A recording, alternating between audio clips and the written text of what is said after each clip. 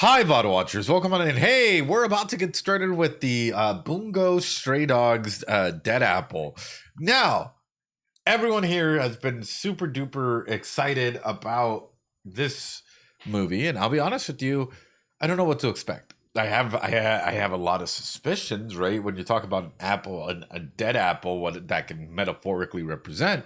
But I want to start off by saying, hey, this will probably be broken up into multiple parts, and the reason why it's going to be broken up into multiple parts is you see that timer over there. That means that this is being filmed during the subathon, so we only have about a 2 to 3 hour window to analyze as much as we can in that period of time before we go on to the next thing, which will go ahead and give us the opportunity to continue it the next day here. For you all, maybe I'm wondering if I just put everything together and I just do one long video for Dead Apple.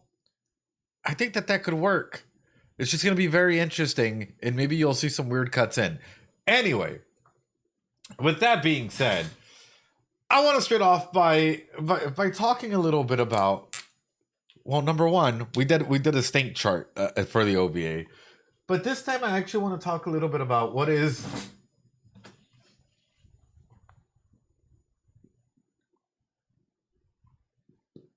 the greatest threats, chat. I always like talking, in case you guys don't know me, hi, my name's Adam, I'm a psychologist. I'm a psychologist, I'm not your psychologist. I tend to go out and do anime, video games, analysis, and everything in between. So, what is, I was watching this thing chart on the couch. Oh no. What is the greatest threat towards all of these individuals aside from a shower? Chat. Parents.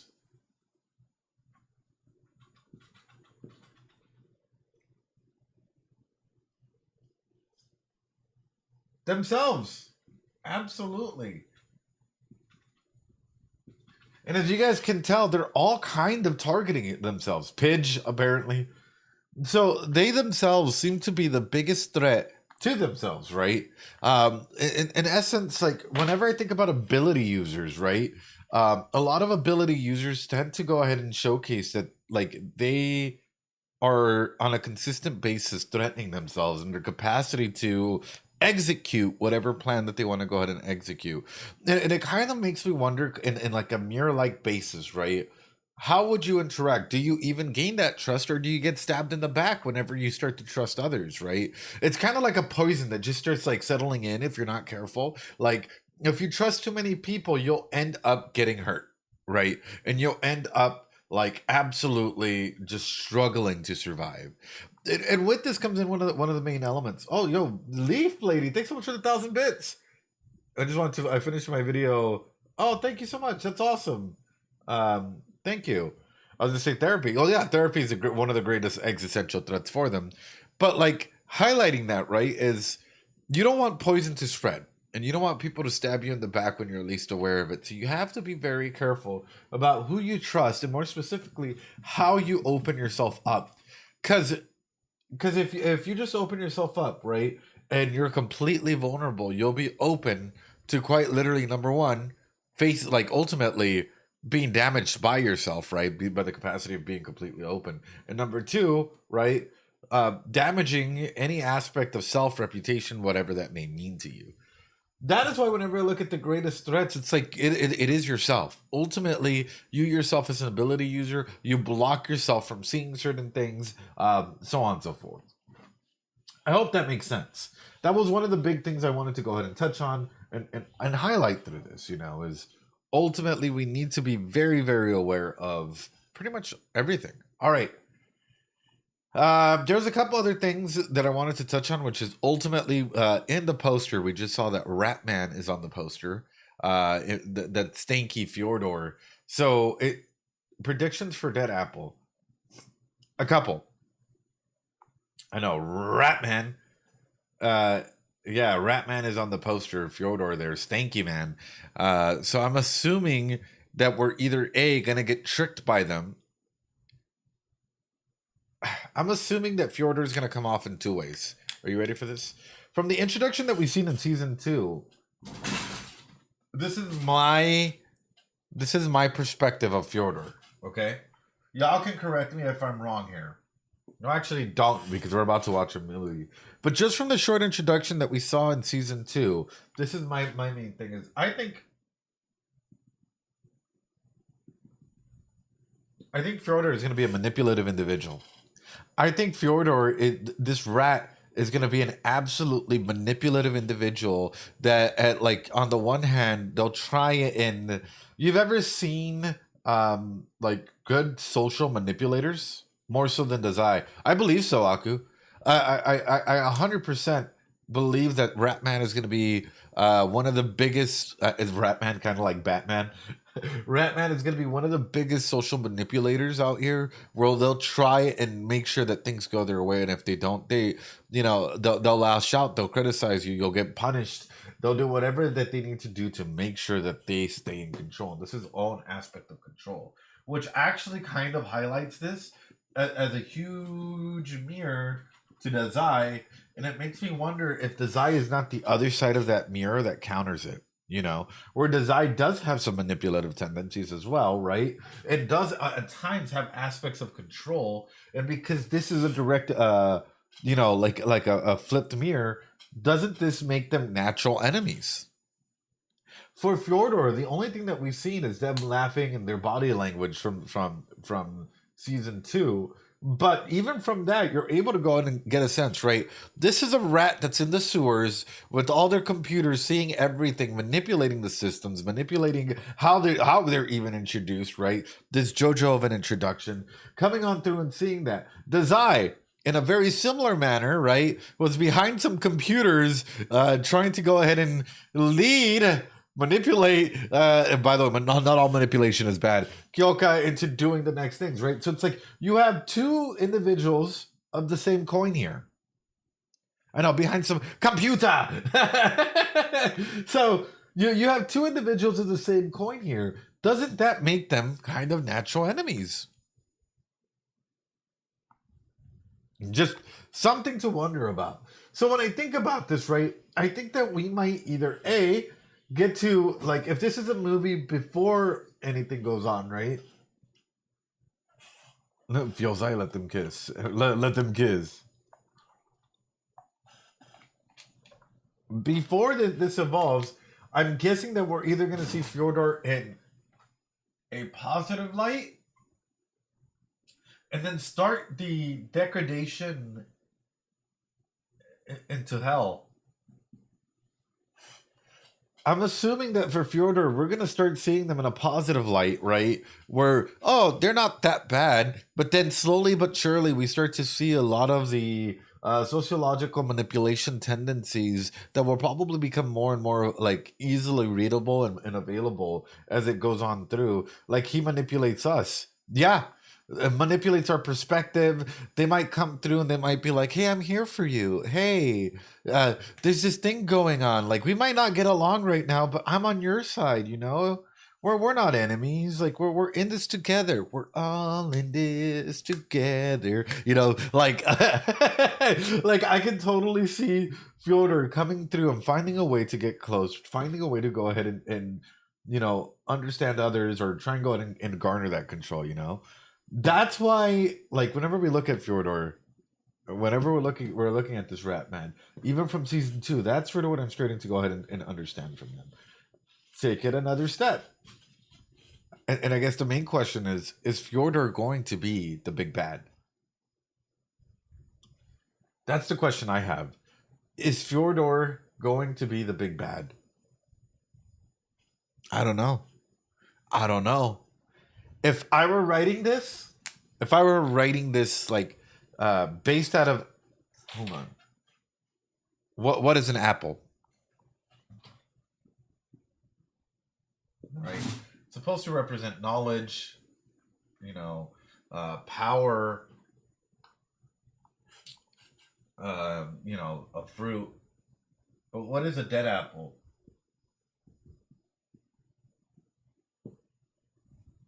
Sin. Corruption. Because if this is whole, this is corruption. the loss of knowledge or power.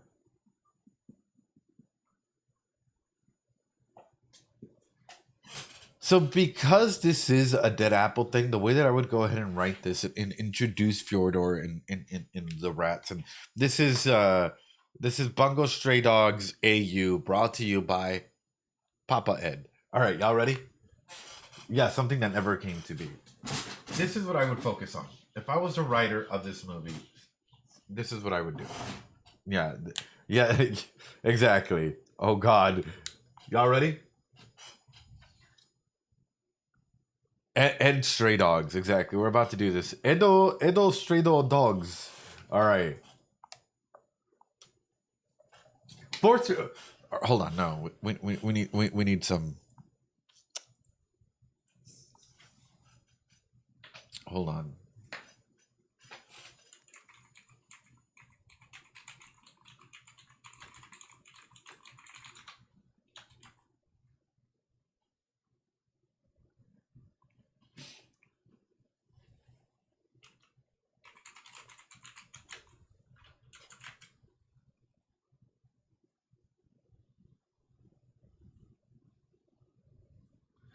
This is what I would do. Okay. So we have Dead Apple.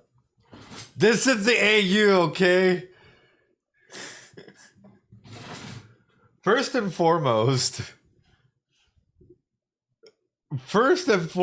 hold on.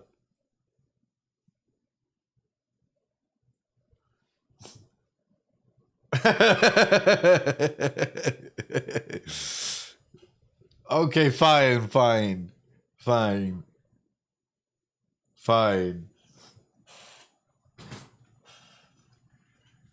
if I was Dead Apple and I wanted to go ahead and introduce this character, especially as a going on threat or whatever that may be, I would go ahead and focus on the apple of, or the aspect of loss of control, right? Or corruption.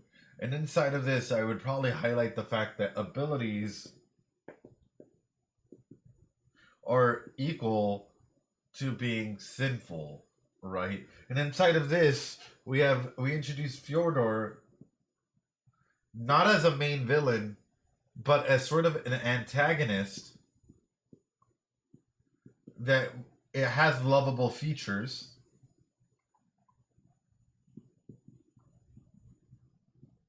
But is actually the big bad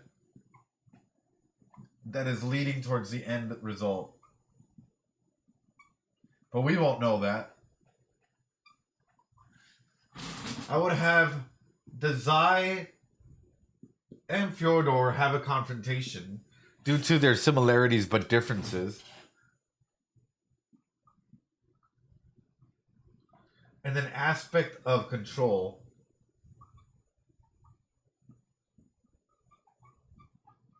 I would highlight that, like, ability users maybe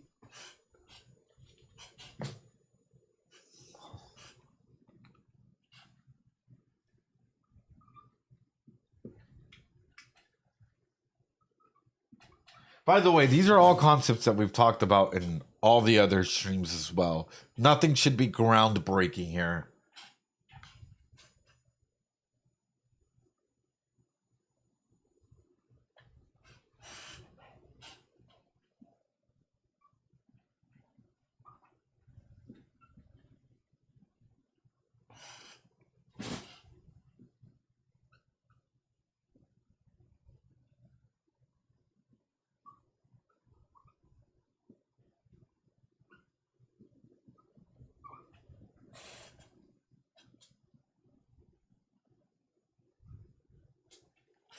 For this, I would probably have ability users have to come to terms with self and in a way understand that they themselves have been given a power that not a lot of individuals have. And in turn, maybe using that power starts to slow and steady progression of corruption? And do they even understand their powers and their abilities and at their core unique structure as to what makes them them? And inside of this, as it slowly starts to corrupt the apple, it starts to corrupt a version and aspect of themselves that gets mirrored all together onto the semblance that we call life. And inside of this, it's a cannibalistic nature as to what is the real you and what is the real power that you as an ability user have. Are you even able to save yourself if you can't save others? Or do you give your life meaning inside of that? When you look at the situation and when you look at the aspect as to what is a dead apple, do you understand that you as an individual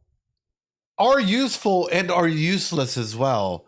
And that is where the Rompo and others have to come to terms with it as well. For Rompo, and for a lot of others in here, right? How can you be useful and or useless or come to terms with your abilities or inabilities if you can't perform? And that is the key instance as to what it makes a dead apple, when it's a corruption, cannibalistic process of self, of understanding who you are as an individual, as an ability user. Do you even understand your ability without it being corrupted to its core, without having Daddy Desire, Daddy Ed come through to try and save you? Do you even understand yourself at a core, or don't you?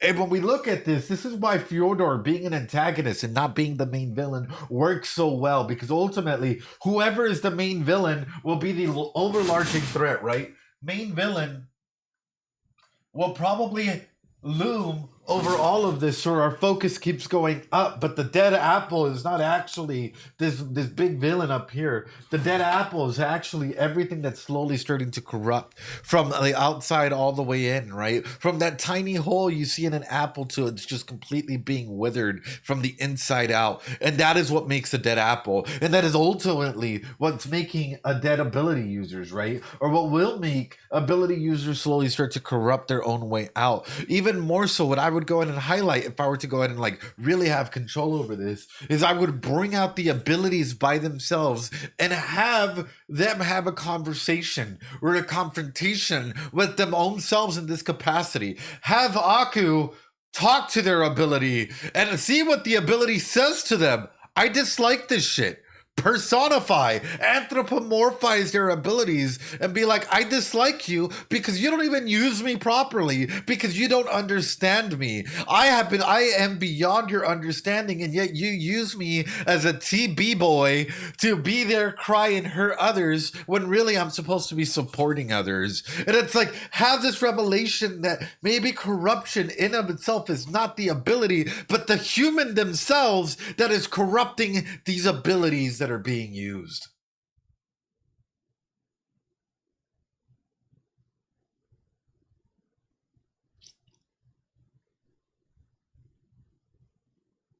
But that just comes from me being a metaphor and taking that apple too seriously. I don't know if that would ever happen. That's just me going way too fucking far with it. That's literally me just coming through, grabbing the title Dead Apple, seeing everything that we've analyzed so far, and just throwing that out there. I don't know. Is the title that deep? Yes! The title is so deep. The title is so deep. You know?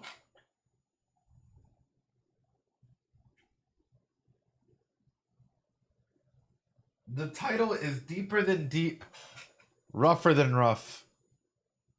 Mm-hmm.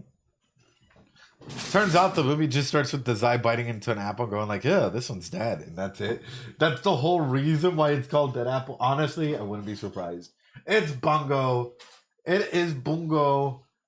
I'm probably way fucking wrong, but still, if I was a writer, that's what I would do. Anyway, I've yapped for too long. Let's get to it. It's actually a beach episode.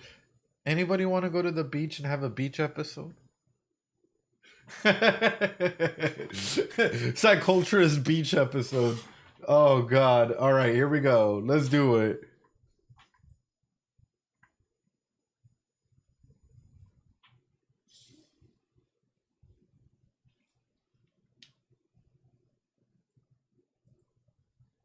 No other days in Yokohama underground as many corpses as those 88 did. Is this even... Oh, I guess there's no audio. Many organizations were involved in that bloodbath. The dragon heed.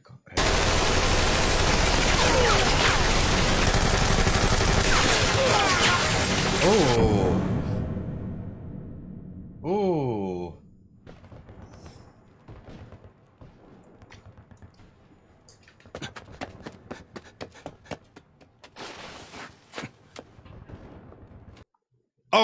Okay, we're into the past. Okay, holy jump scare Oda. I was like, what? Did Oda actually survive and was just, pretending to die so that they could escape? I was so scared. I'm like, maybe this is the dead apple. Maybe I overcooked so wrong and it was Oda alive the entire time. That's the corruption. Oh no. うんざりだな。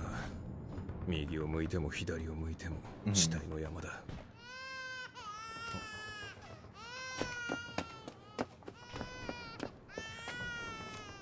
Oh. Oh.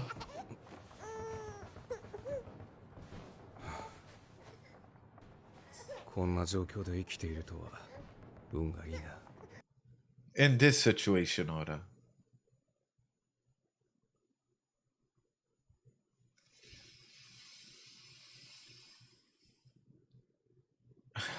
In this situation. Oh. This hurts, dude. This is just this is just automatic pain. Like ah. 小田作太宰どこだ？何をしてるか大体察しがつくけど早く逃げろ。そこもすぐに危険になる。引っ込んだろ三品。Hey yo! 敵の射程に入ったから弾受けて死んでね。うるせえ。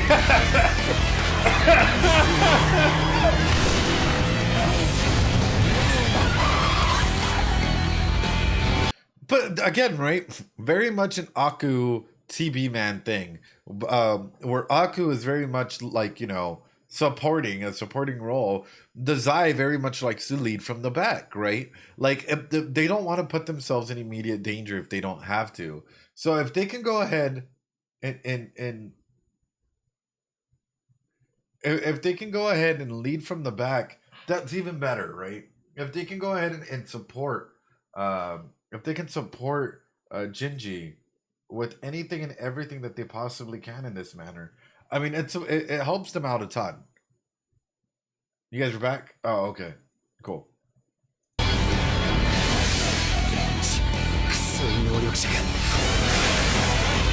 Ooh. Ooh.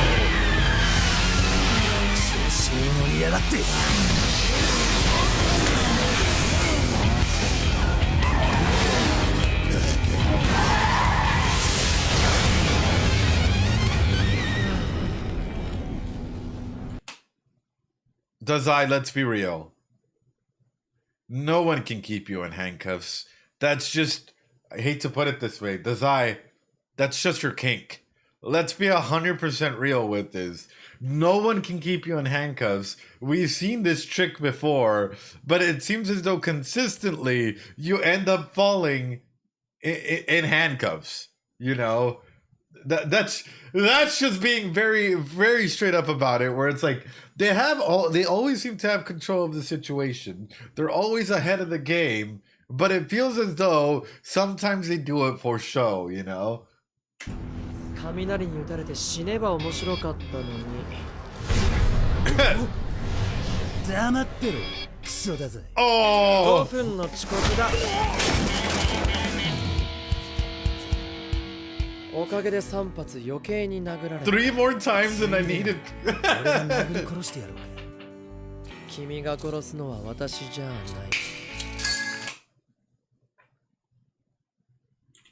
してやろうか。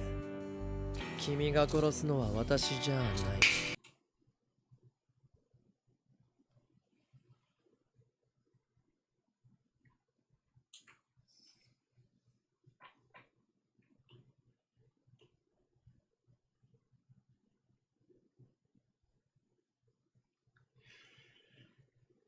You know,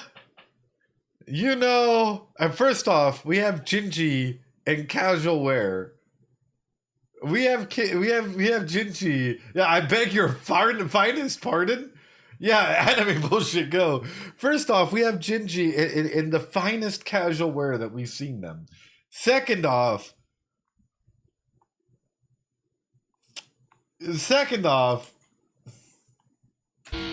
おかげで3発余計に殴られた。ついでだ。俺が殴り殺してやろうか。what a line to deliver. What a line to... I understand that. What a line to deliver. 君が殺すのは私じゃない。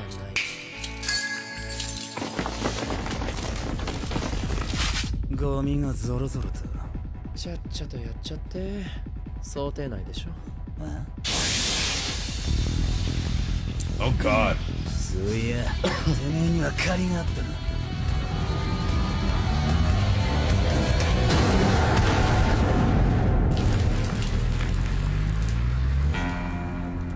Well, that didn't take... 手に入らない。手に入る。手に入らない。手に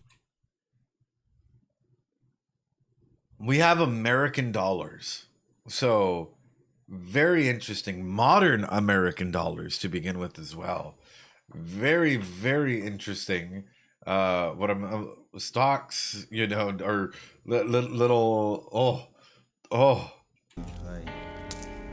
手に入らない。手に入る。手に入らない。手に入る。Oh. 手に入らない。手に入る。手に入らない。手に入る。 Yo, we 手 good? に入る。あの宝石全部本物だ。女性に送ったら喜ばれるのに。手に入らない。こんな占いばかり当たっても全く嬉しくない。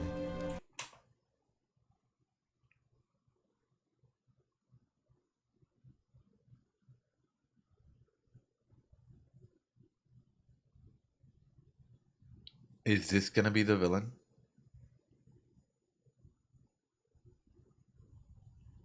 Is this gonna be the villain?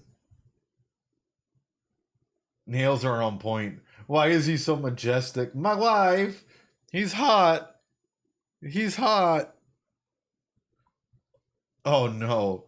Yeah, I know. All the... like, everyone in Bungo Stray Dog seems to be hot. You know? Look at the nails. Look at... but also, making predictions off of this. The color scheme of white and dark together as well. Red eyes. Oh gosh. なんで見ても欲しいものは手に入らんか。俺の仲間を返せ。ようこそ退屈な Boring guess. どうせ君たちも私の欲するものを与えられはしない。早々に死にたまえ。彼らのように。君の友人は皆自殺したよ。Why did it... しない。そう。 Is that like... is that this guy's natural stank that came out like this? And everyone just like decided to go out and take their own lives? Or or realistically, right? It's the stinky aura. Bro's a darkener. It's aura. It's stanky aura. They gotta be stanky if they all decided to take their own lives, you know. But no, realistically, what I'm assuming this is it's either... Oh, I got a loud pinging noise, you know. I'm assuming that more than likely we have, if this fog came out of nowhere, 私の欲するものを与えられはしない。 I'm assuming then it causes a form of like either a hallucinogenic effect or some sort of effect that ends up taking your life, right? Or you end up taking your life in some capacity. Like if we're taking a look at this matter, right, where it's like I don't expect it to give me what I desire, blah blah blah blah blah. You know, hold on, give me 1 second.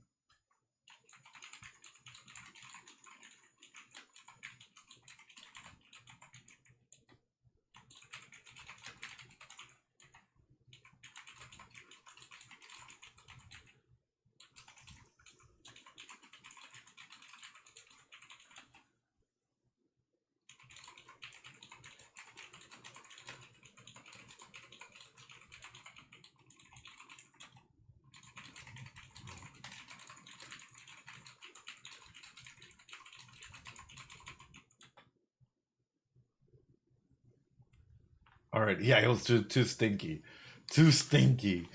But that's why I look at this and I'm like, I know aggressive typing. It's very click clacky. Whenever we look at this, here comes in the main regard, right? This individual has an AOE. This individual has an area of effect, and it's clear enough that it's being restrained to this area that they're all in. So. 早々に死にたまえ彼らのように君の友人は皆自殺したよ退屈な人間は死んでも退屈だ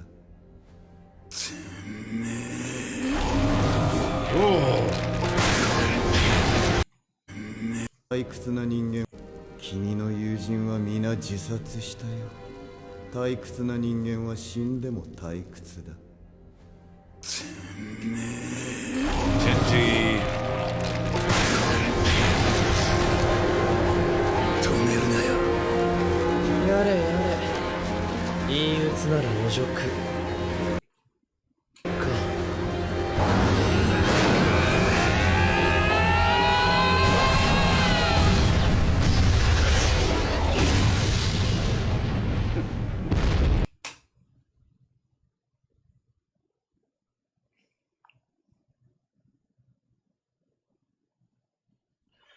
And the Rat Man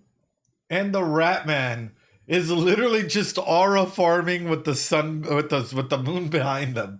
The Rat Man is literally just up there aura farming the living heck out of this. Oh, Fyodor cards get him. And let's talk about it, right? Because we have a couple instances here. Number one, Gingy going into corruption mode, right? Into this mode where they're just absolutely, turning into a beast, and allowing for this to happen. Isn't this dangerous in of itself? If you let this individual that has this stank aura, that's able to go ahead and do this, if you do not actually take care of them or handle it, what happens if an AOE like this were to be released on a city altogether? What would happen in a situation like this? Where now if you don't actually take care of this individual and handle them on a one-on-one basis, what happens if an area of effect were to be released on a city? You're talking about multiple casualties, legitimately people taking their own lives because of it.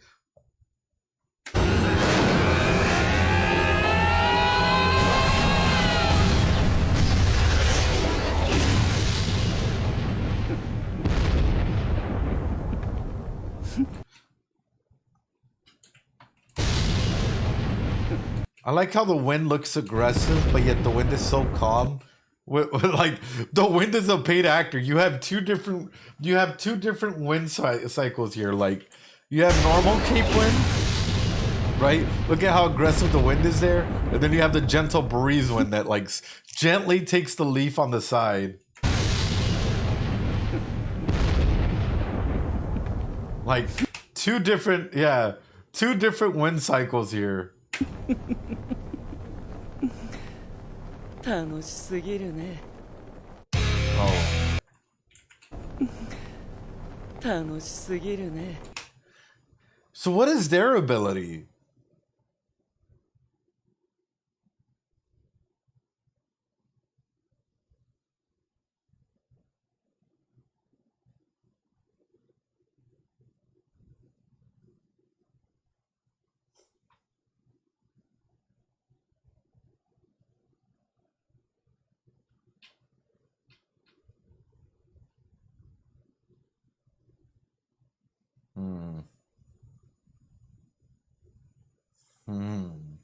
This is too much.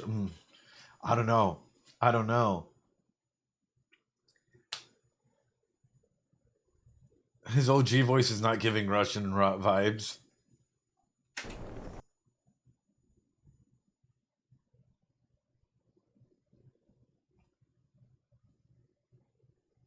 Ooh.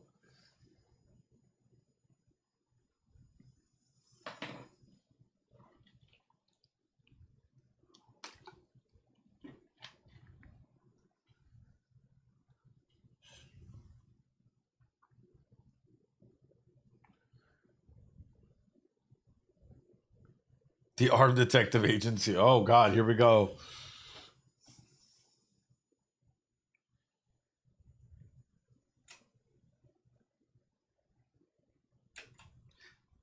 Whoa, whoa, whoa, whoa, whoa. Music and notes. Thanks so much for the sub. I appreciate it. Let's see this whole opening first. I already have concerns. 18 years old, Armed Detective Agency taken under the agency with his...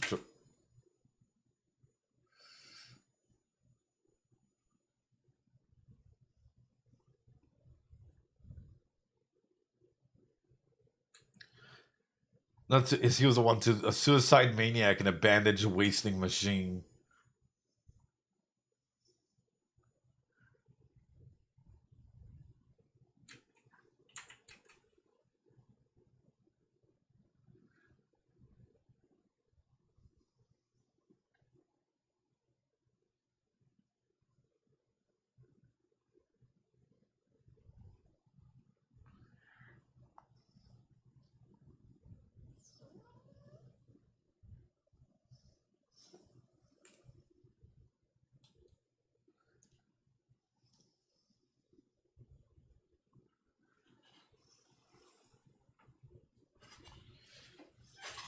"22 years old.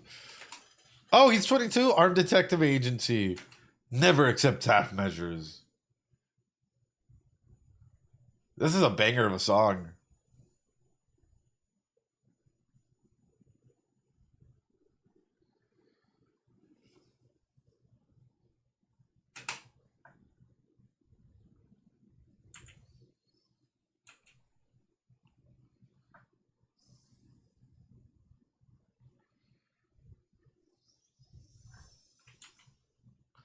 "26 years old, Armed Detective Agency employee, an excellent detective with the ultimate powers of deductions."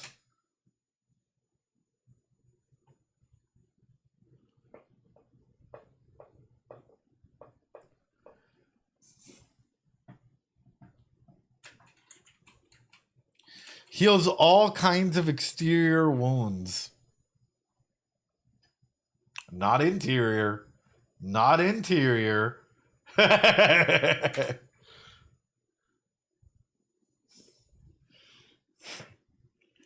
Slightly timid agency employee. Oh. 45 years old. Armed Detective Agency president, founder of the detective agency, formerly known as the Silver Wolf. Ooh. Foster, thanks so much for gifting out subs. I appreciate it.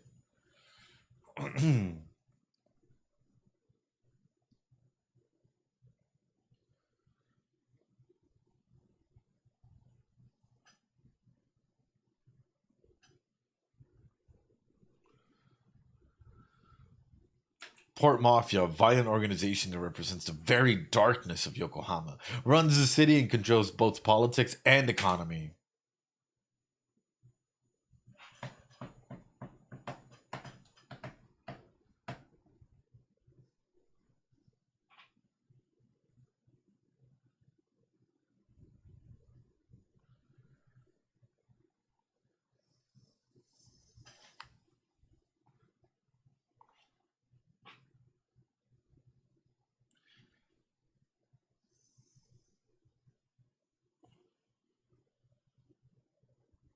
Maury, Vida Sexuales. Hold on, we're going to back it up because there's a couple ones that I just like.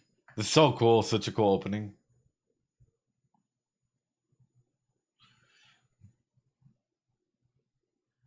Sometimes smelly Gingy for the Tainted Snow, 22 years old, Port Mafia executive.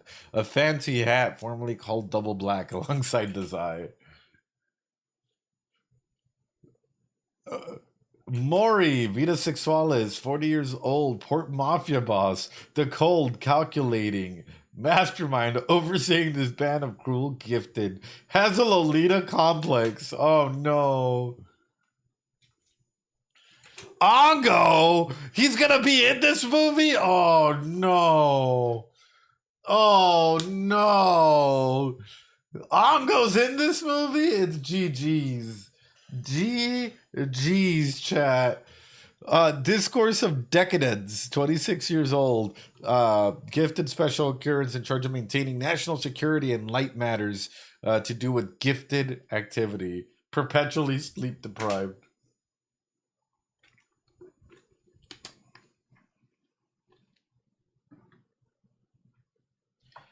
Fyodor the Rat, Stink Master. Special ability, crime and punishment. Age unknown. Leader of the underground organization.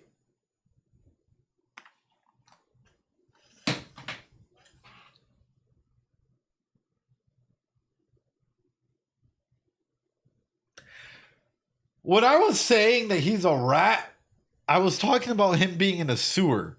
I did not think that he was going to be the leader of an organization called the Rats in the House of the Dead. Quite literally. No, he's a rat for real.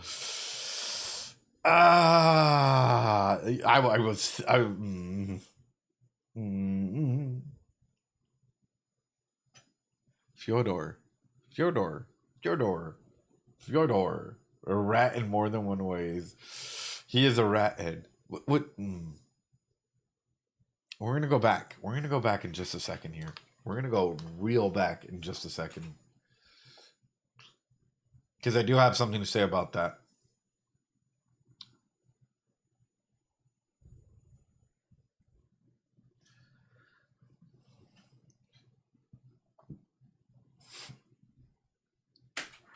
Okay, we're going to go backwards. Dear Ratman. Okay, first and foremost,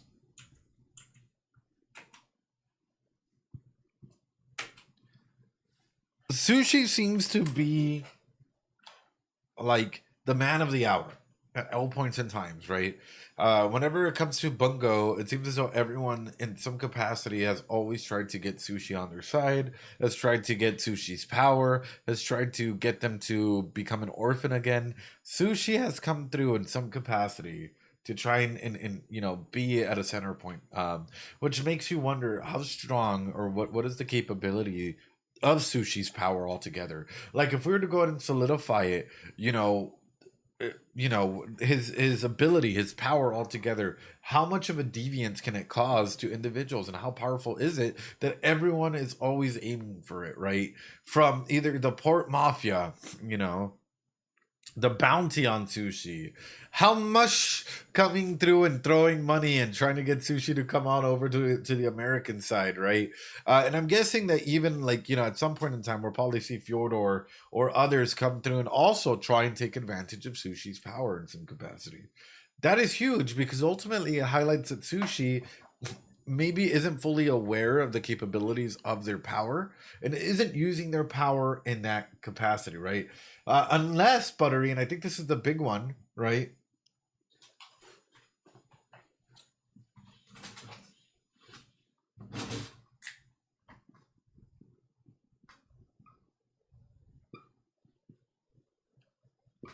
Abilities are already known. Unless abilities are already known, but the power, like, you know, the power of the abilities are already known, right? Like, this is already going to be a stupidly strong ability in some capacity, and people are already aware of what that is, right? And it's just we don't know who the users are going to happen. Yeah, like something cyclical, right? That can change through or be given in any capacity. Because if they didn't know what the abilities were, then all of a sudden, like, it becomes a lot more of a guessing game, right? As to like, oh, well, then who's gonna get, you know, who's it actually gonna be? Are they gonna be a competent or not, right? Dazai looks pretty. And with this as well comes into question, right? Do you guys ever think that Dazai would betray the detective agency in any capacity?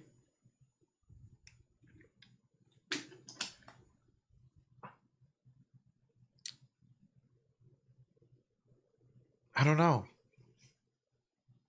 I don't know. I think Dazai could also play a double, triple agent if need be.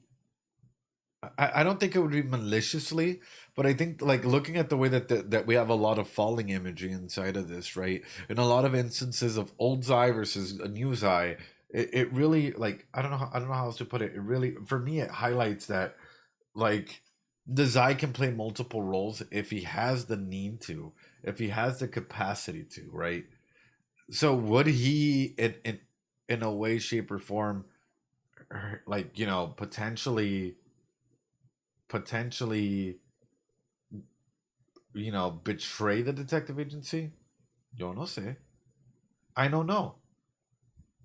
I don't know. But it's there. As we're going through this is one of the capacities that I was kind of highlighting. I was kind of wanting to touch on, which is like the Zai in general, right?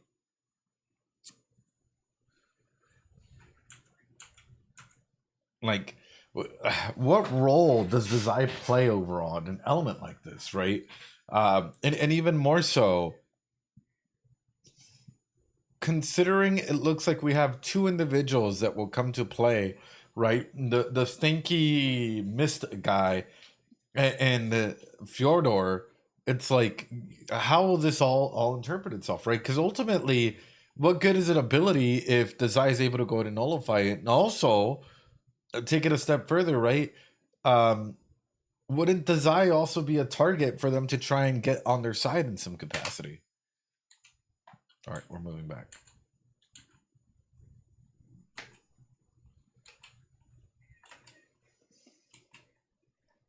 What does it mean by age unknown? Chat. What does it mean by age unknown? Because every other individual has showcased their age.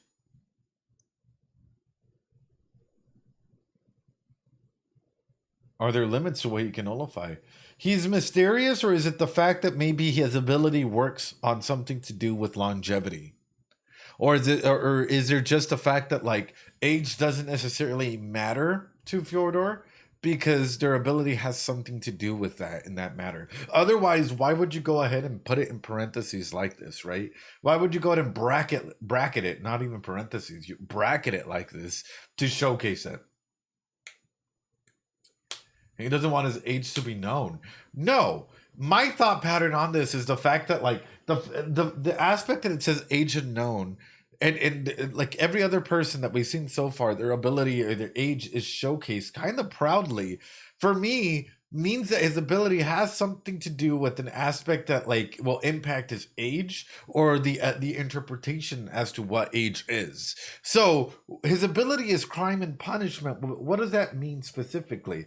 And also him being the leader of the organization Rats in the House of the Dead. Why? When there are rats, there are many, but why in the House of the Dead?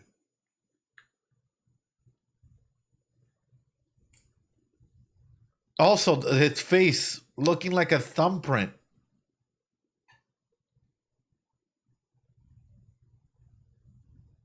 Ooh. Even though, yeah. Something I'll say like is the fact that all of them, like, there's shots like this throughout where they're getting shattered, right? Like Gingy's a shattered boy here for a second.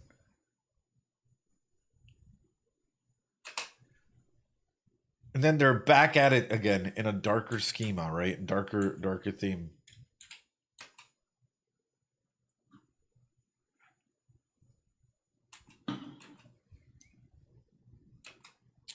Aku.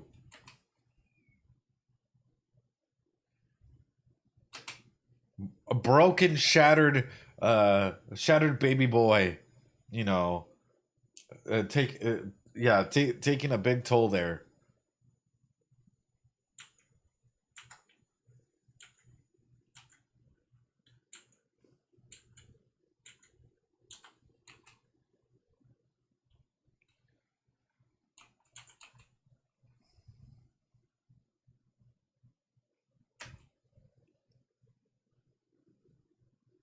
Even the president here is shattered. Like the imagery in all of this, right, is really just showcasing that a lot of these individuals might not be fully mended, fully fixed, right? His X bar is significantly lowered. They're all kind of just breaking in some capacity.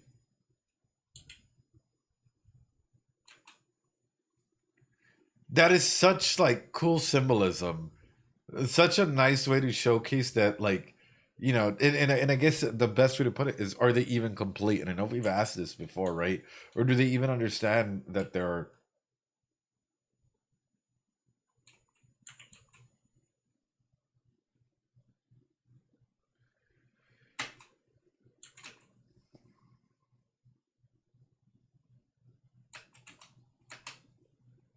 oh, Rampo, why you look so sad?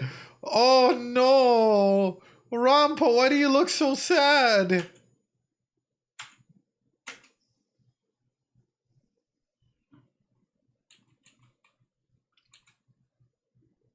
Kenji as well. All of them, dude.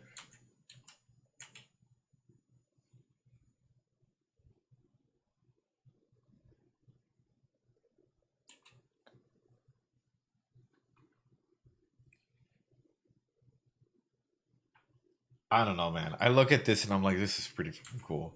This is really fucking cool. And especially shots like this, right? Where we see Sushi kind of coming to terms with their ability and having the ability to connect with others, you know, and their abilities all together in this. That is huge. That is huge. Jazai being able to see himself, right? Being able to address that aspect and even move on from it, even if that means having a fake smile, right? Coming through with it. 22 years old, armed detective agency.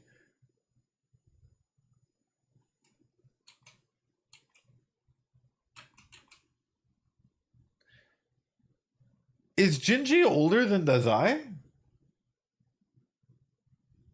Hold on.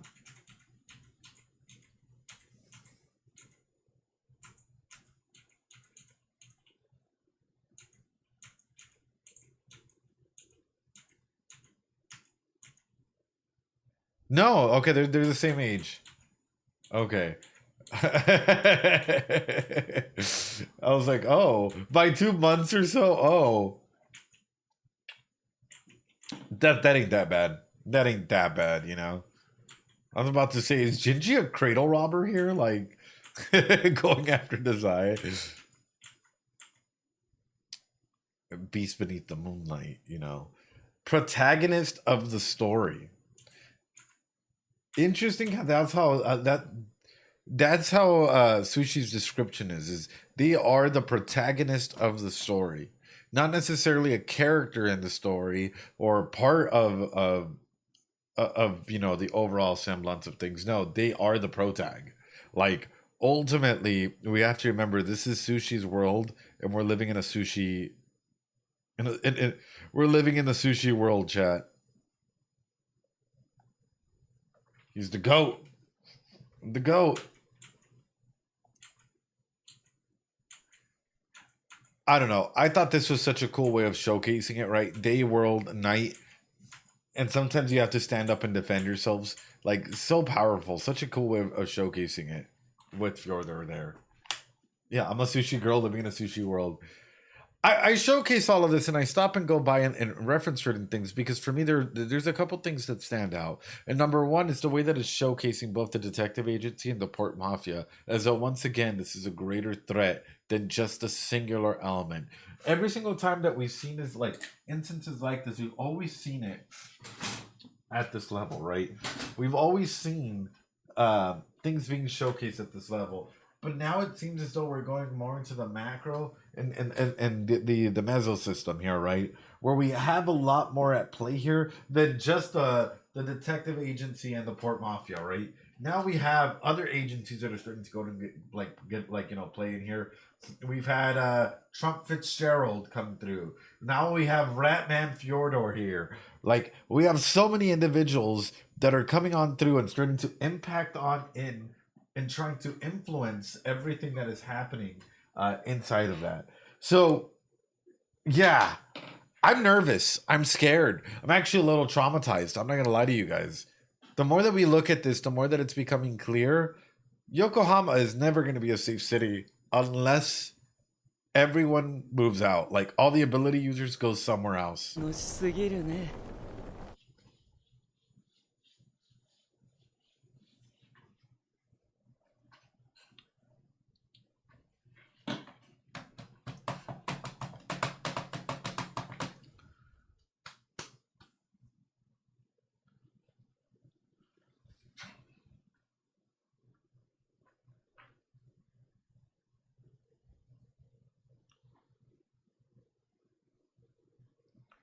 Imagine being an average citizen. Yes.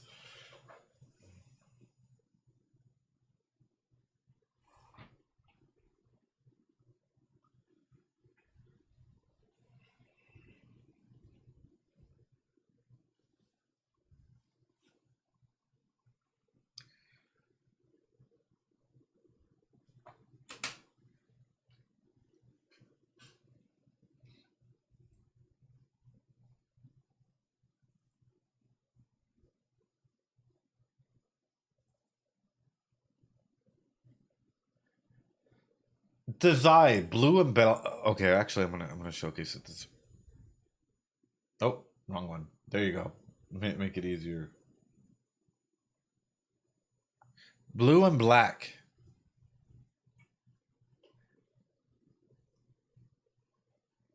Ooh, is Dazai dealing with an aspect of guilt, despair, depression, hurt, being feeling empty, ashamed, powerlessness, grief, fragile, victimized, abandoned, isolated, while at the same time feeling disgust, feeling elements of like just feeling awful, disappointed, embarrassed, appalled, revolted, horrified, a bit hesitant?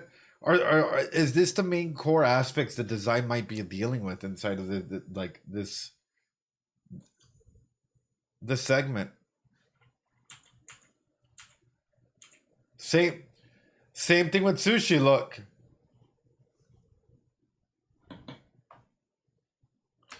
same thing with sushi. As though they're two sides in a similar boat dealing with similar elements. And we know that with sushi, there's a lot of like aspects of like loneliness, of, you know, guilt, of being hurt, of trauma, of grief, of everything that they're dealing with, right? They're just sad boys. But conceptualize it even further, right? And read with the undertone. Yeah, a little bit of anger, a little bit of aggressiveness, right?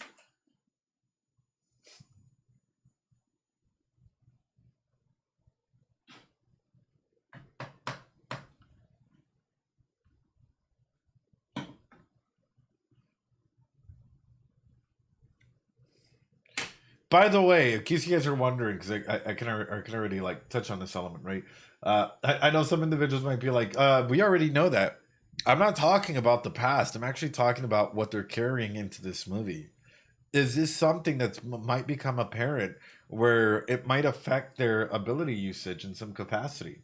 It might affect them as characters inside of this, like this movie in particular, where they're carrying still these aspects into this, you know, where they're walking on through and they're saying, hey, I have a lot of guilt. I have a lot of things that don't allow me to connect with myself, that don't allow me to connect with my ability, that don't allow me to connect with others. Like, all of these feelings are now being brought forth, and I have no way, no capacity, no nothing to do, like, to have an impact, you know? Like, that, ooh.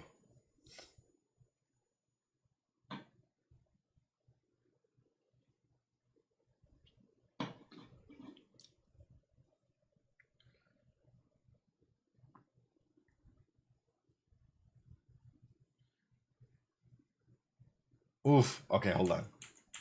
That rewind, that head turn is amazing.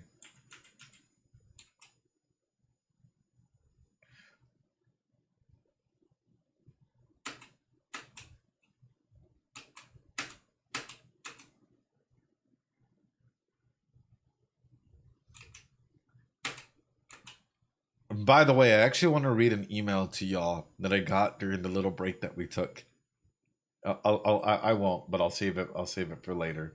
Uh, During the ad break, I got an email oh yeah, of someone telling me to just shut up and watch the movie, and it's like we're analyzing stuff. Yeah, they used the break to send one. It was great. Okay.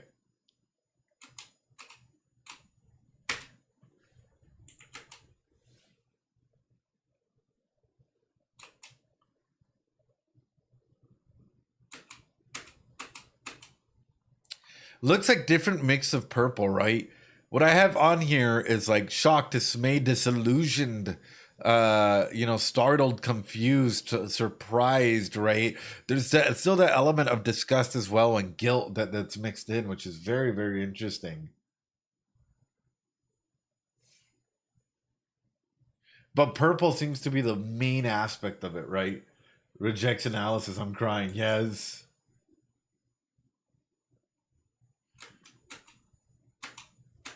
Green and yellow. Ooh. Does Kunikita feel fear being out of control, unfocused, fear being rushed, apathetic, indifferent? Yellow, orange, yellow like this, oftentimes is a huge semblance for being fearful, right? And then the green, so it's like, do they feel fearful of being rejected, of being threatened, of being weak, of seeming insecure, of coming off as scared, of seeming indifferent, apathetic, or feeling rushed or overwhelmed or out of control, or feeling insignificant or worthless as though they can't contribute to the agency, being exposed and persecuted? Is that the key element that at times, even though he wears the mask of this calm, cool, collected, by the book individual, Kunikita is wearing all of these different stressors to like absolutely not showcase this internal fear that they're going about, right?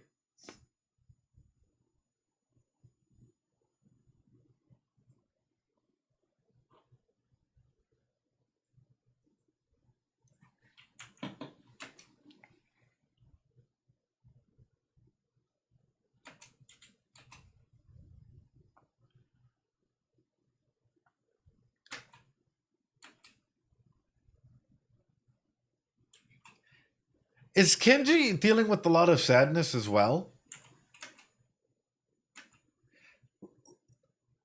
Maybe a fear of showcasing that they're actually sad? Like you've all heard the element, the thing, right, where it's like the individuals that smile the brightest are usually the ones that are hurt by some of the like most traumatic past, right? So some of those elements, and it's like for me it's again the color scheme that it's showcasing is orange and blue as well, so it's fearful and sadness, right, out of the color wheel. So is it a fearfulness of like showcasing that you're sad, that you're dealing with a lot of like aspects of either despair, vulnerability, guilt, maybe being hurt from your past, and so you've learned to mask it with this with this smile, with this can-do attitude, with these people-pleasing techniques, because ultimately it's better than being alone and it's better than dealing with that sadness, right? Kenji is dealing with the drastic change in environment as well. Absolutely. Absolutely. Like, and I don't know if it's true. We don't really know much about Kenji, if we're being matter of fact about it, right? But that's sort of where it's like high yellow, like if it was yellow, yes, but this is not yellow. This is more orangey yellow, right? And orangey, in general, it stands for more of a fearful nature, And that's the main regard. Is it due to like loss, due to hurt, due to being depressed, due to being despair, due to grief, due to being victimized and abandoned, maybe, or maybe inside they lost someone, they felt abandoned, right? Like, what does that look like for Kenji, and why are these colors being used so prevalently for Kenji themselves? I don't know. Oh.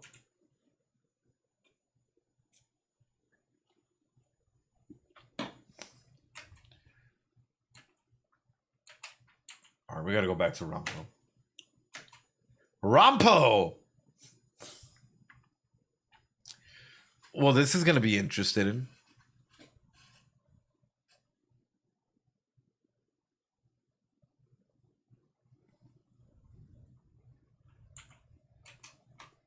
There are three colors that play for Rampo.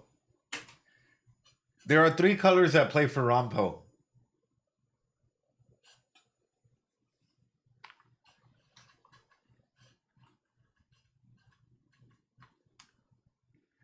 There are three colors that play for Rampo. Anyone wanna guess?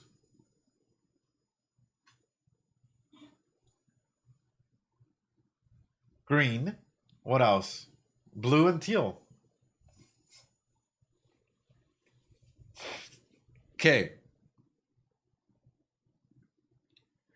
Is Rampo... So some of this is going to be qualities and traits. So some of this is going to be qualities and traits, and some of these are going to be mixed in with fears. Okay, black would count. Yep. All right, you guys ready for this? Some of these are going to be qualities and traits that they have mixed in with fears as well. Okay. Does Rampo, underneath the elements or underneath the intellectualization that is being showcased, right? The intelligence level, actually an individual that is quite lonely, that is quite vulnerable, that is, at times dealing with despair and feelings of hurt from whatever their past may be, maybe a little, at times is afraid of feeling inferior, hence why this aspect of intellectualization that is being showcased. And there might be aspects of shame and grief and fragileness actually in there altogether. And hence why, even though they're the smartest detective in the world, they still can't fully conceptualize that they don't have an ability. Right? They have to lead themselves to believe that they are not that they have an ability in order to fit in here, even though they don't, and even though everyone else knows that like they're just as valuable, but internally they might not feel that way. And so at times, you have them feeling like externally they might present as though they're bored, they're tired, they're sleepy, they're unfocused, but yet internally they might just feel as though they're pressured, that they're always being rushed.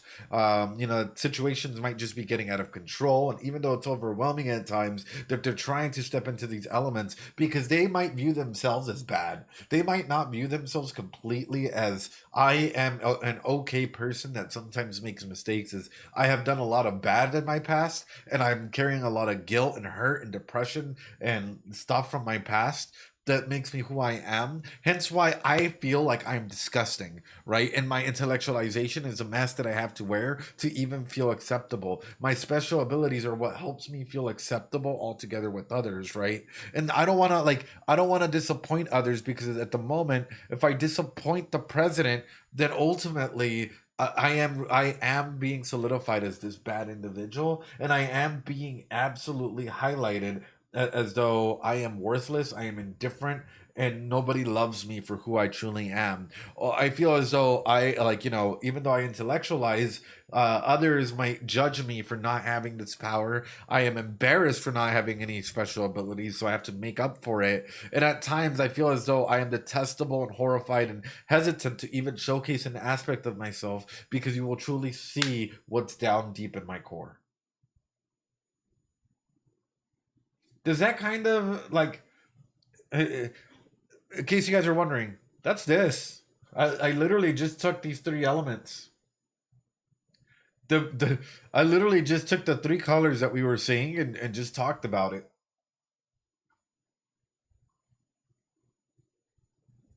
Peacocking to hide insecurities at times, yeah. Does that make sense though? Or I might be completely off the mark here. But looking at the colors that are being showcased there, for me, it's like, hey, these colors, this is sort of what it would represent. This is sort of what it would represent for Rampo, or at least in this representation of what Rampo might be. I don't know their past, and I hope that we get an insight to their past. And at the same time, maybe this is also why they're super duper attached to the president, because the president made them feel slightly less detestable.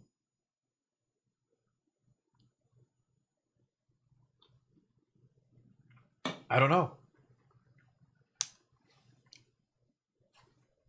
I don't know.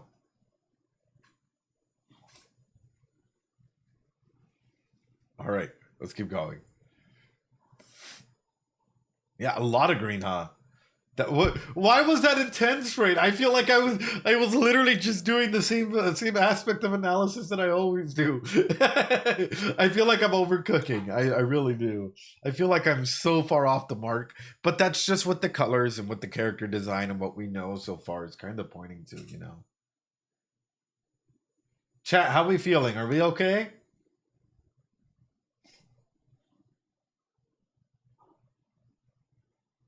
Are we okay, chat? Just checking in. Are we good? Okay. We're good. Fyodor, I guess. Okay. Never felt better in her. Oh.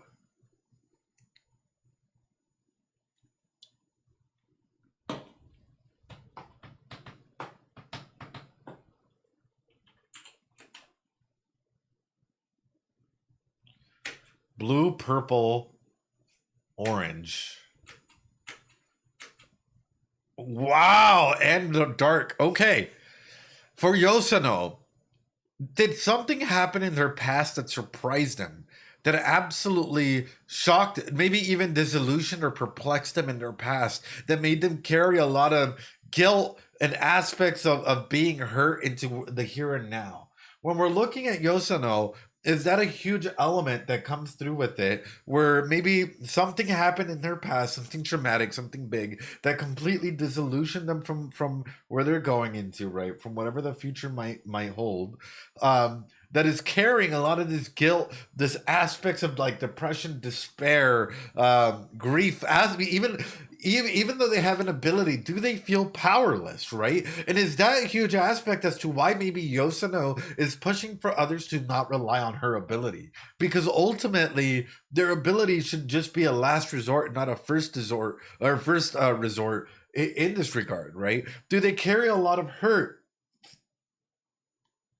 Do they carry a lot of like aspects of embarrassment, of feeling disappointed, maybe in someone, right? Which caused maybe them to just feel hurt and depressed and guilt and carry a lot of despair and vulnerability. And maybe this is an aspect as to why they're lonely, right? Why we haven't really seen them like evolve much, and they might carry a lot of this loneliness going forward, and a lot of interpersonal disgust, right, with self, as though they're disappointed in others, as though they're repelled by others in that capacity.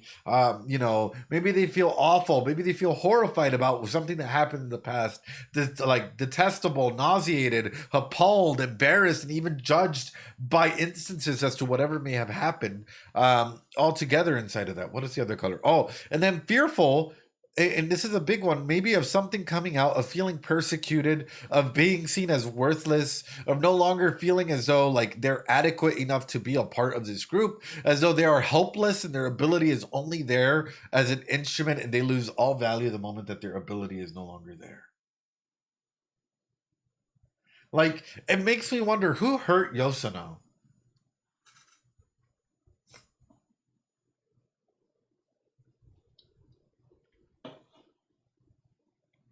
Who hurt Yosono? Because that was 4 colors that were prominently being displayed there. The entire apple getting killed. Am I the dead apple the entire time, chat? Am I the one that's actually killing everyone in the chat in the cast here? I don't know. I don't know. Maybe.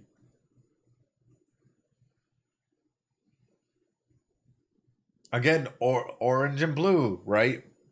Fearfulness of losing control, of losing self, of feeling insignificant, worthless, of being persecuted, even for familial reasons, of being exposed and their family being threatened, and them being rejected for who they are, while at the same time carrying grief. And another one, even with this green, right, is being seen as bad, being seen as though they're out of control and overwhelmed. And their highlight is green. How much does this affect family?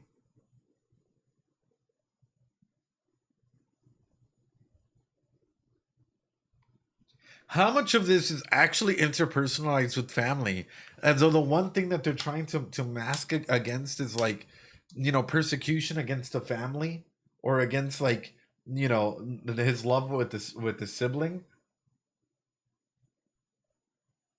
you know, how much of that actually comes through where maybe they were dejected and maybe, you know, they're being labeled as bad. Maybe they're a family. Yes, the family. How much do you think that they're being seen as though, like, you know, they're out of control teenagers that are completely overwhelmed. They don't know what they're doing. You know, they don't have any boundaries. No one loves them. No one cares for them. You know, and just like hurt animals, they come together to try and heal wounds.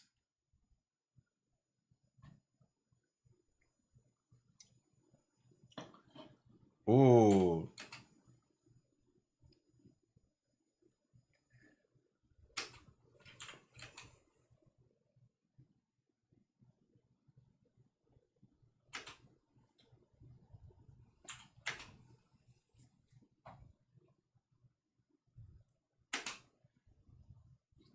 For President Fukuzawa here,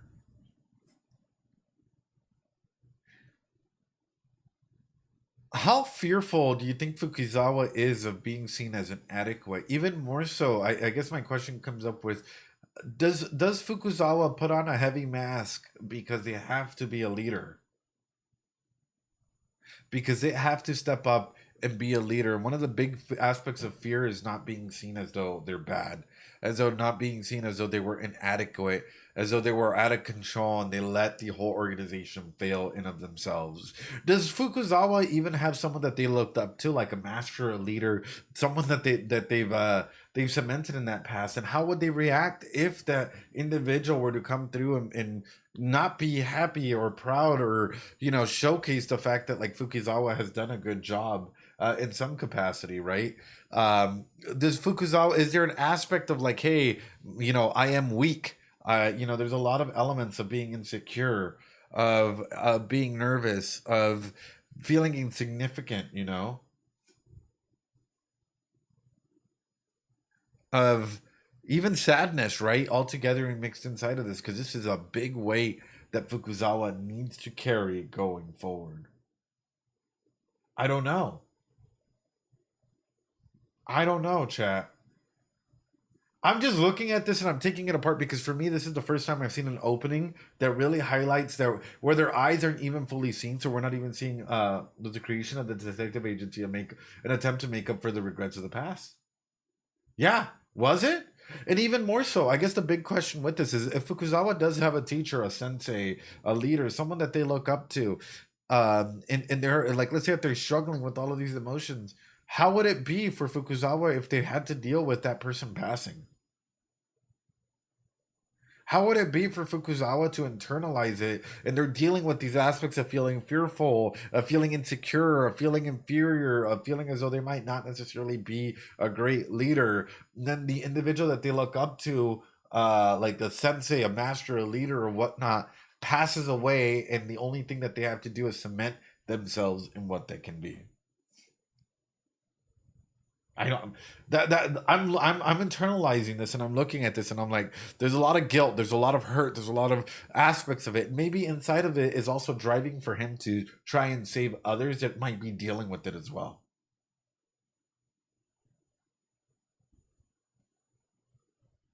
Like the type to let himself grieve properly. Probably not, Kinch, because he has to wear that mask of a leader, you know? Because he has to wear that mask of a leader. And that mask can get heavy. That mask can get very, very heavy. This shows it perfectly, right? They're only showing us a person, like an aspect of the mask, an aspect of self that is being showcased on here, right? The this mirror, and I know it's supposed to be the title screen, right? But it's only showcasing an aspect of themselves, right?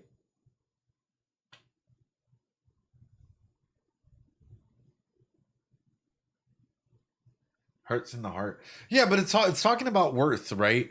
In a similar way, if you think about it, Rampa looks up to Fukuzawa. So who does Fukuzawa look up to? And how would it feel to be either dejected or rejected by a sensei, by a master, or if that sensei or master were to pass away, either unknowingly or knowingly? You know, just imagine this. Imagine Fukuzawa holding on to like having these feelings of insecurity. You have Rampo there dealing with their own feelings of insecurity as well. And Fukuzawa's looking at, like, you know, his master, and his master's passing away, right? And all of these feelings as to like what is worth, what is not, how does one like better themselves or not, right? All comes into fruition into Fukuzawa's insecurities and leadership styles, and they have to go ahead and either A, step up or step down. Oh, Aku, we're doing full analysis. We're just talking about what it would look like for Fukuzawa if they do have a master, because his color scheme represents a fear of seeming being inadequate, being inferior, being persecuted, being seen as insignificant in a weak leadership style, as though like being seen as though they're out of control and unfocused and overwhelmed, as though they can't lead the detective agency, and probably carrying a lot of feelings of guilt and despair and vulnerability and loneliness, right? And what would it look like for Fukuzawa if they had a sensei, if that sensei were to pass away on them? Would they be able to heal properly or not?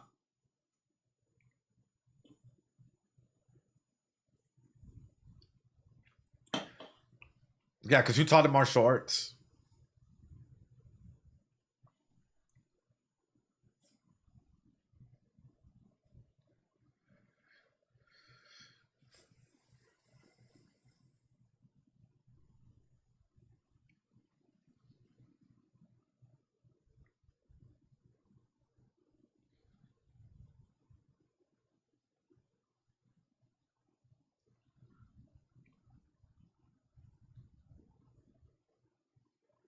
Aku, red, purple. Red, white, purple. Yep. Anger. Is there a lot of aspects of feeling betrayed, resentful, disrespected, ridiculed, indignant, violated, furious, jealous, provoked, being seen as hostile, withdrawn, numb to emotions, numb to self, skeptical, dismissive, being let down and humiliated, bitter, mad, aggressive, frustrated, distant, critical? And the back looks like chains, yeah? Yeah. And yet at the same time carrying a lot of aspects of disgust. And is it disgust to self or disgust to others, right? Is there an aspect as though they feel as though others are not approving, they're disapproving of them, you know, and maybe they don't want to be a disappointment to self and or family if Aku has a family, you know, and they don't want to feel as though they're repelled, you know, and just awful because the Zai. Then think about it this way: the Zai hasn't given really any attention or any form of love or anything, right? To Aku. So it's like they I have been feeling repelled. Maybe they feel embarrassed, and that's a core segment inside of it, right? Is they might be feeling embarrassed and revolted and nauseated, and they know that they're detestable, but there's no other mask for them to wear because this is the mask that's been taught to them.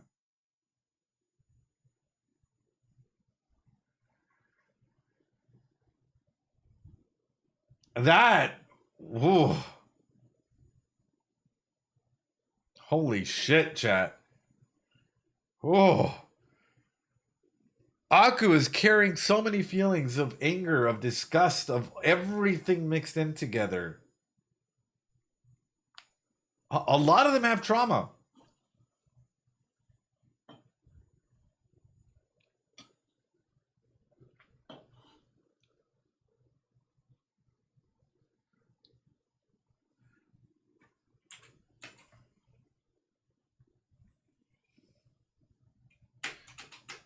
Jinji. Again, is your feelings of feeling betrayed, resentful, of maybe Jinji doesn't want to be disrespected or ridiculed? Do they have some sort of insecurity that they feel as though they've been violated and indignant? That they feel as though, you know, at times your emotions go from being mad to feeling jealous and furious and, you know, provoked and hostile at the switch of a button, but it's because of a fear, right? Is it because of a fear of being seen as inadequate, as being seen as worthless, as though being seen as out of control, even though out of control is what allows for him to have his power and their abilities, right? And ultimately they don't want to fear, or they fear being rejected, they fear being weak, and they fear not being, or being distant and being criticized and being dismissed. And hence why Gingy at times is infuriated, is annoyed, is withdrawn, right? Because of all of this, right? These are the colors that are being showcased for Gingy. And it looks to have just broken him as well, right? Broken the aspects of identity and of self. And where does this come from? Does it come from the partnership that you had with Dazai, and Dazai dissolving that partnership to go away? Where does that come in as well? We're still in the opening welcome. I told y'all this is going to be a long ass analysis. I don't know what y'all expected, but this is welcome to. Yeah, you went to lunch? Oh, well, I'm glad you're having a good time, Vince. I appreciate you. I appreciate you. And I asked. Good. If this y'all's first time on stream, welcome on through. Welcome on through. Anyway, I hope that this makes sense and it highlights it as well. Like, there's so much anger, there's so much even disgust, right? And I guess this is the big one as well. Does Gingy fear not being approved? Does Gingy fear being embarrassed in public? Does Gingy genuinely have maybe a trauma or something that's been highlighted in the past, as though they cannot hit that, right? Like they cannot come through, or they do not want to go ahead and go through an embarrassment aspect, a traumatic aspect again, which ultimately, because they don't want to feel as though others are appalled by them. Hence why they're always in style. They always try to look good, right? They're always trying to keep up these appearances that are being highlighted. I'm looking to the right because I have my chart there, right? So I'm looking at it like and going through with all of this. I'll cry. It's just I might, and again, I might be overcooking. It might be really, really overcooking. But it's looking like that's the big things. It's like a fear of being vulnerable, of truly being yourself, because people might make fun of you, and because you've been betrayed in the past, and because you had such a genuine connection with others at some point in time, that when you were betrayed, maybe you felt ridiculed and violated and indignant, and your vulnerabilities to connect with others just absolutely hurt you in the process. So you started becoming more mad and aggressive, and at the same time you're trying to not seem as though you're losing control, or that you're completely overwhelmed, and trying to lose aspects of control, because if you lose control, then again it goes back into being embarrassed, and you don't want to be that, right? And you don't want to be appalled by that element or by that thing. Anyway. Yeah.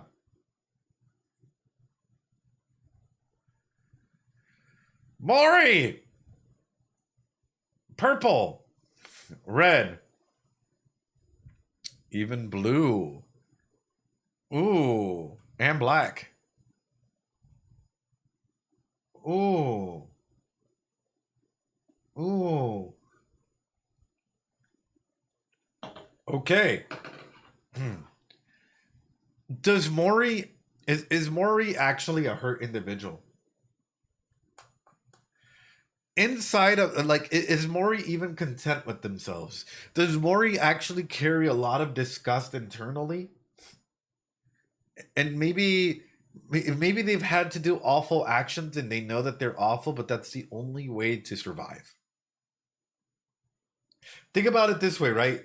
In the background, it is huge, right? It is absolutely stuck in there. But maybe at this point in time, Maury has had to do a lot of and maybe and partially they might be disgusted with themselves in some capacity. Yeah. They might be there might be an aspect of disgust with some of the actions that they've had to do, but they've had to do them because ultimately this is the only way to survive. and the only way to keep going forward, right? And there might be an aspect of like, hey, I am going to be judged. You know, I don't want to leave us or others embarrassed. Or I don't want people to be appalled at the aspects. And yes, I might have to play a detestable role, but I have to play these detestable roles. Otherwise, you know, things might only progress to getting worse. When we look at it, is there a confusion or surprise aspect where maybe whatever happened in their...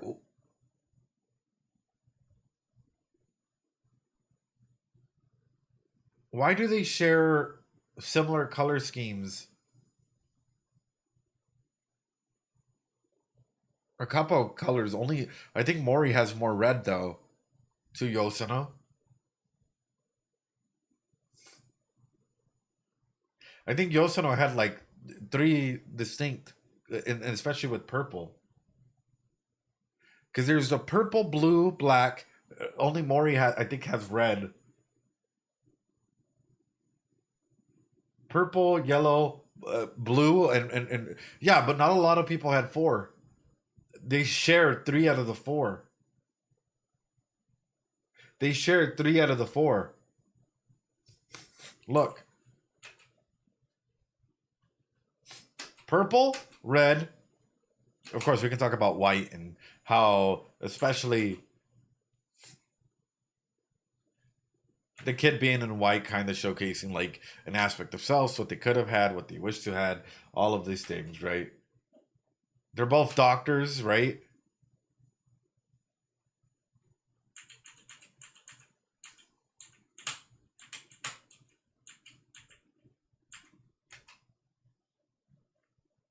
Purple, white. Anyone? Purple, white, a little orange there. Yeah. Black and blue. 4. They shared 3 of those colors.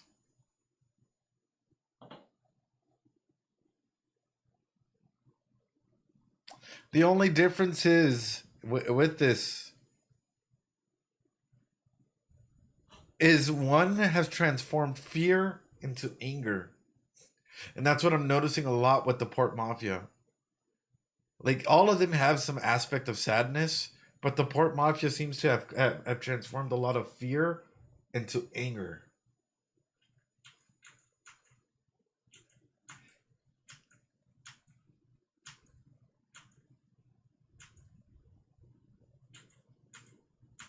Am I taking too long, chat? I'm sorry.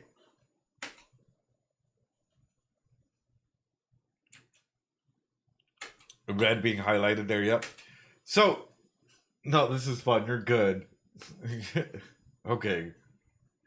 Because them sharing 3 out of the 4 colors, how connected are they really? You know, between Yosono and Mori. What is something that happened that left Mori startled, that left him disillusioned and perplexed, and have to take an action that may have hurt others altogether, while at the same time maybe dealing with aspects of guilt underneath all of that layer, and maybe an aspect of loneliness. Hence why, you know, he has his kid now, right, that is there, you know, but having to deal with maybe even feelings of, you know, I am inferior. You know what? There are other people that might become better leaders, better aspects. I might be powerless at some point in time, but I don't want to be abandoned, right? Hence why I have this kid. Hence why I have this organization. Hence why I have others as well, right? And even though, like, instead of being fearful of it, I'm going to go ahead and be angry. And I don't want us to be disrespected. I don't want to be ridiculed. I don't want to be indignant. I'd rather be furious. And even if I have to provoke and become hostile, I will do that to protect my inner feelings. Because if I end up being vulnerable and showing who I am, then people can attack me in that matter and attack the core aspect as to who I truly am and what I represent and what I want to keep sacred and protected at all points in time. I don't know. Yeah, which the 3 colors as well. I don't know. That's sort of an aspect is like at times individuals who have been through so much can transform fear into anger. And I feel like that's sort of what's happened altogether is you have a lot of the detective agency who still has a lot of fear, right, of being seen as bad, as all of this stuff. And a lot of the part mafia switches it up around, and it's like, I'm done being fearful and I'd rather be angry and pissed the fuck off because I don't want this to happen, and I'd rather be in this. And again, there is no right or wrong. These are just emotions, right? These are just emotions that they're all kind of like dealing with in every capacity.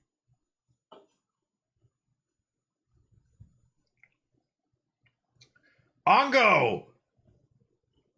Oh God, Ongo. Do you think Ongo actually carries guilt as well? Let me blow my nose real quick. Hold on.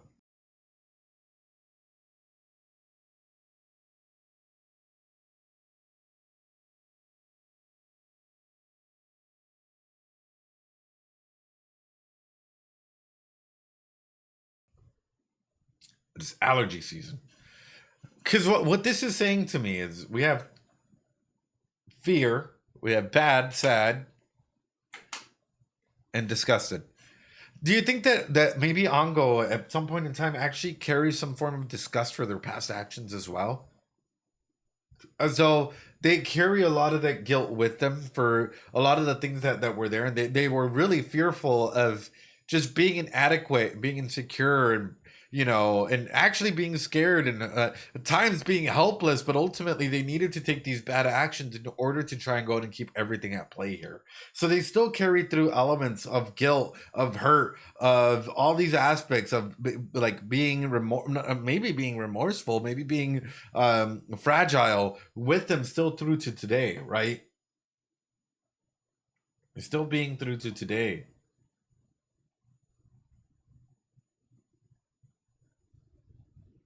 Is that the capacity why you still have bad and fearful and disgust all in there, which are four key emotions that maybe Ongo is battling with, and at the same time having to put on the mask of like, oh, but I've done this beforehand. But at the same time, it's like, well, how much has Oda and the impacts of your past carried through to today, and does that impact the way that you do, like, because you could have decided not to work with gifted activity or gifted members, but yet you're still here.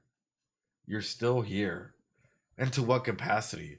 And maybe this will end up being the nail that like, that puts you to like puts it in the coffin, and maybe Ongo dies by a special ability user in the hopes of trying to make peace with themselves for their past actions or for whatever may come through. Maybe Ongo at some capacity at some point in time will get hurt by ability users as well. I don't know.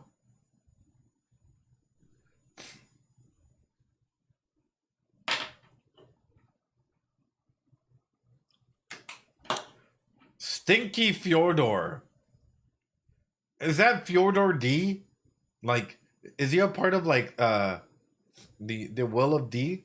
Like from One Piece? Like, is he Fjordor D Luffy or something? That's his last name. Stinky Fjordor. I don't think so. And notice how they don't give Fyodor a lot of color, right? Aside from what might be Inger, right? They don't really have a lot of color being showcased on here,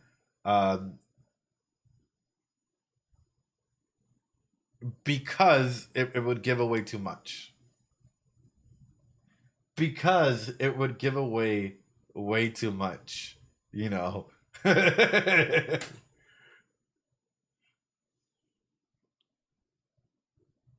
He's too pure, right? Black and white.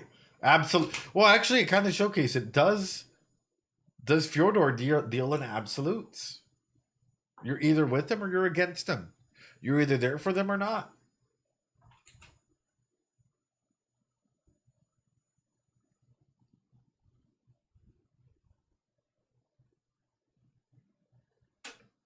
I'm not just gonna sit here and emoji react. Like, you guys wanted act like an actual deep analysis into Bungo Stray Dogs, right?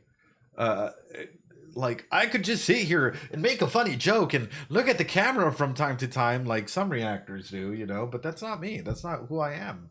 You know, at the end of the day, it's about like media literacy. If you could just point me to like the website, Kim, put it in the staff chat, and I'll in spawn chat, and I'll pick it up from there. You do you, man. Thank you. I appreciate that. I'm always down for your deep reactions, especially since we have all week. I told you, yeah, exactly. I told you it might take a hot minute there, you know. There's nothing wrong with it taking a little bit. I hope so. But I really do hope that like maybe some of you guys, I don't know. I gave you all a good time so far, and you guys are crying, screaming, throwing up, in either a positive and or negative way. I don't know. Okay. We'll go with the full version of things. Yes, totally. Then done. We are in VC. Oh no. Oh no. Okay, here we go. The pulsation is beating fast to a resonance that can't be replaced. Incompletion is piled up as I get close to the abyss. Interesting that that's how you're labeling it, right? What is going on in VC Rain? I gotta know. Like the pulsing is beating fast, the resonance can't be replaced, but yet you're worried that it's like that things are incomplete as you approach nothingness. That's kind of interesting because it really does go into like the psyche of a lot of these characters that we're in, right? Like ultimately they're like about to face their own death. They might even be like jumping in there, but yet they're more worried about them leaving things incomplete. We're all freaking out. This is awesome. Oh, thank you. Like about things being left incomplete or being left, up for grabs altogether. Today, there are only pretenses. The scenery I see is blood. I wanted to make it a more direct version of myself. So many excuses, right? There are too many individuals that put so many excuses, and when the only thing you see is blood, or the only thing you see is red emotions, right? I wanted it to make a more direct version of yourself. What do I lack? I want to catch it. So how do they confront an aspect of themselves? And I think this is one big thing that like this is highlighting these three stanzas. Do these individuals even have communication or even understand fully their abilities? Yes, they understand how to use their abilities, but do they understand their abilities themselves? When we see Atsu with the tigre, rar, like, do they fully understand the tiger, or do they only understand the aspects of themselves that they wish to understand and not really taking into consideration their feelings, thoughts, emotions, whatever might be in there? Like, what does that fully mean? Are you even a full, complete individual? Right? And if that's the case, what would it look like for you to face an individual that truly is aware of a fully 100% aspect of themselves, right? Are they just a tool?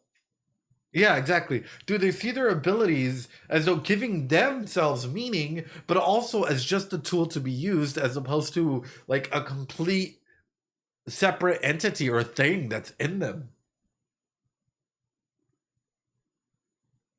That is so important because ultimately, who would be a better person or a more complete individual, or probably the individual that's able to use their powers to a full capacity? Like, let's put it this way: Atsushi fully knowing and understanding the tiger's abilities, or Atsushi as they are now. In that, these three stanzas. Is the ability you, or is you your ability? Yeah, these three stances kind of point towards this aspect of like, all I see is blood, all I see is this. I want to make a more direct version of myself. What am I lacking? And we go on. The moment I peek in the mirror, I expected an indecent face, waiting to be brave. Somewhere I was wishing for it. I'm still living in the moments of continuing, though, as there is no time of equality. That one moment makes me insane. Awaken light, deadly drive. The moment I peek in the mirror, I expected an indecent face, wanting to be brave. Somewhere I was wishing for it. I'm still living in moments of continuing, though. So when you looked in the mirror, you're trying to find the mask, and you didn't find your mask. So you just ended up having to move on with it, right? As there's no time of equality. The one moment makes me insane. Oof. Oof. I left behind intentional tracks of tears faintly burning, life filtering through tears. It's only going to fall apart. The song of sorrow. My left wrist holds no prayers at all. Ooh, all the people that you've hurt with by in the past and that you've been hurt by, right? Life filtering through tears. It's only gonna fall apart. It's fine to disappear that way. I only want to go to the end of the universe. I won't give a kiss. The reason is almost like something flashy without content, covering up paradise. If the wound still throbs, go tear off the chains. Though the lost shadows won't move, thinking of despair. So essentially, instead of them taking any moment to heal, to take that next step up, to feel better about themselves, right? If the wound still throbs, go tear off the chain. It's like, you would rather be in the loss, in the darkness, lost, like stumbling around, than being chained up by whatever paradise might be. Oof. This dedication of truth and love came victorious, but prosperous corruption was more beautiful. Deadly drive beyond darkness, awaken appropriate light, stray dogs. Corruption is more beautiful. Oh, yeah, a paradise by whose definition? This is interesting. Because ultimately, I think what I'm getting out of these lyrics is. Oh, there's a full. What I'm getting from these lyrics is. Hold on, there's one more version we got to look at. What I'm getting from these lyrics is there are aspects of self that we don't really fully want to confront, and we'd rather go through tears and pain and hurt and everything than have to deal with the fact that we are not perfect and the fact that we are, you know, we are dealing with 1,001 elements and things, right? So we'd rather try and create our own paradise where we are king, where we deal with everything, even while wearing a heavy mask, even if that means stumbling around in the dark and not necessarily being accepted by the light elements that are out there, right? By paradise in of itself.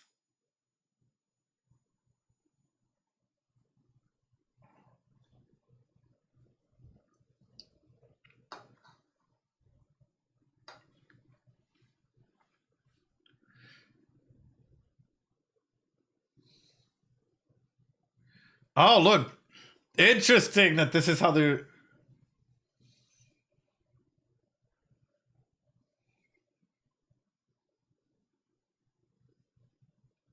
projecting yourselves onto others, right? Wow.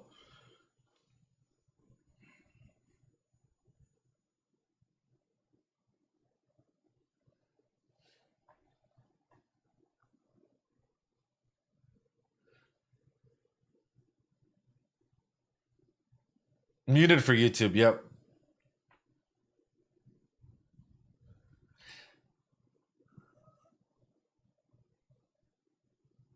Aren't tattoos still kind of shunned in Japan for the most part? As though, like, you gotta, not shunned, but you gotta cover them up and you can't necessarily 100%, like, so isn't this a huge aspect as well of carrying shame and carrying stuff or items from your past that you want to cover up? That you can't necessarily be out and open about, so you got to carry it inwardly. And so the only place that you can truly see these things is if you're in a vulnerable position with your undergarments, essentially showcase. Otherwise, it'd be completely naked, right? But that's what it's alluding to, right? Is the only time that you'd be able to see these scars, these elements, these things that society might deem as shameful as for you to cover up, is if you get so close to a person that they're able to be vulnerable with you.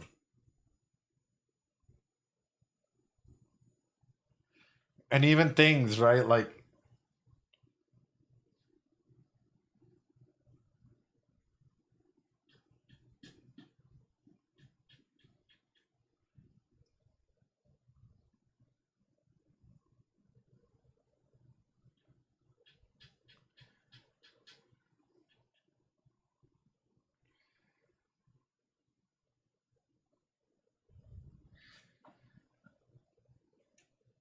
Deadly drive. Here's the interesting part, though, is they're wearing black and white, again, absolutes, right? And a projection of self into it. And it kind of makes you wonder if this is an aspect of corruption as well, right? Where individuals might project themselves like, and maybe it's time that someone calls them out on it, right?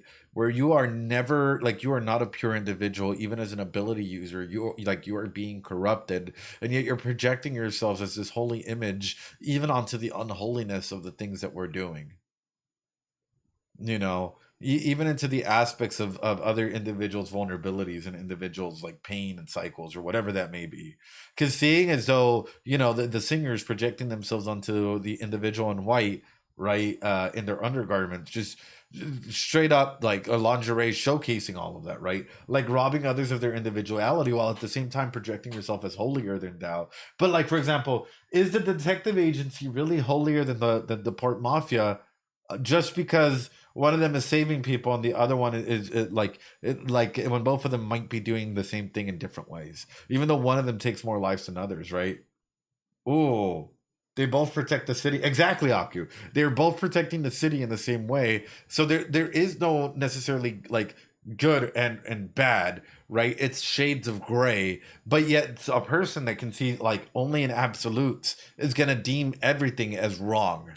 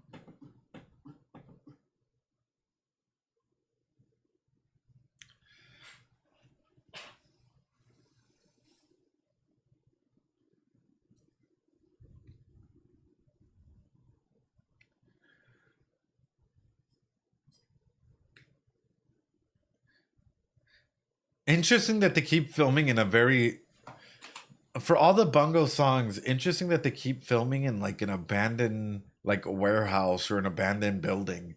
Like for a lot of these elements and these things, it's always being showcased and like in the abandoned building.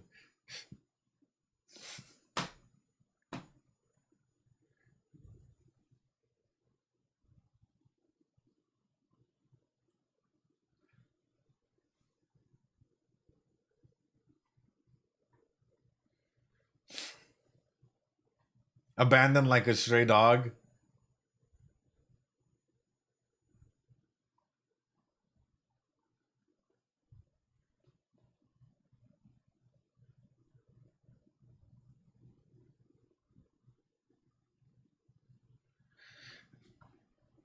It's interesting that the individual in white has a mask on that you can't really see their face, right? As though they're like, you know, they can be planning, or they could there's a lot more to it than just that. There can be a mysterious element. They can end up hurting you, whatever that may be. But everyone else, right, with again societal stigmas and whatever else might be in there, is fully showcasing their faces, and you know, they're even making out, kissing, doing whatever needs to be done, right? In that regard, and they're a lot more open and free about themselves. But yet the individual that's supposed to be this pure and whatnot has hidden intentions and is a lot more restrained just to that chair, and in movement wise as well. Huh. As though if you're good, you have to follow a set order of like, you can't break away from societal expectations and standards and whatnot. But if you're more on like, you know, seen as bad or negative, you can do whatever you really want to go ahead and do and not necessarily be judged for the freedom of action or movement that you're in. And if that's the case, if the port mafia is, you know, for LGBTQ plus rights, we're all in it. We're all for the port mafia now. Maury might actually be a decent guy, y'all. Like, this might just be a huge representation that shows that Maury is the LGBTQ mafia. You know, we've all known it all along.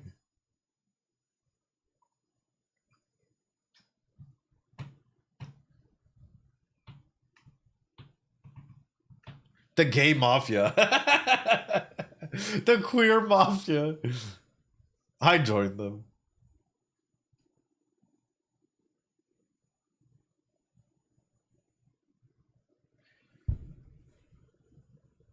And that's why you see a lot more movement and stuff with this, right? As opposed to just being restrained by the chair.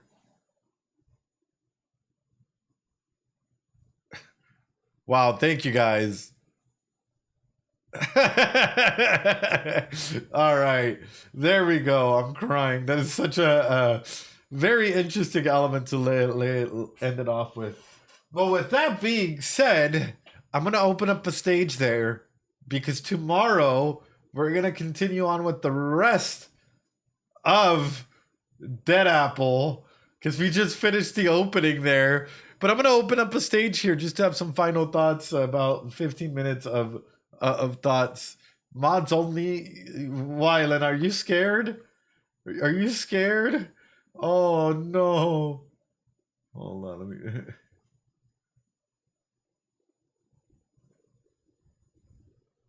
I mean, I wouldn't judge you if you were scared because I know I'm Bungo Stray Dogs. Always.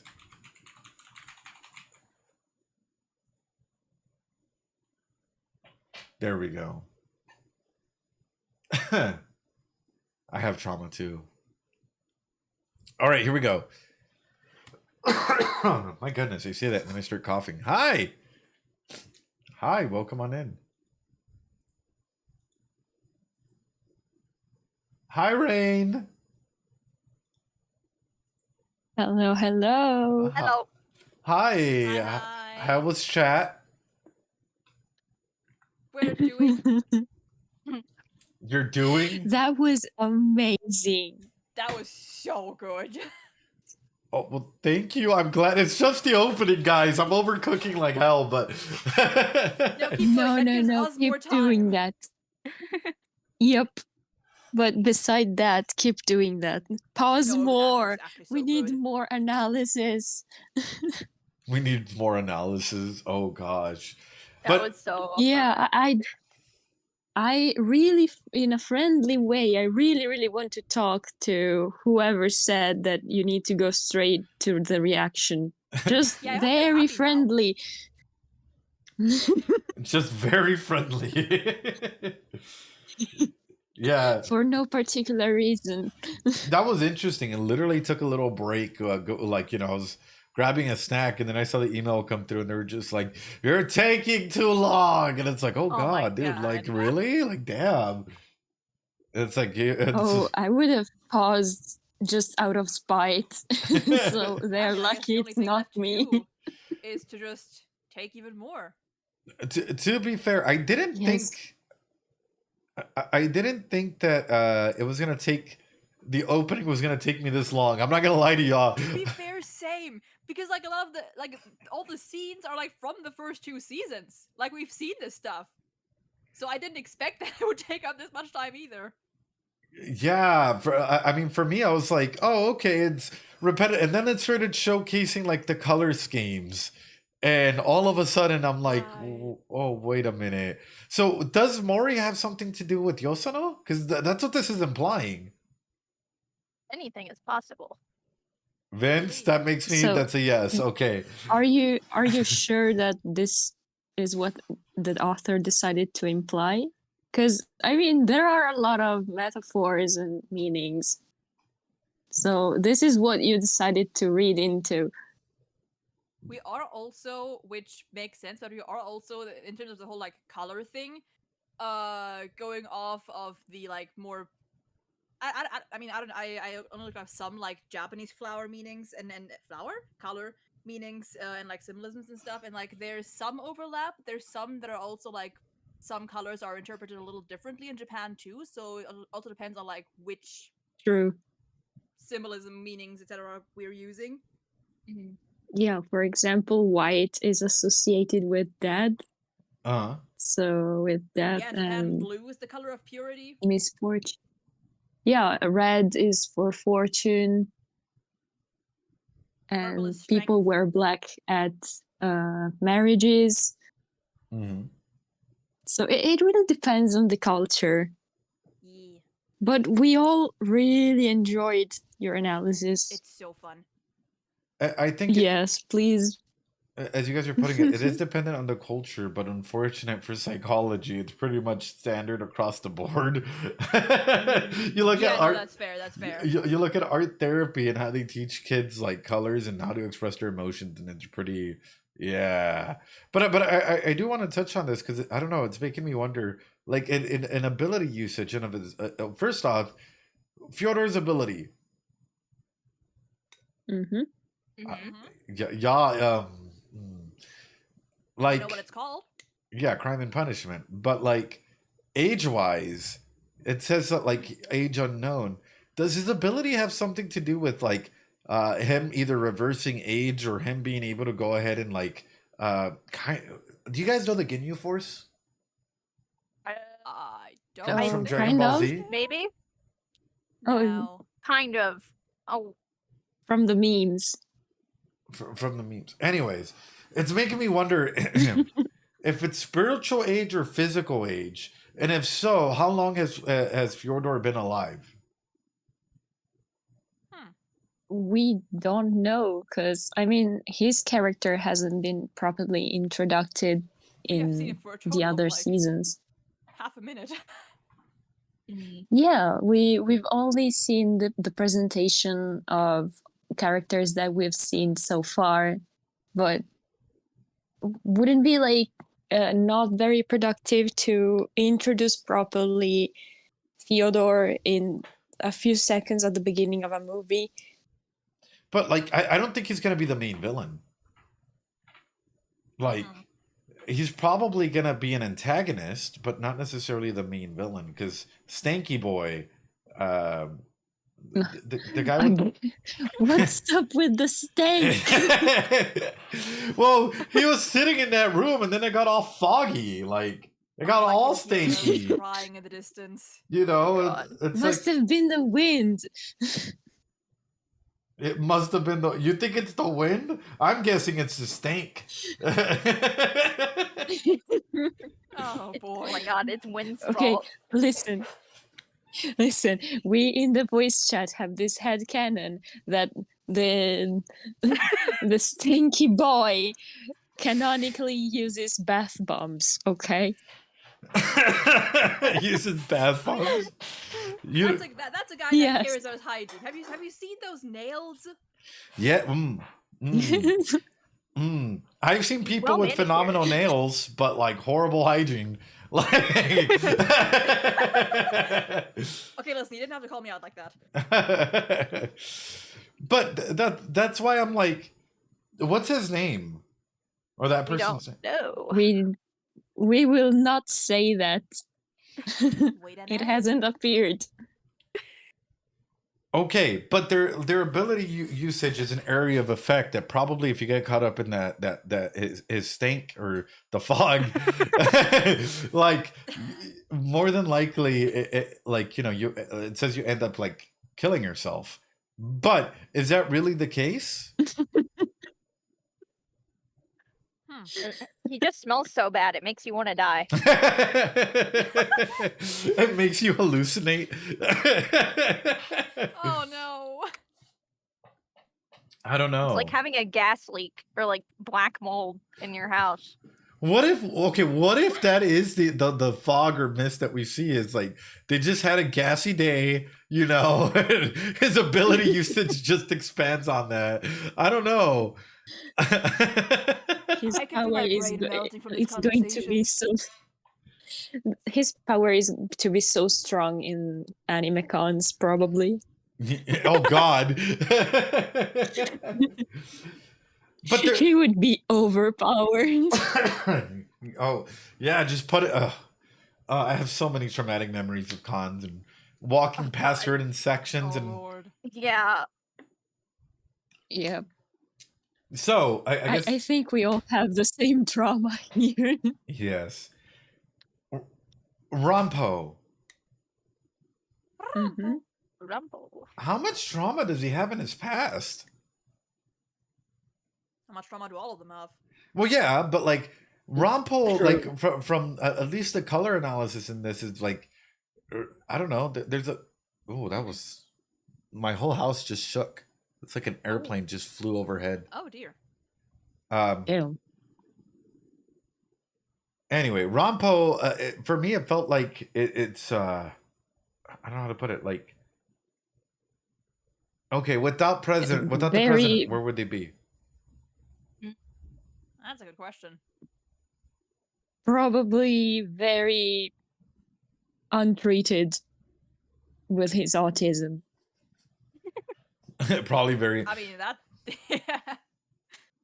I mean, he's still autistic as hell, but he's probably doing a lot better than he would without Fukuzawa.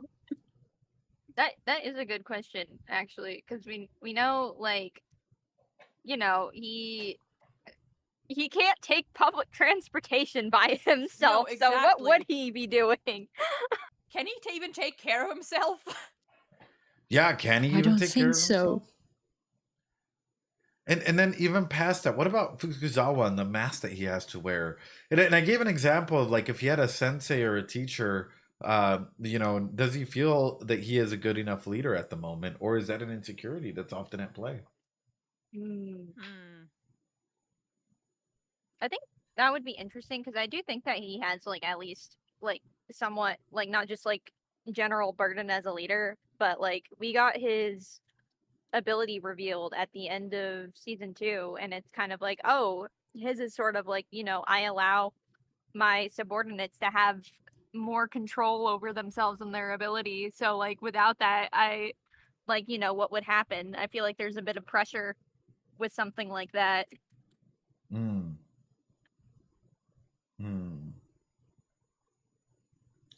I don't know. The more I think about it, the more I'm like, I feel like this anime had a lot already showcased in the first couple of minutes here. I can't believe we're only 8 minutes into this. Yeah, we're barely past the opening. That's crazy. Well, that's an improvement. That's an improvement. Oh, At least we're past the opening. True. But that means that tomorrow we'll continue on from there and see how far that takes us. 1 week, I bet. We've already made like predictions on how long we think you're gonna take for this movie. Oh yeah, what do you guys think? Yep, around 9 hours. Yeah, I said minimum 7 if we're being quick. At least. I'll make it 3. I'll just watch the rest of the movie without saying anything. No. No, don't listen to the No, email. we need the analysis. Because like an episode takes you somewhere like an average between like 1 to 2 hours. So if we say like 1 hour per 20 minutes, that plus the 3 hours of opening we just had, then and 7 the ending hours could be the minimum. Oh, I forgot about the ending. Yeah, make it 9. Oh, there's an ending too? Of course, it's a movie. No. I'm talking about like an ending, like in the ending song. Oh, yes. I don't. I think that there's a song, but like that plays maybe, but I don't know if there's like a visual. I don't remember. Oh yeah, there might be no visuals. I don't know if there's a video clip, but I know that there's a song and the ending titles and everything. So maybe just 1 extra hour for the ending. So maybe just to one. be sure. But no, that's why I'm like, it feels like there's a lot to dig in, and it's like we're just getting started with this, and I'm kind of scared, to be honest with y'all, because it's like, how far is this movie going to go, first and foremost, but also, if we're already like this and this is the opening, how much trauma are we gonna endure ourselves? So yeah, Well, fun fact. This is gonna be my first time watching the movie too. Oh, that's true. Ed, do you remember the first 4 episodes of season 2? Yes. Yeah, like how you were destroyed by the end of that arc. Yes. Yeah, keep that in mind, because yeah. As long as the Zai doesn't die, like, we'll be fine, right? As like my main thing is I don't want to see the Zai get hurt. Like I think anyone else can take a beating. I do. Are you stabbing Dazai in the back now, Kimch? I thought you were Team Dazai. No, I want to see him hurt mentally. Ah.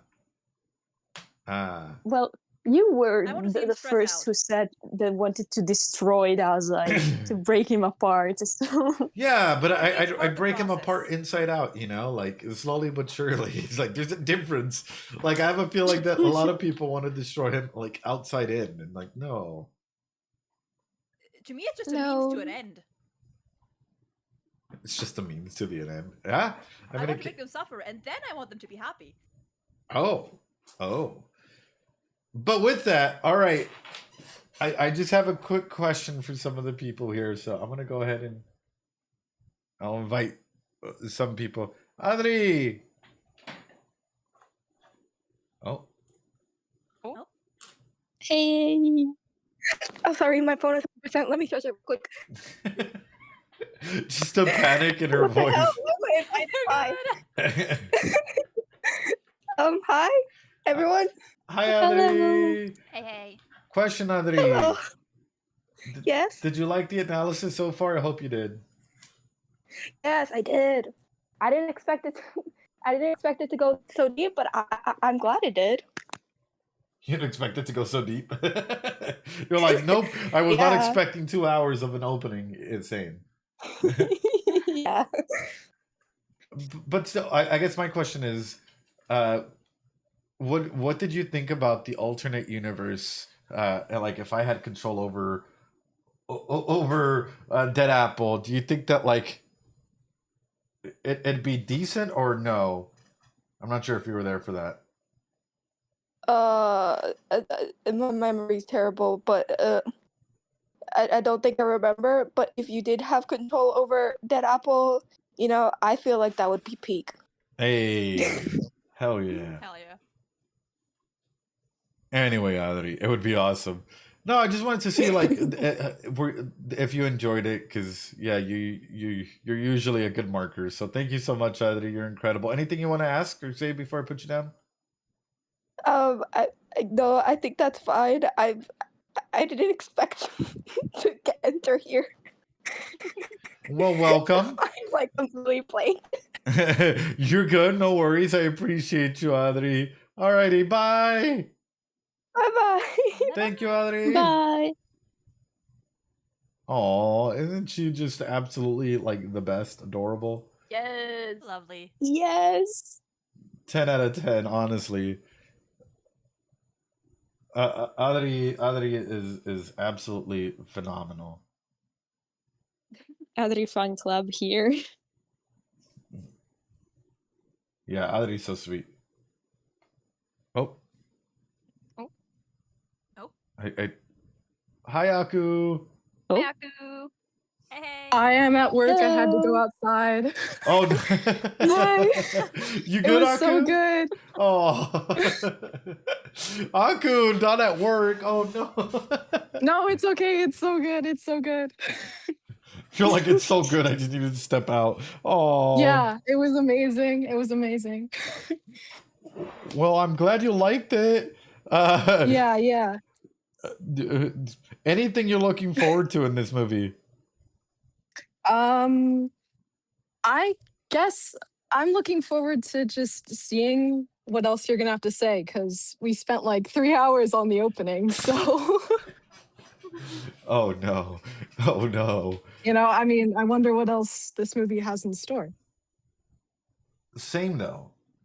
Same. I'm kind of questioning if this movie has what else it has to give. And, well, actually, question for you: did any of the character analysis in the opening surprise you?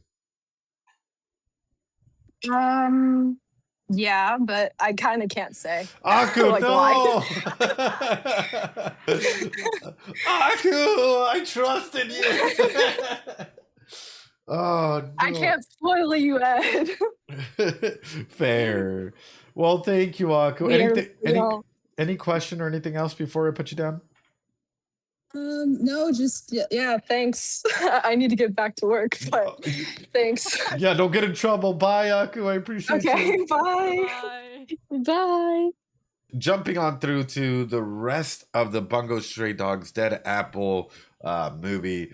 Why don't we go ahead and get started again? I think we're only about 7 minutes in, if I remember correctly. I'm gonna go ahead and zoom on back here. Hold on. Let's do it.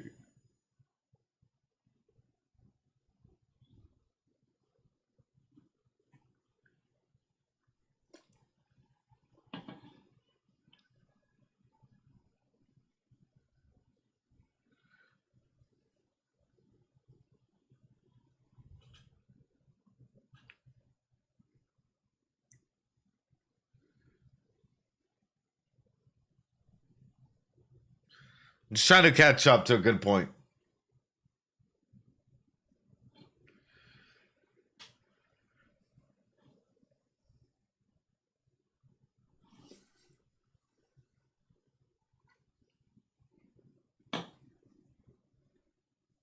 I just realized, chat, you're telling me that part 1 is probably gonna have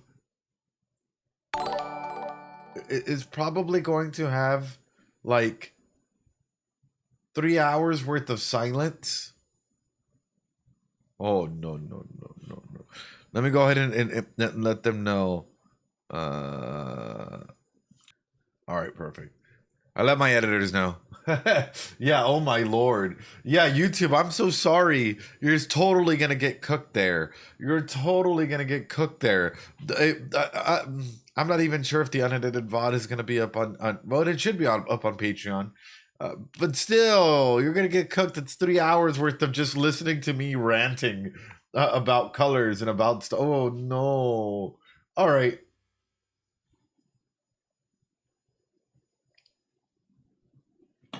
Six years later.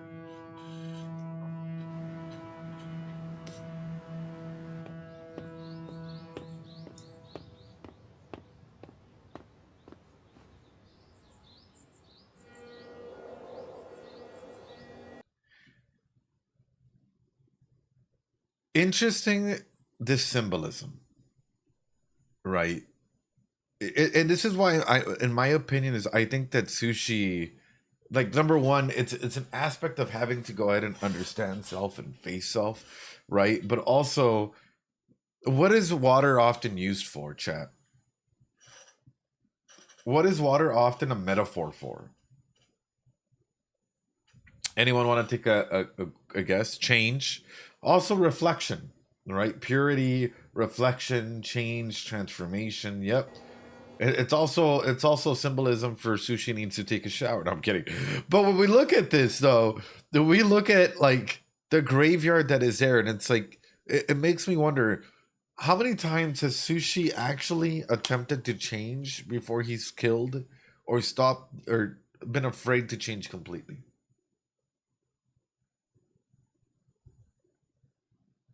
How many times has sushi been at that capacity of, I need to change, or I need to change to be there for others, or I need to change to do certain things, right? But yet, change was so scary that, like, ultimately they decided not to. In this version of sushi that we have, we're always in a state of constant metamorphosis, but at times we're so afraid of change that we end up like repressing ourselves, and we end up like essentially hurting ourselves in the process. He's afraid to not smell anymore. Oh no. Oh no. Oh no. 横浜にこんな場所あったんだ。Thanks so much for the sub. I appreciate it.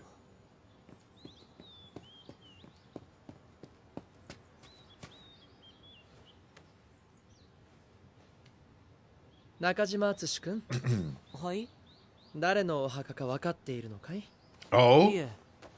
でも太宰さんにとって大事な人なんですよね。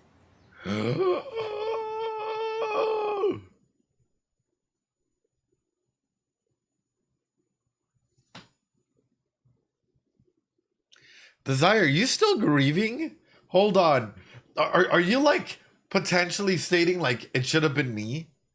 Like Desire, like Desire's like Oda, it should have been me. I'm sorry. Like not even I'm sorry, but like, oh, still goes through and sits and tries to connect with themselves in moments like this, but like mourningly, yeah. Oh, I could have saved you. Oh, if Mori did not keep me occupied, I could have been there for you. Ooh. なぜそう思う？太宰さんがお墓参りなんて初めて見ますから。これがお墓参りしてるように見えるかい？ Also, isn't that interesting? Because then it means like, doesn't Japan have more of the tradition of like burning bodies after a person dies and burying them? Imposter, thanks so much for the gifted sub. For the other gifted sub as well.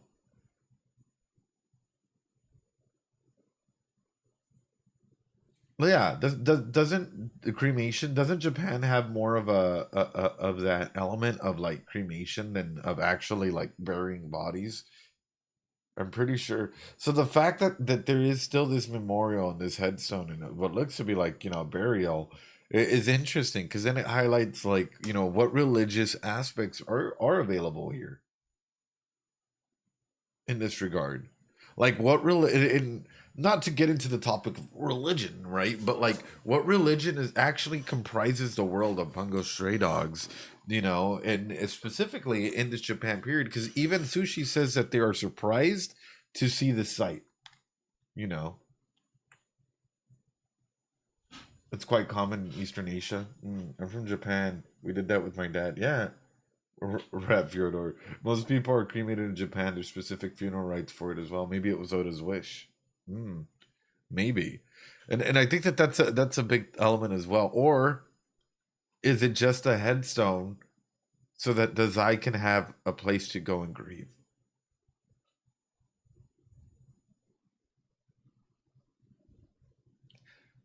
Oda doesn't necessarily have to be buried there.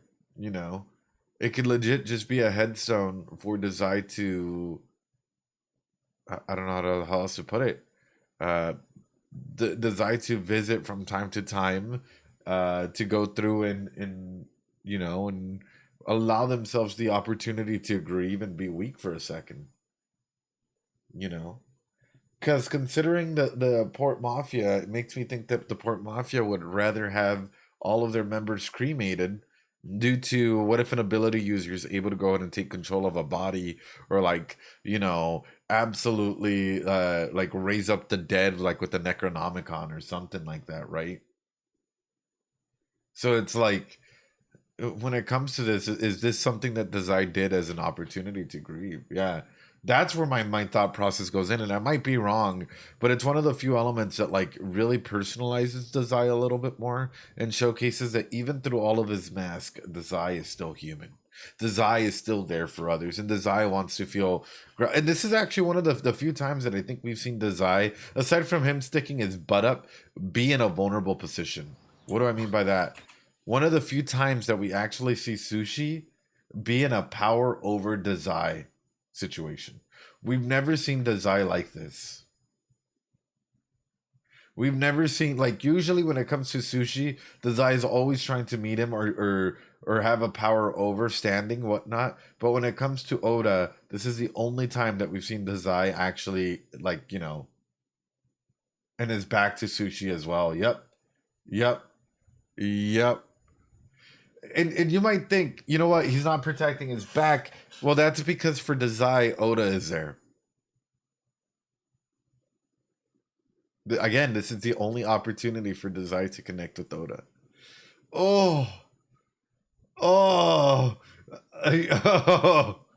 これがお墓参りしてるように見えるかい？見えますけど。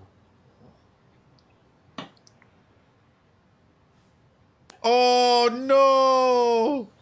That smile! Oh, so many emotions. Look at the way that he even acts surprised, right? From like surprise to acceptance, right?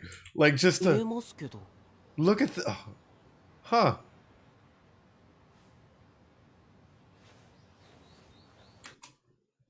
What a way to tell a story. What a way to tell a story and acceptance, right? To smile, just a sudden, like, ah. Oh.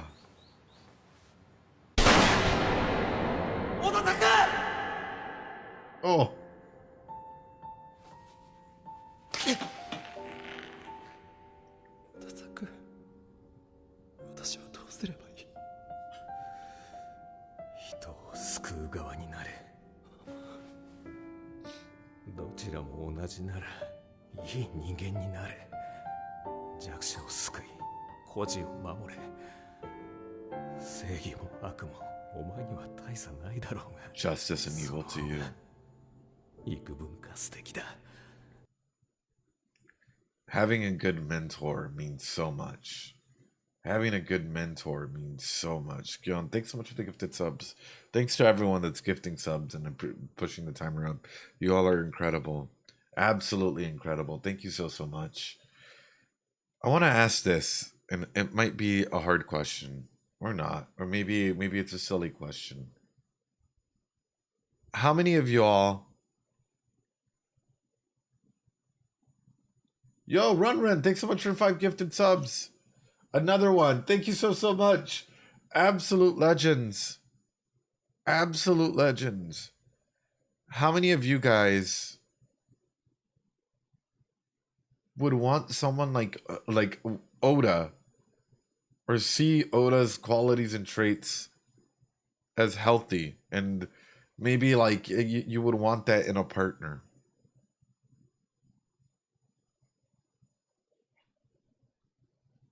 Nikolai. Yeah, I was about to say, looking at this, right, even though, you know, we ended up losing Oda, I think Oda might be one of the... Absolutely, not really. I think Oda, in terms of like looking out for others, understanding, having that caring aspect of themselves, I think it really does showcase that Oda had a... I don't know how to put it. Phenomenal way of connecting with others and being grounded, right? And even inside of this, he's dying and he uses his last breath, his last opportunity, to try and steer Dazai, his last orphan, into the right path. You know, his last family members in here, you know. He just keeps trying to find a way to steer Dazai. Oh wow, we're almost at 11. Is to steer Dazai onto the right path and helping guide him in that manner, you know. That's a powerful way to... なぜわかる？わかるさ。誰よりもわかる。俺はお前の友達だからな。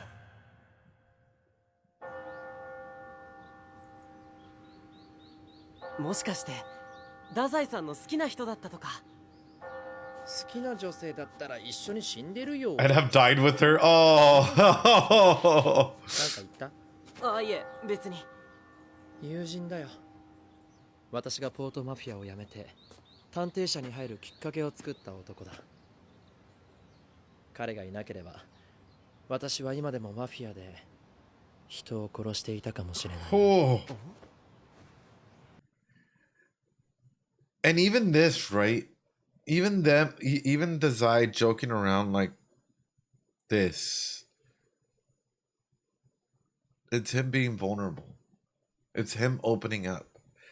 It's him having the opportunity to try and connect with Sushi.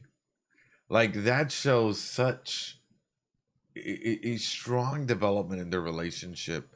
For Dazai to start opening up and trusting them in that way, I don't think he's joking, by the way. You're kidding, right? No. Daddy Zai is not kidding. Daddy Zai at this point in time is actually being very brutally open and honest, and, you know, in showcasing that. Like, wow.嘘だよ。どうせ国キード君あたりに言われて私を探しに来たんだろ。ええ、大事な会議があるからと。パース Pasu. ちょっと新しい自殺法を試したくてね。またですか？もうまた国木田さんにどやされる。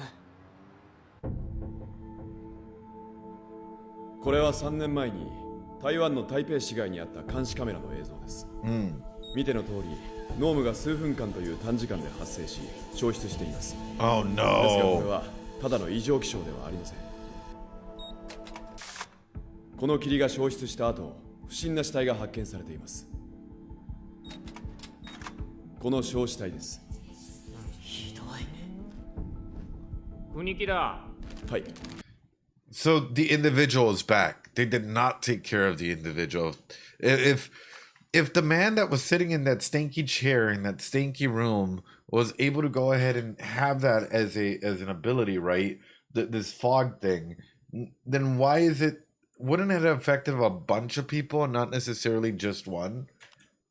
Yeah, sorry, dead bodies. Yeah, that's right. That's why I'm looking at this and I'm just like,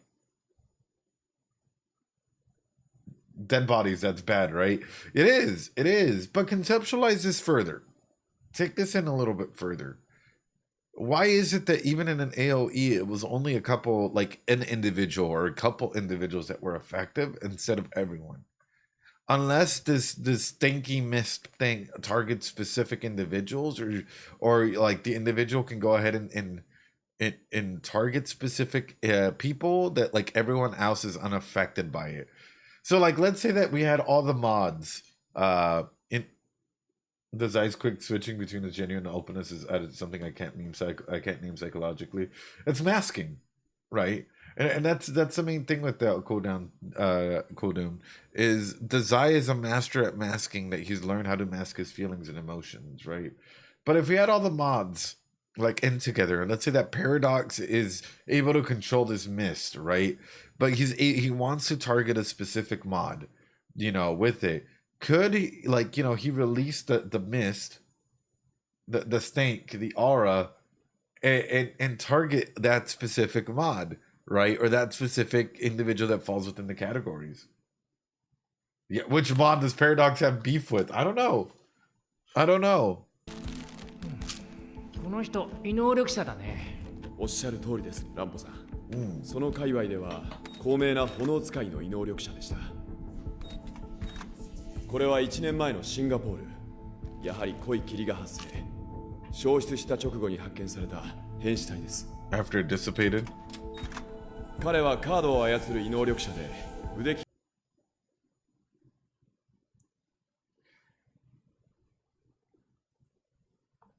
So they're killed using their own abilities.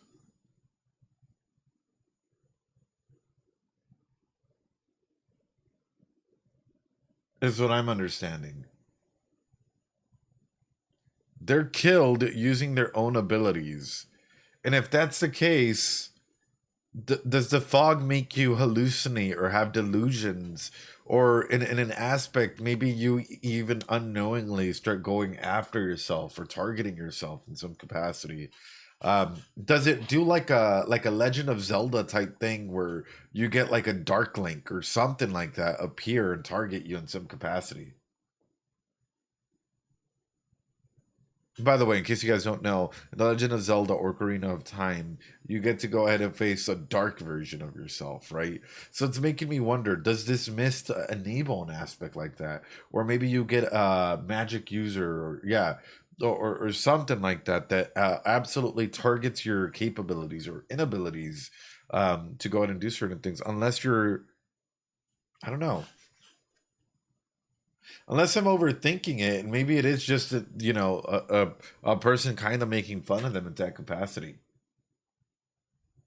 That's where that outfit comes from in Breath of the Wild, I don't know. I don't know. こちらは半年前のデトロイト。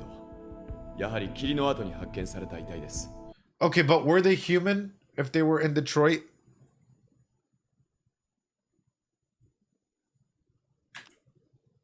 Were they human? That's the question. Or did... お察しの通り、彼女は効率界の異能力者でした。つまり不思議な霧が出現した後、各国の異能力者は自分の異能で死んだ。 You know who you can send into that then? Rompo.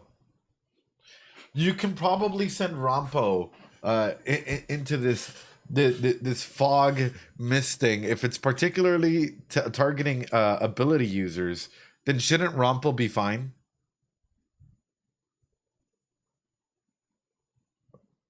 Damn, can't see shit in here. What about design? Yeah, deploy the Rompo.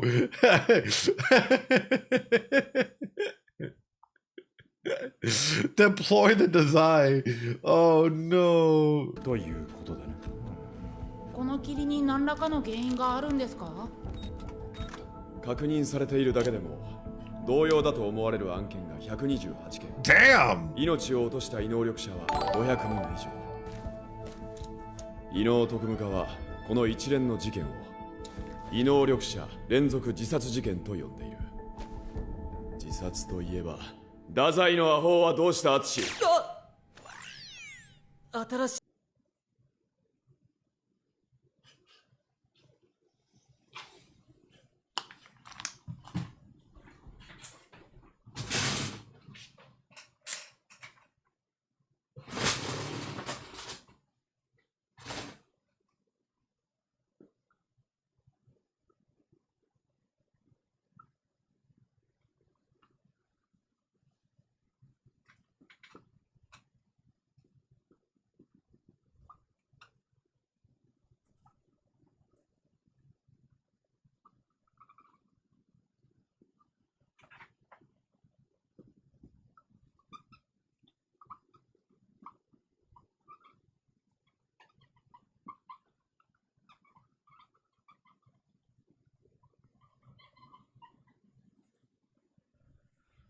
We can't read. Good. Good. I'm glad you can't read. You're not supposed to read yet, you know? This isn't the book fair. This isn't the book fair at I know. We're illiterate house cats, you know? This isn't the book fair where if you read like 100 books, you get a free book or something. You know, hold on. You're not supposed to read yet. I need to pass this exam. Hold on.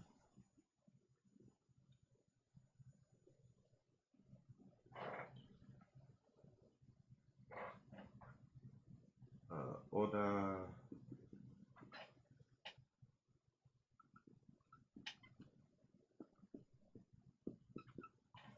Okay.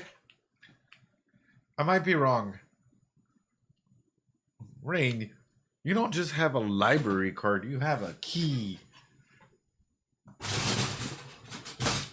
So we get this whole scene with Dazai being grief visiting Oda's grave, right? Which I automatically thought that was a little weird because it's like, wow, why is Dazai doing this? Unless there was a particularly moment that they wanted to go and showcase with this, because it is an abnormality. Plus, Dazai being vulnerable for a moment is such a rare sight to go ahead and see, unless that was to go ahead and cement something in our minds, right? And specifically that last scene there where Dazai mentioned, you know, if it wasn't for Oda, I would probably still be with the Port Mafia killing people. Now that really stuck in my mind and cemented that this is an important moment, because Dazai wouldn't be saying anything. Dazai for the most part wouldn't care. Dazai would be like, oh, figure it out. But the fact that Dazai opened themselves up and allowed themselves this opportunity to share this with Sushi was for it to cement into our brains that we have to remember that this is a different Dazai. Now, why go ahead and showcase this? Unless the main element being that Sushi has gone into this meeting full well knowing, and Dazai left, right, that encounter with Sushi, and Sushi comes through and is talking, and everyone's like, oh, where's Dazai? And they're going over all of these things. And it makes me wonder, is Dazai already communicating with the enemy? Is this whole aspect of them being at the grave to cement the fact that, like, trying to clarify to Sushi, I am a changed man, I'm being vulnerable with you, I'm letting you know that thanks to Oda, you know, I am not killing people, you know, I am on the good side, and even more so, is Dazai about to come off as an enemy? That is a fear that I have. that is a genuine fear that I have based out of this opening scene that we just encountered, where Dazai is being very much vulnerable, very much trying to go ahead and showcase I'm on your side. Oda is the person that drove me to good, and really relaying that message in, not coming in here, you know, is Dazai working with the enemy or in contact with the enemy in some capacity? Not necessarily working with them to try and be good, but more so like Dazai has a plan, as Dazai always has a plan, but maybe hasn't quite told everyone at the agency what their plan is, because Dazai is Dazai. Does that make sense? Thank you, Zai. I appreciate it. Does that kind of make sense as to like why that was like looking at the beginning? Look at the way that they talked, right? They're them being vulnerable, they're masking all of these various elements, and it just starts compounding on in. And it's like, I've never seen Dazai do that. And the fact that this is the way that it's trying to go ahead and set that up, you know, as a way of cementing like, hey, yeah, Dazai's is he working with the enemy though? That's a genuine question I have. Is Dazai working with the enemy, or pretending to work with the enemy, or in contact with the enemy? I don't know. We'll find out. But it's so weird to see Dazai be vulnerable like this and share this aspect.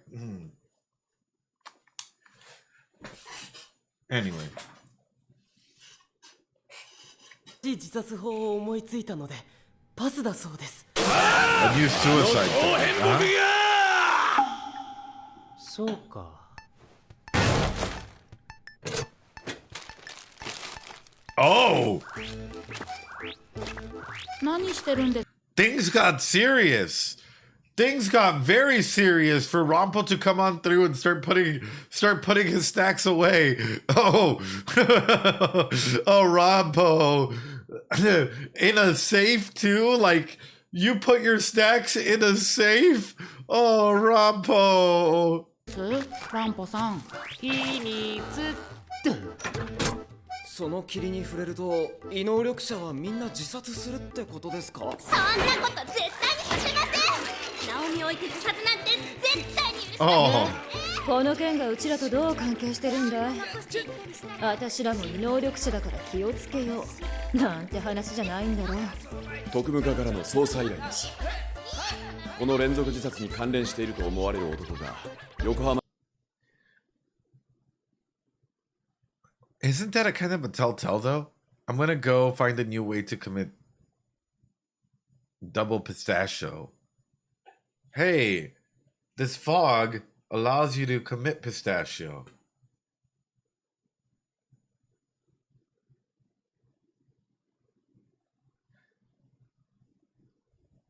One day, this girl will kill him. What? Yeah, feels his calling card. に潜入しているという情報を得て、我々にその確保を依頼してきました。これがその男です。Oh. Oh. 渋沢達彦、29歳。分かっているのは何らかの異能力者であることと。How?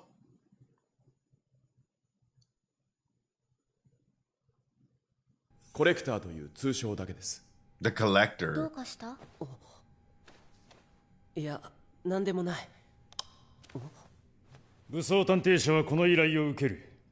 この事件の直接の被害者は異能力者であり、探偵社員である諸君らの安全を守るためでもあるが、それ以上にこの事件にはより大きな災いを社会にもたらす予兆を感じる。探偵社はこれより総力を挙げ、この男の捜査を開始する。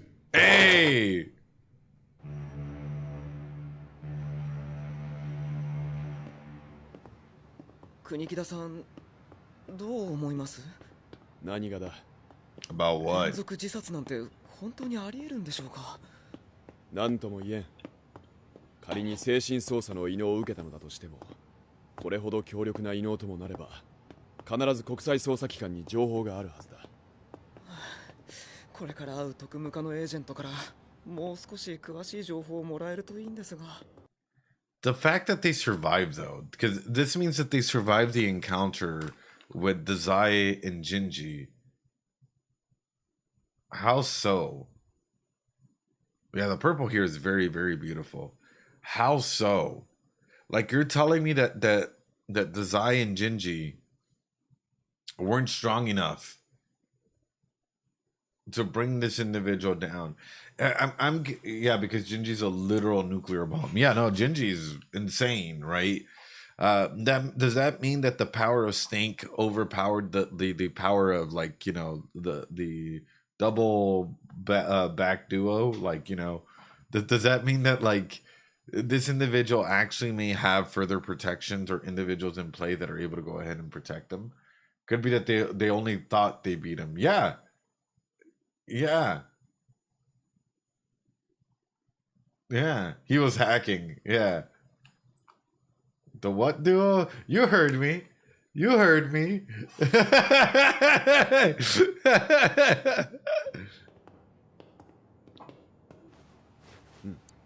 きっちりかっちり予定通りだ。国木田さん。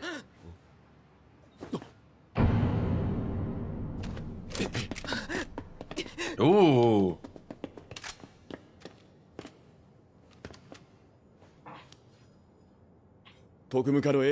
Reno, appreciate the sub. Oh, Imposter, thanks so much for gifting a sub. どうしました?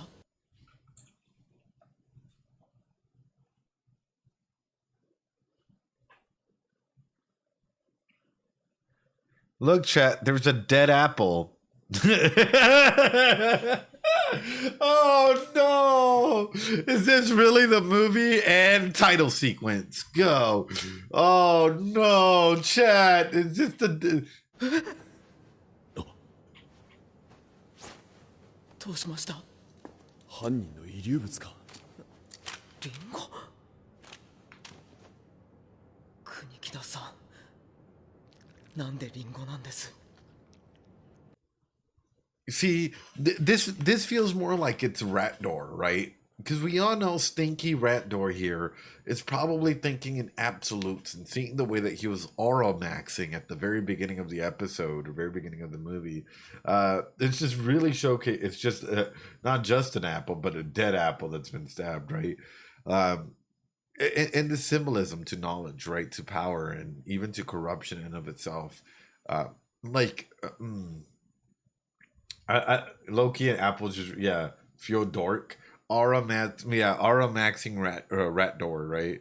Rat Dior. Oh god. So I showcase this because I think it's important for everyone to realize that when it comes to knowledge, when it comes to instances like this, chat, is it ultimately a betrayal? Not even a betrayal, but ultimately an outlook of like, hey, they already know that the detective agency's at play. They already know who's at play in here. They're just letting them know that they're coming. It's a very big sign, you know?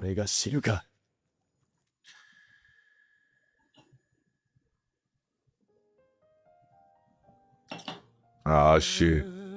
Day when I come back to you, tell me how you kissed me. Whiskey on the Rock. Oh!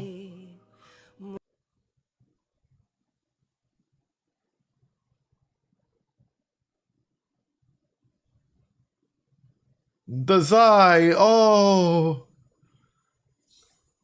Oh! My sweet summer child! Oh no! Moonshine voyage, I believe I will. 今日は何に乾杯する? 暗号が来るまで待たぬようか。じゃあ世間話でもしよう。最近面白い話を聞いたんだ。リンゴ自殺って知ってるかい? Apple suicide. 自殺。そう、リンゴ自殺。ああ。シンデレラか。シンデレラ。その回答はさすがの私も予想できなかったな。小田作と話していると本当に飽きないよ。I never get bored talking to you, Oda. 説明しておくと、毒リンゴを食べたのは幸せのためです。彼女の自殺じゃない。そうか。間違い。Unless he's saying it's Cinderella because it doesn't fit the scene of the crime. You know, kind of how like Cinderella's shoes doesn't really fit her for the ball. You know, and whenever we're talking about this, it's like it strikes precisely at midnight or something. Doesn't know his princesses. I know. That's why I'm like, huh. Her. いや待てよ。ひょっとして白雪姫は自殺かもしれない。彼女は毒リンゴと知っていてかじったのかも。Mother, the clock strikes そうだよ。 midnight. 母に毒を差し出された絶望。いや、もっと得体の知れないこの世界そのものが内包する絶望。だとしたら面白いね。最近面白い異能力者に会ったのだよ。Interesting gift then. そいつは人にリンゴ自殺させる。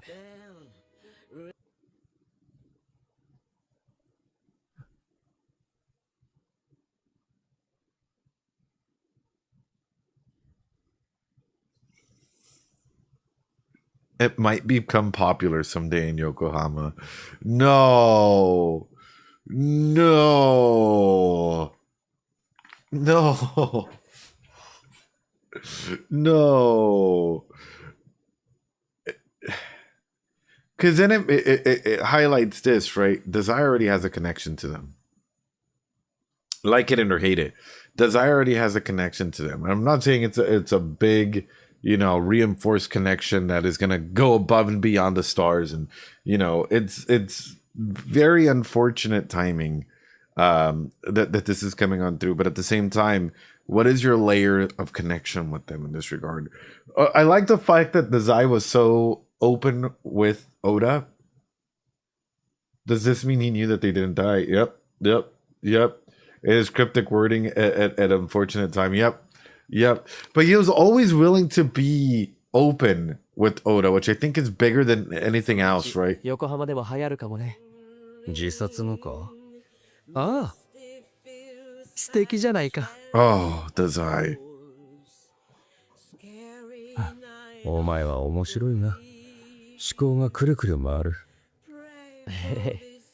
小田作ほどじゃない。遅いな、暗号。暗号は来ないよ。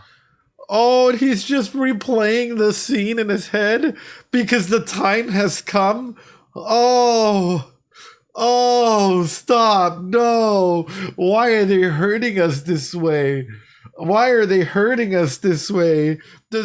just replaying this scene, you know, as the time has finally come, you know, and he knows it word by word by word. Oh, no. Ooh. 小田作、君の言うことは正しい。人を救う方が確かに素敵だよ。Oh. 生きていくのならね。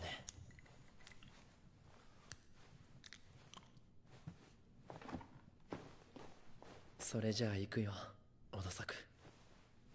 Oh. Stop.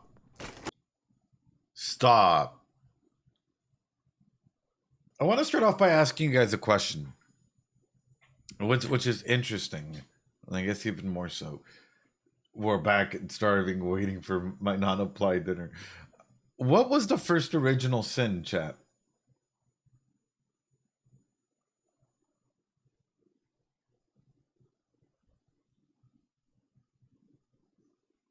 What was the first original sin, chat?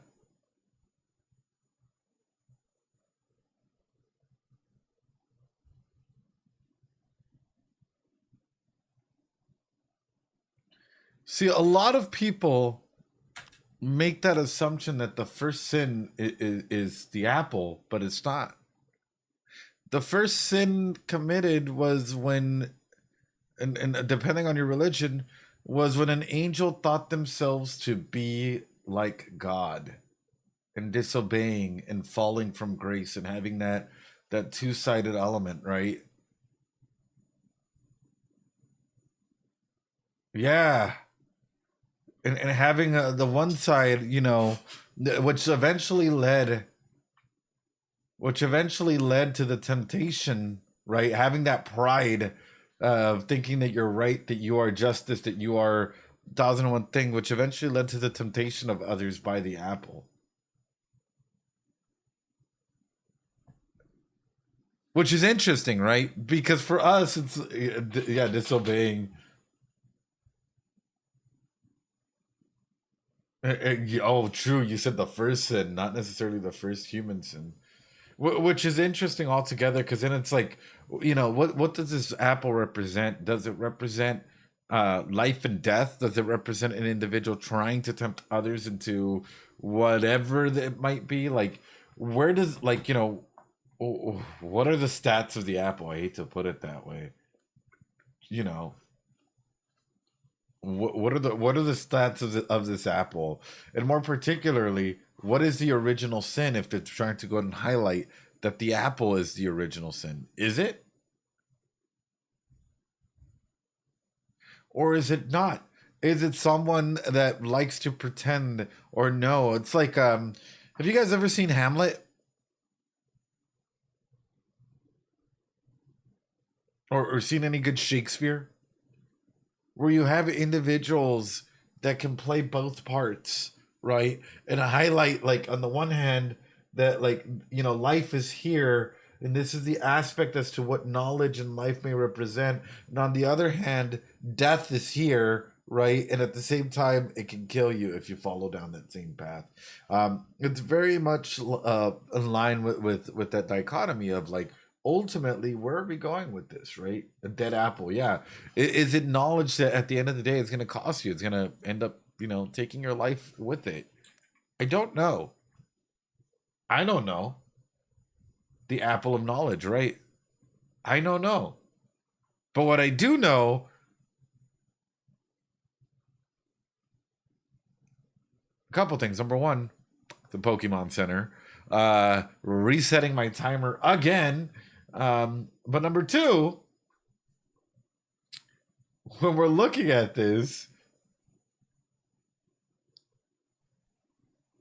what is Dazai doing? To you, tell me how you kissed in here gently.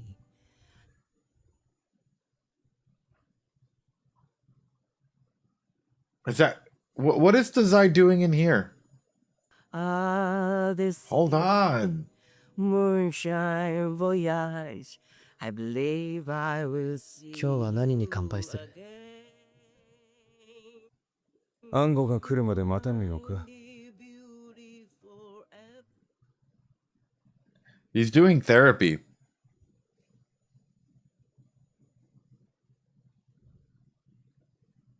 This is usually a form of Gestaltian therapy that people do to grieve. Usually in therapy, this is called the empty chair technique, right? And people use it as an opportunity to allow them it's called an empty chair technique. Allow them the opportunity to grieve or to talk to someone that they wish was there, right? And even if that's going through an old event, through recollection, through whatever, right?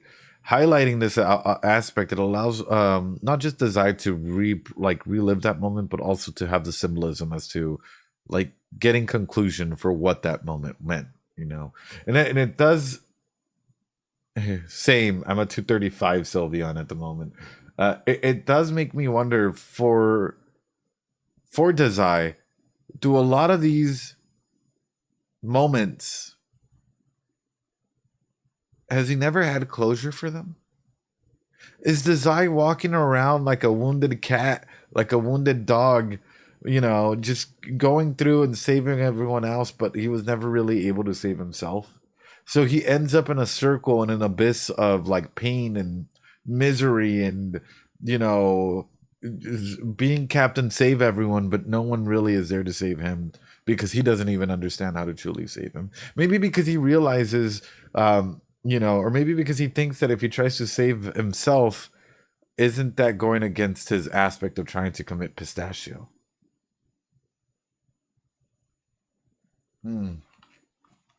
I don't know. I don't know. It's sort of that distortion, you know? じゃあ世間話でもしよう。最近面白い話を聞いたんだ。リンゴ自殺って知ってるかい？ It actually makes me wonder, for those of you guys that want to be like Dazai, is it because you really love Dazai and maybe see a lot of yourself in them? Is it because you're always there for others and, you know, maybe others haven't really been there for you and maybe you've had a lot of issues at home and with self and with friends and family, and even though that you try and cement yourself as the end all be all, you end up being isolated at times, or people don't really take the time to fully understand you, and people just judge you by the mask that you wear. So at times you just end up, you know, having to resort to finding yourself in the process, being used a lot by your friends, right? Or by what they think a good friendship should be. And ultimately kind of being pushed aside, or maybe being, I don't know, seen as a negative light instead of a positive one, right? By family and loved ones. Like, does I represent an individual that despite all the hurdles and challenges is still there, right? Despite those tendencies to try and, you know, commit pistachios, still trying his best to be there for others. Have you ever wanted to be saved?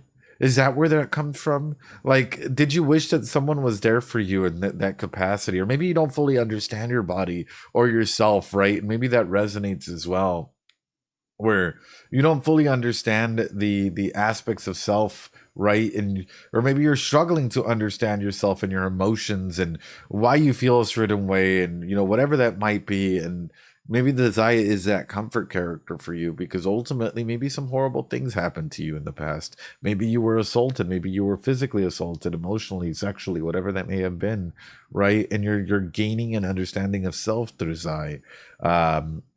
There's a lot of different elements that we can look at, especially when we're talking about Dazai being sort of a central figure for individuals to, you know, find their path and not give up and keep going.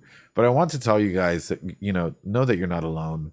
There are a lot of individuals out there that go through quite a bit of stuff, not to lessen the impact of whatever you may have gone through, but there are a lot of individuals out there that have gone through stuff, and ultimately we're all here to support one another. Of course, if you do need professional help, please look for professional help in your area. I cannot recommend it enough. Please do so, and, you know, understand that all of you are loved and cared for, and you don't have to go through life alone. Like, yeah. そう、リンゴ自殺。ああ、シンデレラか。I mean, it's the same thing that I can probably go into with Oda, right? Which is ultimately, do people like Oda or even like President Fukuzawa because they want some sort of order in their life and they need a little bit of like that daddy energy, that zaddy energy of someone to come through and, you know, absolutely help them organize themselves, their life, or give a commanding structure inside of that, right? Like, there's so much that we could jump into further into Oda and Fukuzawa and what each one means, you know? Like, it doesn't all have to be, and I feel, oh no, Rain, it doesn't all have to be oh, for a caring father figure, yeah. シンデレラ。その回答はさすがの私も予想できなかったな。小田作と話していると本当に飽きないよ。説明しておくと、毒リンゴを食べたのはシワユキ姫だし、彼女は自殺じゃない。そうか。So are you about to eat the poisoned apple, Dazai? And will the 7 dwarves come through to try and save you?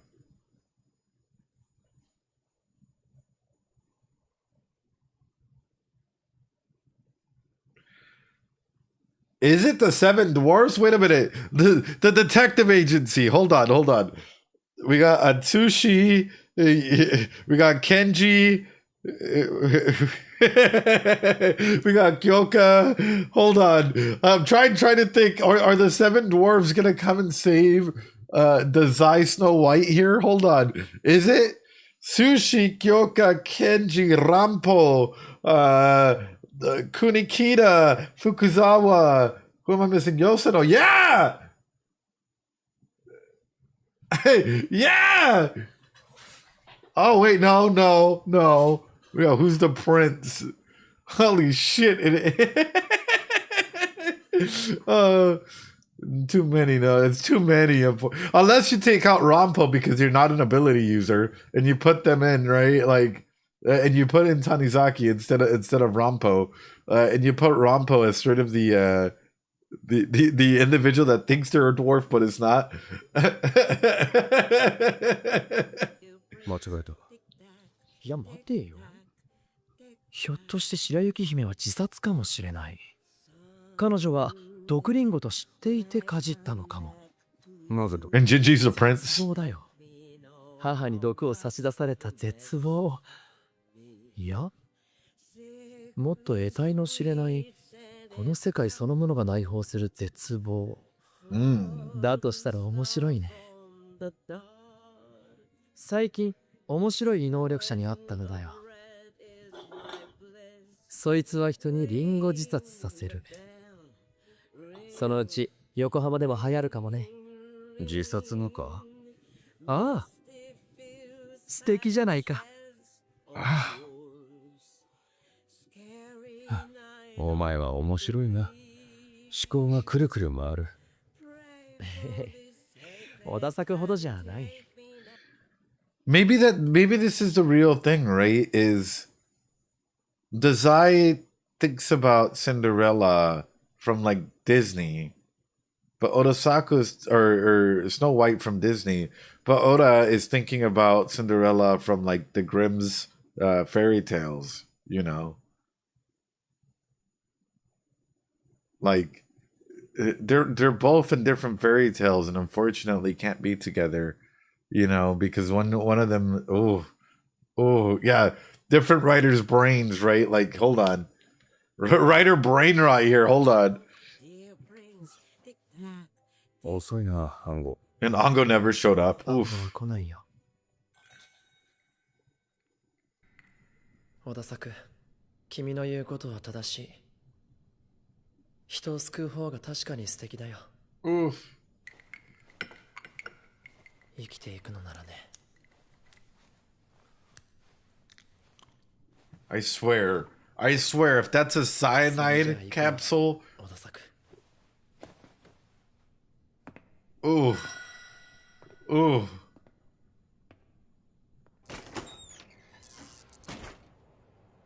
太宰君。ああ、アンゴ。いたの。Ango's not coming. Ango was waiting outside. Oh. 飲みに来たのかい？いいえ、仕事中ですから。仕事？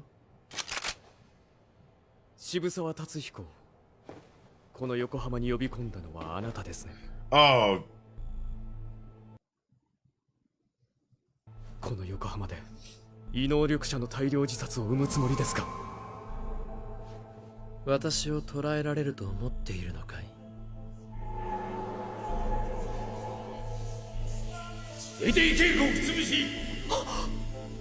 お前などこの孤児院にもいらん。 Hold on. Then Dazai is working with the enemy. But is it all in lure to... Whoa! Then Dazai is working with the enemy, and if that's the case, is it all in a plan to destroy whatever they're planning? Yeah, that's a... Hold on. If I did call it, if that was right, hold on. Now I'm really curious. What the fuck was that like for y'all? Wait a minute, what was that like for y'all? I'm over here looking at this opening sequence and talking about like, oh, you know, Dazai is being vulnerable here and all of this stuff. I can't imagine what the... Is it the info the agency got accurate? Right. The flashbacks look a little different. Yeah, no, they're being a lot more contextualized here. Ooh.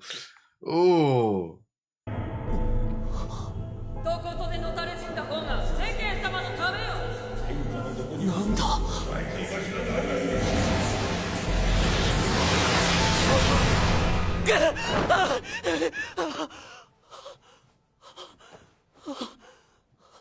Interesting. Wait a minute. I hope you were dreaming. But if not, if this is your inner mind palace, like let's take this in for what it is, because it keeps showing the scene, right? If this is your inner mind palace and you keep seeing like that beast there like that, right? Is it because you're not really connecting with it, or are you ashamed of it, right? In some capacity, are you not fully connecting with this aspect of yourself and really getting to know what that ability is and what that ability can do, and you're just using it as a weapon instead of trying to go and form some sort of partnership with it in that regard, right?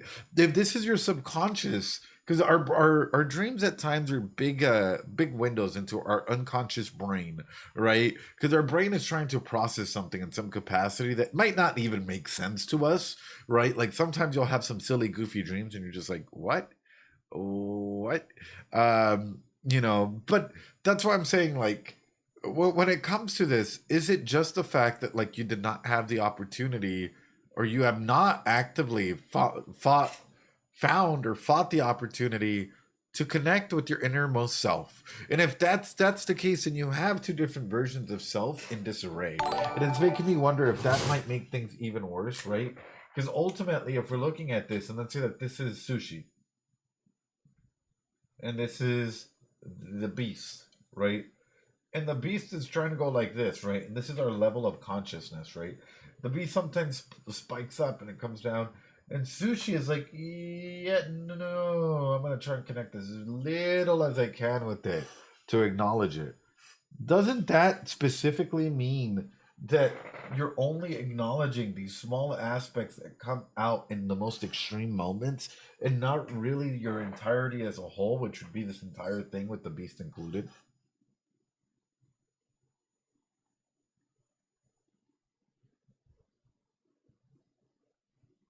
But they were warning from her subconscious. Yeah. Does this make sense?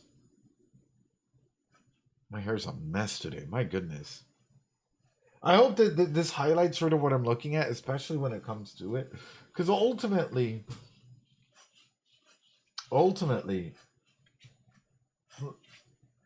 like, you got to be aware, right? For Sushi, this is Sushi's reality. This is the beast reality, right? We can even go further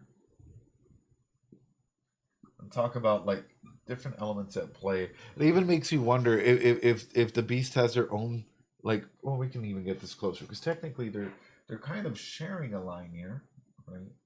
Go like that, go like that, go like that.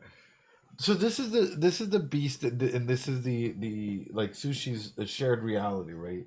They share some aspects of self, and it's unfortunately because they're both using, the same elements, the same things, right? So what does it look like when these individuals actually start to merge further? We start to see a bigger and bigger merge, an acceptance of self. An acceptance of self. What does that start to look like? I don't know. About zombie apocalypse, not sure what that implies. I don't know. Do you feel like you're being fully used or utilized throughout the day, that you, like, your brain doesn't have to derealize at the end of the night and have a dream about zombie apocalypses? Are they different though, or are they made to believe that they were separate? Right. Actually, good question. That is, yeah. Are they really different, or are they just two sides to the same coin? Right. For labor, yeah.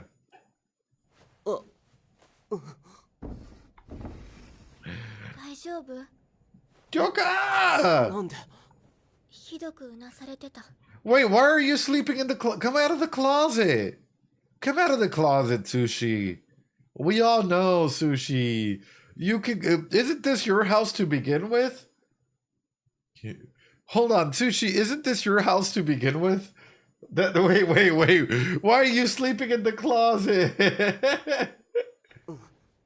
ちょっと怖い夢見た。ちょっと京香ちゃん。その夢に霧は出てきた。え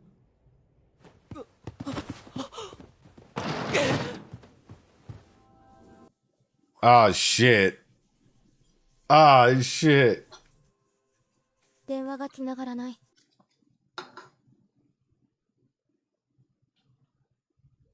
僕のもだ。これ異能力者が自殺しちゃうっていうあの霧なのかな。探偵社に行こう。今すぐ。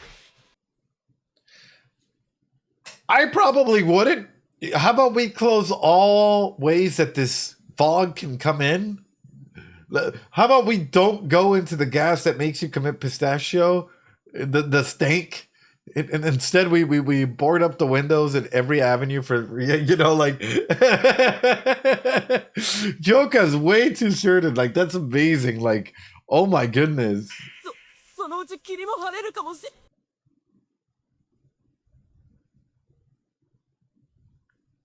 How about no?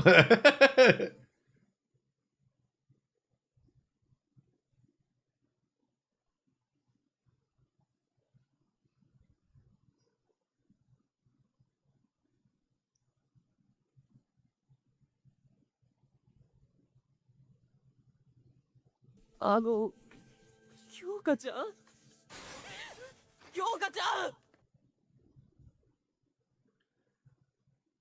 運転手はどういうことだ京香ちゃん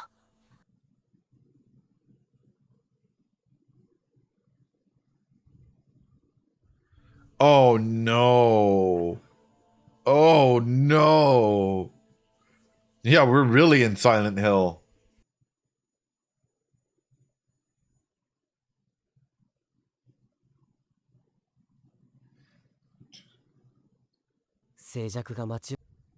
Hear me out. Unless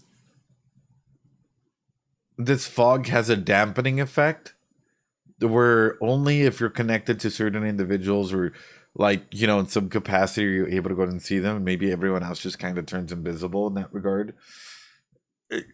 Well, I guess this is where it's determined, right? If this is kind of Silent Hill, then guilt and instances of the past will probably make such a deep impact into your appearance, right? Yeah, how much of what they're seeing is even real, though, or even collected? What if there are people inside just watching them go crazy because they're out in the fog and it's affecting their sense of reality? Yeah, literally. を支配していた。まるでこの町からすべての人々が消えてしまったかのようだ。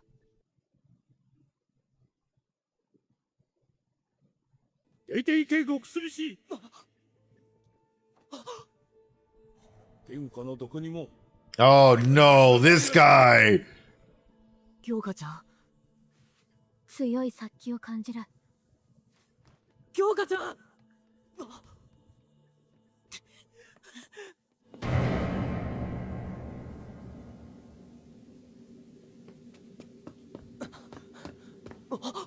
これも異能力による自殺。What?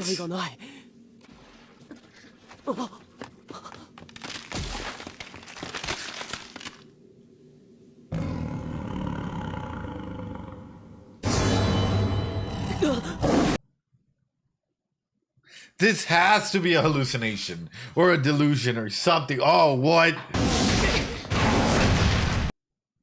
Sushi, is that you? Wait, that only, wait.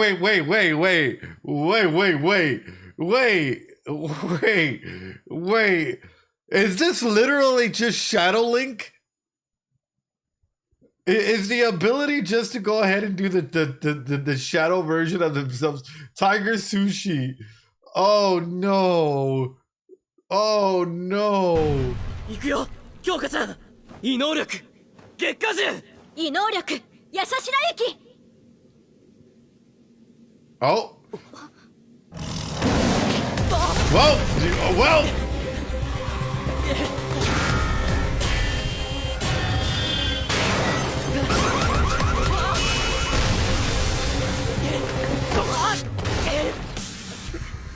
Kunikita too?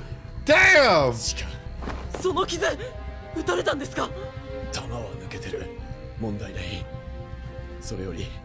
Y'all don't realize how fucking badass you gotta be able to do that. Kunikita literally pulling out a bullet is insane. Like, to be able to pull out a bullet like that is absolutely broken.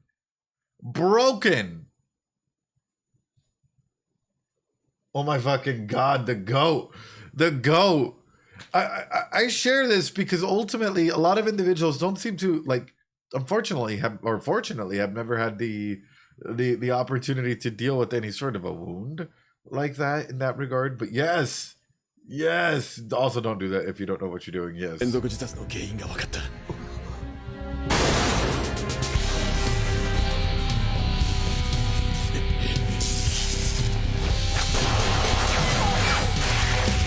Ooh.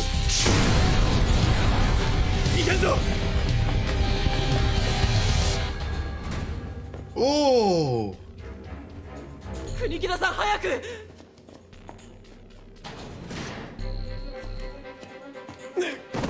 国木田さん京香ちゃん大丈夫ですか何があったんです自分の異能にやられた It is the water temple. It is the water temple. Oh my god. It's the water temple. Also, Kyoka just running out like that, not good. You gotta, ooh, Dark Kunikita out there, right? 自分の異能に Yo! 優しい歩き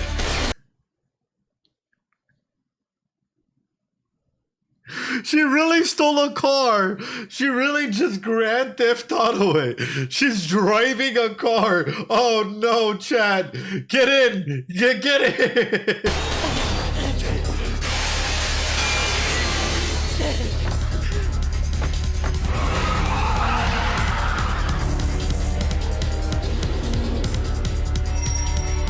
Oh.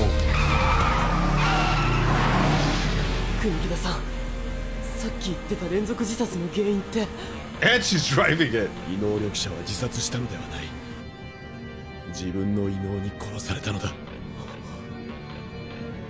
とりあえず探偵社に急げ What a way to do that though. And what happens though? And I think this is the big question that I have is what happens in this regard? Okay, you are using your ability. You're trying to find some sort of common ground. How you no longer can use your ability. Your ability is turned against you. How do you get your ability back? Is it by defeating it or is it by accepting it? Where does that come in? And even more so, right? Letting them, yeah. Like, where does that come in? How do you get in control of your ability back? How do you even get control of self back inside of that? And then the next instance is, could someone else defeat your ability for you? Like, for example, could Kunikita go up against the beast and you know, get Atsushi the beast power back, and then Sushi do the beast against you know, Kyoka's ability, and so on and so forth? Could you be able to do something like that in a capacity to try and like limit damage or limit the capability of damage that will be thrown out there? I don't know. Yeah, Kyoka probably doesn't have a license at the moment. Hey, but she's probably driving better than most people do. Also, how would that affect someone like Dazai? Yeah, when Dazai doesn't really even have a ability.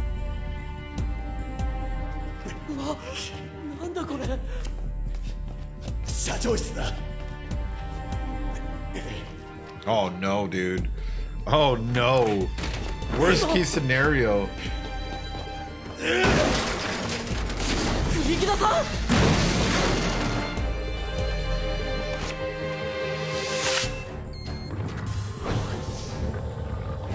Yo?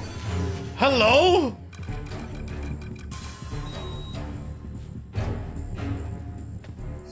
Okay, yeah, Kunikita is second in command. Hold on.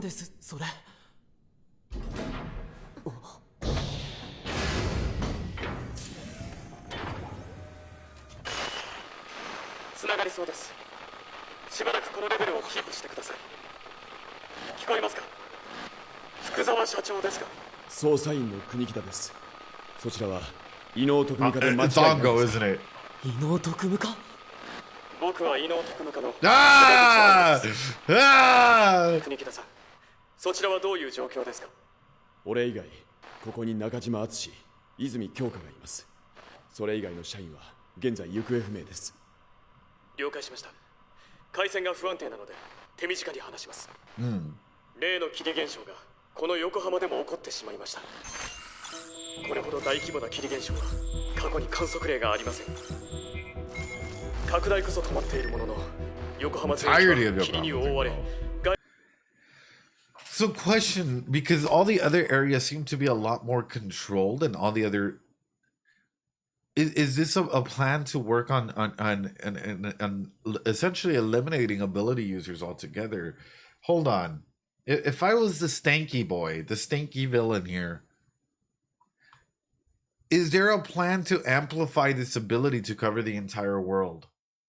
Is this only a test of trying to go ahead and use your set ability either through an amplification method, either A being the other stanky boy rat door, right? Or is there other elements out there to try and get it to just engulf a bigger area? And is this why Desai is involved in, you know, partnering or trying to get involved with the villains or enemies in this aspect in order to try and understand what they have in play here? Living in Yokohama must suck, dude. I'm not gonna lie. If I was a part of the Bungo universe and like every day I had to wake up to deal, ooh, yeah, Yokohama is Gotham, and in this scenario I'd just be like, oh, must be sick of this. At least the rent might be like, oh, not as bad as Marvel New York. Yeah, legit. Still pretty bad, not gonna lie. Like, rent gotta be good. But what do you guys think about that? Is this because Stinky Boys are finding a way to amplify their ability in a way to try and eliminate ability users that might be seen as sinful altogether? They deserve this punishment for, you know, taking from the Garden of Eden and taking a bite, right, from this gorgeous little apple there, right? You wake up and your city is low-key destroyed. Yeah! You wake up and there's a 2-ton whale flying with like a bunch of missiles and Americans threatening to destroy your city. Like, no, dude. nah. 遮断された状態にあります。横浜内部の人間はそのほとんどが行方不明、または消失。異能力者のみ存在しているようです。つまり、あなたたちにも危機が迫っています。こちらでも確認しました。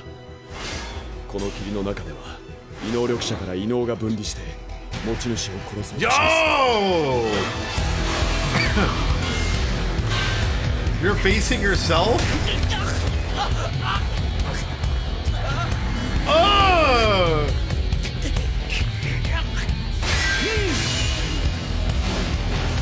Yo, President Fukuzawa's also in here? Fuck!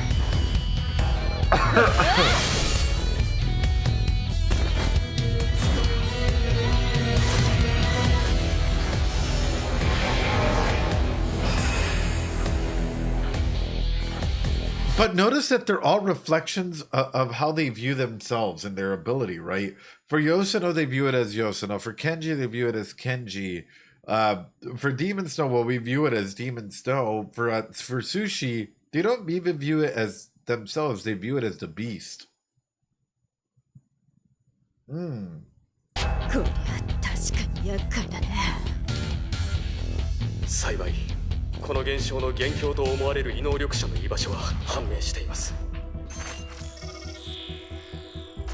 横浜疎開の中心地、ムクロ砦と呼ばれる廃棄された高層建築物です。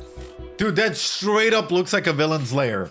You cannot tell me that does not look like where the big bad guy would be. Like, what are you talking about, bro? Like, why wasn't this like immediately taken care of the moment that, yeah, literally, what is up with this evil ass architecture? I would have made it more believable in hiding the villain like an everyday apartment complex with thousands of doors and there being like, you have to go through every door to try and find them, you know? Anyone could be the villain. We don't know where they're at. Like, you pan through normal houses and then this big bad thing and you keep going. Oh no. やはり渋沢達彦ですか。あなた方探偵者に重要な任務を依頼します。首謀者である渋沢達彦を排除してください。方法は問いません。by any means それと necessary. これは補足ですが、その首謀者のもとに Oh, 太宰君がいるようです。太宰が捕まってるってことですか？ Oh このまま no. では横浜 Oh が全滅します。 no. あなたたちだけが Oh no, and he doesn't even clarify it, right? Like he doesn't, because he knows that, like, oh, my sweet summer pendant. Oh no, my children, my Shayla.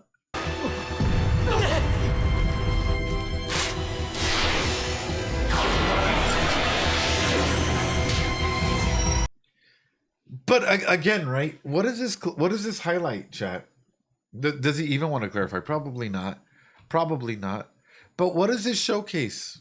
It showcased that, like, hey, how much trust, and for Dazai and others in general, how much trust do you have in your partners? In Dazai, in others? Will you accept it, or will you actually start judging them? What does this partnership genuinely look like for you all?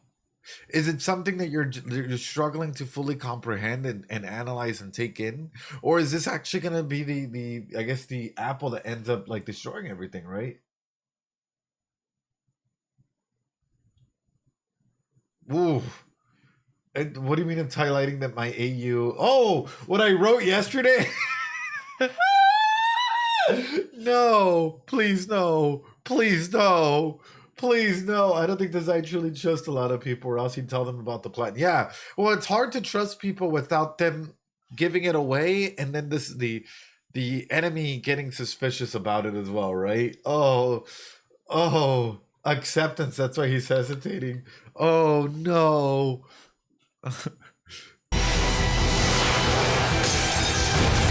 Oh no. お前たちは先に行け。奴は俺が食い止める。でも国木田さん、自分の異能力になんて勝てるわけが。Why not? 勝てるかどうかではない。戦うという意志があるかどうかだ。己に勝つ。Yeah, Kunikita, you're injured.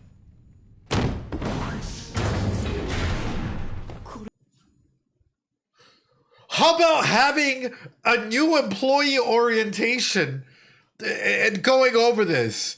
How about doing... Yeah, I guess we are the armed detective agency.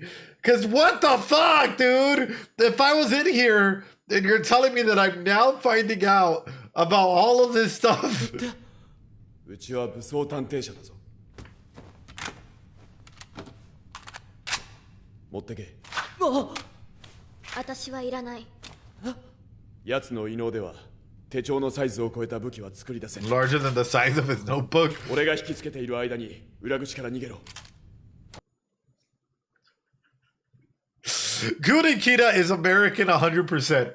Kunikita is American 100%. His notebook won't let him make anything bigger than the size of his notebook. Let me get a shotgun. Let me get an RPG. Let me get this fucking... yeah. Let me get this... Kunikita coming up with the shoddy, bro. Oh, no. 急げ！異能力者ナンバー A5158 の居場所は掴んでいますね。はい。メッセージをお願いします。何を伝えましょう？教授メガネに借りを借り Unless what Dazai took was a tracker. And that was his way of showcasing that he is still there to help out others.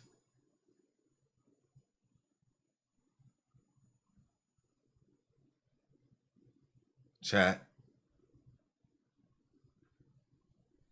Unless the thing that Dazai took was not like a get out of jail free card with the cyanide capsule, but instead was an actual like tracking device that allows others to track them so that they know what's going. Dot glasses. This. Oof. Kunikida-san!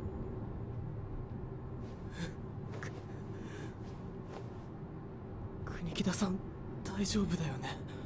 今の私たちにとって最優先事項は渋沢達彦の排除。 Yeah, wait, Sushi, shouldn't you be the... Aren't you the one that should be 渋沢 driving? 達彦ってどんなやつなんだろう。 Oh. 京香ちゃんは排除って言うけど、どんな悪いやつでも殺す必要はないよ。捕まえればいい。太宰さんを助け出せばきっと何とかしてくれる。そうだ、太宰さんを助け出せば何とかなる。太宰さんならきっと。 Oh, Kyoka. I feel like Kyoka completely understood the meaning behind it, but she doesn't want to burst its bubble. Because ultimately, think about it this way. What would it look like for Sushi to lose all his support? What would it look like to internalize it for Sushi that, hey, Dazai is not the kind individual that you think they are. And, you know, they've actually might have defected.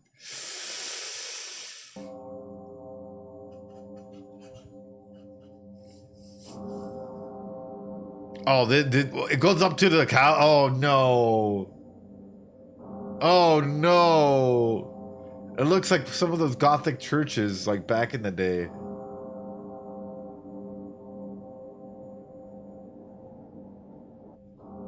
Oh.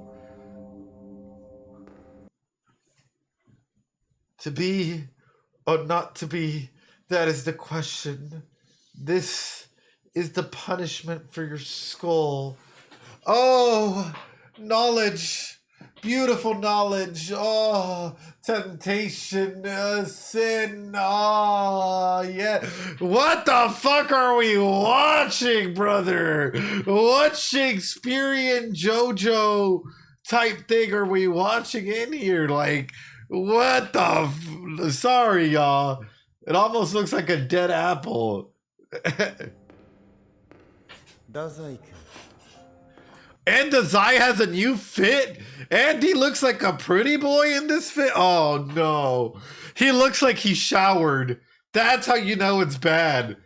Dazai looks like he had to take a bath before he came in here to the Stinky Club. Oh no. Oh no. He showered today, chat. Oh no. そんなものを見ていて退屈ではないのかい？退屈？ああ、退屈だい。一面の白と虚無。ざらつきしかない。A nondescript world. 今夜この横浜のすべての異能が私のものになるだろう。おお。私の頭脳を超え、予想を覆すものは。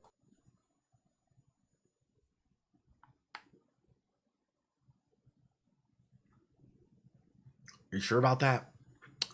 Are you sure about that? Are you sure about that? You sure about that? I don't even gonna. Yeah, 1v1 him, whose intellect surpasses mine. You sure about that? You'll have a fuck. Yeah, Rompo would smoke your fucking ass, coward. Yes. I'm like, Rompo doesn't even need. 実に退屈だ。私も昔同じように退屈していたよ。どう乗り越えた？口で言うよりやってみた方が早い。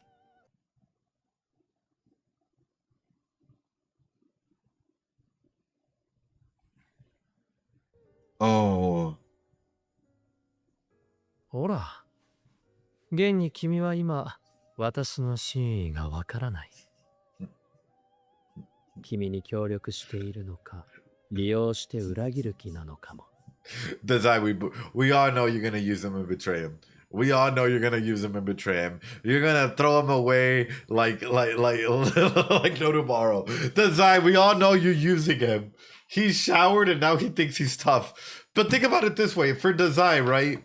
What does he do? Dazai comes through, takes the chair, and makes it awkward for him on purpose.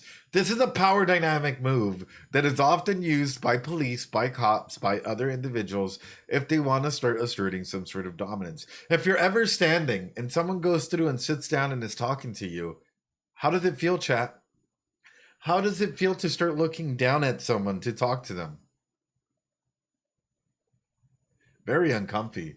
most individuals don't know this, but most individuals instinctually start like finding a way to get to their level or sit down. Unless you're teaching, big exception, if you're a teacher and you have to present, right? Even if you're presenting, it can be a little uncomfy and awkward.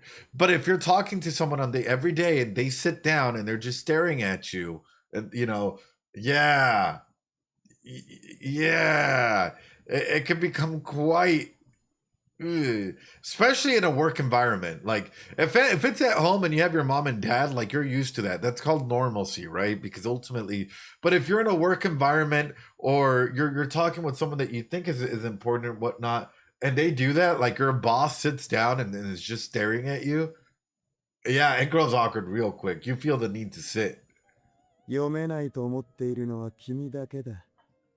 やはり君には救済が必 You do need salvation. Oh 要。誰 no. がこの私を救済できるというのかね。さあ、天使か、それとも悪魔か。Oh. 僕に言わせれば、お二人の真意は筒抜けです。そんな嘘では You'll never write a good play. 観客も興ざめです。Comes in the rat! Fucking Fjordor! Oh no! Oh no, chat. And they're in black and white. They're probably thinking that they're dealing with absolutes, right? Oh, the stinkies. The stinkers have come through together and they're stinking up all of Yokohama. The sheer stink in that room. Oh no. 魔獣ヒョードル家。君にも踊ってもらうよ。私の協力者として。協力？彼が裏切る可能性が一番。 I think he's most likely to betray you. 全くもってその通り。今まで私の予想。Here's what I think is going on. Here's what I think is going on, and again, I might be wrong. We only have a couple minutes, and I think there might be another ad break in a bit, but I'll get to it, right? I forget his name. What is this guy's name? What is this guy's name, chat? Shiba Inu. Okay, so we have Shiba Inu here. We have Shiba Inu, who's already very, like, scared, right? Like, not scared, but very, very aware that the Zai might, doesn't really understand his allegiance and knows that Fjordor might betray him, right? There's already that instance there of betrayal. But the Zai already plans on probably betraying both of them. Fjordor, we already know that they're probably planning on betraying them. More than likely is going to try and either recruit or betray the Zai. We have Shiba Inu here, who clearly is doing all of this, right? And ultimately, it's one of those things of like, who's the demon? Who's the angel? Who's the angel? Who's the demon? But in reality, right? It's a love triangle.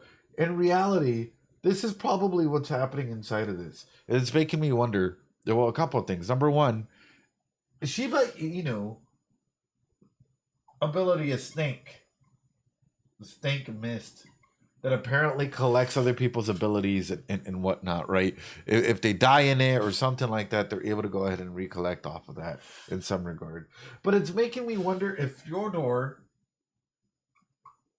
isn't the one that's taking advantage of this ability onto whatever their abilities might be, because what a coincidence for them to come through. Fjordor's ability is not just leaving an apple and stabbing it, being like dead apple, like that's not their ability. But Fjordor is clearly taking advantage of Shiba Inu, the Stank Master here, in some capacity, and it has something to do with this mist ghost thing that ends up killing people. For Dazai, their whole understanding of it is how to go ahead and shut this off and destroy this, right? So it's like everyone's playing a game of who's going to stab who in the back, but ultimately they've already stabbed one another.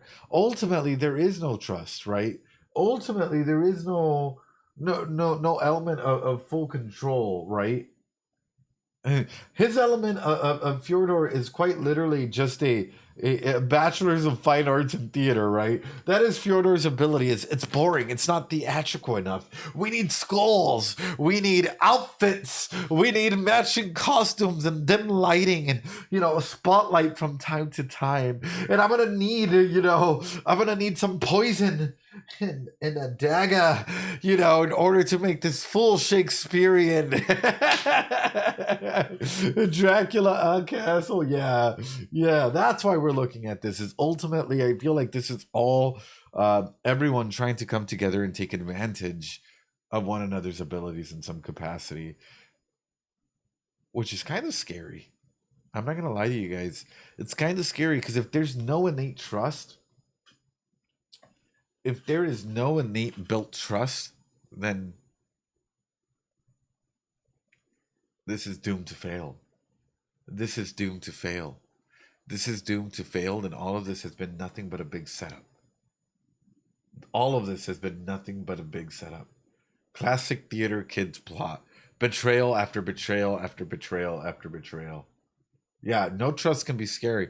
No trust is terrifying, and we have a doomed triangle in here. Alrighty. Well, I hope that makes sense. I hope that isn't too fucking crazy out there. It's kind of one of those things where it's like, 超えた者は一人もいない。期待しているよ。最も一番気の毒な。Alright, ad start up in a minute, こ so. の町の異能力者諸君です。我々三人の誰が勝ち残っても、彼らは全員。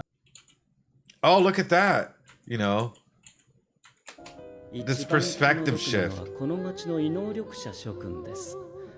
我々 This 三 green 人の誰 skull. が勝ち残っても、彼らは全員死ぬのですから。Alright, you rat man. Is envy one of the prime elements as to what's coming in here? And I guess it's making me wonder more so, I guess two things, and it's just clicking. Do you think that essentially all this is so far has been a collection of individuals that can break reality in some capacity? What is the book? And is that something that they're after as well? We clearly know that is going to be one of the driving factors, aside from amplification, is finding the book. And who is or what is the book? Is the book a physical thing or is it a person? Can the book be hidden within an ability?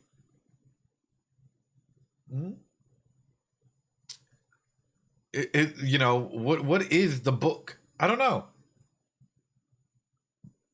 But I know a theater kid when I see one.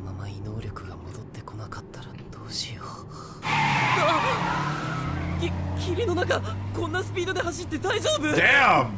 横浜の地形はすべて頭に入ってる。暗殺のスキルと異能力は関係ない。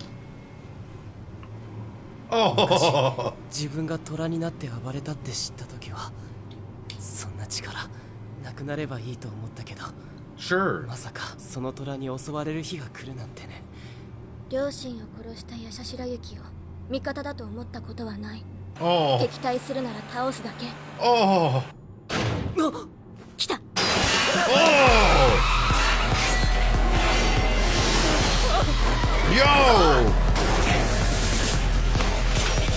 Yo!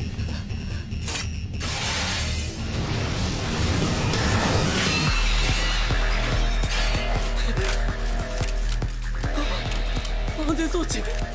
Sushi. You're clearly not. And unfortunately, this is true. When you have individuals who aren't fully prepared or don't know how to defend themselves, they become more of a liability. In a big way, Kyoka telling him to run or to get out of there, in a big way, it's kind of highlighting, hey, I hate to put it this way, but you're kind of a liability, my friend. You're kind of a liability. Yeah, he's panicking Skywalker. And it's true, it happens. Like, there is... how do I put this, right? There's nothing wrong with panicking. Fight, flight, free, fawn, flee, fawn. All of the major things are coming in, you know?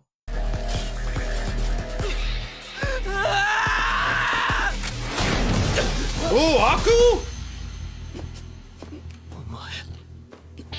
芥川無様な武器だな。だが奴には豆鉄砲なぞ効かぬぞ。 Oh, fuck!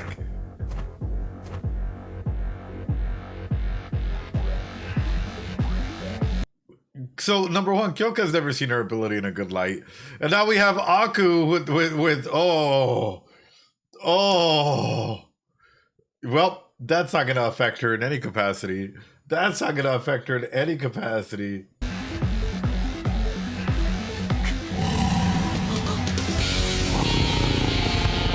Well, fuck!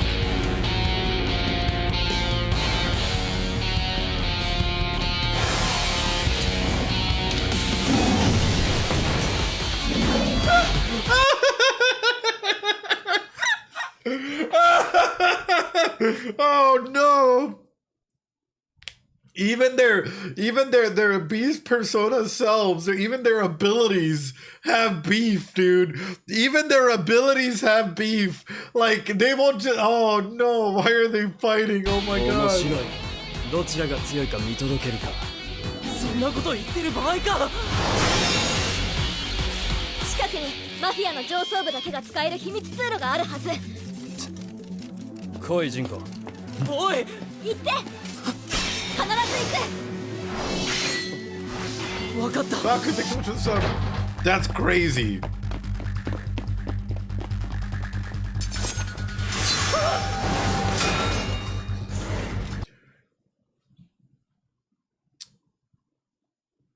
Aku, were you just doing that just to see if you got one in and you got one in? You didn't have to be that fucking dramatic about it, my friend.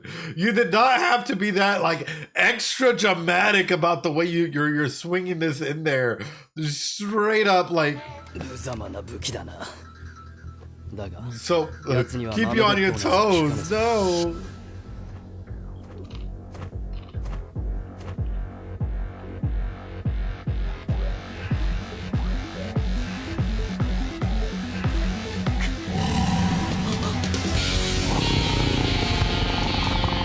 Tigre. Oh no.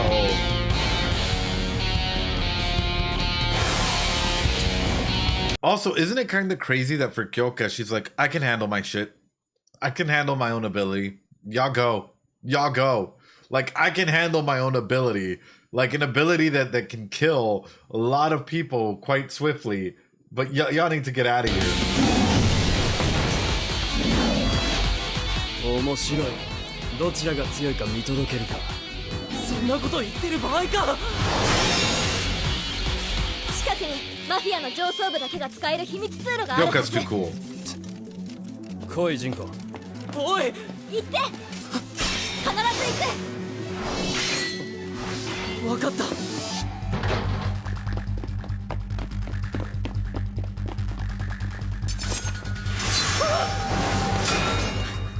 Didn't have to do that, but all right.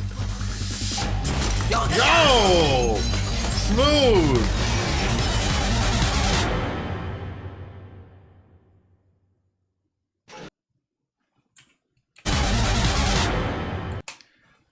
It's awesome seeing these dynamics at play.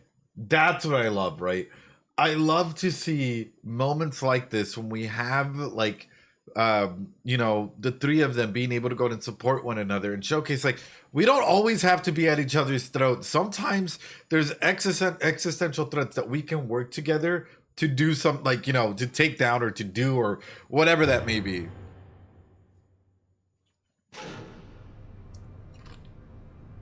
異能力者襲撃を想定した非常通路だ。霧もここまでは入れぬ。あの霧は一体何なんだ。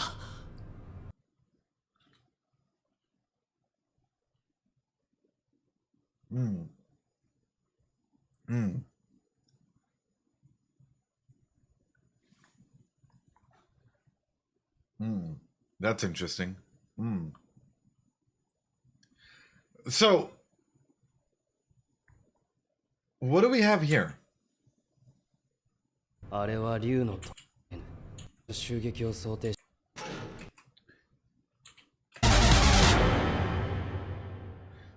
What do you guys think we have here? What is this? What is this showcase?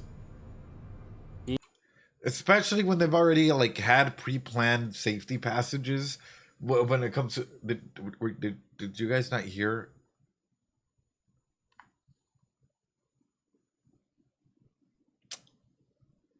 異能力者襲撃を想定した非常通路だ。Okay. 霧もここまでは入れぬ。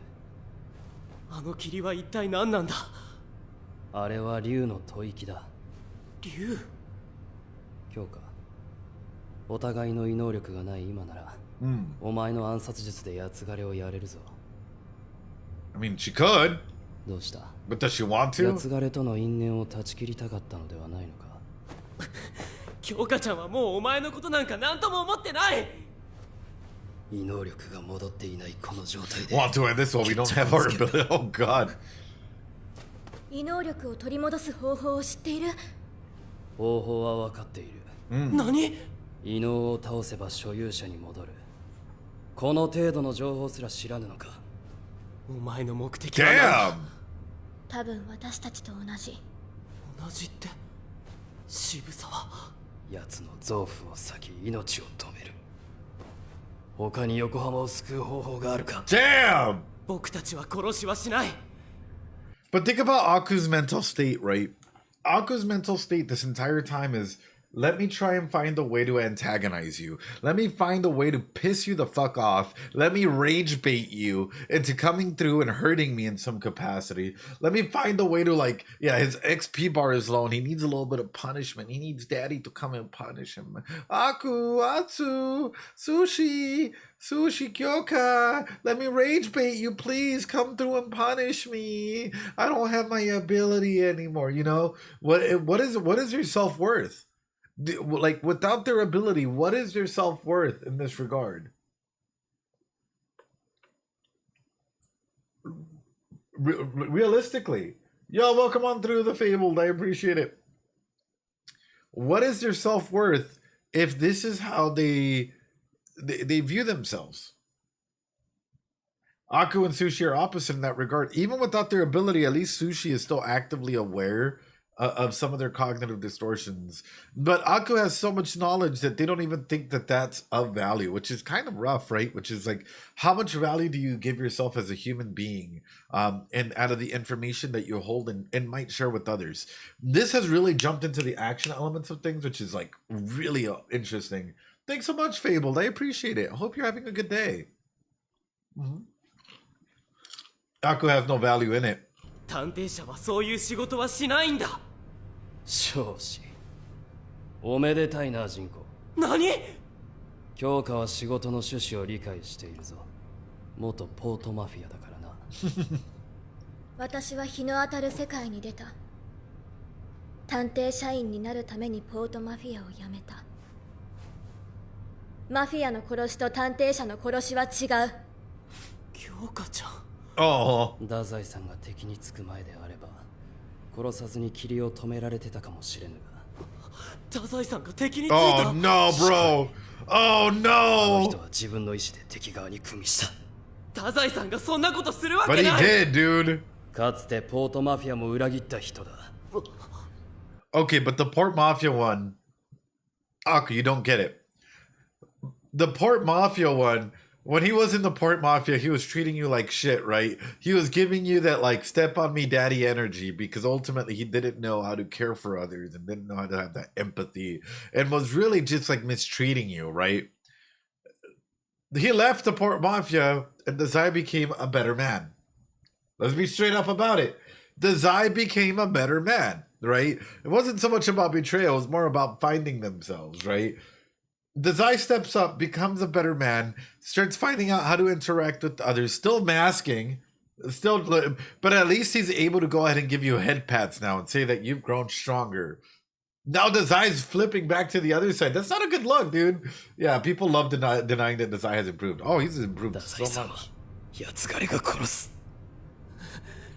お前に太宰さんが殺せるのか。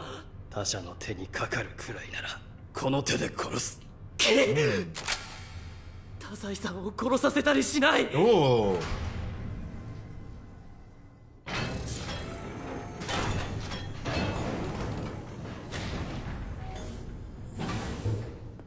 前とは一緒に行けない。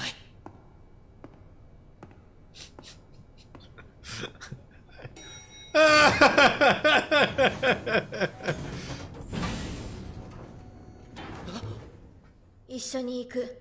Damn! Kyoka even's like, nope. We gotta dip. We gotta go. But it's because this decision that's here, right? Also, you know, interesting that this is the way it's showcased. In the middle, it's beautiful, but from the outside, actually looking in, there's a lot of destruction. Kind of makes it seem solemn. You know, for Kyoka to say, we got to lock in, right? The religious symbolism goes crazy here, right? For Kyoka to come in and say, like, we got to lock in. I'm sorry. Like, at the end of the day, this is going to be our best chance to be able to get out and do something. That's huge. Kyoka is the one that's thinking rationally at the moment. Meanwhile, Sushi is really getting caught up in his feels about the Zai instead of like trying to go out and get centered and focused in again. Because you have to remember, for both of them, the Zai is such a powerhouse caregiver figure, central mentor figure for both of them, that there's this betrayal, even though the Zai kind of threw it at Sushi that, hey, this is going to happen, right? It seems so far off the wall, so crazy, that like he just won't be able to accept it for a bit.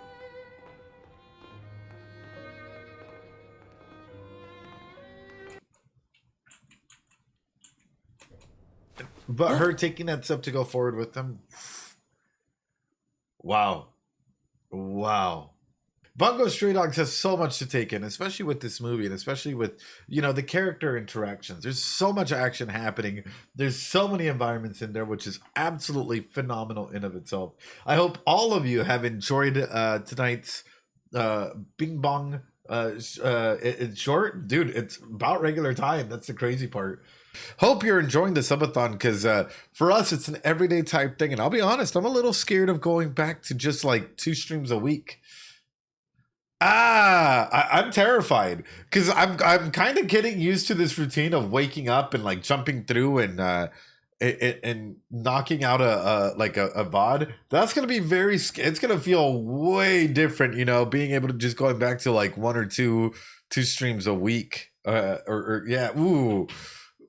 Anyway, with that being said, let's jump right back into it, shall we?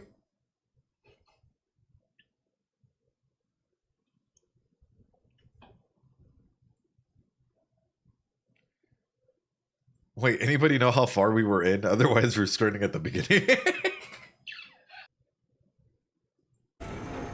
This is a good enough. Yeah, this is a good enough starting point. お前とは一緒に行けない。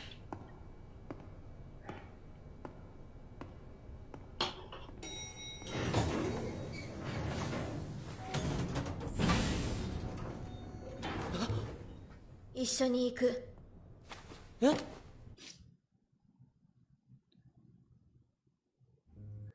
Do you think that a good way to showcase that like they kind of need one another is to have them like defeat each other's abilities?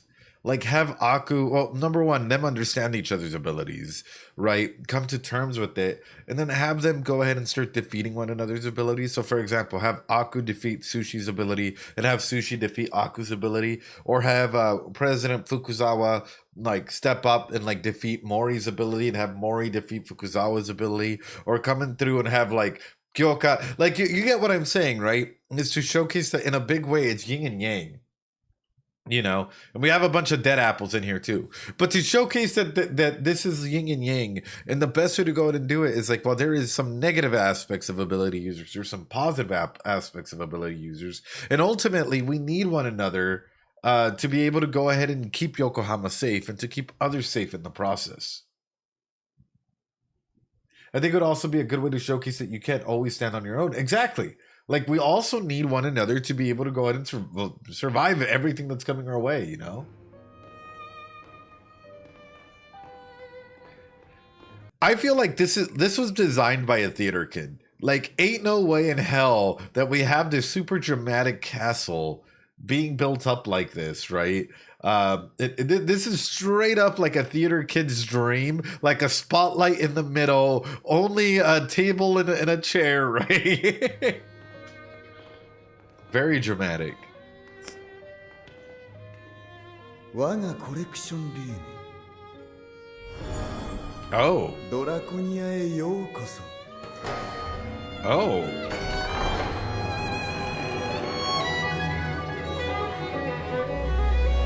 これが全て異能力が結晶化したものか。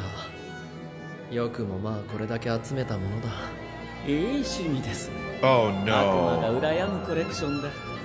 ならばさしずめ君は That's 悪魔 rat. に情報を売る死のネズミ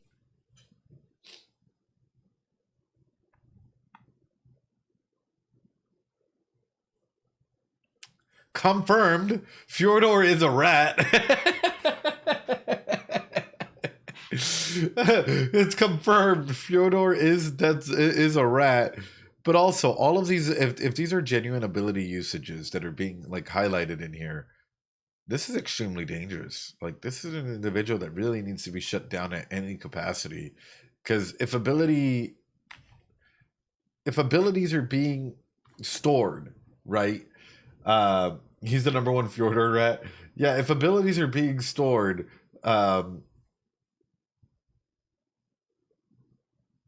doesn't this kind of highlight that someone's trying to go out and play God? That someone's like, you know, thinking that they should be the ones that hold on to all of these ability users or abilities in general. That's ここのコレクションのほとんどは君から買った異能力者の情報を元に集めたものだからな。おかげで都市全体を覆うほどのこの巨大な霧の領域を作り出せた。だがどうやってあれほどの情報を集め Nez, thanks so much for gifting 5 subs. Oh my ネズミは goodness. 街のどこにでもいるものですから。 Every city is filled with rats.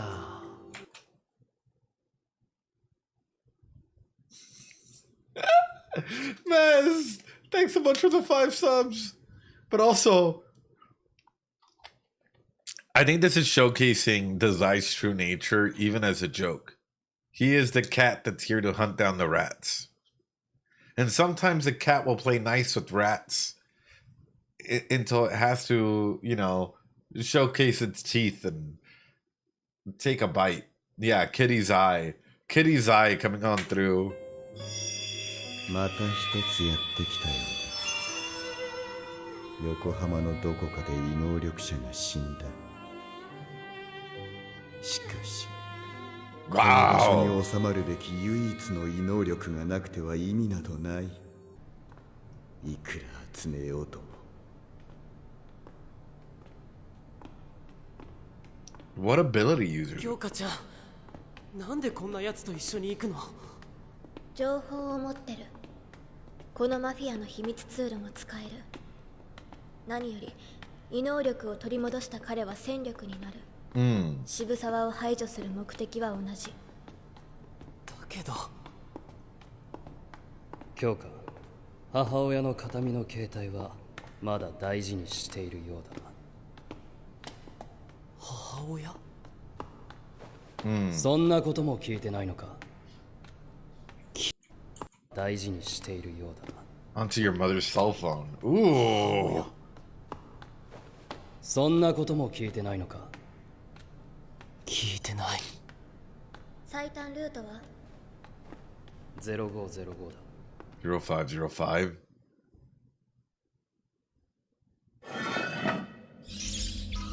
Look, all the Fjordors.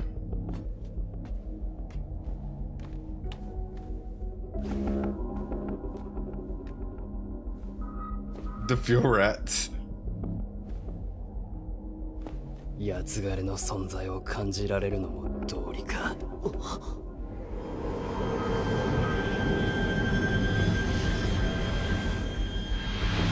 Ooh. Question then. What if these ability users aren't necessarily stalking them, but the moment that they come into contact with the fog, they appear somewhere in the nearby radius?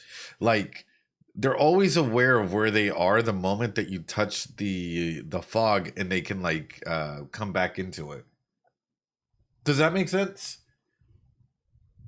Master, yo, thanks so much for the sub. Gifted sub as well. They can sense their owners. Yeah. So it's not necessarily them, like, you know, them being hunted or stalked or whatnot. It's just the moment that you touch the fog is the moment that the ability users can go ahead and come right back into it, you know? Horror farming, yeah.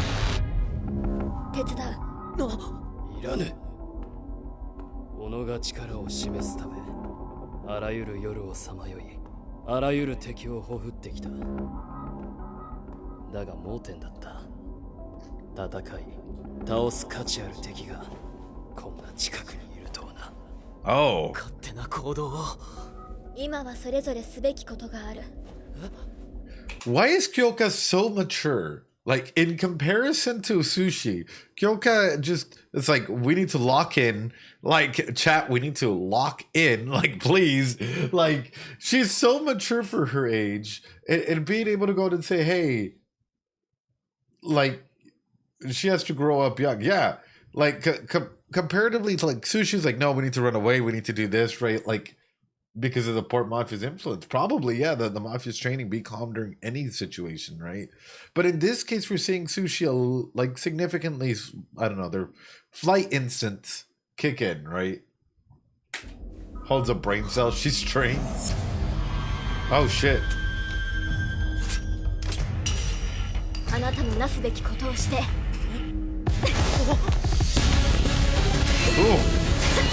ーカちゃん。Oh! Oh! 私にとって他人は見知った機会が詰まった肉袋に過ぎない。 And the moment that you have someone that thinks that way is the moment that you have someone that loses empathy. The moment that people stop being people and you start saying, oh, like, can behavioral patterns be recognized? Yes, absolutely, right? We're creatures of habits. But the moment that you start saying people are no longer people, you're just machines, it's because you're already trying to distance yourself psychologically from having any form of empathy for individuals, because it's easier to view a person as a machine than as a human being that you're taking their life of. And if you start doing that, right, it's, yeah, it starts making you sort of like a easy, I don't know how else to put it, right? You start losing empathy, you start manipulating people a lot more, and people stop being people. So if you take a life or two, it doesn't really matter at that point in time. だが私にも理解の及ばぬ人間が一人だけいた。 Who, does I? 私だ。 Oh. But didn't you say earlier that you don't understand Dazai? Wait, hold on. There's two people that you failed to recognize or comprehend, because the first one was like, oh, I don't understand your intentions to decide. And now you're just saying there's only one, which is yourself. Senshibu couldn't understand. He's just talking. He's just talking just to talk, right? Oh no. Oh no. Shiba Inu lied dramatic much? I know, the monologuing is hard. 私だ。君、友達いる？友人など不要だ。どのような他者の心もわかるのだから。私は必ずや私の行間、空白の光の向こう、さらなる世界へ行くことができる。本当に友達がいたら、そんなことは言わないよ。Does Fyodor have any friends? I think hitting on this, right? Dazai noticing the need for friends immediately. Yeah, well, I mean, you have when you have people that are so over dramatic like this at moments, like I kind of call it like the middle school syndrome. Really, if you want to be matter of fact about it, like if you were to look at your middle school self, how cringy were you back then? Like, you know, and were you like a type of individual that was like, I don't need friends. Oh, you know, The rats, right? Don't even ask. No, it's important to highlight that, right? Because for a big instance, there's a lot of individuals, and unfortunately, even as adults, don't grow past the middle school age of things, and they still think to be very dramatic, right? They still think it's more important to have aura than to, I don't know, communicate, right? They still think, like, you have a bunch of 40, 50, 30-year-olds that are like, you know what? I wish I could go back to high school and middle school. Those were my best years. And it's like, damn, that's kind of sad. Like, wait a minute. Like, those were your best years? Like, we need to talk about you, like, making better years and having more fun with your life now than back then, Like, wait a minute. You now have the opportunity to make money, memories, time, like everything, Like, peaking in high school and middle school. Yeah, and unfortunately that's what's happened to a lot of individuals, right? Is that's sort of where they peaked, and that's where their core of their memories come from. Not necessarily from the here and now as adults, but from the past, from when they were in high school and middle school. So looking at Fjordor here, it's like, do you think that Fjordor has friends? Or just a lot of acquaintances as well, right? And it's one of those things where you have Dazai, who actually has friends, right? Or has more individuals that he can consider family in the support network, over Fjordor and Shiba Inu over here, right? When I started hearing, and I've heard a lot of people talk in a similar instance like this, right? When they were in middle school, right? Or a lot of adults that peaked in middle school, high school. And that's exactly how they're like, I will surely go to the world beyond my lines, past the blank spaces, and let me wear an eye patch, Let me wear an eye patch and let me, you'll never understand me. 私は必ずや私の行間、空白の光の向こう、さらなる世界へ行くことができる。本当に友達がいたらそんなことは言わないよ。That's kind of a savage line to drop, Dazai. That is kind of a savage line to just drop. Like, just to be like, you wouldn't be saying this if you had friends.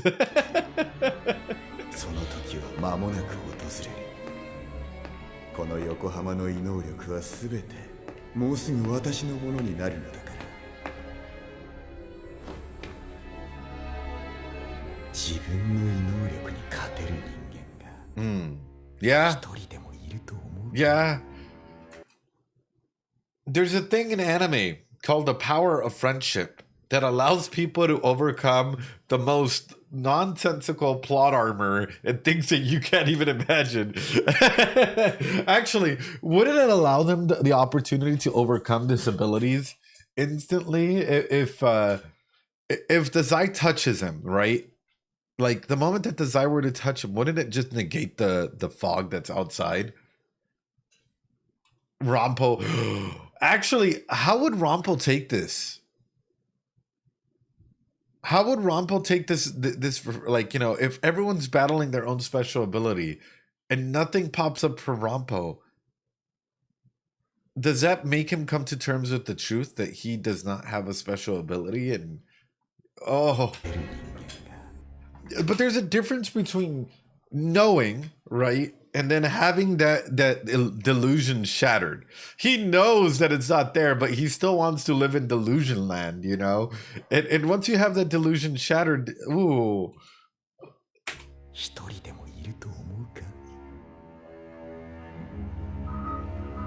If he does have an ability, that'd be kind of sick, though. 羅生門の攻撃は布を刃に変じて飛ばすもの。故にその間合いの外にいる限り攻撃は届かぬ。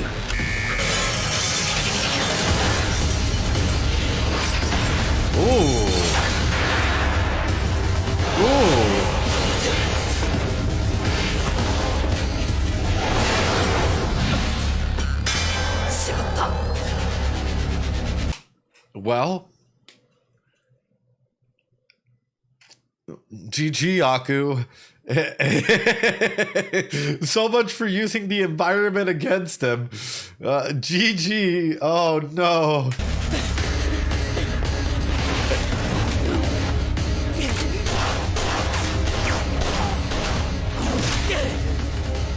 すれば奴を倒せる。あれをやればいいのか。Damn!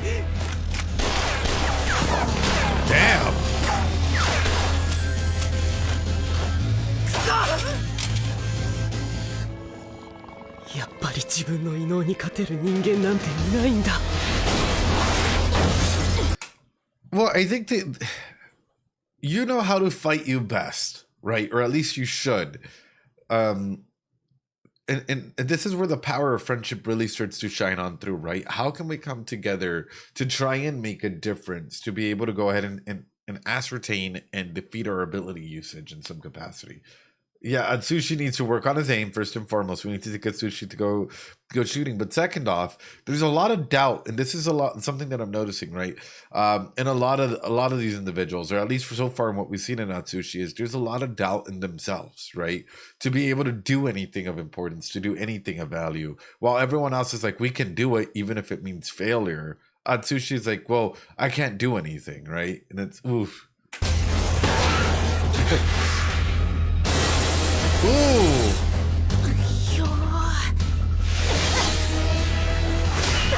Ooh.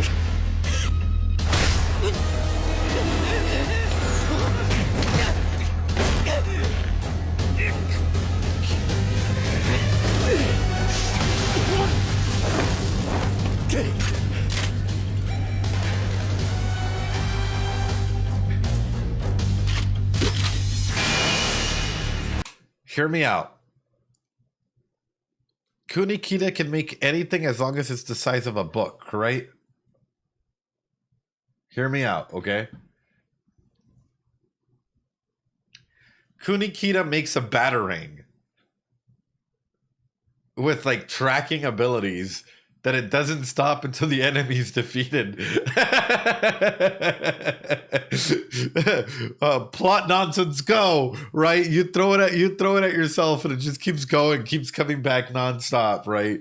Like, yeah, Kunikita becomes Batman with it. お母さんを殺したヤシャシラユキ。でもヤシャシラユキを倒せば、私はまたこいつと一体化し、ヤシャとなってしまう。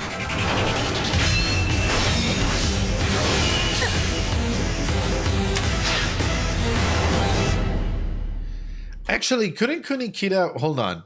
Couldn't Kunikita, like, become a millionaire if they wanted to? If Kunikita can create anything that's the size of a book, couldn't he, like, start his own konbini?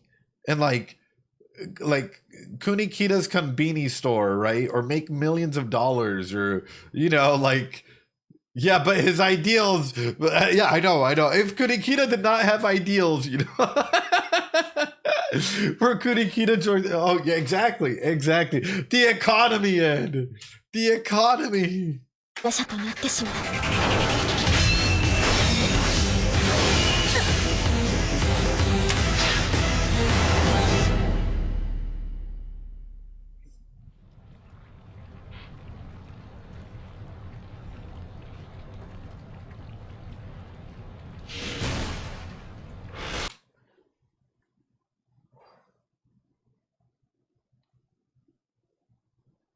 How? If he fell from over there, how did he do like did he push himself off of the air to... No, it doesn't make sense. You guys have to understand. If you fall and you're falling, Bungo logic, like, how did he jump mid-air, because he was already falling, to the other side of the beams? Wouldn't that be too hot? That would also be extraordinarily hot, like to the point where his clothes would probably be catching fire, you know? Yeah, I know. He did the monkey bars. So he's falling. Wait, hold on. I am not just gonna accept this as truth. We need to back up here.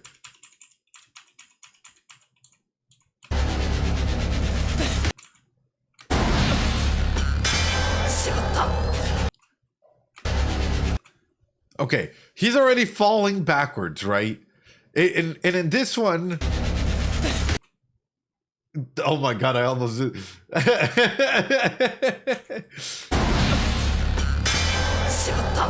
His feet are off the air, so there's no chance for him to like touch base again to jump over there. Like, unless you got some weird anime flow logic, wind pushes him back into the poles for him to like jump through and touch the other side. He flew. Oh, I accidentally went too far.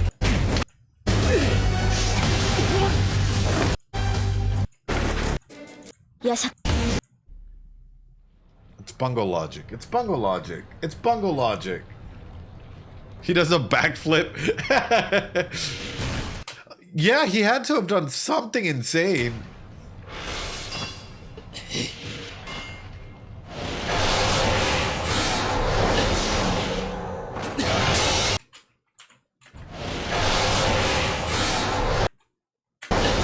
Ain't no way!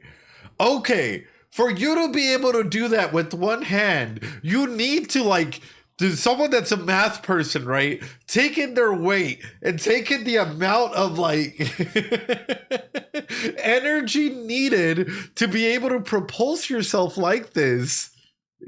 Like, Aku is Spider-Man. He's just that good. Like, what? He's that goated.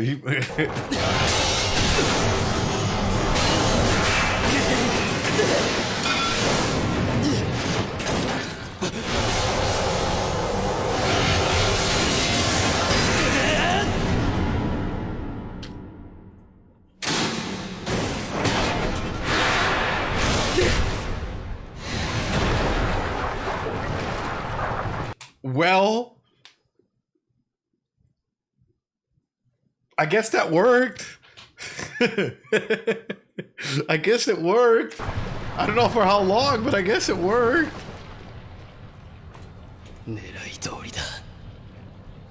But is it dead? Yeah.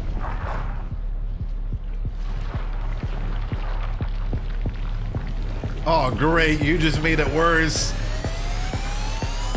やつがれの異能ならばそう来なくてはな。だが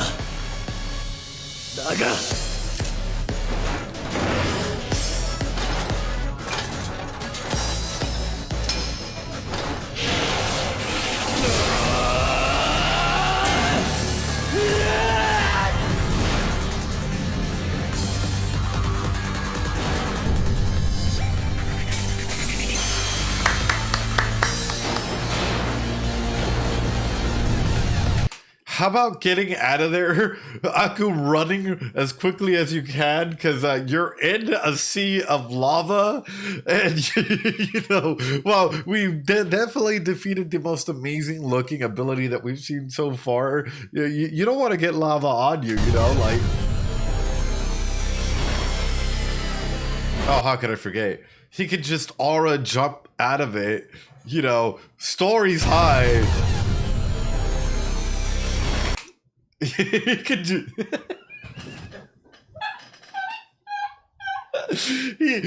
Like any normal human can, you know, like in any other aspect, it's like, oh yeah, you know, their ability usage is what like allows them the opportunity to be superhuman. Doesn't have abilities, decides to aura farm. Oh, now he has it. Okay. それでいい。お前はそこにいろ。 Good, that's where you belong. His XP bar end.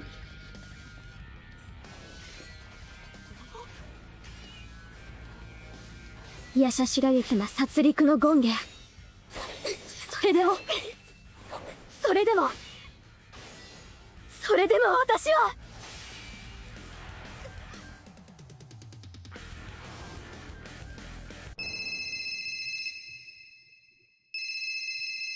Oh? Mushy mushy. McDonald's says. Housekeeping. And you just start coming through. Ring will contact you about your car's extended warranty. Oh no. But even with this, right, like, we know that this ability is a pretty bad ability, you know, in that regard. Does that mean that, like, for lack of a better term, you would rather have that ability than have somebody else come through and garner that ability from you? Like, because ultimately you're the one that's been able to come to terms with it. Would another person be able to come to terms with it? Or would they instantly become a tool, a pawn for someone else to go ahead and use? And that's a scary thing to consider. And especially if you're Kyoka, right? Which is like, you have to come through and you have to like take in this ability that you're not necessarily the proudest of, isn't necessarily going to make you the happiest, but nonetheless, it's still, you know, there. It's still your ability in some capacity. And I wonder if Sushi can come to terms with it as well, because at least Aku is very much aware, like, hey, that you're my ability and I want you to be a part of me, right? Kyoka's in the same boat, but Aku or Atsu is, Sushi's struggling.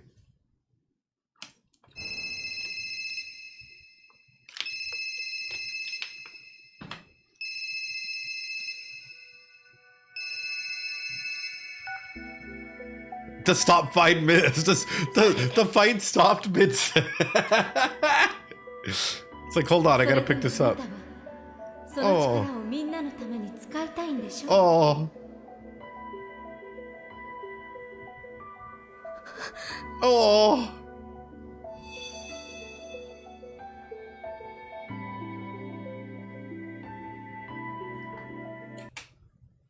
Her mom, oh. Oh.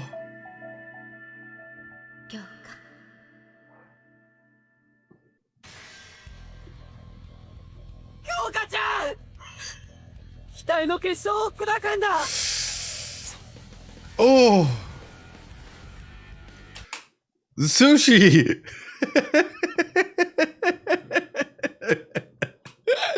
Oh, I know everyone's so pretty in Bungo, but Sushi being able to jump in just with the cement block there. Oh.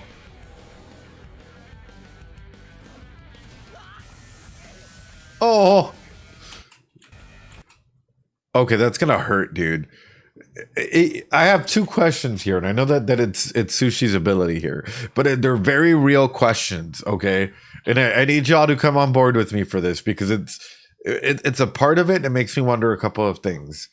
If the tiger, you know, bites him, can Sushi get rabies or any other disease by the tiger's, you know, scratches and bites? Actual question.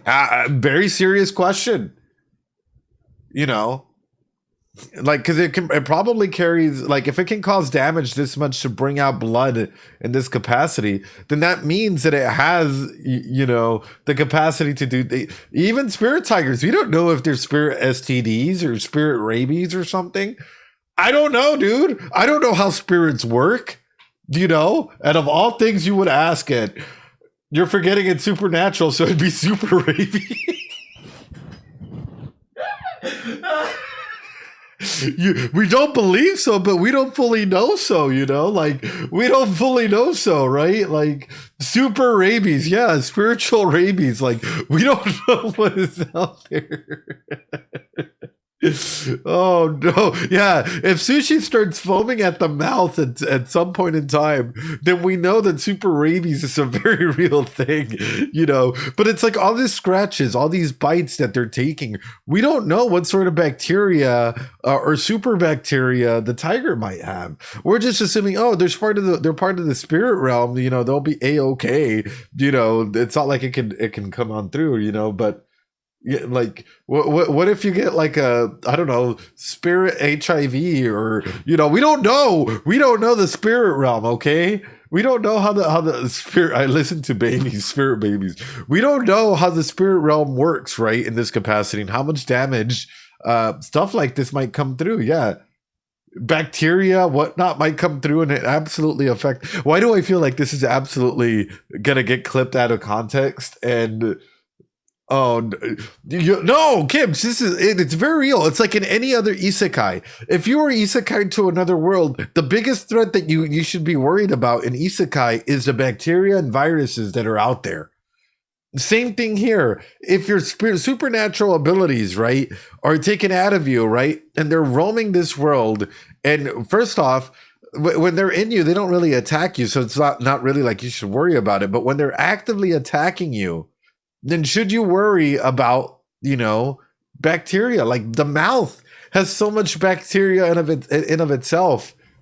Yeah. Well, sure, man. Please. Yeah. Yeah.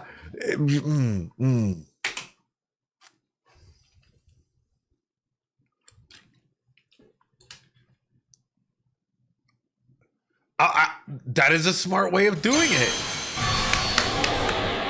Sushi, that is a smart way of doing it.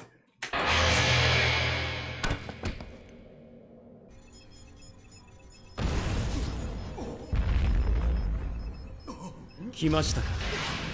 なんです A5158 ですよ。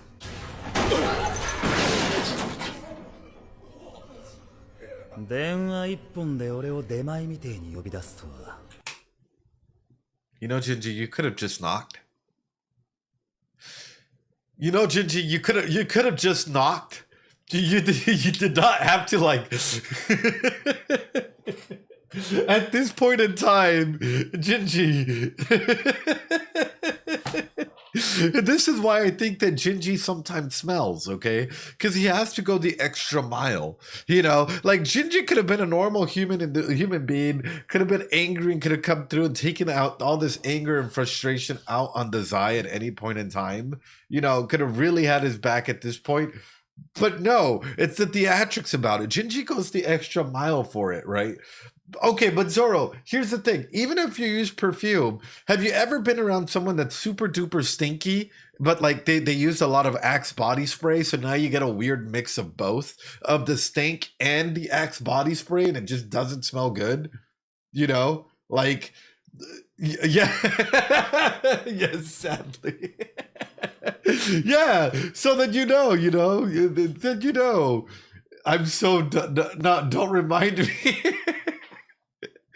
That's worse than just stinky, because you don't have to go through, like, think about it. Every action that you do takes it out of you, right? Takes makes you sweat, takes a thing out of you. Kicking people, using your abilities, all of this stuff will probably make him a little sweaty, first and foremost, right?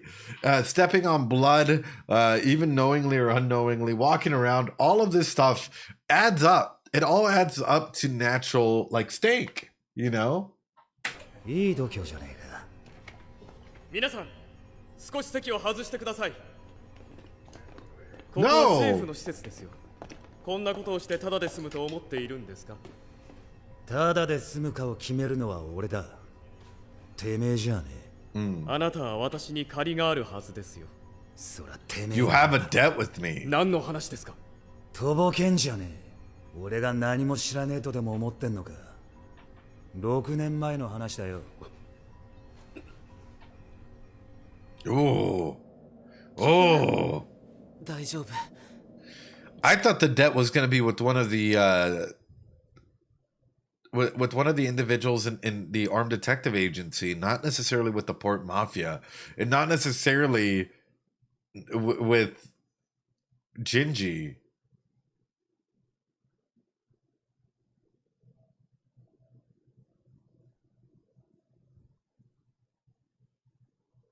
Yeah. Because this changes things. It means that Ango's influence and ability stretches far beyond their own, right? And when we look at their fighting style, and we look at, like, first off, I'm scared because if Jinji touches this mist, this whatever, yes, we know that he's super duper strong. But what happens if this? We know that he's easily corruptible, right? I feel like Jinji can be mind broken, like the Zai can mind break Jinji and like corrupt him. Oh, that sounds really bad. But you know what I'm talking about, right? Can lead him to start like using his corruption ability. And even more so when it comes to this like mist thing. It makes me wonder what is Jinji's representation of his powers look like in here? 力が戻れば虎の治癒能力で傷も治る。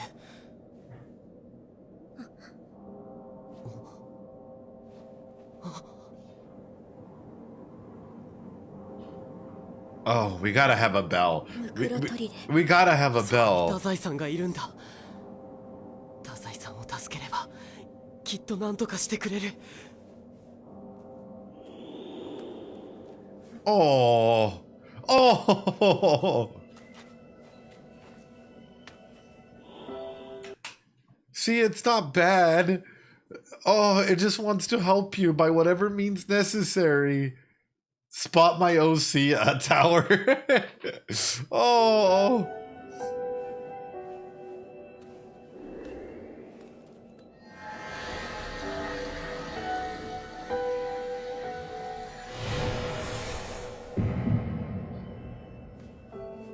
異能力が戻ったんだね。 Demon Snow is wonderful. 虎の治癒能力が戻ってこない。 Is it because Kyoka kind of accepted that aspect of what happened and has accepted her ability, as opposed to you, Sushi, who may not fully accept the tiger for what the tiger is? I really, I'm gonna ask a favor from all of you. Can y'all make Sushi into like a Mexican luchador? Give him a white tiger mask, you know, and make that like their persona, please. I would really appreciate that. And that way we can get like an element of like Sushi fully coming to terms with their ability as El Tigre, you know, El Tigre Blanco. Like, I think that would be absolutely fantastic. Now, where did that come from? Accepting your abilities, you know. For Kyoka, she had to come to terms and accept her abilities. But Sushi hasn't fully come to terms with El Tigre, you know. And that's why I really want to see Sushi as a full-on luchador here. You defeated El Tigre on the outside. But have you defeated El Tigre on the inside, you know? Have you come to terms... Have you come to terms with the tiger inside? En su corazón, yes. En su corazón. We know Aku's our TB man's a bit freaky, you know. He's really into their ability, you know. It's like, hey, that is my ability, you're mine. You know, he's very much dominating when it comes to that. We already know that for Aku, they're fully aware of it and they accept their ability. Sushi, you're the only one that isn't fully 100% on board, and you still freak out at some of the things that your ability can do, you know? お前も異能力が戻ったのか。なんで僕だけ戻らないんだ。愚者め、まだわからんのか。な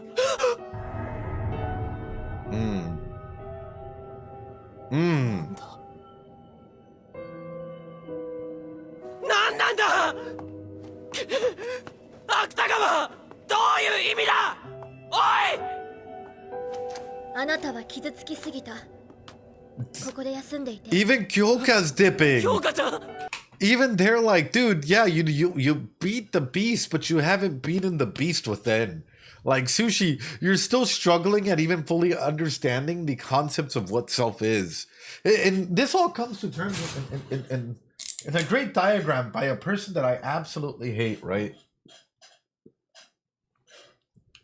By a person that I absolutely dislike, which talks about three different semblances or states, right?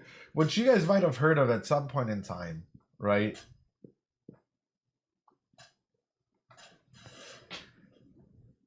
Which is the ego, the super ego, and the id, right? But if we're gonna go ahead and take it into different states, when it comes to this, I'm you and you're me. Yes. When it comes to this, why is that Sushi really like the super egos are like the aspects of like extreme morality, you know, instances like this, while the ego is more on the everyday instances as to how we are, right? The everyday, yes, Freud, right? Freud. And the id is the sort of the unconscious, right? But if we're going to go ahead and separate it into this,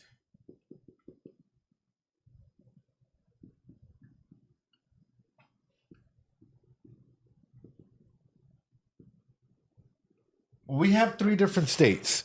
We have Atsushi, we have the tiger, And then we have El Tigre Blanco right in the middle, right? Which is coming into terms and understanding who you are as an individual. Otherwise, you do not have a complete sense of self. You do not have a sense of understanding. You do not have a sense as to who you are, what you can do, right? And you're not complete. And unfortunately, if you're not complete, what does that mean? That entails that you as an individual are not fully accepting of all the parts that make you you. Even the bad ones, right? Even all the trauma and the suffering and everything that you've had to go through as an individual. I'm not saying you have to be 100% A-okay with it, right? But you have to come to terms with that is an aspect that happened to you, and that is not that does not define who you are today, right? All the trauma, whatever you may have gone through, right? It's something that happened to you, but it does not define you, right?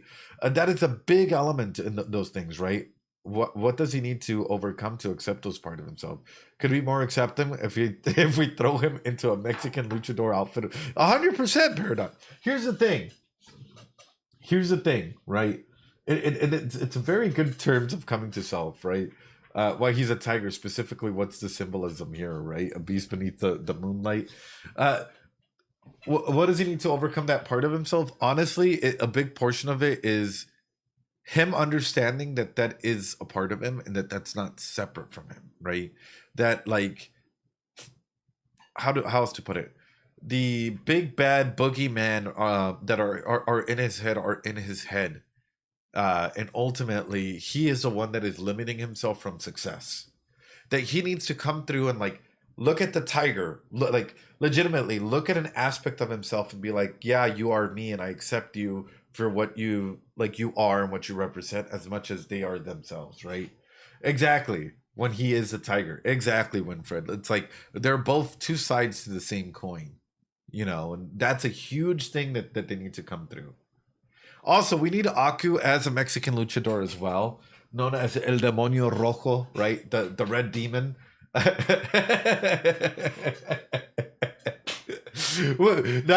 we need it, in this regard. Yeah. Now we're coming through with like a full-on like luchador Bungo playlist here. This is how we got to do it. Anyway, Aku cape, yes. 黙っていてごめんなさい。知られたくなかったの。何を？携帯で動くヤシャシラ雪を。Oh. 本当は嫌いたくなかったことを。Oh. 任務は私が果たすから。あ、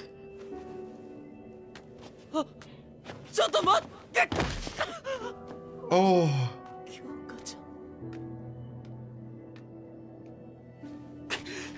京香ちゃ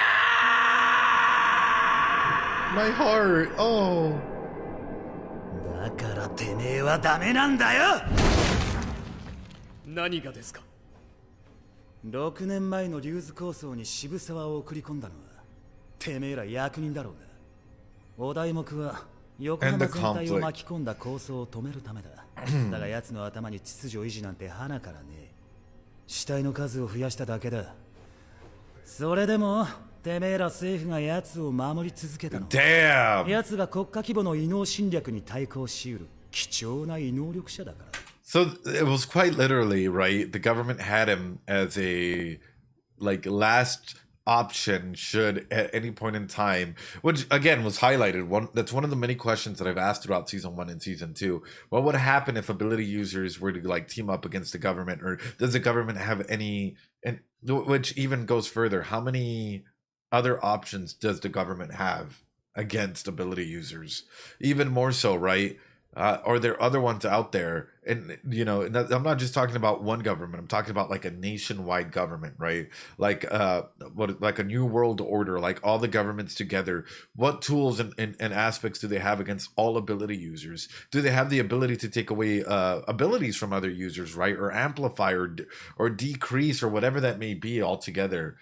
That's scary. That is scary. だから奴が国外でいくら死体を作ろうと目をつぶるどころか証拠隠滅までする始末。You covered it all up. すべてはこの国の平和のためです。言葉に気をつけろよ、教授メガネ。てめえらが奴をよこさなきゃ俺の仲間6人は今も生きてたんだ。僕を殺しますか。構いません。あなたに依頼すると決めた時点で覚悟はできています。決まりだな。依頼は受ける。 Ray, did I just read that right? I'm gonna move. It's my turn. Ray, hey, yo. I'll accept your job. Oh, Julia. 報酬はてめえの命だ。 You'll pay with your life. How would Dazai feel though if how would Dazai feel if Sushi or any of the individuals from the detective agency were to pop up in there? If they were to have died and it's too late for Yosana to go through. Would that carry on more guilt for them?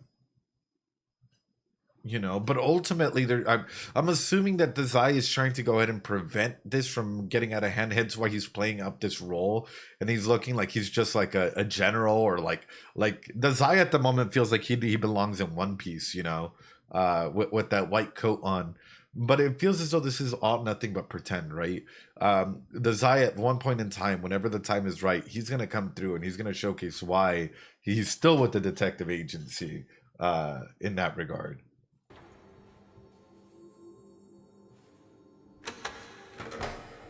計画通りですね。ああ、計画通りだ。まったく苦労したよ。All according to plan. 奴に疑われずに潜り込むのはね。ところで、君が私と組んだ本当の理由は With me? あるべき世界の姿を求めただけのことです。ただ、余興は多い方がいいでしょ。道家は誰か。Oh, you rat. So who's the clown? 君と組むのは不本意だが、渋沢を道家にするには仕方なかった。何しろ奴は日本政府すら手玉に取った男だ。Oh 彼は no. 太宰君の案内があろうとなかろうと、最初からこの横浜で霧を起こすつもりでしたからね。どうぞ。一つは目に見える範囲の異能力者を一箇所に集める結晶体。もう一つは触れた異能力者同士の異 Abilities 能 of the 力を gifted 混 who 合 touch it し、 into 一 crystals. つの異 Ooh. 能にする結晶体。この二つでコレクションをすべて吸収すれば、エネルギー源は断たれ、霧を維持できなくなります。So they're already planning to betray them. They're legitimately already working together to try and find a way to betray him. But for Fyodor, it's making me wonder, what is the true purpose behind everything, and what is your actual power? Even more so, how long have you been around, Fyodor? さあ、まずはあなたのキャンセル能力で結晶という殻を無効化し、異能をあるべき姿に戻してください。To their former state. 淳君たちが無事だといいが。Oh. 淳君たちが無事 I だ hope といいが。 Atsushi and the others were safe. Oh. Oh, Dazai.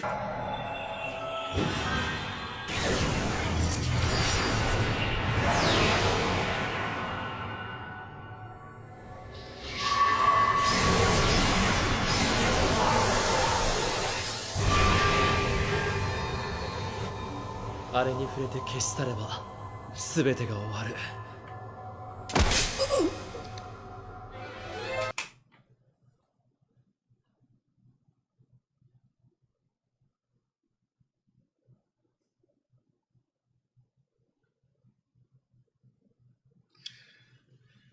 Of course they would get stabbed in the back. Like,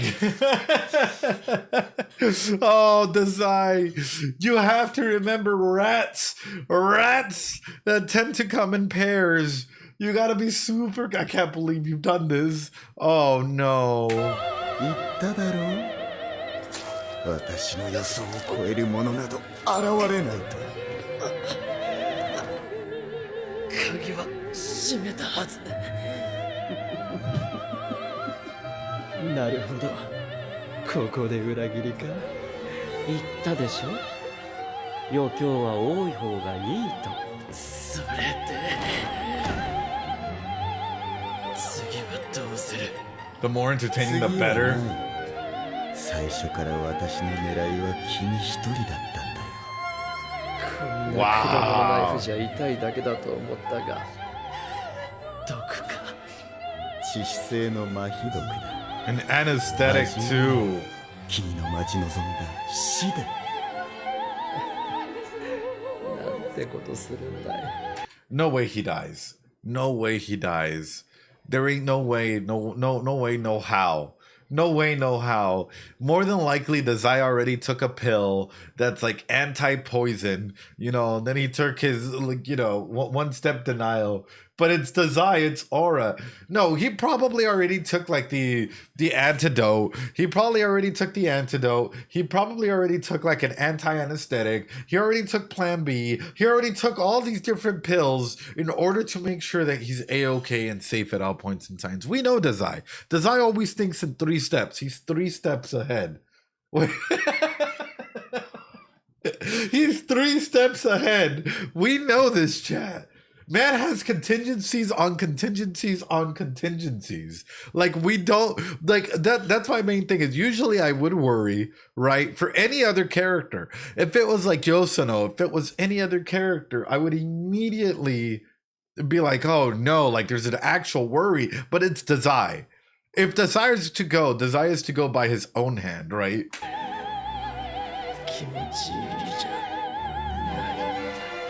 No way. Ain't no way. 所有者が死んだことで異能が分離を始めましたね。生まれて初めてだ。こんなに胸が高鳴る。ほう。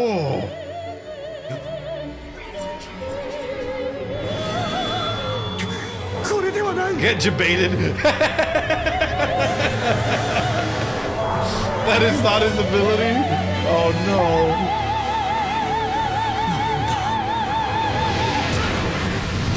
By his own hand. Who could have guessed? Fyodor is a triple agent. He became blue. Dabu-dee, dabu-da. Dabu-dee, dabu-da. Even the Zeiss crystal. That's so crazy, though. But ultimately, when you're in this environment where people are backstabbing one another, right? And where people aren't fully trustworthy or trusting one another, what happens? Ultimately, like, you're waiting for the right opportunity to strike, and you're in a snake's den. It's all gonna come through. その扉を開けるな。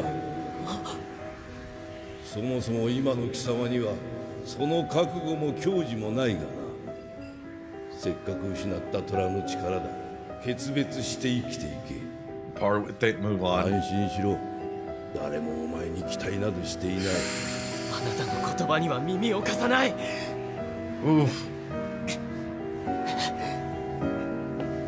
Oof. Will you come to terms with it? Will you?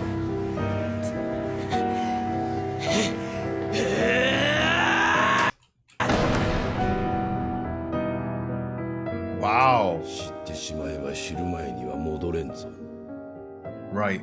お前がたどり着けたのなら、その扉に鍵はかかっていない。It isn't locked. It's never been locked. 自らの意志で生き、そして死ね。But Sushi needs to come to terms with this. Otherwise, you're living in an unhealthy reality where ultimately you're not even prioritizing yourself for the aspect of to where you want to go, how you want to move on, how you want to go ahead and improve as an individual if you're not accepting all of you. And that is a huge capacity. But you saying go on and die, are you talking about the aspect of you that is always under the control of, you know, the orphanage and the church and all these cognitive distortions as opposed to the real them? That is such a big mental block that Sushi has had, right? Which ultimately keeps putting him into that scene, into that threat, into that element where he's just at the church taking in all of this stuff, right? Or the orphanage being bullied and, you know, being abused and all, like, you know, this allows him the opportunity to move on. This ability is not something that stops him from improving. Actually, it's sort of what's helped him take that next step in his life. And that is what makes Sushi and Bungo Stray Dogs so amazing in of itself, right? plot. He's the apple. The apple was the friends we made along the way, right? And a big aspect of this, I think, is that the apple is the corruption that's sort of happening at all layers, government-wise, right? All the weird backroom deals that are happening within, Ango, Jinji, the Zion, Fyodor, and Shiba Inu, like all the weird back alley deals that are happening that are, in of itself is corrupting the aspect as to what you try and hold dear. Like you almost said weird root. Yeah, I almost said this weird root. That is making everyone like proceed in a way that's not healthy, and I think that's important to highlight and important to talk about inside of that. And with that being said, this brings us to the end of today's part of Bungo Stray Dogs as we get ready for tomorrow, where we pick it up right there and then, everyone. Yeah, already? Yeah. As we get ready to pick it up tomorrow, right there and then, hopefully at the right time, hopefully, if there's no outages.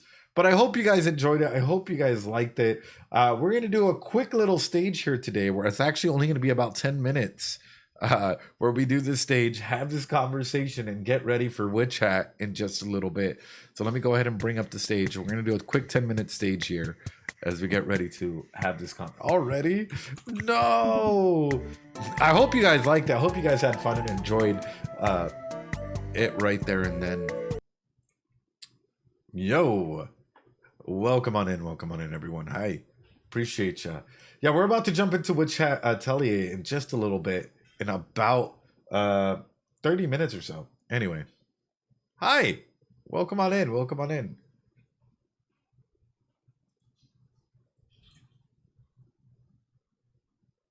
Oh, where's the team at?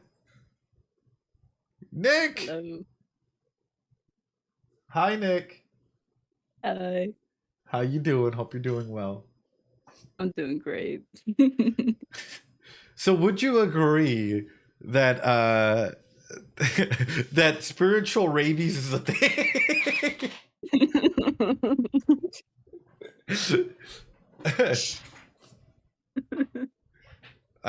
I think it very much is. You could. I don't know. I'm kind of scared of Sushi getting like spiritual. I don't know, STDs, rabies, whatever is out there. Jesus. That would be horrible. Jesus. Hello. Hi. Hello. Hi. Hey. What's up, Hello. Bearbucks? Hi. Yes, I had a question for you. What's up? So, if you were to strip every character of their abilities, throw them all into Lucador outfits and throw them in the ring, who do you think would win? I'm so glad you said of their abilities. Let's not start. I was like, where are you going with this? Like, okay, if they're all in the ring and they all got to fight, right? Who do I think would win? Probably President Fukuzawa.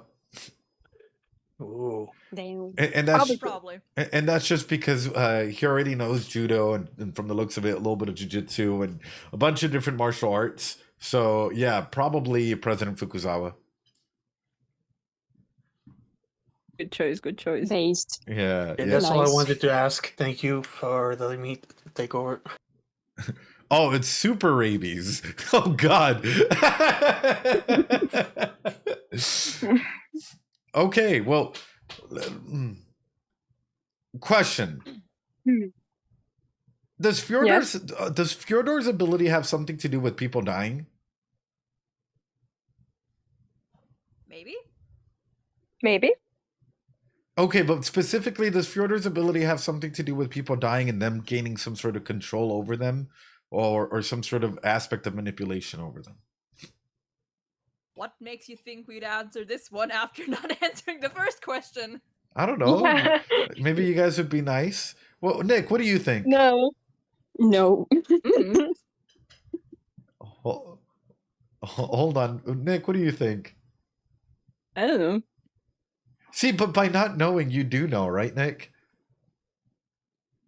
I literally don't know.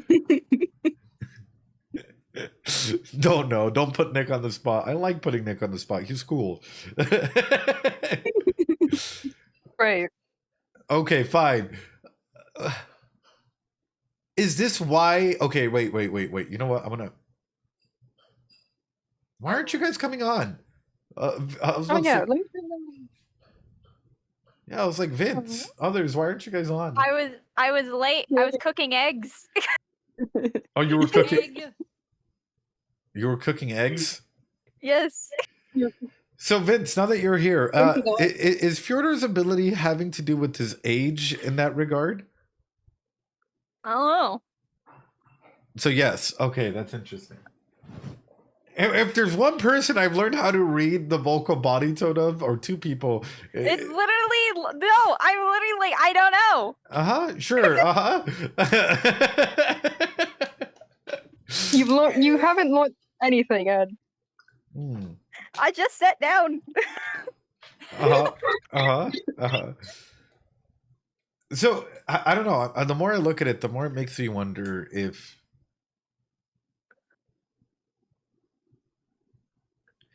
actually the threefold. If out of this, it's not going to invite other organizations to come through, and we're already seeing at what level this is all escalating to try and get control of people's abilities.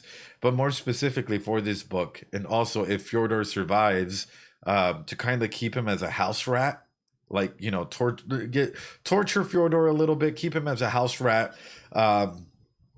You know, Yes, please. use him use him as some sort of like ability user, ability maker, ability controller in some regard, because we all know that rats like to stay in the sewers, and in this instance, how bad would this get? You know, like how bad would this get if the government's already coming up with contingency plans, and it seems like everyone's coming to Yokohama to start shit.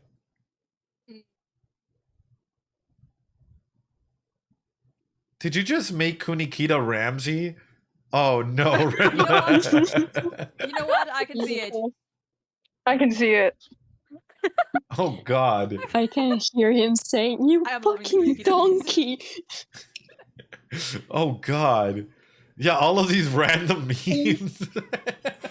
They're beautiful. They're wonderful. The meme of Kunikita with Aya versus Kunikita with Dazai. Please. Oh my God! You see, you guys are making me come up with luchador names for all of these characters now, and I'm like, oh no, oh no.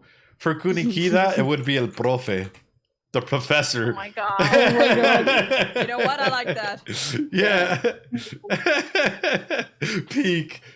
Snow White and the Seven Dwarves. Oh, someone actually did. Oh no. Is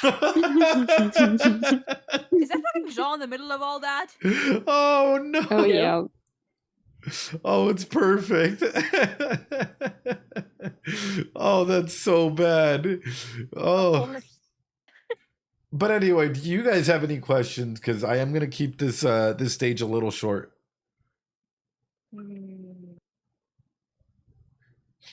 Or do you guys want my opinion as to how things might go here? Yes. I really want to hear your opinions on that. Okay, number one, we need to get Aku checked out because he has more than normal human strength. In that whole scene where he falls into the lava and then ends up in the corner hanging like a cat, like what? Don't worry about it. It's just a super rabies kicking in. You got the super strength in exchange for coughing up a storm. No, but actually, I know it sounds silly. It makes me wonder if you could create a virus that specifically targets ability users because of super rabies, and like, you know, like they have to have some sort of like thing that makes them different from humans, either a genetic marker or something in that regard. So you create a virus that specifically targets them and you get rid of them. I mean, that would totally make sense. Right? And you guys go super silent, so that means I'm probably onto something. Oh no. Oh no. But we don't know. We don't know for sure how abilities are made. I zoned out. You see, with Nick, I've learned that that's a defense mechanism at play. Anytime that we played Mecha Chameleon, and they're like, "Oh, I'm zoned out," I already know that he's onto something. With Rain, Oh no. with Rain, anytime that it's happened with like, "Oh, but we don't know," and Rain is like my go-to Bungo person, it means that they do know and they have theories about it, but they're not willing to share. What about, well, of course I do know, but at the same time, of course I'm not telling you. So it doesn't change anything. With Vince and Kimch, the moment that they start going either an octave higher or an octave low, or start adding a little bit of a sing-song in their voice, I already know that it's a deflection, right? I'm starting to figure it all out. I'm starting to figure it all out accordingly, you I know? thought that one was obvious. Yeah. I mean, Ed, you can figure me out as much as you want, but I'm not telling you shit. So you might know, you might know when I'm deflecting or anything, but you're never gonna know my answer to that. Yeah. I shall train myself. Oh no. With Nina, with Z, you know, whenever they're in voice and they get to be on voice and you ask something and it's completely off. No, I'm kidding. Just start automatically calling everyone out. Down the line. Yeah, well, it's like with Aku, as soon as you see cosplay, you already know. No, I'm kidding. Does I? Oh God. I haven't been called out yet. Let's go. Oh no, I actually have some for Leaf and for Kana. I have one for everyone, right? It's been enough, but realistically, I think the big moment that's calling out to me in this regard is, as we're looking into this, I think it's even for you, Wind, even for you, even for Pidge, you know, because Pidge uses a lot of humor for deflection. When it comes to this, when it comes to this movie in particular. First off, it feels like it was made with a lot of love, which I appreciate, and it's not like a lot of other movies and stuff out there that are just cash grabs. But it feels as though it's leading us, and it's a big setup for what's to come, and I'm kind of scared for what season 3, season 4, and season 5 might hold. Number one, the governments having contingencies. I think this is a big one that's being highlighted through this. At some point in time, this has to be an aspect that is addressed, right? Even more so, the global government as a whole, do they have a contingency for all ability users? It makes sense if they did. That does. I do kind of wonder how like different countries and stuff, like how they might differ and how they handle like, I don't know, like regulation of like ability users and stuff. I feel like it's an interesting thing to think about.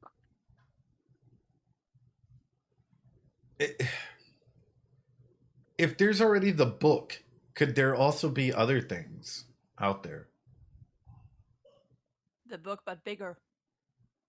Yes. Like an app. A blackboard. Encyclopedia. A map. Like a device or a machine or some type of thing that allows you to either take away people's abilities or give them certain abilities.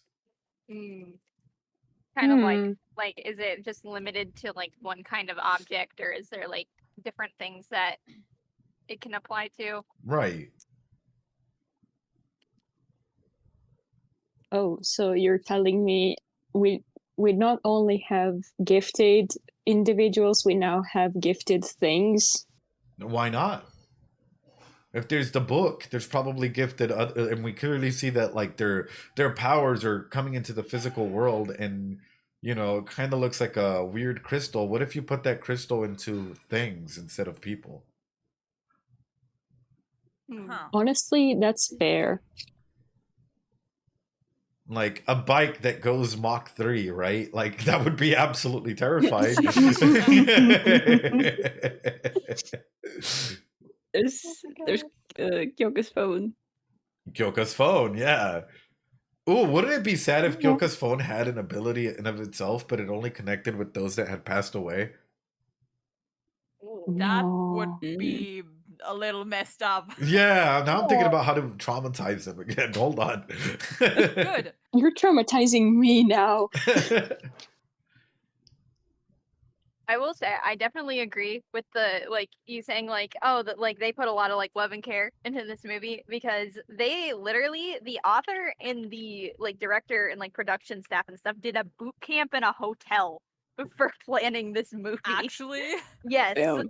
They stayed in a True. hotel together and they did a boot camp for No Dead Apple. way. Yeah. That's great.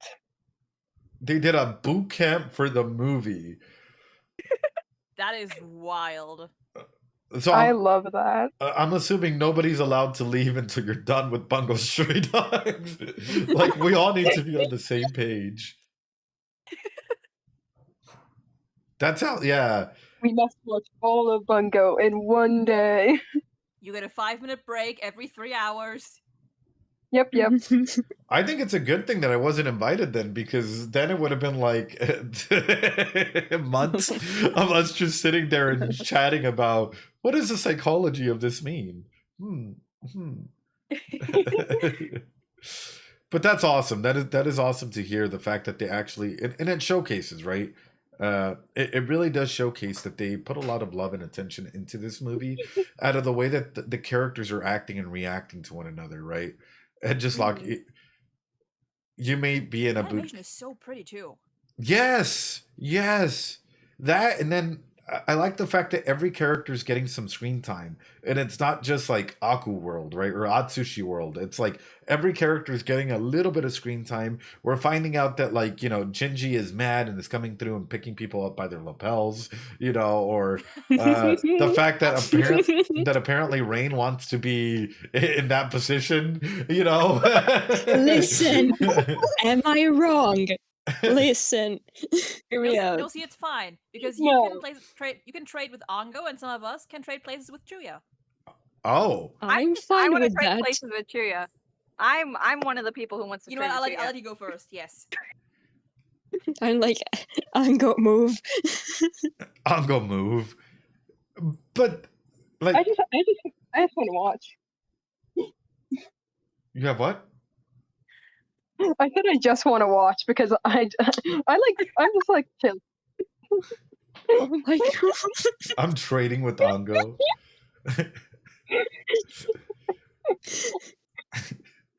I mean, okay, but the more I think about it, how terrifying would it be to live in Yokohama?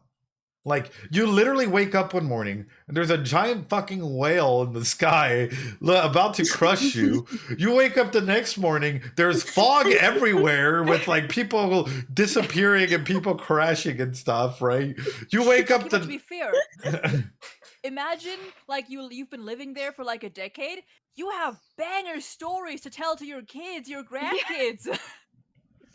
It's awesome. Bangers, okay, banger stories or like horrible health insurance and insurance rates through the roof. Like, I mean, there is healthcare and health insurance in Japan.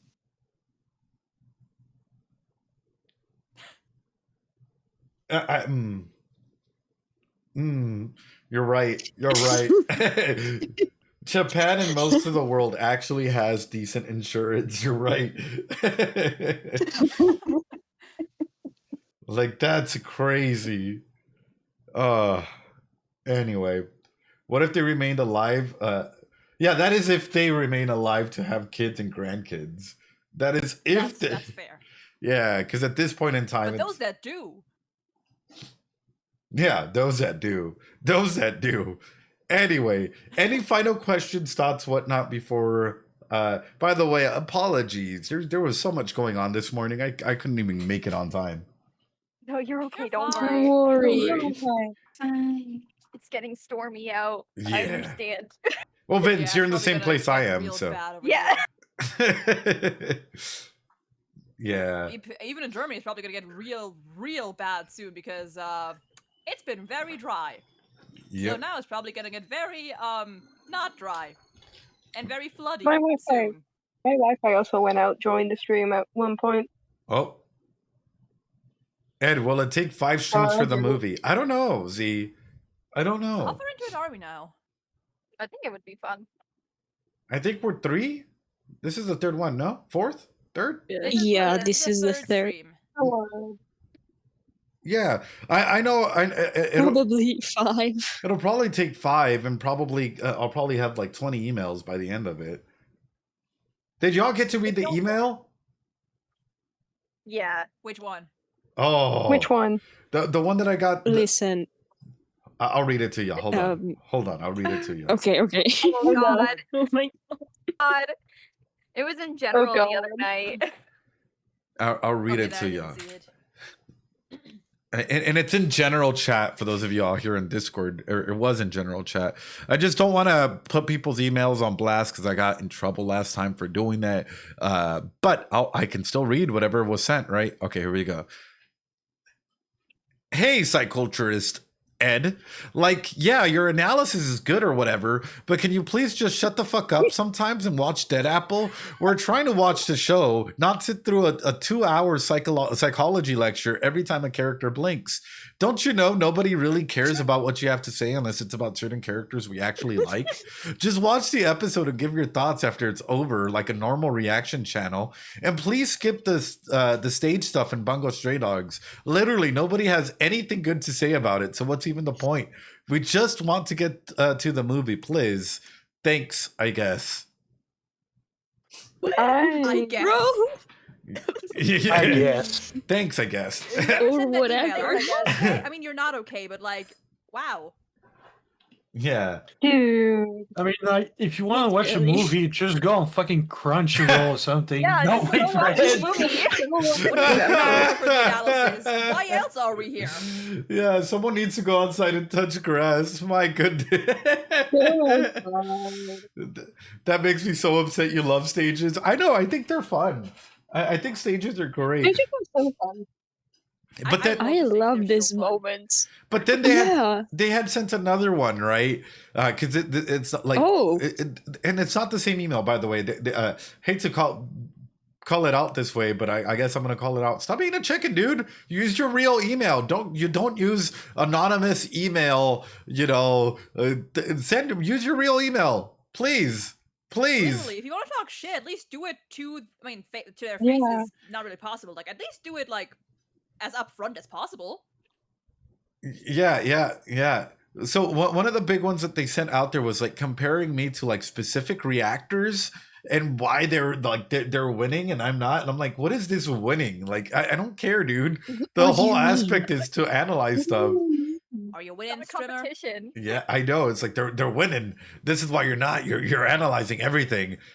And it's like, oh, okay. It's like they read the sign at the front door that says psychological analysis and proceeded to not read it. Exactly.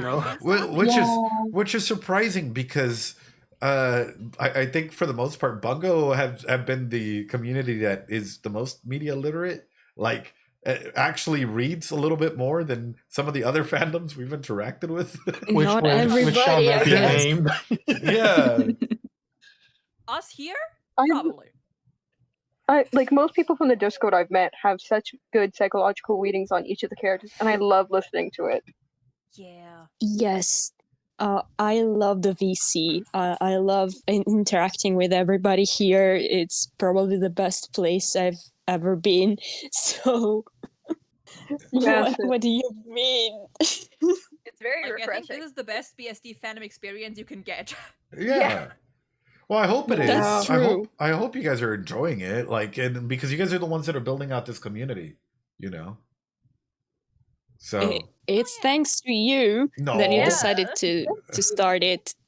I'm like, no, don't no. That's all you guys, because you guys have a VC that's close to 2,000 hours at the moment, you know. It's been 2 months. It's been 2 months. Little did we know when we joined the VC how long it'd last. So, I thought it was satire too, until it was like a literal. Unfortunately, and I don't know how to put it. It's not the first emails that we've gotten from different fandoms, you know. But in this one, what's the guy's name? Something, Danny something, right? Oh. And Yeah.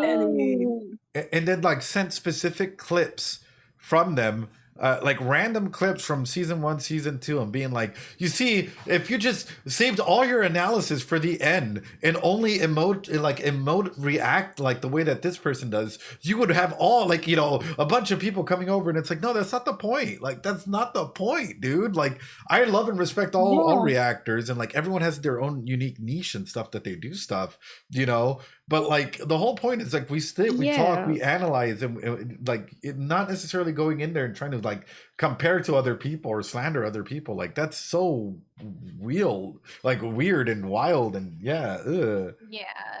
Like don't click here, people. It's just vitriolic for no reason. There's no like nothing good comes out of it. Everyone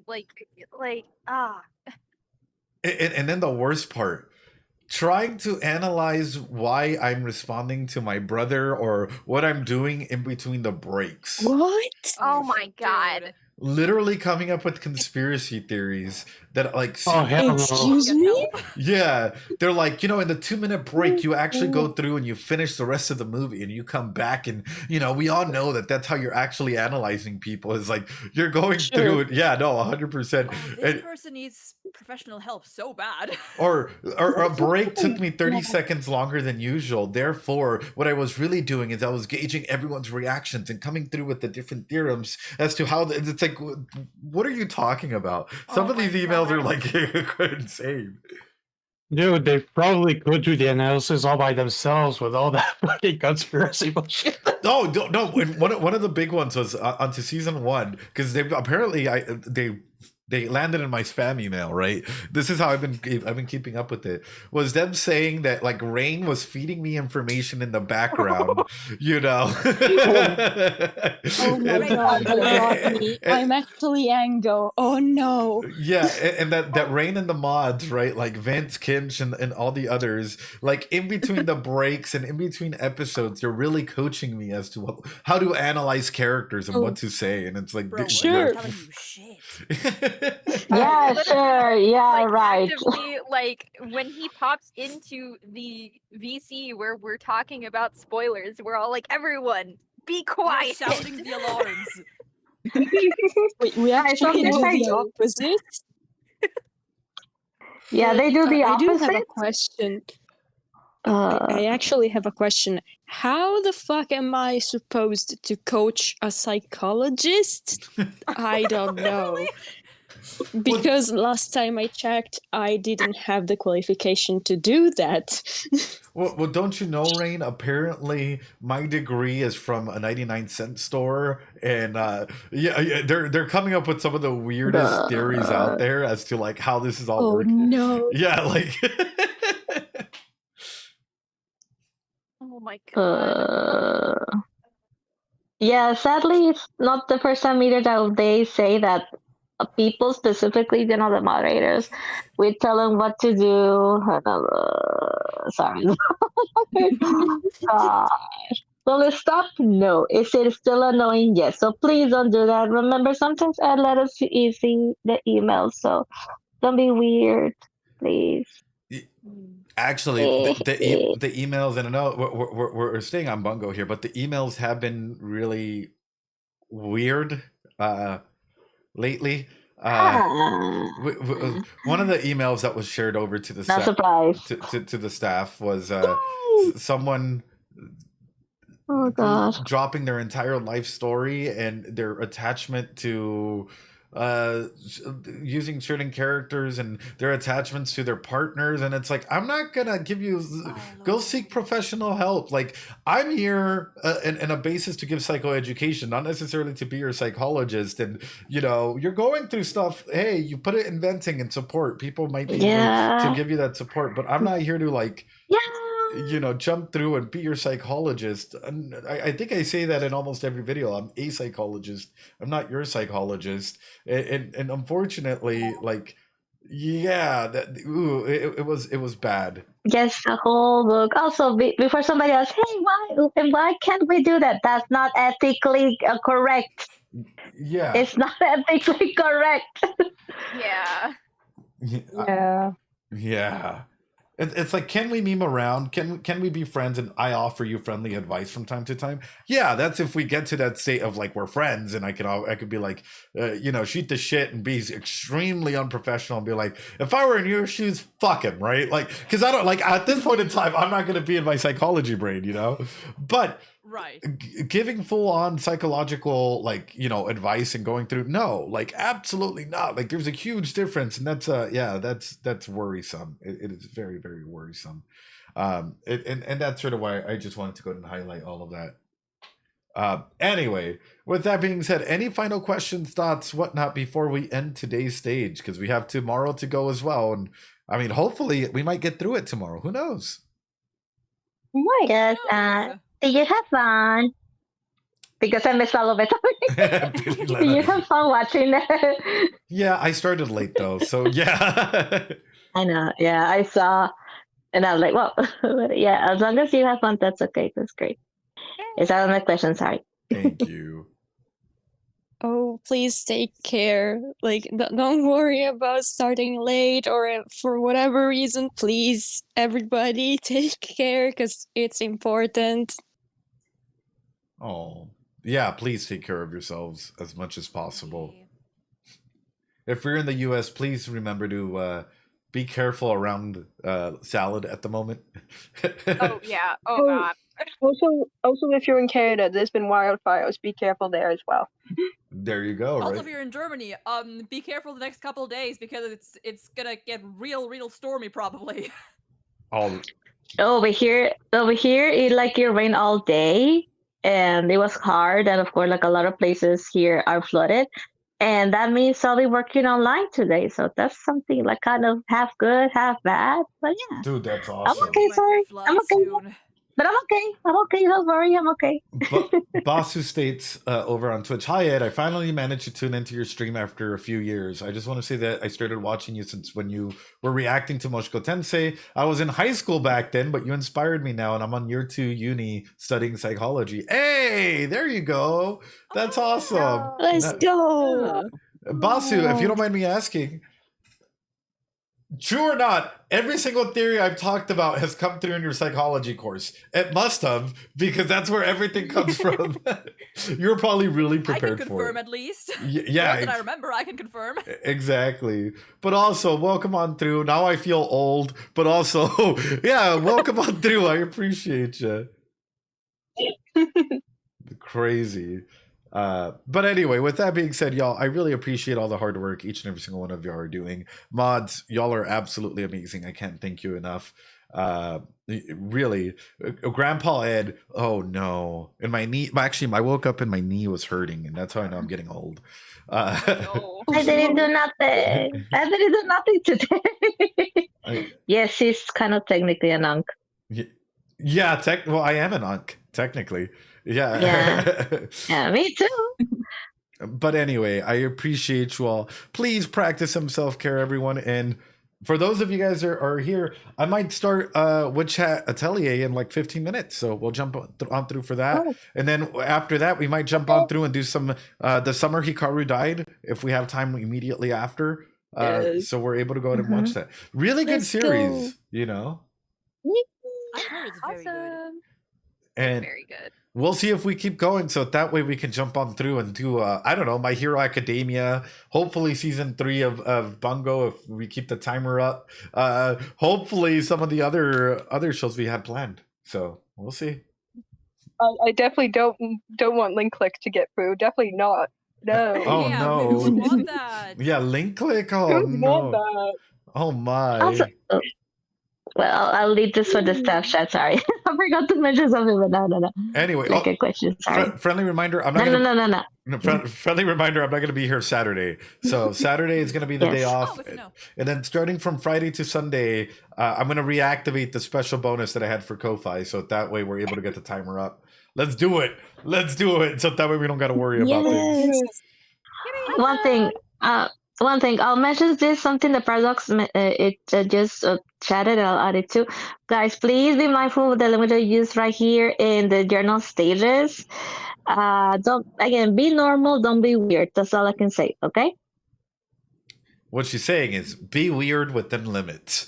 Know the limits. Yeah, boundaries are important. Yes. Why am I here anyway? Why am I here? Because Why am I we here? love you. We love you, Lena. One day. One day. Lena's like Monday. It's okay, Lena. No, you're right though. Please don't be weird. Like be safe is the best way I can put it. Because I've walked into some very interesting messages being left behind in some stages or some VCs. And honestly, we don't want to bump people. So again, respect. Follow the rules. Yeah, rules, please. Rules are a thing. Yeah, we don't want to be the police and bunking everybody. It's not nice. Yes. Please follow the rules.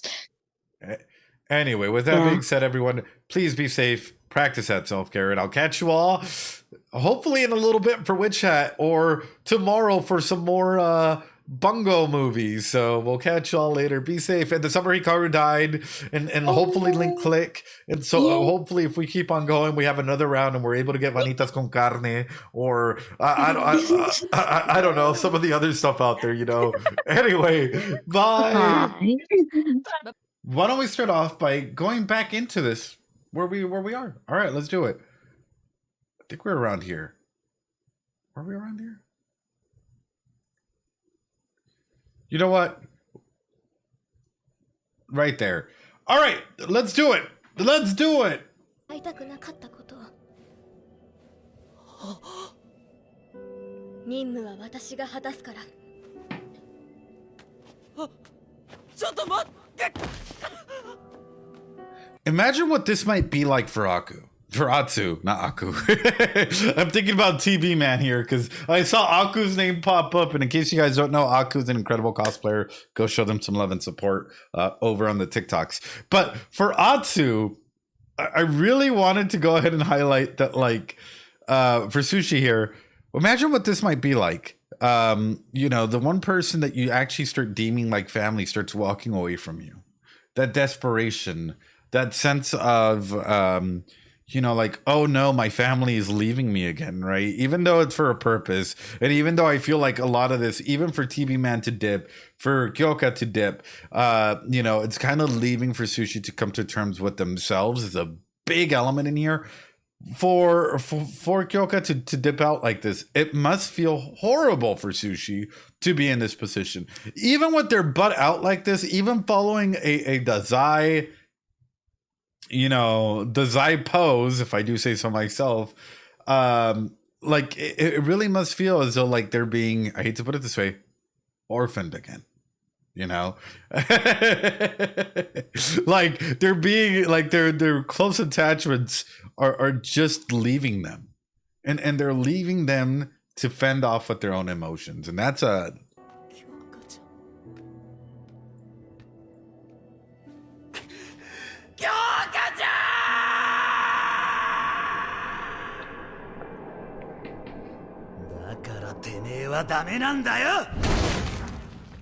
何がですか。6年前のリューズ構想に渋沢を送り込んだのはてめえら役人だろうが、お題目は横浜全体を巻き込んだ構想を止めるためだ。だが奴の頭に秩序維持なんて花からねえ。死体の数を増やしただけだ。それでもてめえら政府が奴を守り続けたのは、奴が国家規模の異能侵略に対抗しうる貴重な異能力者だから。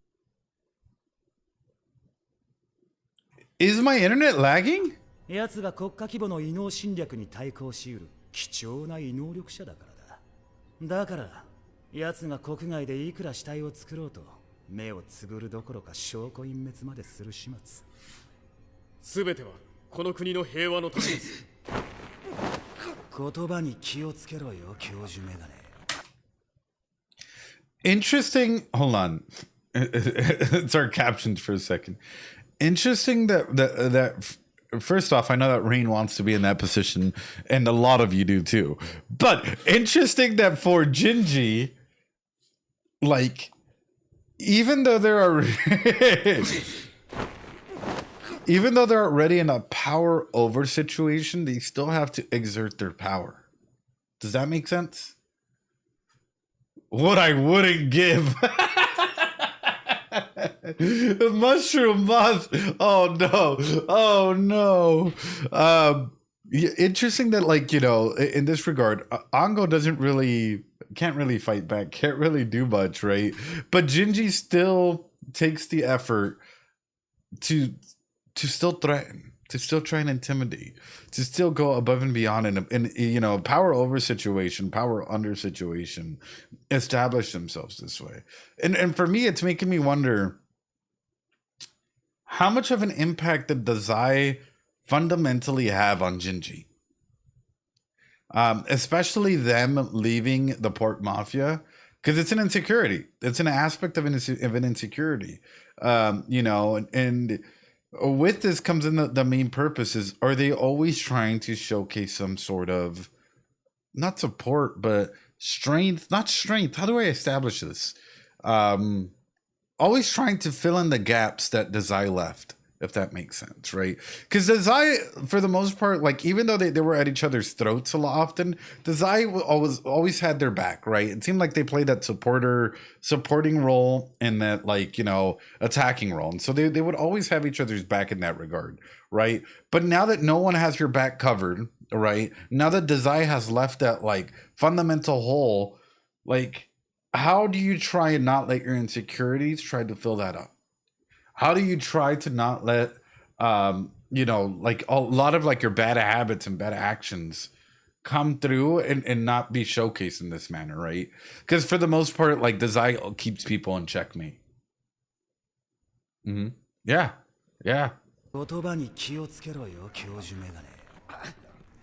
てめえらが奴をよこさなきゃ、俺の仲間6人は今も生きてたんだ。僕を殺しますか？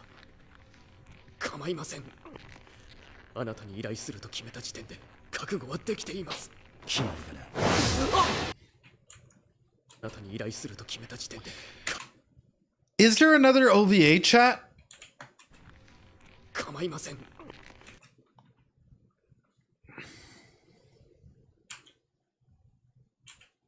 てめえらが奴をよこさなきゃ、俺。No, there isn't. Here's what I want. And I know some of you guys might disagree with me here, and that's fine. I don't care. No me importa. Let me find it. Where are my markers? Markers. That's a maraca. Where are my markers? Hello, marker-san. Things that start with them. Where are my markers? Hold on. Okay. Hold on. Found it. Well, how did I find the maraca faster than I found my marker? I don't know. Second question, why do I have a maraca down here?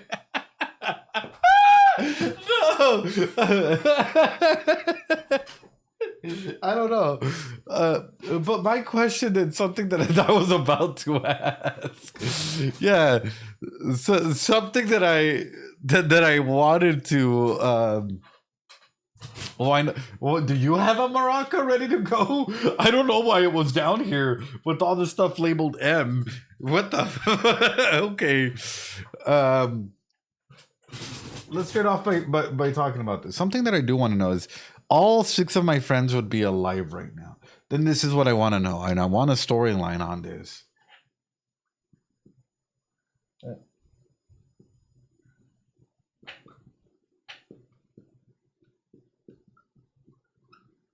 Or alternative title.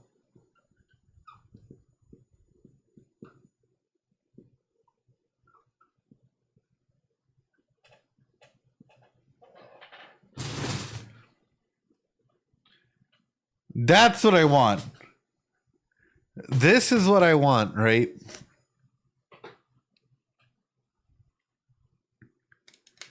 This is what I want. I either want. By the way, I spelled Gingy wrong. What the heck is wrong with me? I'm sorry, guys. I'm tired. It's the weekend. Gingy and the Six Friends or Dazai and the Seven Dwarfs. That's what I want. Okay. I really, really want to go ahead and see. I know Gingy spelled wrong. I really want to see this impact story. All six of my friends would be alive right now. How so do you mean? Right? How so do you mean? And even with this, right? What did these friends represent for you? Like, tell me about it, because clearly seeing the fact that you're this agitated by it means that they've had such a fundamental impact on you that in some capacity, like, you are not okay. And even though you are an executive or you're up there in the port mafia, this is still weighing you down currently. So what does this mean for Gingy? Like, tell me about the Zion the Seven Dwarves. If we have Grumpy here as Gingy, then who's Sleepy? Who tell me about all of these. Like, he clearly seems very upset. Yes. Because it's like we have everyone that's going through and that's affecting that's affecting them, right? Now you're actually asking for alternate universe. He's much more than Grumpy. Yeah, he could be.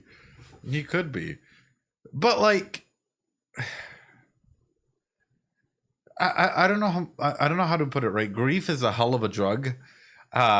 Grief is a hell of a mental state to be in. And at times when you go through something like this and grief is affecting you, and then Daddy Dazai leaves you just to be by yourself, guess what? That's not good. That is not good. It feels like the whole world has abandoned you.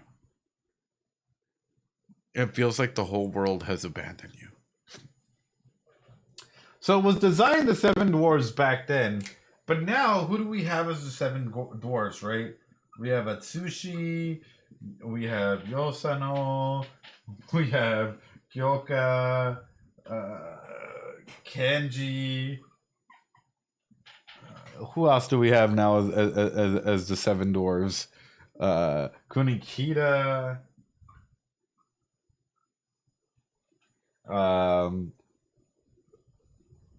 Who else? Who else are we missing?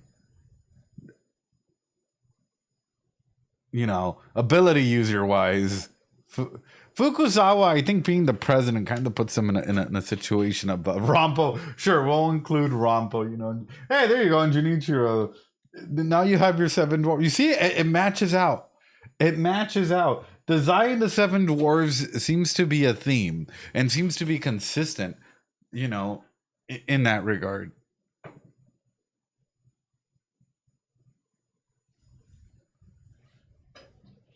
Cool. Sorry, I gotta wipe it off, otherwise it's gonna come back. But yeah, I really do think that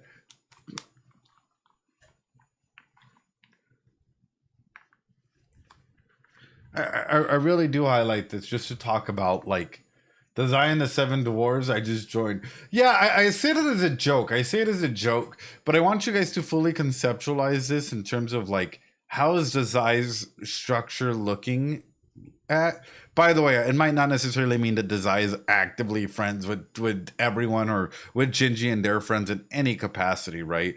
But for me, it just highlights how there's just a real theme kind of going around where Dazai is kind of like a Disney princess, if you really want to think about it.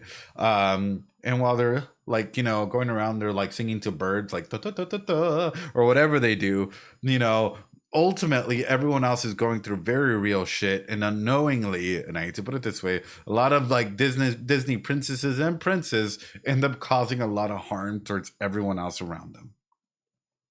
Princess Zai, yes, first very obviously depressed Disney princess, exactly, and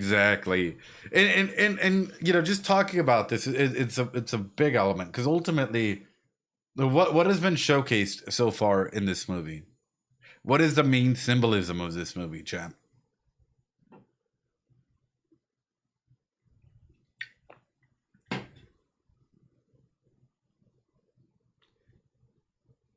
An apple. A dead apple. Snow White?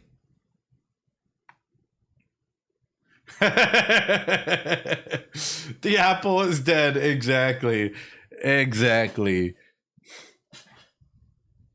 So, again, just touching base on this, I would really, really, really want to see more of this backstory here. A lot more of this backstory here. 生きてたんだ。僕を殺しますか？構いません。あなたに依頼すると決めた時点で覚悟はできています。決まりだな。Actually, can someone get me like make a poster? I really want to make a fun thumbnail for this of like Dazai as a princess, right? Like I really want this to be a fun thumbnail. Okay, we're thinking about this live. I want this to be like a blink and you miss it, right? Dazai as a Disney princess, like Snow White, right? But it like, you know, for the seven dwarves, we'll put like Gingy, Sushi, Aku, you know, we'll put like the main villains as Roze. We'll put the main villains as like, you know, as Fyodor and Shiba Inu. Like, you know, it'll be perfect. Just perfect. And then just slap my face onto one of them, you know, but the thumbnail's got to be either so peak that like when like if you like squint your eyes, you'd be so interested in it, you know? No, I don't remember for it. My laptop just yep. Not even Sushi, just Photoshop Sushi roll onto a dwarf. No. Hold on. Hi everyone in Discord. I just wanted to ask if one of y'all could help out in making this amazing thumbnail idea. If you guys can come through and make a really amazing thumbnail picture of Dazai as a Disney princess, I would really appreciate it. Y'all would be amazing. I'd appreciate it. Please put it in general chat or something. Feel free to use any of my faces and slap it on there, and we'll call it an amazing thumbnail for this entire Bungo movie. Thank ya. Amazing. Just came in here to say that. Alrighty. Bye, guys. Sorry. Went into the Discord just to give them a little heads up.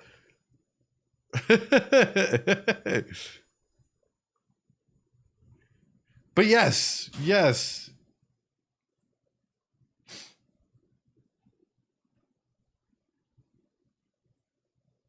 Where is it at? Where is it at? I thought I had it out here. Must have been the previous one. Oh well. The Discord links. All right, let's go.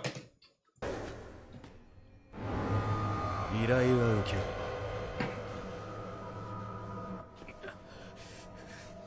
報酬はてめえの命だ。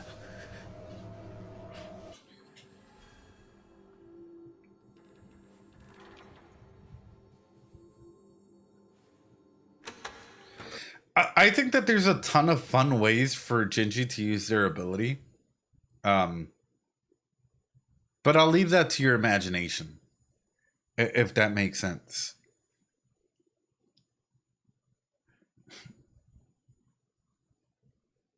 What do you mean? Oh, it's gravity manipulation, is it not? I feel like I can't say a normal thing. Now, this is your guys' dirty minds. I cannot say a normal thing without people being like, hey, yo, Ed, what you got planning? I'm over here just talking about gravity manipulation and how fun you can go ahead and do it. Now, what is this going on in your brains? Wait a minute. Hold on. I'm over here like, oh, you know, thank you, Nana. Same. I'm over here innocent like, and meanwhile, we have a dirty chat, dirty mods coming back and being like, hey, yo, Ed, oh my goodness, you know, like, no. I saw ya. I'll leave it to your imagination. Yeah, out of all the amazing things that Gingy probably could do, you know. Oh no. Oh no! I didn't hear it. Oh, thank you, Pidge. That does make me feel better. 計画通りですね。ああ、計画通りだ。まったく苦労したよ。奴に疑われずに潜り込むのはね。ところで、君が私と組んだ本当の理由は何だい？あるべき世界の姿を求めただけのことです。ただ、余興は多い方がいいでしょ？道家は誰かということか。君と組むのは不本意だが。Actual question for you all, since these are all different abilities, what would happen if you like, it's gonna sound bad, I know it's gonna sound bad. Can you implant this in people?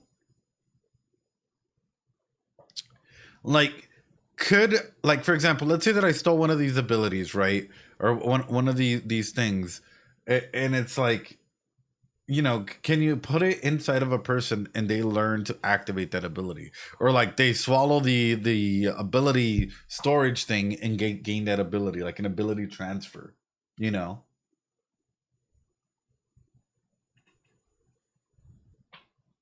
It looks plausible, right? Considering all the things that are in here, it's making me wonder if that's like a very like interesting idea. I thought so. I like to believe so.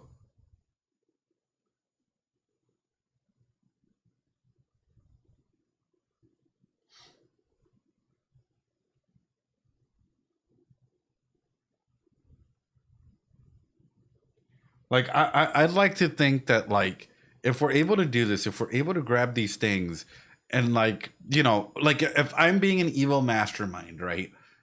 And I wanted to create my own army of like ability users. First off, I take all the ability users away from individuals that don't need them, don't want them, whatnot, right? And then like, let's say that I'm like, oh, hey, Rain, here's an ability crystal, and just like, bam, right? Like now you have an ability. Oh, Vince, you want one too? Bam. Aku, here you go. Bam. Kimchi, here you go. Bam. Roze, you get this one. Bam. Toilets, if you get this one. Bam. Wind, you get this one. You know, bam. And it's like all of a sudden you start getting all of these. I know you start getting all. Bam. I know, Nick. Here's two. Bam. Like you get all of these different ability users. In this regard, right? Like the time you dreamed of us having abilities. Yeah. But what in the Oprah? But it's like you limit sort of like, or even you take it on for yourself, but at the same time, how many abilities can the soul have? Or can it only be limited to one? 渋沢を道家にするには仕方なかった。何しろ奴は日本政府すら手玉に取った男だ。彼は太宰君の案内があろうとなかろうと最初からこの横浜で霧を起こすつもりでしたからね。どうぞ。一つは目に見える範囲の異能力者を一箇所に集める結晶体。もう一つは触れた異能力者同士の異能力を混合し一つの異能にする結晶体。この二つでコレクションをすべて吸収すればエネルギー源は断たれ霧を維持できなくなります。さあ、まずはあなたのキャンセル能力で結晶という殻を無効化し、異能をあるべき姿に戻してください。You know why I think that this rat is even stinkier than before? Because they tried to set up Dazai. That's why I think this rat smells even fucking worse. Like, like beforehand, I already thought he smelled bad because of the whole sewer situation. But now I just think that they reek, you know, they reek of desperation. And oftentimes this comes from individuals that are usually not given love and affection at an early age, right? So then they try and take control of their environment, of situations, of how they try and interact with others and deem themselves as ever important. These are the types of individuals that whenever you get in a relationship with them, they try and take control of like everything in the relationship, mind, body, and soul. Like pretty much they try and like just drain you all together because ultimately at an early age, daddy and mommy did not give them enough love and affection. They grew up in a tough time, you know, where showing any form of vulnerability, emotional vulnerability, unless it was being used to manipulate, you know, I love Fjordor, but he for sure reeks. Yeah, he canonically would give his lover a country. I I just think that like when we look at this rat, right, and we look at the way that they're interacting and even trying to manipulate by giving an illusion of choice, right? We need to understand that like this is an individual that would probably squeal at the first like attempt at things and would probably throw you under the bus if it meant like aiding in his goals. Like they don't really have like they're not really going to trust their friendships as much, you know. Avoidant attachment. It's avoidant attachment with an antisocial personality disorder, which, by the way, being in an antisocial personality disorder does not automatically or does not mean that you're a psychopath or a sociopath. It just means that you have traits that align with the spectrum of being antisocial, right? That is one of the key regards that I will highlight in this regard. But I mean, and it makes me wonder more about like individuals, and maybe this is a big thing, right? I'm gonna ask this, and it's a very real question towards the Bungo Stray Dogs community. How many of y'all like pretty boys that are toxic?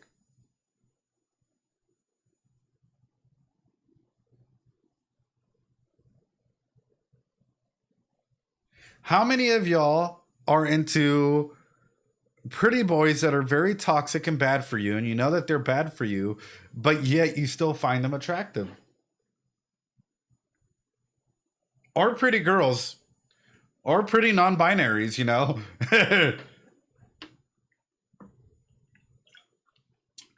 Then you flip it. How many of you? I'm gonna ask it right, and because this is very much highlighting elements like this.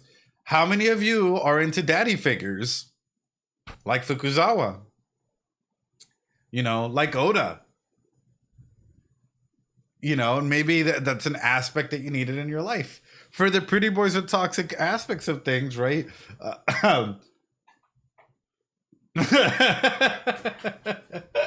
Not me for both. What do you think? I'm frying. What do you think this highlights of you, right? Even more so, right? How many of you are into our autistic boys, right? That can be smart and charming, or at the same time. Also, Pluvius, thanks so much for the sub. I appreciate it. That can be smart and charming, or very like circumscribed interests, like Kunikita, Rampo, you know.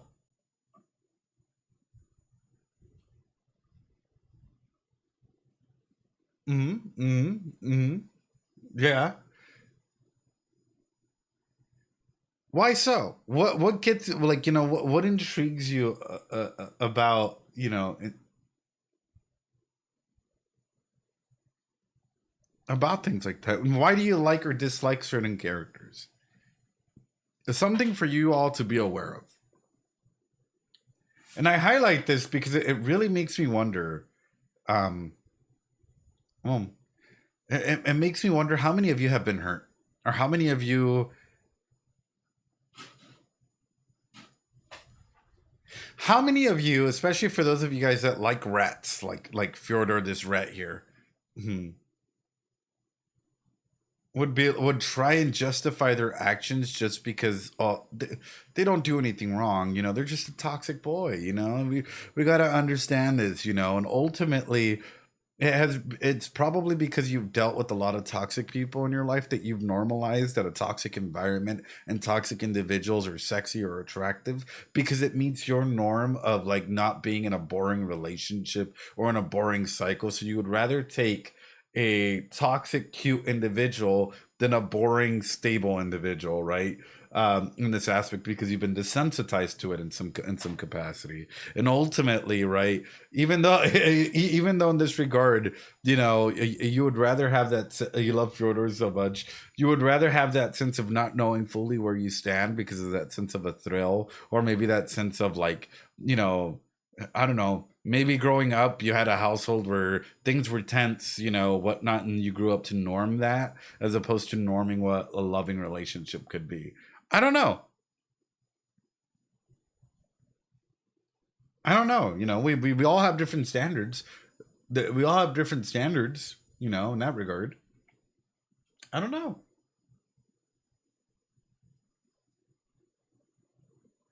Alone. Oh, and if you relate to them, why do you relate to them? You know what the anger issues? Oh, Rain. And it's also like, what does that mirror showcase back to you, right? Because if you like a character, there's a reason why you like them. Why is it, right? And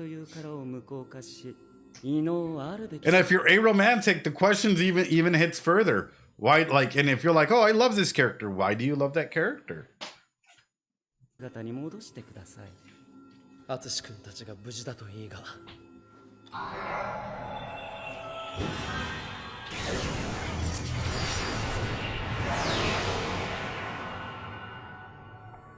I've liked the Zai since middle school.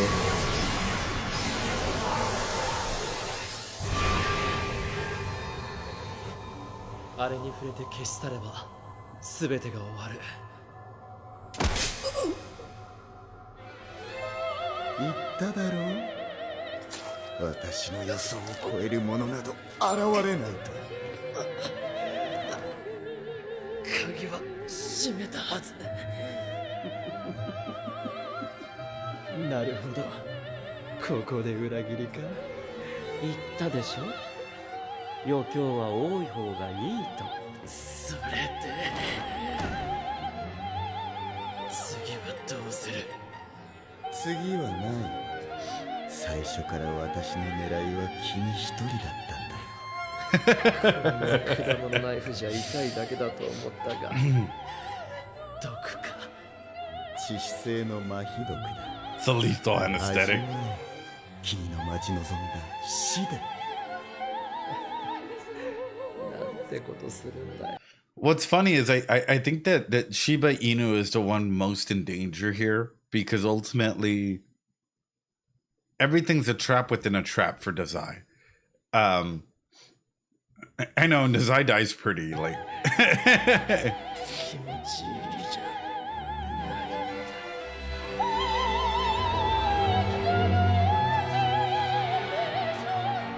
所有者が死んだことで異能が分離を始めましたね。生まれて初めてだ。こんなに胸が高鳴るのは。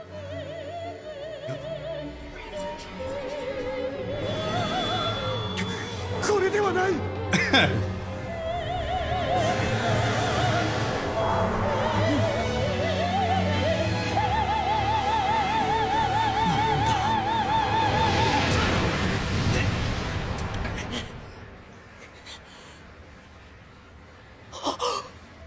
その扉を開けるな。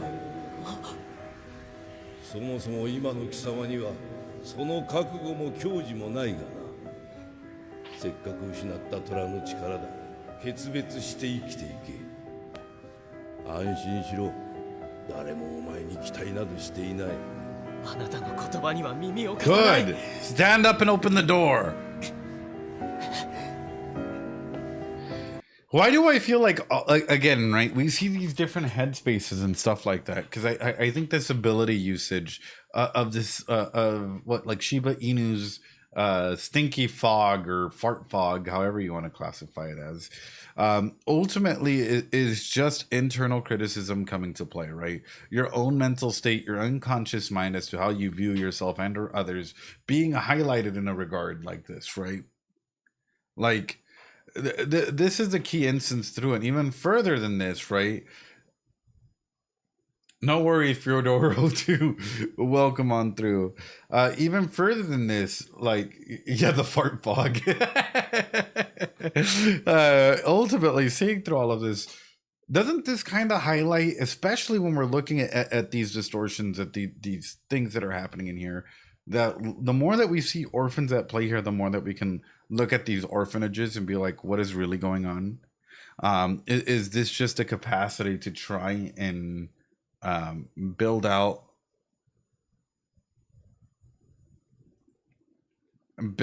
like a whole thing of individuals, not individuals, but like of how do you call it, like ability users, right? I don't know. The tiger detailing's amazing though.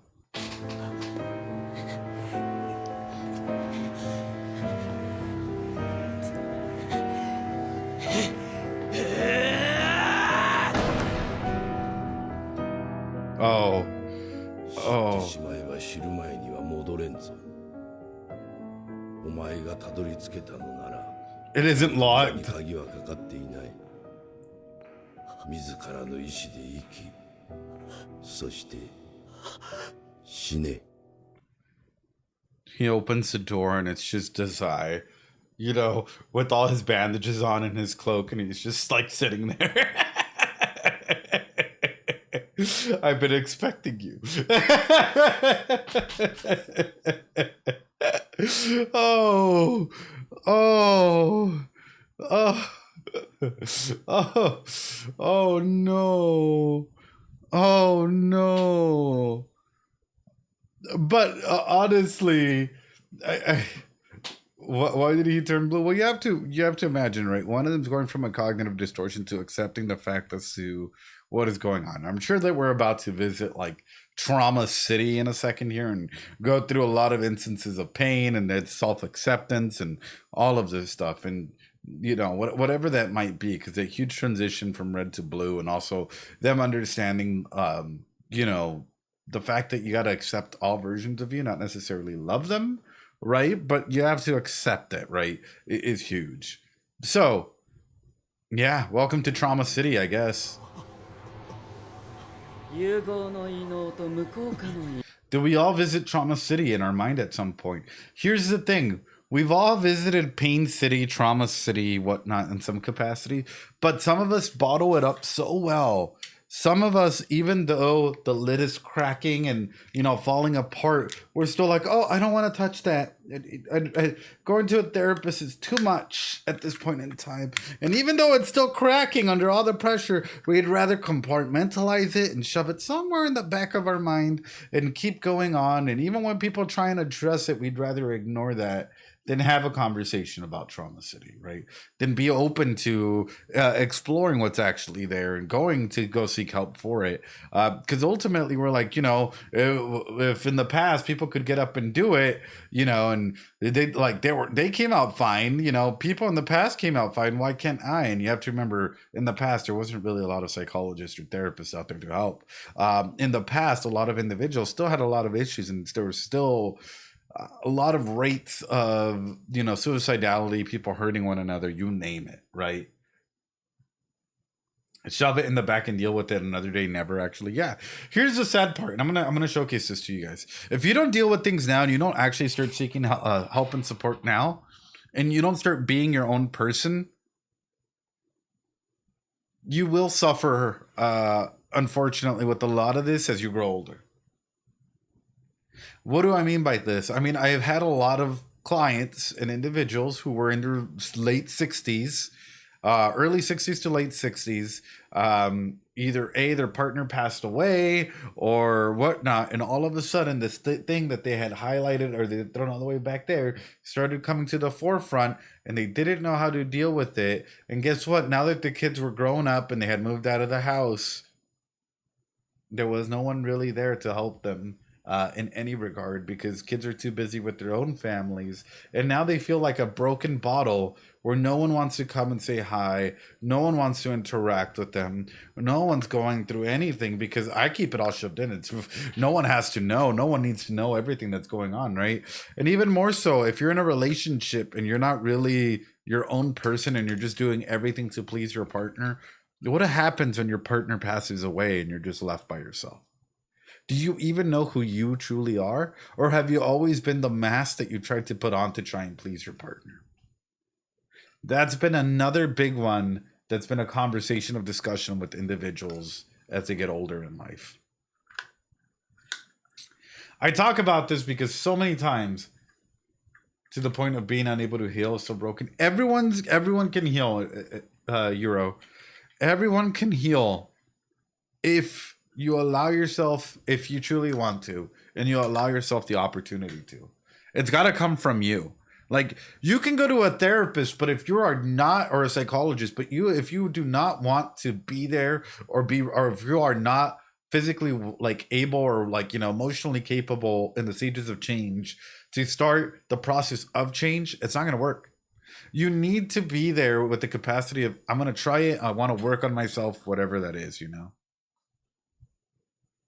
異能相反する2つの異能力が1つになり得意点が生まれる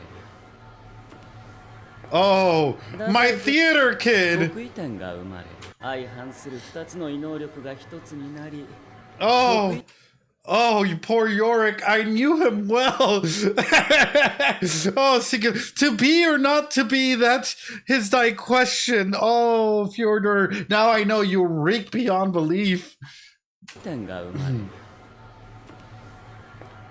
太宰君の異能を手に入れてもあなたが本当に求めるもの失われた記憶は戻りませんよなぜそれを知っているご心配なくあなたの失われた行間は僕が埋めて差し上げます Of course. Of course. それが死です何か思い出しませんか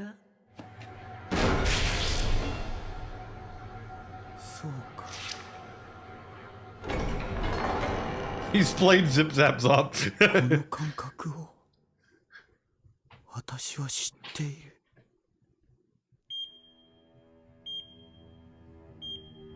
あの院長は君の異能力を誤解している君の異能は世界でも稀な存在異能力者の欲望を導く唯一の異能だだが若さゆえなのかその異能は君の奥深くにしまい込まれて私の Oh 君の no. ことができない Oh だ no. から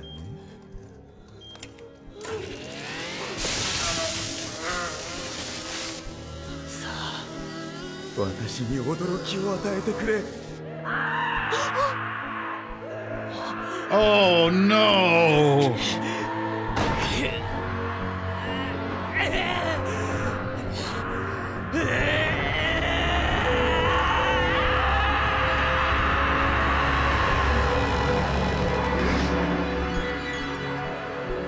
Oh, sweet heavens. Oh no.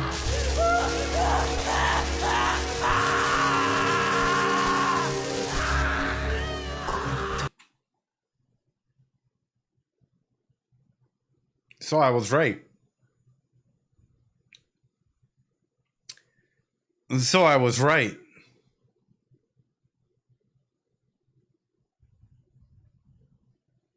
Experiments happening in the orphanages, you know, in this regard, dissociative amnesia. Yep. Orphan experimentation is happening in this regard. And I bet you it's not just sushi, right? I bet you that there's multiple things happening out there in this regard. Everything I say, it seems to be either, not everything, the majority, there's been a lot of stuff I've gotten wrong. But some things I say seem to hit the mark spot on, you know? Should have kept that door closed, Sushi. Should have kept that door closed. Should have kept the door closed. But this is, like, I highlight this because ultimately this is what our mind does. And again, what did Sushi do? Compartmentalize it. Put it away. Compartmentalized it. Dissociate from it. It did not happen. I just ran away, you know. It's it's my ability, you know. It just came out, and you know, we make up every excuse in the book in order to not have to deal with certain instances of trauma. There, is it better to remember or not to remember? You want me to be straight up with you, Aku? It is better to remember the pain, not necessarily like live it. It is better to remember what you've gone through so that it can never happen again. And so that you can put up boundaries and prevention methods so that it doesn't happen to you again or anybody else that you know or love. And I always say this, I can't imagine what it must be like to go through whatever traumas all of you have gone through in some capacity. But I've had a lot of close friends. You know, I've had a close friend that went through a lot of abuse, and I'm going to share this story, trigger warning, real quick. I had a close friend who went through a lot of sexual abuse when she was younger. Like a significant amount of physical, emotional, sexual abuse altogether when she was younger, right? And for a long time, you know, growing up, she compartmentalized it. She did not fully understand why there were gaps in her memories from when she was younger. She compartmentalized it and dissociated it. And then not was like, oh, my years from when I was like, 6 to 9, I don't really remember any of that, right? I don't remember what was happening inside of that. Guess when this trauma or started to reappear.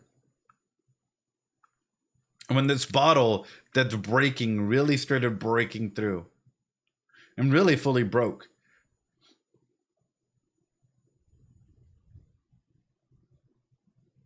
Yeah, romance was a big one, although they did not understand why they would disassociate in certain aspects of their romantic encounters. When they found out that the person who was abusing them, that they compartmentalized, was abusing one of their younger cousins, then everything broke. Then all of a sudden, everything came flooding out in that regard as to what happened to them, as to all the trauma and all the pain that came through, and ultimately in that regard, I know it's a house of cards, comes crashing down. Ultimately, for them, they started as they started seeking help, they started remembering, number one, whenever that person was around, they would disassociate altogether, to a point where they would not remember their evening, even though it was family time, and even though they were older, right, in their late 20s, and they were going to family encounters. Whenever that person was around, they would dissociate the entire event. Could have been a holiday, could have been anything. With their partners, anytime that they were going into any romantic encounter, the moment that it started getting past kissing, boom, they would start dissociating altogether. Because again, once you start compartmentalizing, and especially as kids, if you don't have a safe person or a safe space, your brain starts compartmentalizing things because it doesn't fully realize what's going on, why it's going on. You start to feel guilty about certain things, about why things happen. And now she is one of the biggest individuals out there talking about boundaries, talking about safe spaces, talking about how to protect yourself and others, and why you need to realize and you need to be open to going to go seek help at a younger age and not compartmentalize, so that you can be that preventative measure for other individuals out there. That is a huge instance through it, right? And I highlight all of this because unfortunately, I guess I'll ask this question. In situations like this, who do you think is often the abusers?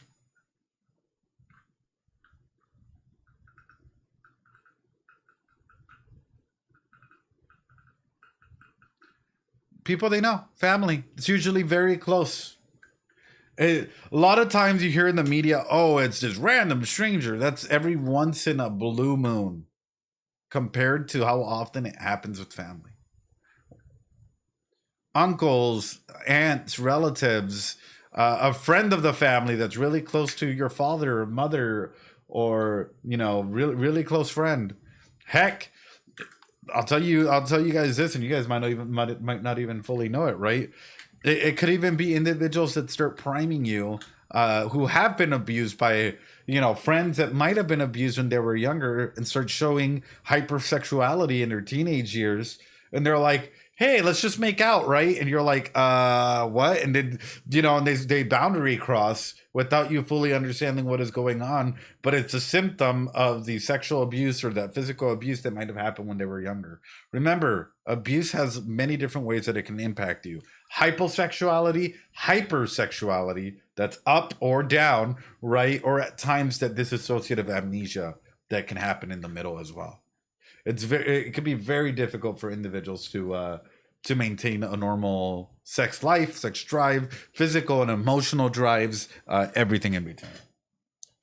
So I highlight this because ultimately, this is abuse. This is abuse, and if Sushi is not able to fully recognize what's going on and take it in, right? How would he fully be competent or complete or understand everything that might actually, let me push a little bit further. There you go.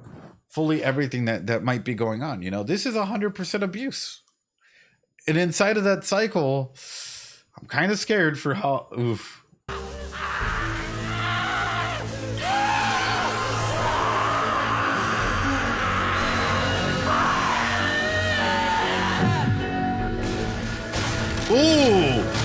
Oh!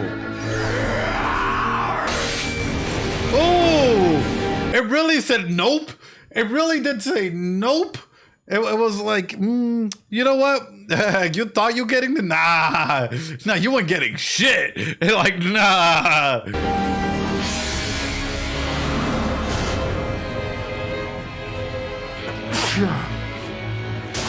Oh, I'm surprised it didn't just slash out his eye though. そうだ、思い出した。あの時僕は爪を立てた。あの時僕は爪を立てた。 Thank you. あの時僕は爪を立てた。あの時僕は爪を立てた。あの時僕は爪を立てた。あの時僕は爪を立てた。 Wow. あの時私はスイッチを押した。君の異能が全ての異能力者の欲望を導く。The envy of all the other gifted. モドルというロシア人。そう。 So, even without their abilities, Sushi was able to transform into it, right? And for Sushi, again, him reiterating sentences and stuff like that, it's believable. And that is what a person that's like, you know, everything comes crashing down, they're in a psyche break at that point in time, can happen, you know, where it comes flooding out, and for them, you'll hear a lot of repetitive motions. Cognitively, it might mean that they're not fully 100% present because their brain is trying to catch up with all the new information that is being released or highlighted out there, you know. あの時あなたは死んだ。 That moment you そしてあな died. たの異能を受け継いだのは死体から分離したあなた自身の異能だったのです。 Damn! 死の事実を忘れ、自分を治める部屋を自ら管理する。 You died and you made a room? それが今のあなたです。 Ugh! あの時僕は爪を立てた。 Yeah, do people die when they are killed? あの時君は私を殺した。その爪で。だって爪を立てるだろう。だって僕は生きたかった。いつだって少年は生きるために虎の爪を立てるんだ。 Oh, Sushi. Compartmentalization, yep. 終わりの始まりだ。 But also Fyodor kind of being the main villain.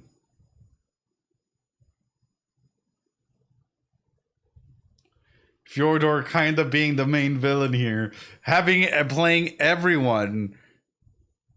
The thing with this is, I think this is a rather, I don't know, peak sewer rat, simple story kind of to understand. Okay. You have Shiba Inu there, who was garnering other people's abilities to the capacity of being able to go ahead and stay on top of things, right? So the more individuals that they garnered, the more that like their own will to stay alive maintained itself in some capacity, right? When we're watching this story, we have to understand that this is a cycle of sin, death, and rebirth, right? And this is sort of what it's happening about. Individuals searching for forbidden knowledge and ultimately ending up dying in the pathway for this forbidden knowledge. This is why it's called Dead Apple, right? Because everyone that's trying to get this knowledge, acquire this knowledge, is going to get hurt along the way. When we're looking at this, what do we see, right? Shiba Inu dies, right? Trying to acquire the ability usage from others, specifically from Sushi in this regard. Sushi, in a way, had a death there, right? If you want to go ahead and consider it, by trying to go ahead and compartmentalize that aspect of themselves, right? And trying to keep the knowledge that they had away from themselves until they're able to go ahead and get it, right? A death of ego, a death of self, a death of all of this regard. Look at Dazai, right? Dazai seems to be aware of everything that's going on, and even in the process of gaining further knowledge in this aspect of coming into conclusions, yeah, they die through their own poison, right? The poison of like thinking, even though I know that he's not fully dead, because Dazai can't die like that. Fyodor, on the other hand, trying to be a mastermind and control everything, you know, in this regard, will probably, again, die, but again, do people die when they are killed? They're not. Right. And this is all just very cannibalistic in nature, if you really consider it, where it's just individuals being eaten up by their own search for knowledge, their own thirst for knowledge, and their own self. This is nothing but like a cannibalistic rebirth, if we want to be honest about it, where people are dying and they're being reborn based out of their own ideals, based out of their own structures for ability usage, based out of their own elements. And even in this regard, for me, it's probably highlighting that Fjordor's ability in this aspect, it might be more along the lines of control and manipulation. Does that make sense? For me, I'm looking at this movie and I'm like, that makes sense. That totally makes sense. Like, he'll wake up with something, something to kill. Death can go in so many different ways. So many different ways. Yes, oh my God. Yeah. I'm looking at this, I'm like, this is very nicely tied up. It is so smart. Yeah, it is so smart. 君は欲張りだな、太宰君。死してなおこの町の終末を見届ける機会 The Zai goes up. あなたに僕という友人ができた記念にいいことを教えましょう。この霧の中でなぜ僕の異能が分離しないのか考えたことはなかったのですか。 Have you never thought about why my special ability?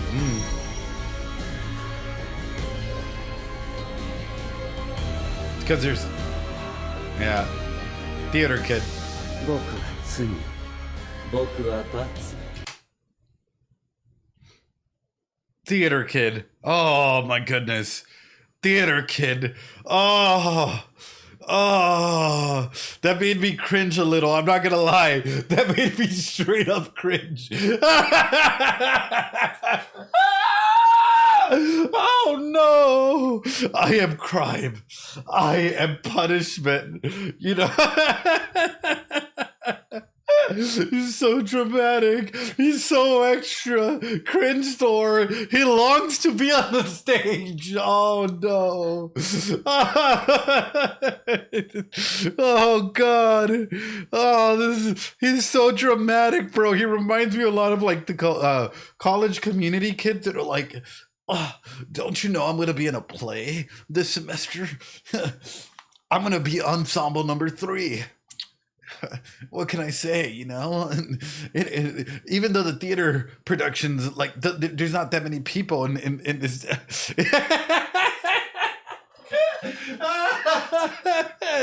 And I'm the tree.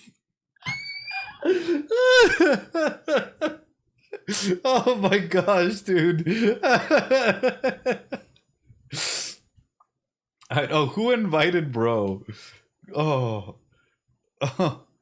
You guys just don't understand, you know. Oh. 知ってるかい？罪と罰は仲良しなんだ。教会が消滅する。部屋が目覚める。終焉の化身。異能を食らう霧の主。本能そのままに暴れ暗い声たけりなさい。 Okay. What they're doing here and responding to one another is an actual theater thing called Sticklemythea, right? And I know what you guys might be thinking about. What the fuck does that mean? Sticklemythea in theater is the ability to respond to one another in lines and being able to go from it. It's also a very interesting way of psychologically showcasing that, like, I am Steve. Of showcasing that, you know, you're both working together in a common trope, you understand one another so well, it's like the other half of your brain, you know, so on and so forth. The reason why I highlight this is because ultimately whenever you see individuals being showcased like this, especially with villainous individuals in theater analysis, because not only that, look at the positioning. I hope you guys are okay with me doing this. Right. Two distinct ideals, however, is that a complete person? Look at the aspect of this, right?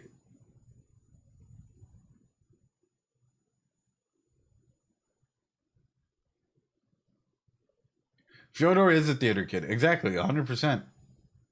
It's literally his other half. Literally his other half.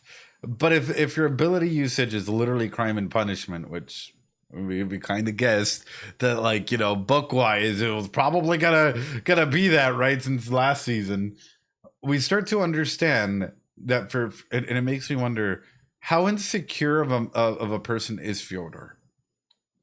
Can I punish his insecurities? In fact, it makes me wonder, like, you know, for example, if well, there's a couple things. Number one, before we go back into this, I like this scene of Dazai going up. Because even though he's calling Dazai greedy, he's going up instead of just staying there, which is interesting because we're going to take a biblical approach to this, right? In the day of reckoning, what is supposed to happen to those individuals that are supposedly good? Because this is already using a lot of religious imagery, right? They rise up, they supposedly go to heaven, right? Whatever that may be. Interesting that for Dazai's metaphor, for them being like, Fyodor takes it as them being greedy, but yet Dazai is going up. I don't think Dazai is dead, but it's just an interesting symbolism inside of this, right? So, yeah. Yeah.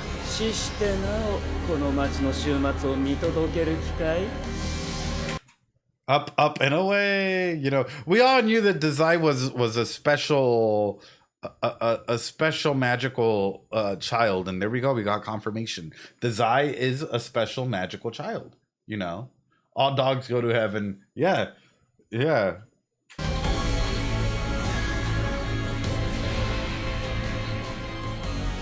あなたに僕という友人ができた記念にいいことを教えましょう。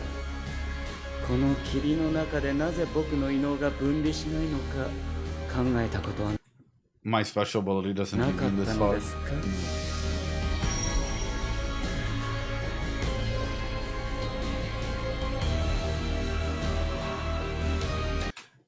And now let's highlight this other imagery that's being showcased here, right? The background looks like fire, and you have someone whose ability is, who on the one hand has an apple and has tempted people with apple, and on the other hand has a skull or death.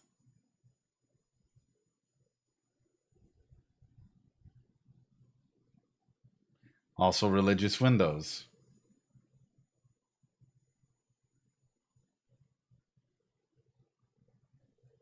Imagery showcasing, you know, showcasing the devil.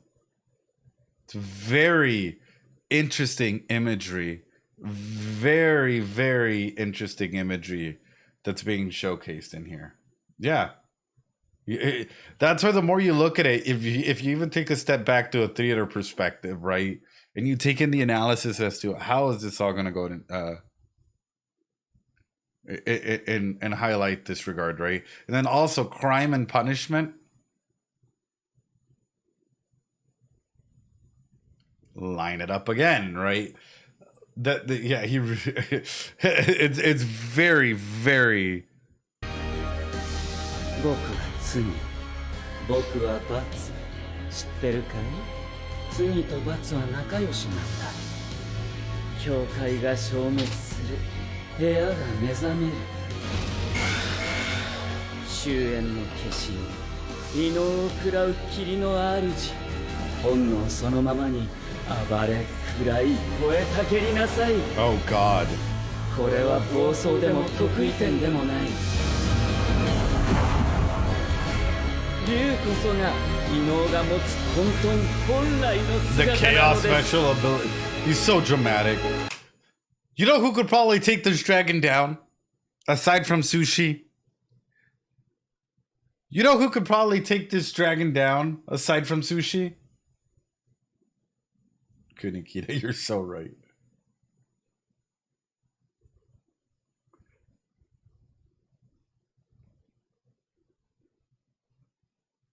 It's a big dragon.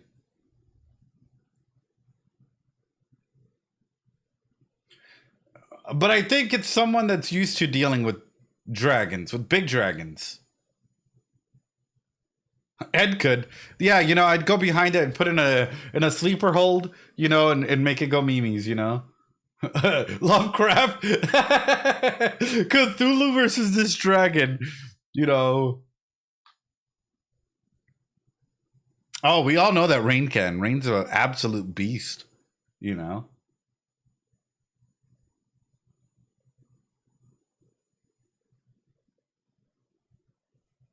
Shinji and his gravity manipulation. The bigger they are, the harder they fall, right? Shinji. Let me get it. Let me at it. Let me at it. Key free. Oh, 100%. Shinji. The bigger they are, the harder they fall. Gravity manipulation on this bitch. And you got it. I hate to use it that way, but like, just think about it, right? Yeah. Absolutely. Absolutely. Absolutely. Either that or you get oh, that'd be a sick shot. You get Sushi as like the tiger running through this tiger's like body, you know, in this regard. That'd be kind of sick too. Rampo one punch. You're not gonna believe it. Rampo one punch. And take care of it.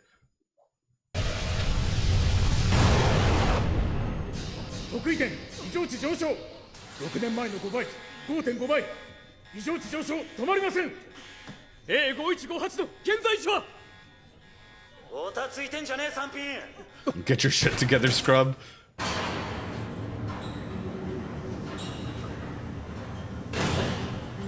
中也君、おそらく太宰君は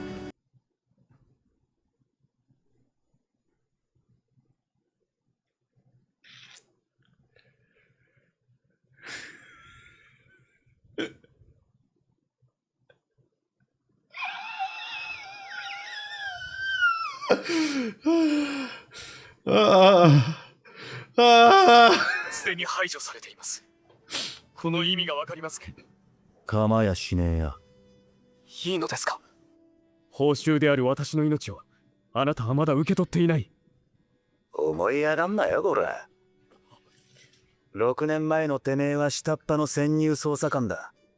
渋沢の投入に反対しても聞き入れられなかったんだろ。わお。こいつは奴のつあれ事だ。太宰のポンツクはあの中にいる。間違いだ。一発殴らねえと気が済まねえんだよ。切るぞ。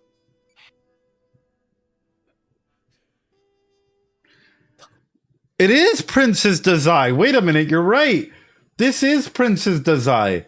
Take it in, right?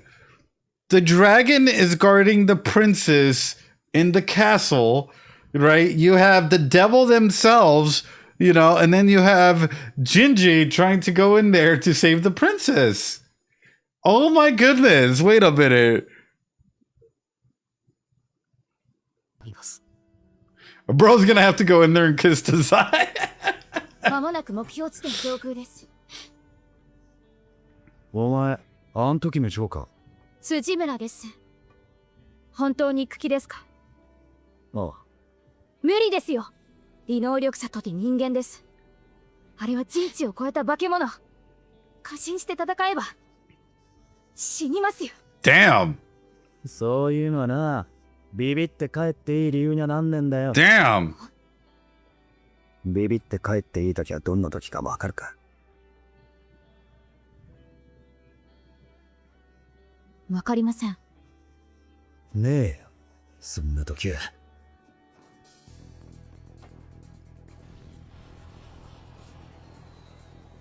何し、陰鬱なる汚辱の許容よ。改めて、我を目覚ますことなかれ。Oh gosh.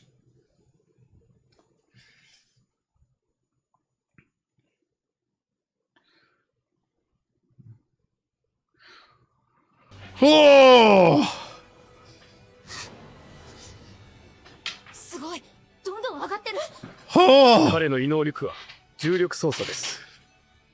ですが、自らを重力視の化身とするあの汚辱状態は、自分では制御も解除もできません。死ぬまで暴れ続けるってことですか？唯一の解除方法である太宰君の異能無効化がない以上。That's the only way to end it? も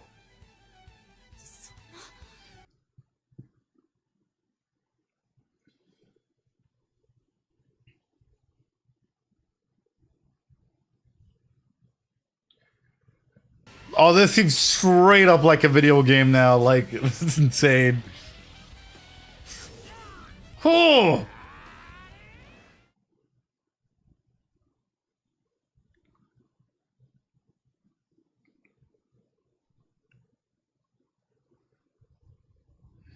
What is this soundtrack? This is this is amazing. What a cool guy.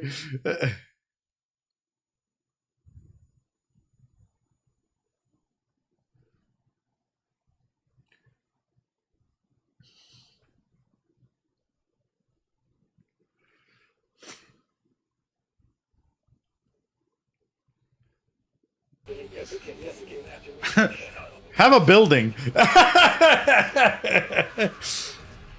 Have another one. Uppercut.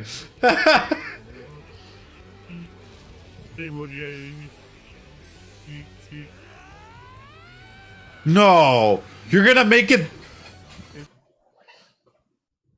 You're shoving a building down its throat? Oh, wait a minute. Hold on. Hold on.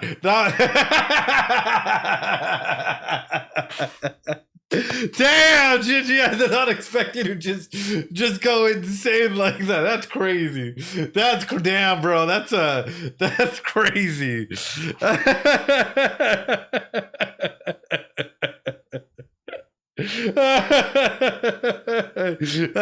You know, now I guess we'll find out how effective this is. Oh.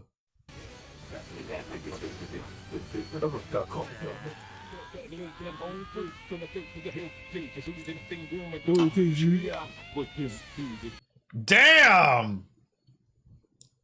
Damn! He can't control himself. And what is he screaming out, chat? He's screaming out for Dazai. Even in the state where he can't control himself, he's still screaming out for Dazai. Oh. Oh. Literally kiss.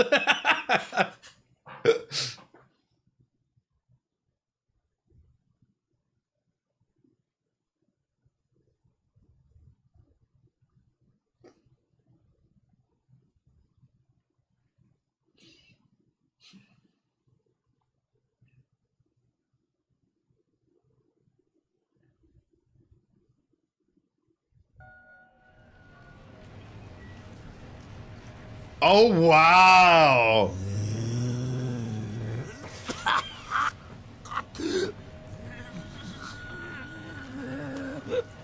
See, I told you, Dazai had a fucking countermeasure. What did I say? First off, he love taps him, right?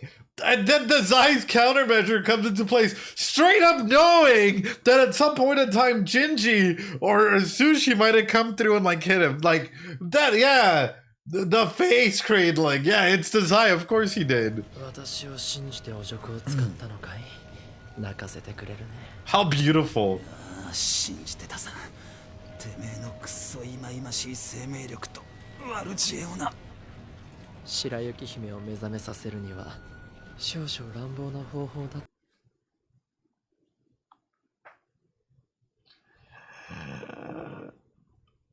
We're done. I'm sorry. We're done.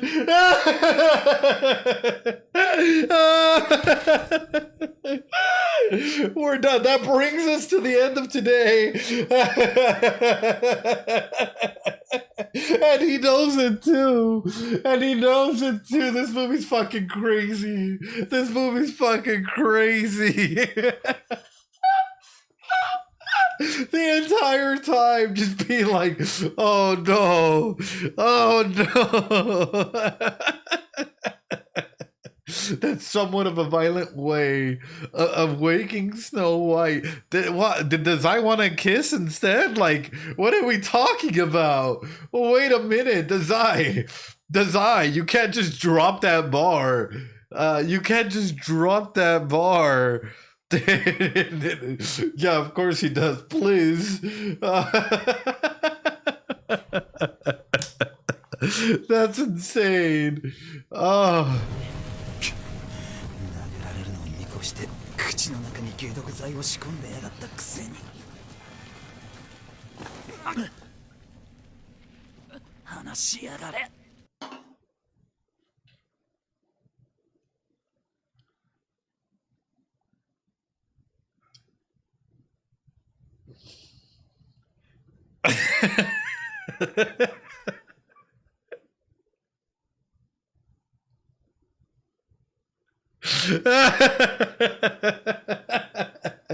You know,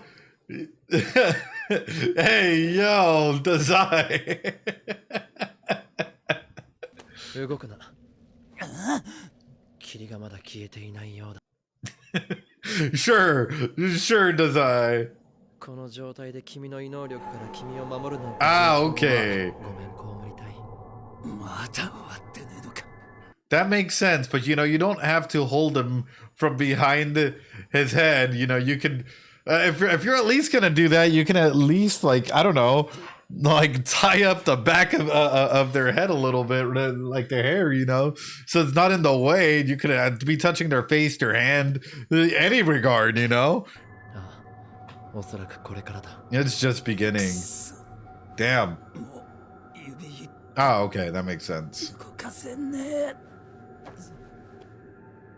ここまでは読んでいた。だが、ここから先は彼ら次第だ。Wow. Wow. Wow.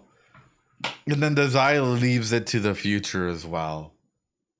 And Dazai, how long will he be in your lap? Good question, Nick. Good question. What a phenomenal moment there, right? Dazai, like, you know, because for Dazai, a lot of this has been leaving it to the future as for them to carry on the mantle. And that is awesome. Like, that is amazing. Dazai is like, hey, I'm going to do everything in my power to, like, get to a certain point, then leave it there for you, you know? Like, that is up to you in your regard, you know, to take on the mantle and to keep going forward. And that is absolutely amazing and absolutely beautiful. Oh, there you go. Hi. Hello. Yo. So y'all didn't tell me that this was actually going to be Dazai and the Seven Dwarves here, you know, and with this. That. I mean, I was screaming. Okay. I was screaming. You kind of did. Yeah. I'm trying so hard not to scream right now. But all the imagery used here, I'm like, oh, yeah. Oh. So, okay, first and foremost, the orphan experimentation things confirmed. Oh, yeah. Finally, we saw that part. Confirmed. Yeah. Which? Go ahead. Oh, I was gonna say, this is one of those things where it's like you've been talking about it for so long that I'm just like, we need to get to this. Oh, we need to get to this. No, I'm just glad. I'm glad that it's finally being like talked about and that it is true. Because ultimately, I can see it happening, right? And shady businesses or orphanages coming on through, and you know, taking these poor orphans and, you know, trying to get the best results out of them. Like, ugh. Yeah. That's yeah. But that was a big one. Okay, second off, Chuya Jinji going crazy, losing control, and still screaming for Dazai. Yeah, that's crazy. That laughter Crazy, y'all isn't have.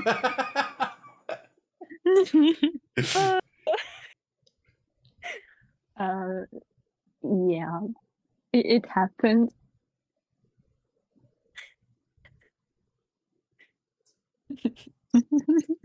You guys are just giggling. I'm like, okay, what questions do you... What is up with all the theater kid religious symbolism with Fjordor being super over dramatic about everything? He's just like I'm that. just a drama queen. He needs to chill. Yep. I am crime. I agree. I am punishment. Oh. Like the first time we see him in the movie is literally him standing on top of a building in Ara farming. Like Yeah, bro. He looks like he's about to give a monologue from up there, you know, like he's ready for that spotlight. First we crime, then we punishment. Crime and punishment. First we craft, then we mine, right? Minecraft. Oh no. But no, I highlight all of this because I think ultimately it's such a fun little occurrence to see everything kind of tie in together nicely. It's like we got confirmation of everything happening in the orphanage. We got confirmation that Fyodor is a rat and is very smelly. We got confirmation that the Zai wanted a kiss from Jinji instead of a punch. And then Just a little smooch. Yeah, and then the after image of Dazai just holding onto his head and pulling him down like, hey, yo, Oh, yeah. you could have held anywhere else. Anywhere else. Bones knew what they were doing. Yeah, So you straight. know, like be gay, do crime. Be gay, do crime. Good explanation for this. Oh, I thought Nick, you have an explanation for this? No straight explanation for this. Oh, okay. It was wild. It was wild just to have and you're telling me that like this entire time. Okay, now I gotta ask y'all. I've been edging you guys essentially this entire time because we were getting so close to this scene, and then it's like, hey, you know what? We're gonna take a pause right there. And like for the past couple, I can't even imagine what's been going on through your heads. Yes. People were like 2 more minutes.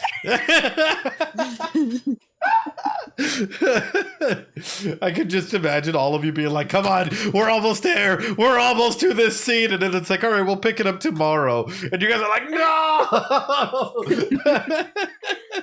Oh, that was. If I recall correctly, there was a moment around yesterday where someone decided to stream the movie in the voice chat. Oh yeah. We watched it yesterday Just to watch again. it, yeah, all together. Really? Oh. And I'm sure it didn't take you like 8 hours to go through the movie. No, but it was also useful to take notes. Oh, that's right. You guys have your homework, right?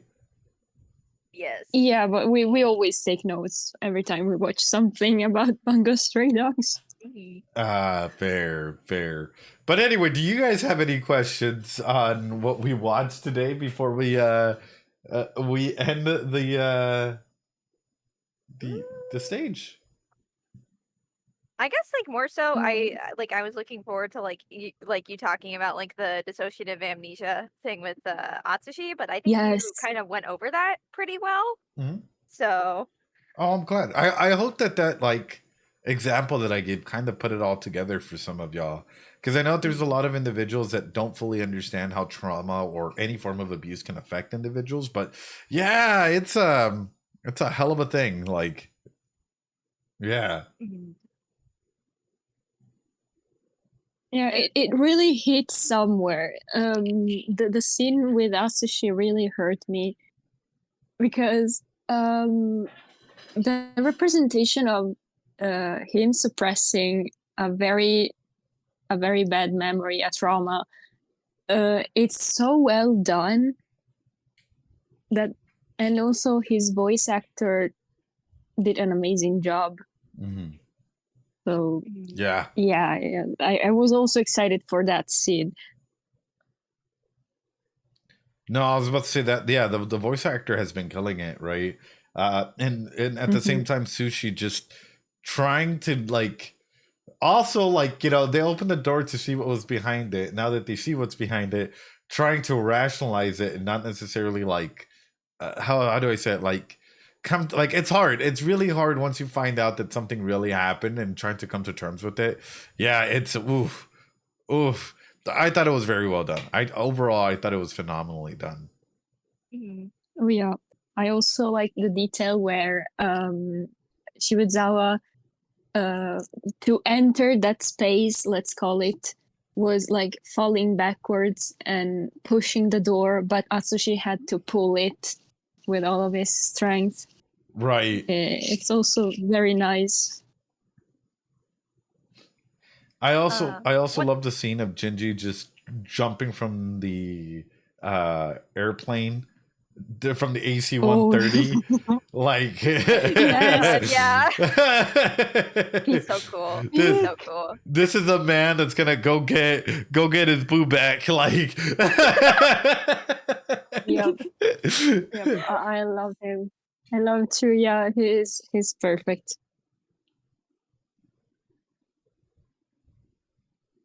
One thing I thought was cool, like, on top of just like the whole like trauma with the experimentation thing. So like before, like Atsushi, he couldn't get his ability back because it's like he couldn't accept it, right? Mhm. And I think the other thing here too is like Atsushi like places a lot of his like self-worth on his ability to help other people. And I think it's like another layer to him having to accept what happened in his past is accepting that he has killed a person before with his ability. Right. Yeah. It's actually understanding that his hands aren't clean, right? But also here comes a big double question for you. You ready? Yes. Mm-hmm. Is the beast? I know that they've been facing the beast in this fog, right? Type thing. But is that really the beast, or is that just a assumption that is the beast? Because from the looks of it, even when they tried to take out that ability from them in the past, the beast did not come out of Sushi. It stayed within them. Hold on. I have to think about that actually. I'm like, I'm gonna get a weird DM on Instagram. Watch. I'm kidding. this is something I actually have to think about because I don't know. I have thoughts about Atsushi and his ability, but it's like it's hard for me to parse out what they are. It's like I don't know. I actually don't have an answer for this because I have to think about it.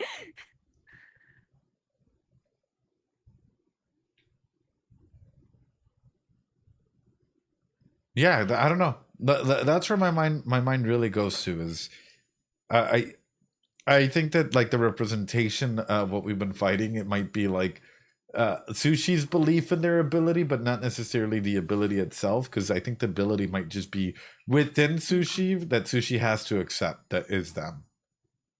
I guess it can be kind of both, where it's like something is actually happening, but it's kind of like I don't know, like would metaphor be like the right word for like what's going on internally, I guess. Mm-hmm. I am crime, I am punishment. Oh God. I look at that gif now and I'm like, that's a like I think something like with Akutagawa and Kyoka, it's kind of like Akutagawa doesn't have like really any qualms with like accepting his ability as part of him because I think he sees it kind of as a tool for strength. So he doesn't have that much inner turmoil over it specifically. And Kyoka was kind of like, she was able to be like, talking about how she didn't really want to like hate her ability and stuff like that. So it's kind of like, these are two people that could accept it, but Atsushi had something that was preventing him from doing so. So it's kind of like this is happening in reality, but it's also, I think, a representation of how they view their abilities and themselves like internally. Yeah. Could be. Yeah. Acceptance is a really important part for everything, every little aspect of yourself. So it is true. There are some parts that someone might not like or hate, but at the end of the day, it's still you. It's still part of yourself. So right, you kind of have to accept it. Exactly. Well, phenomenal little segment here. Y'all are absolutely wonderful. I can't say this enough. Thank you so much, Vince, Nick, Rain, Kimch, all of you for being here. Hope you enjoyed the hour 35, 2 hours that we did of Bungo today. And I hope you're ready for I hope you're ready for Monday so that we can keep going for more Bungo. We're going to start off in one of my favorite parts of the movie so far. So we're going to go ahead and hit there and then just continue on. We have about 20 minutes left of the movie. I am so excited. It's been an absolutely amazing ride so far. I hope you guys have been enjoying the analysis, the conversation, the stages, everything in between. And with that being said, let's do it. を信じてお辱を使ったのかい泣かせてくれるねああ信じてたさてめえのクソ忌々しい生命力と悪知恵をな白雪姫を目覚めさせるには少々乱暴な方法だったね殴られるのを見越して口の中に解毒剤を仕込んでやがったくせに I hope that one of y'all is working on that Snow White thumbnail.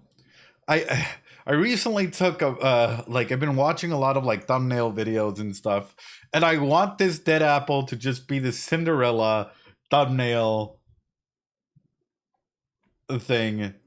You know, I think it's gonna be fantastic. You know, like a huge like I hope you guys are working on that Cinderella thumbnail thing because I think that would be beautiful. It's gonna be amazing. It's gonna be the thumbnail of a century for those individuals that do that, you know.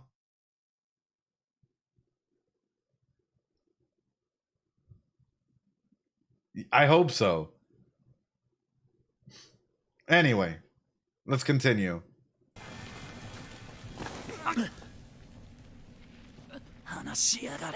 Oh. Oh. 霧がまだ消えていないようだ。この状態で君の異能力から君を守るなんて状況はごめんこむりたい。Oh. まだ終わってねえのか。ああ、おそらくこれからだ。くそ。もう指一本。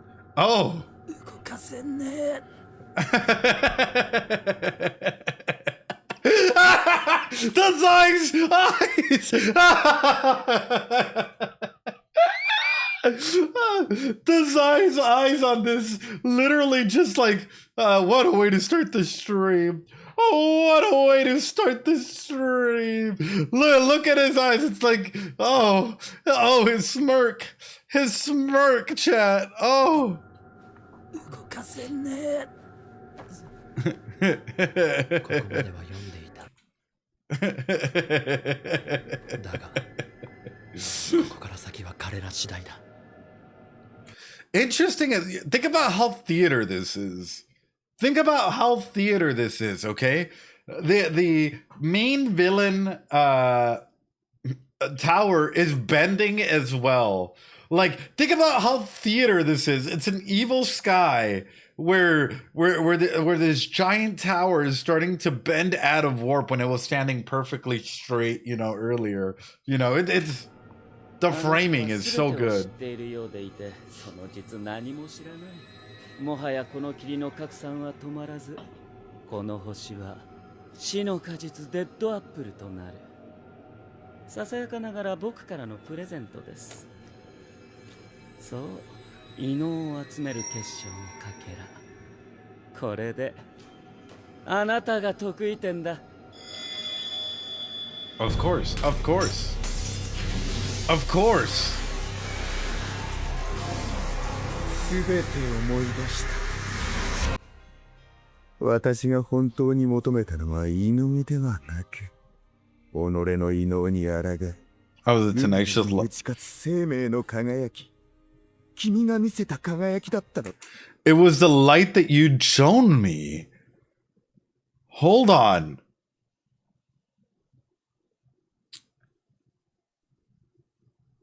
Hold on.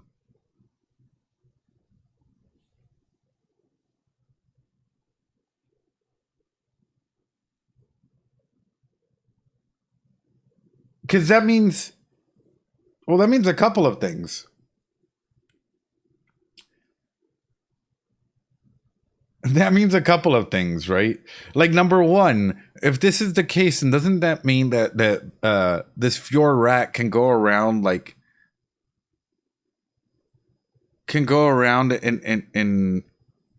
and crash elements, or not crash elements, but like revive individuals in this capacity, or in a capacity that ends up hurting others in some capacity?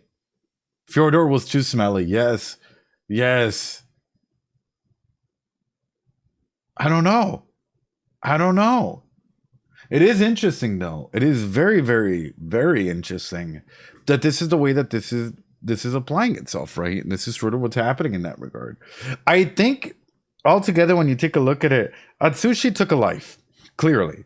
But by Atsushi taking a life, don't you think that like ends up changing things? Like, first off, Atsushi has blood on their hands already, involuntarily, while at the same time, Fyodor apparently is being given the gift of life, or is giving life, or extending life. Because are people killed? Do people die when they are killed? And in this instance, no. In this instance, no, they're not.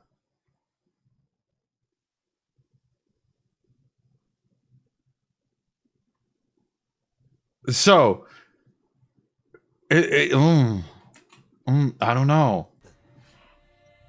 私を殺して生命力を証明してみせた金の魂。その輝きをもう一度見せてくれ。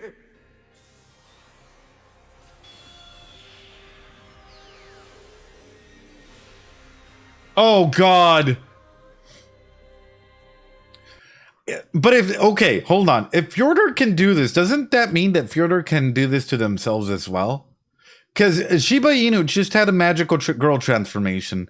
But doesn't this mean that Fyodor can probably take over other people's bodies in this capacity and insert their will? And at the same time, like, revive themselves accordingly? Is that why their age is like age? I don't fucking know, right? Because ultimately, Fyodor can probably do this with other capacities as well, right? Ooh.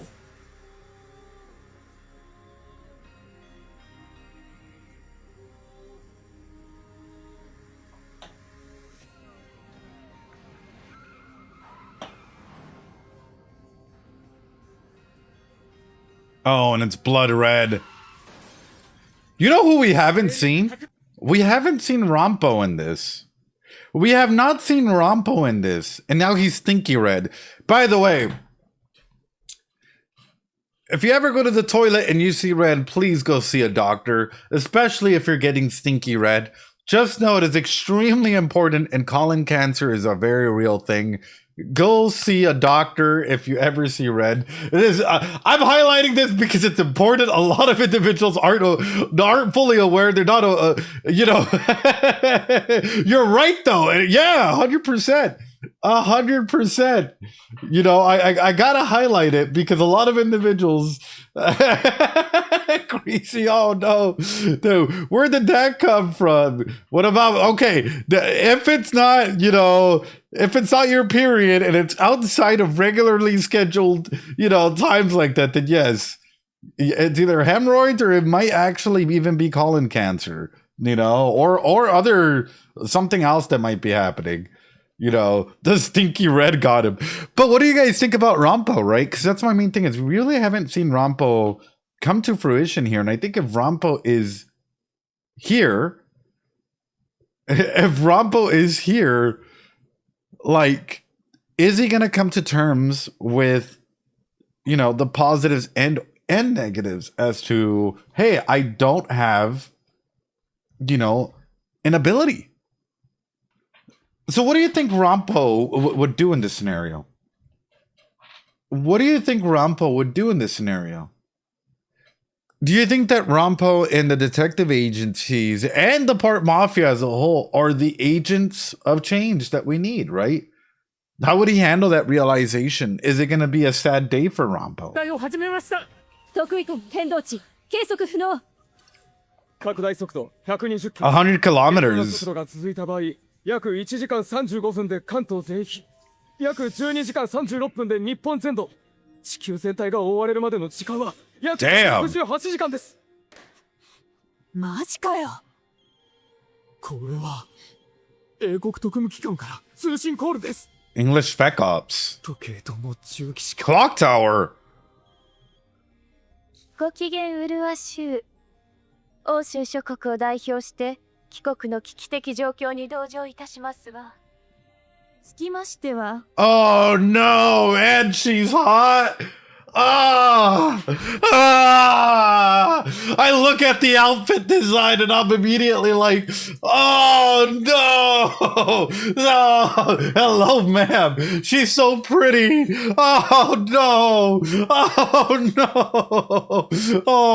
oh no. 世界への霧の蔓延を未然に防ぐために焼却の異能力者を派遣して差し上げました。 We have developed a gifted. Oh no. Is that the way that they're treating? Oh, it's kind of like a Spec Ops weapon, right? We have developed this brand new child with a lot of trauma, you know, to handle your needs. For now, in this war economy that we're on, with a silly donation of $5 trillion, I can go ahead and deploy your favorite traumatized child onto your battlefield here. We can get you a Jinji with the power for gravity manipulation. We can get you an orphan boy that's been so traumatized that he'll turn into the beast within. We can get you the gayest of boys that's all bandaged up, that's no longer human, waiting for your needs. Like, what is this? What is this military economy? It's been developed, Ed. It's been developed. Like, same day shipping Amazon. Oh no. Oh no. Oh no. Check all the boxes. 焼却の異能力者。発動予定時刻はきっちり30分後、夜明けとともに。横浜が焼かれる。Damn! 渋沢だな。 Crazy part is this isn't the first time that Yokohama's been threatened on being incinerated. You know, that's the crazy part. You're getting a same day shipping and also a re-traumatization of things, right? Because it's not the first time that a villain has come through and has been like, we're gonna destroy Yokohama, you know, fuck Yokohama, fuck every city out there, you know. Yeah, everyone really wants to burn down Yokohama in some regard. When is Yokohama not being threatened, right?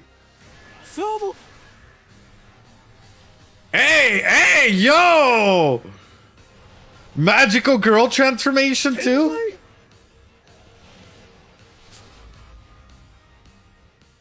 Oh.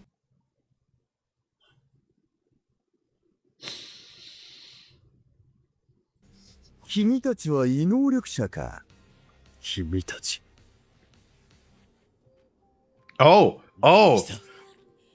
私はあの人に光の世界にいてほしいだけ。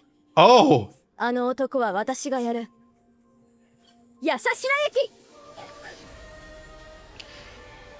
Bungo Shadok is your fucking peak! 自らの異能力を取り戻す者が2人もいたとはな。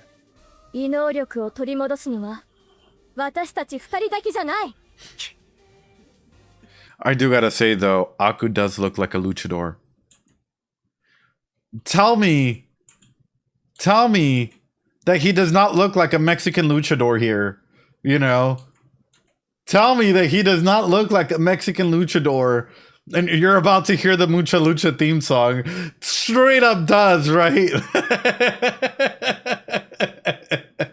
He was born to be a luchador in his heart of hearts, you know? The Undertaker. 私はあの人に光の世界にいてほしいだけ。あの男は私がやる。やさしら駅。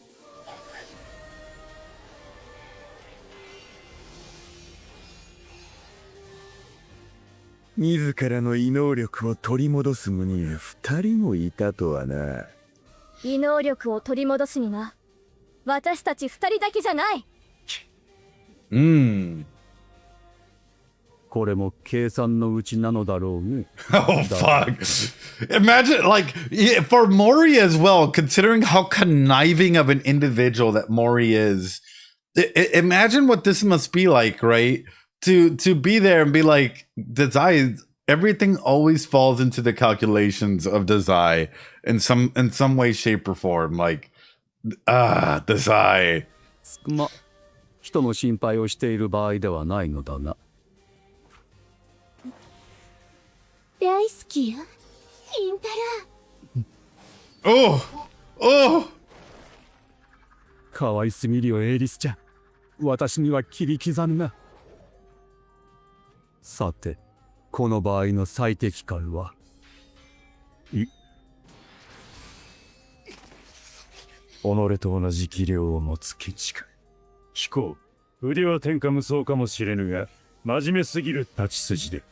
まるで With no guile in your sword, you'll never defeat. Oh no. さを知らぬその Wait, why don't you guys just face the other one? He doesn't want to hurt his Elise shot because she could hit me with the you know, can't you just go ahead and flip it around and Fukuzawa take care of Elise and Mori take care of Fukuzawa? Like この私は倒せ。福沢殿？奇遇だな、森先生。何かトラブルですか？その解決策の糸口が今、垣間見えたところだ。それは結構。やはりこういう時は、日頃の行いがものを言うのでしょうな。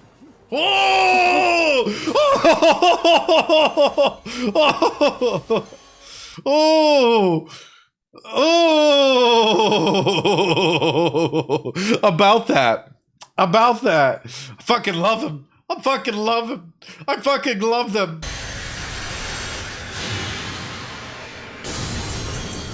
Well, that worked. 獲物はメスだけではないのか。次からは用心しよう。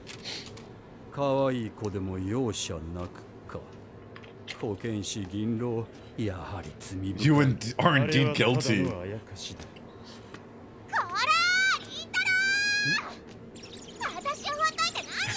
Oh!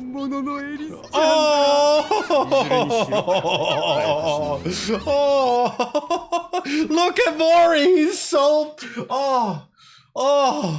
Look at Mori! He's so, like, happy and relieved and... Oh, look at that sweet, sweet summer child here. I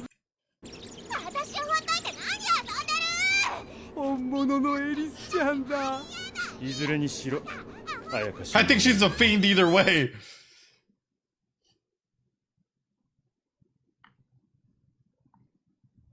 生命の輝きってなんだ？僕に生命の輝きなんてない。Well, I guess I'll ask this is, what is your guys' light at the moment? What keeps you going? What enables you? What is your motivating factor? Is it your partner? Is it yourself? Is it the illusion for the future? Is it your friends? Is it your cat, your dog? Is it experiences and memories? Being able to travel the world? Fan fiction? Hope? Yeah. You're still looking for it, Rain? Oh.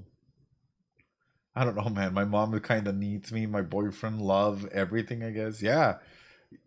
That's a huge element. Like, all of us have different answers. And some of us are still looking for whatever that answer may be, you know? It's not necessarily, like, cut and dry for a lot of people. And some of us just want someone to motivate us to keep looking, right? Because ultimately, there will be a solution at some point in time. 霧のせいで虎の力が離れた時、内心ほっとしたんだ。これで周りの人を傷つけずに済む。怖い虎と僕は別の生き物なんだって。But are you? でも、虎は昔、僕を助けた。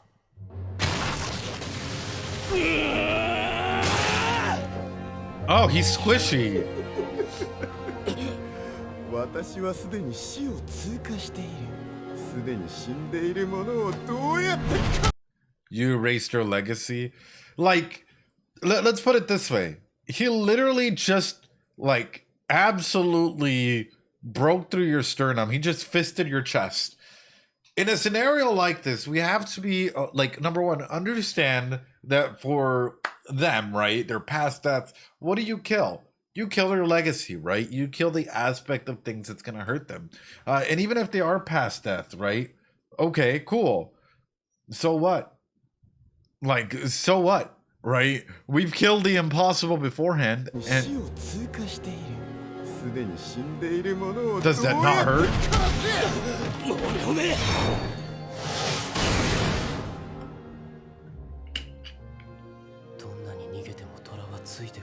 The tiger follows.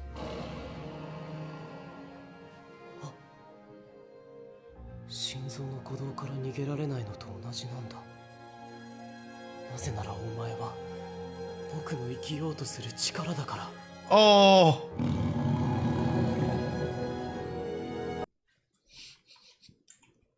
That is such a very moving speech, right? It's like, you're my strength to keep living.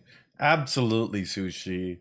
Absolutely. The tiger is not something that's gonna absolutely ruin you. You know, the tiger is you, right? It's that driving factor. It's your ability to be resilient and take that next step. It's a part of you. It is you, you know? But I do want to highlight, this is probably me at 2 in the morning opening the fridge, trying to find something to snack on.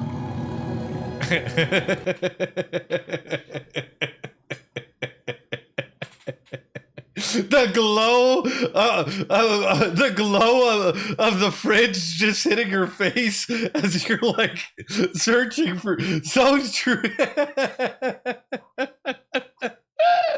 The ugly parts, the wonderful parts, everything in between, right? Like, that's what makes us us.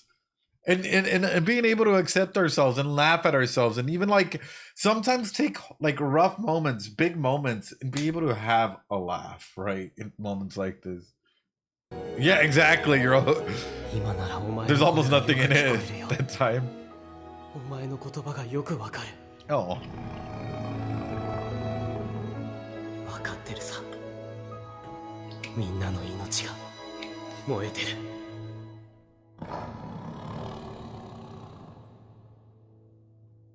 同じ言葉をお前に返すよ。ぼやぼやしてると置いてくぞ。来い！やっこ！ Yo! He's accepting himself! Let's go! Oh, that's so hype. That is so hype. He's finally, yeah, I am you and you are me. Like, huge. Huge.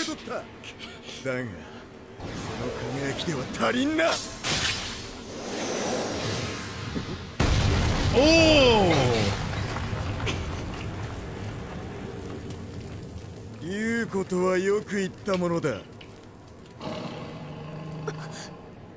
君の存在を私に告げたロシア人は言った。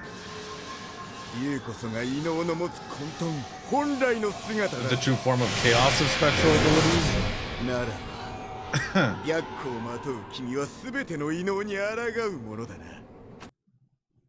Since you're the tiger, you're the antithesis of all special abilities.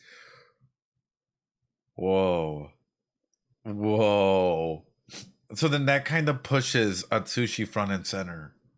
That pushes Atsushi front and center, as they are the ones that like literally go against every special ability user in that regard. Whoa. Yeah, what do they know about Atsushi that Atsushi doesn't even know about himself? Like, that is huge. That is such a huge lore drop. To literally like go with, no wonder Dazai's like, you're my new student. Like, you're the antithesis of antithesis, you know? You're different. Like, ooh. ようやくか。また私を殺すのかね、中島敦君。あるべきものをあるべき場所に戻すだけだ。Oh, hell yeah. And we got an opening!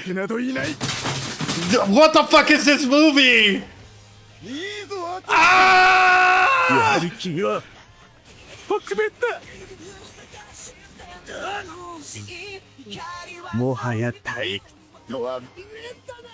Oh! Oh!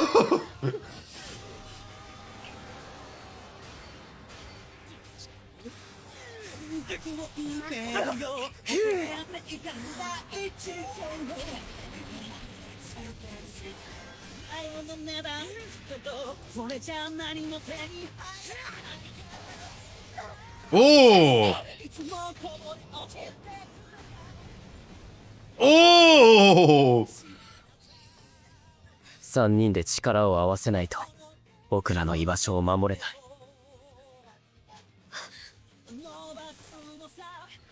もう一度優しい。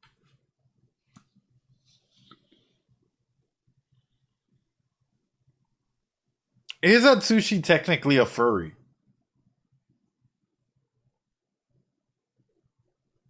I'm shaking. I'm crying.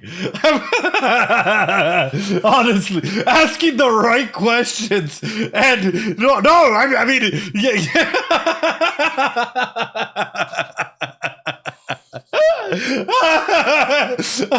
All of a sudden at the end, this is great though, right? We were talking about this, like they need to be able to combine their abilities, right? You need to call a professional for that. I mean, he turns furry at night, probably. You know, it's Wolverine X Atsushi here, like.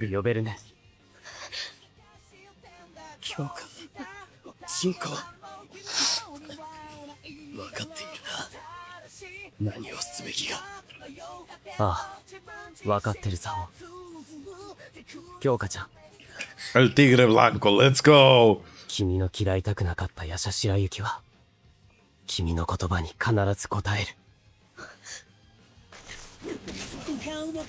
Oh!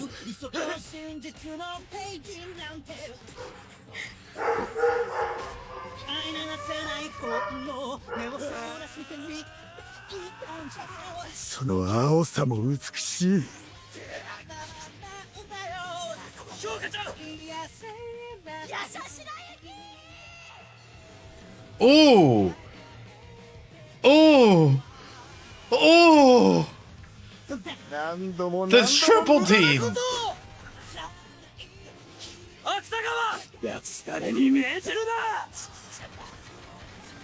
Are you gonna hold him down?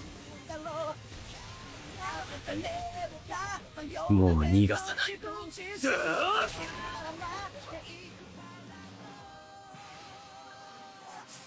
これだよ。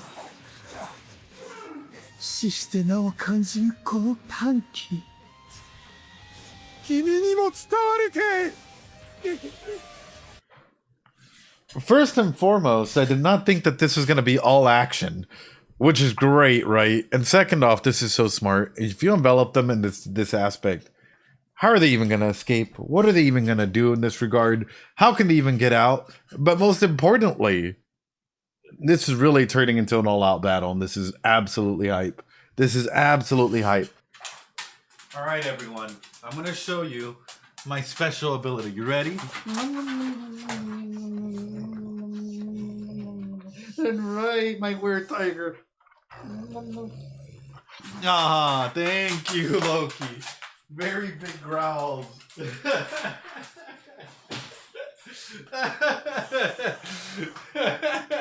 Very big growls. Oh. By the way, that's the way that a lot of huskies will show you their affection, you know.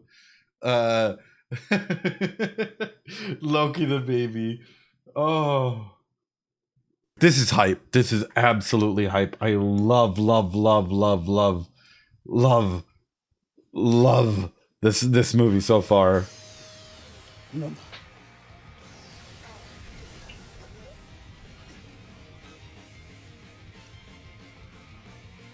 すべての異能に抗うその輝きを今一度私に見せてくれ。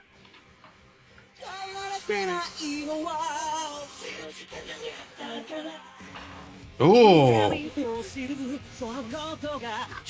Ooh.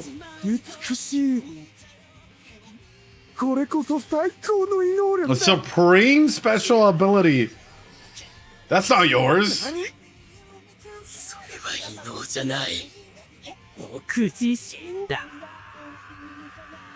Oh.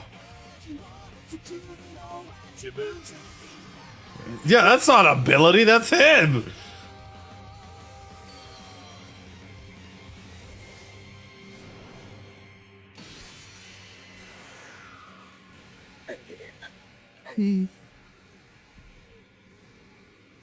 The 今すべてを理解した。私がここにいることも、君が私の前に現れた。Why you appeared before me? そして彼の言葉の意味も。君が。Oh. 君が私を Oh. So with this ability, he can literally start erasing you. Like, hold on. So then he's a counter towards, like, in this state, he can literally be a counter towards any big bad.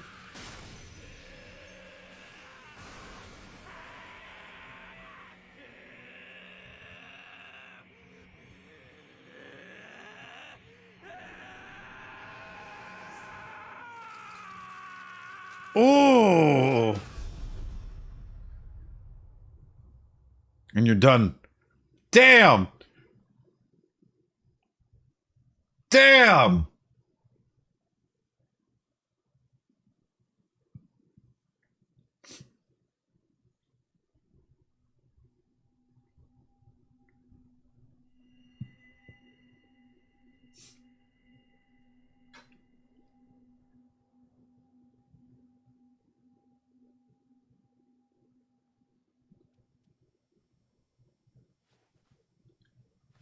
Now you got to go take care of the rat. I'm sorry. Now we got to go take care of the Stank Master themselves, the fucking rat. Wherever this rat is, we got to go and take care of them. We got to go and destroy them in every capacity. Like, no. Like, we cannot just stand here and let the rat get away. Absolutely not. Absolutely not. Like, we cannot just let the rat get away in any capacity. That would... I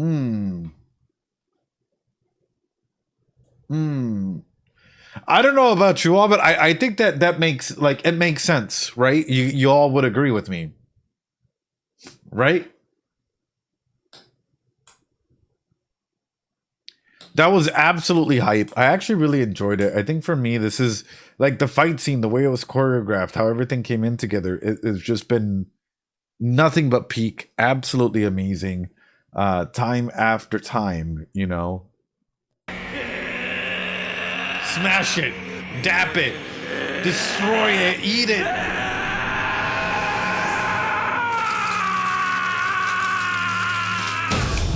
Ooh. Ooh.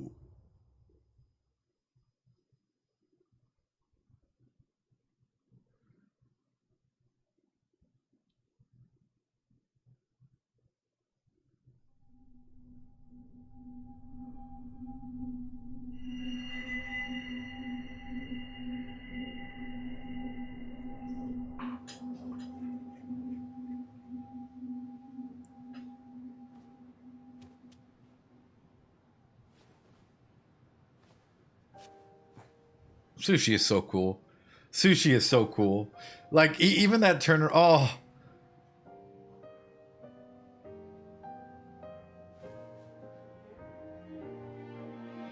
But we gotta go after the rat. We literally gotta go after the rat. Like, we cannot just leave it here. We have to come after the rat and destroy it.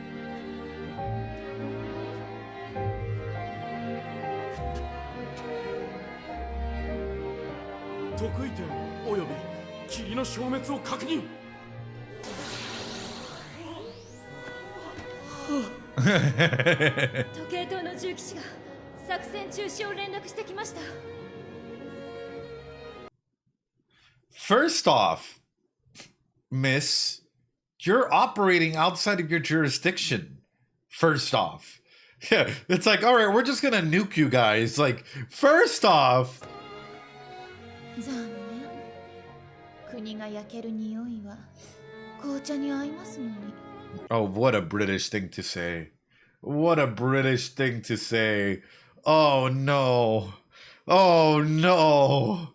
Oh no. こんなとこで何してやがる。太宰のポンつくなら無事だぞ。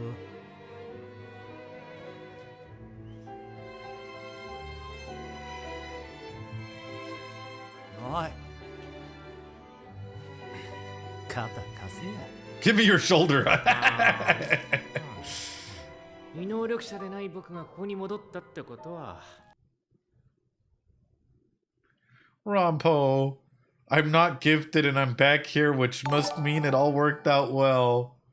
Rompo, bro was just vibing on top. Everything had gone to shit, and he's still just up there like, oh, Rompo. Now we're thanks so much for the follow over on Kick. Oh, Rompo, you've literally just been there chilling, relaxing. This is how he found out. Yeah, this is how he found out that he doesn't have any abilities. Oh no. My heart. Atsushi's got him pretty good. Atsushi's got him pretty good.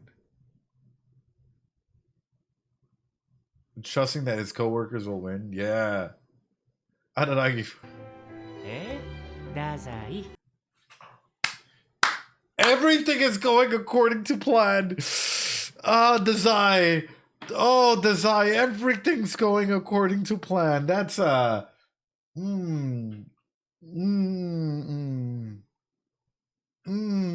knew everything would happen, and that's why he locked his snacks away while he was gone.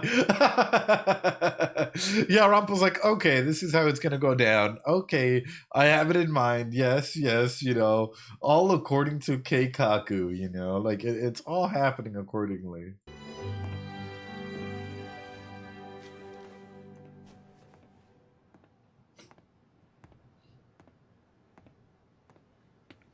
I love that Dazai went and changed his clothes. Like, Dazai literally had time to go and change his clothes back into his normal outfit, not the special white admiral outfit that they had on. He went back, and instead of helping them out, he's like, you know what I'm going to go do? I'm going to go change my clothes. I think that's a little more important here. 淳君、今回私はね、太宰さんはこの町を守ろうとしたんですよね。私がそんなことをするいい人間に見える？ Oh. 見えますけど。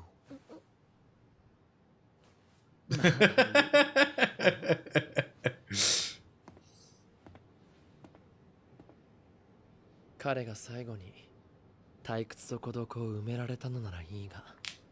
Oh no. あなたはこれで本当に良かったの？ We needed to stop it. So Dazai is right. Ultimately, if they didn't take care of it now, then when? If they weren't able to jump in and take care of it right now as it's happening, then when? It would have been too late. It would have been too late in any other capacity. If they had let Fyodor and Shiba Inu run wild with no one, like, you know, pushing this forward, then when? Because it would have been too late. No one would have known what was happening. No one would have had a heads up. Like, ooh. 一度は彼を殺した記憶を忘れたみたいに、もう一度あの過去に蓋をすることはできるんじゃないかと思う。でもこれでいいんだ。少なくとも今はみんなと町を守れたことを誇りに思うし、そうやって京香ちゃんやみんなと生きていく方が To live on with you? 幾分か素敵だと思うから。Oh, Atsushi trusts him so much, and the others, yeah. Oh.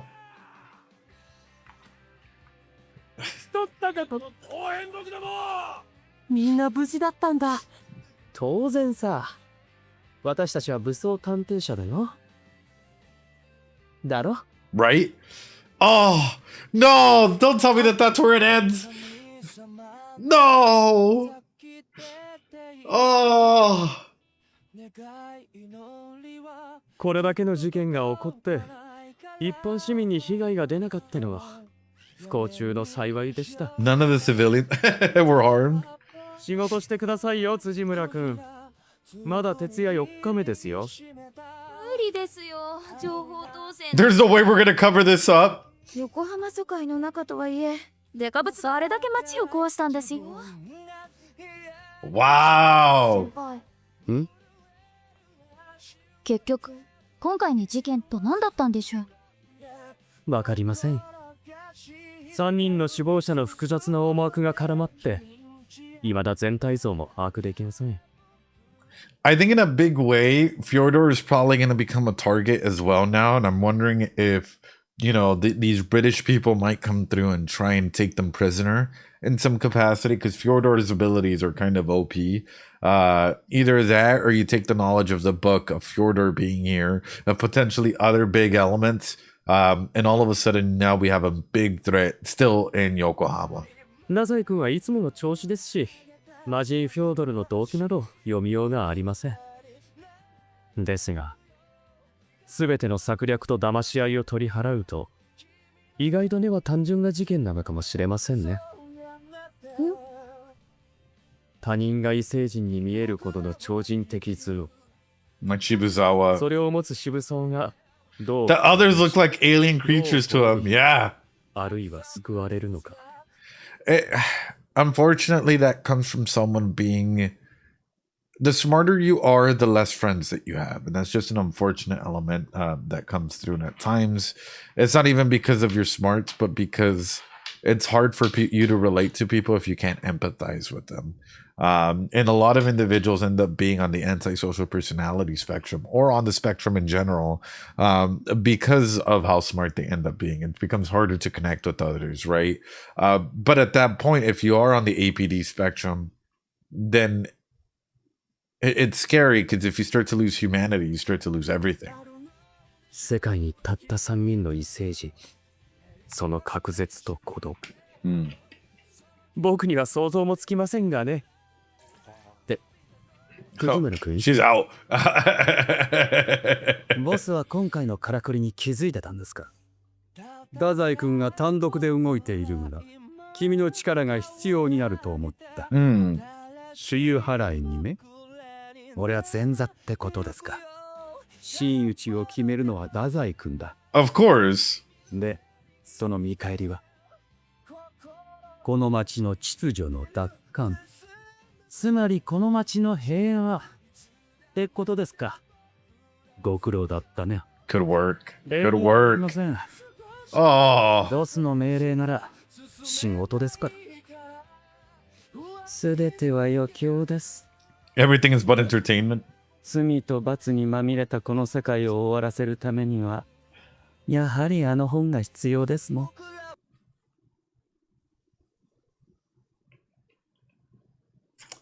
What did I just say? What did I just say, chat? Hold on. What did I just say? Oh, yeah, you know, it's like everything's aligning, you know, the book, the rat, you know, all of these, it's all just falling into perfect alignment, chat. この町に眠る白紙の文学賞が The blink vowel sleeping in this cloud. 当たってるな。依頼人に粗相のないように。国木田君は我が探偵社の You're the agency's mommy, aren't you, Kunikita-kun? まあ、二人ともほどほどにね。行ってこい。お気をつけて。それじゃあ、行ってきます。Yo! You could have closed the door behind you. I get the symbolism where the door is now open, that's your found family, all of that stuff. But we pay for AC in this building, you know, Sushi, and it's a little expensive to run AC in the summertime, you know? Oh, it closes by itself. Okay. Oh. What a great movie, everyone. Turn off the lights when you go, right? Skipping together. Oh yeah, no, this is a blank novel because people are supposed to go through and fill it. Phenomenal movie, absolutely awesome. What can I say? What can I say other than like Bungo Stray Dogs seems to be continuously surpassing our expectations.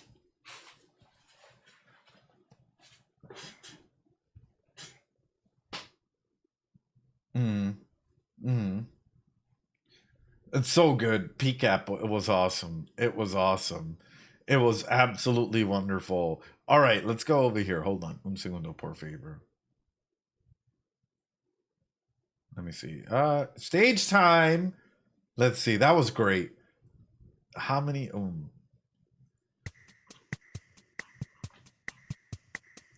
I haven't even got into the stage, chat. Hold on.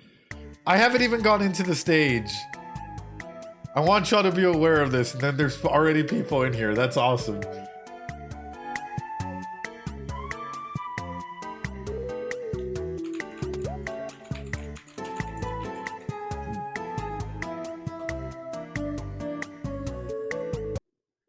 All right, there we go. Hello. Welcome to the final stage for Dead Apple, I guess. Hi. I guess it's time to Dead Apple, I guess. Maybe. Oh, if I could. Oh, I'm a robot. No. No. Well. Oh, okay. Hello? Is the All right, let me. robotness okay?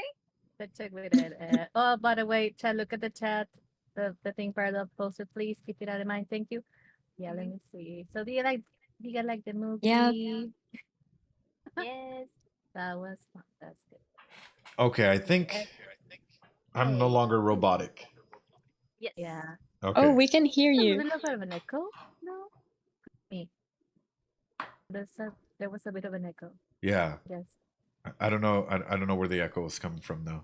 I think my headphones were too loud. I turned it down. Dang, Vince, you really like hearing me just. Dang.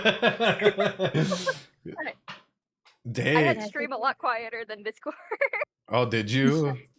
Yeah. Okay, so Tina, I just wanted to make sure about the audio. Oh, yeah, everybody, I'll be playing down. Okay, so another mod can take it. Bye-bye. Hello. Bye. Bye.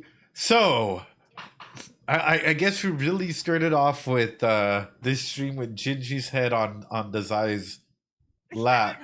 And we really ended with Dazai like looking into the future with sushi. That is such a cool way of Dazai being on the floor, and then Dazai ended up like, taking that step up with sushi. What do you mean? Elena, it's fine. It's fine. It was a very great time. But no, I really like, for me, I thought that this was a phenomenal movie. This was great.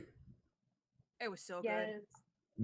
That, and it's ultimately again hitting on the same theme, right? Found family. Like ultimately you need to love and accept all the versions of yourself, even the ugly version, right? The version that you don't fully want to bring out to light in order to be complete. And I think that that's a very powerful message, especially for Sushi and for others that might be struggling with their own identity.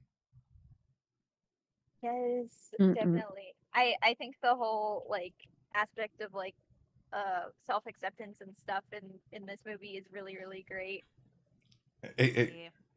Exactly that. And I mean, now we understand why Rampo decided to lock up his snacks, because he had already figured out that shit was gonna go down. He's like, I'm not an ability user. I'm not gonna be a part of this. I do love that he was like, yeah, what am I gonna do?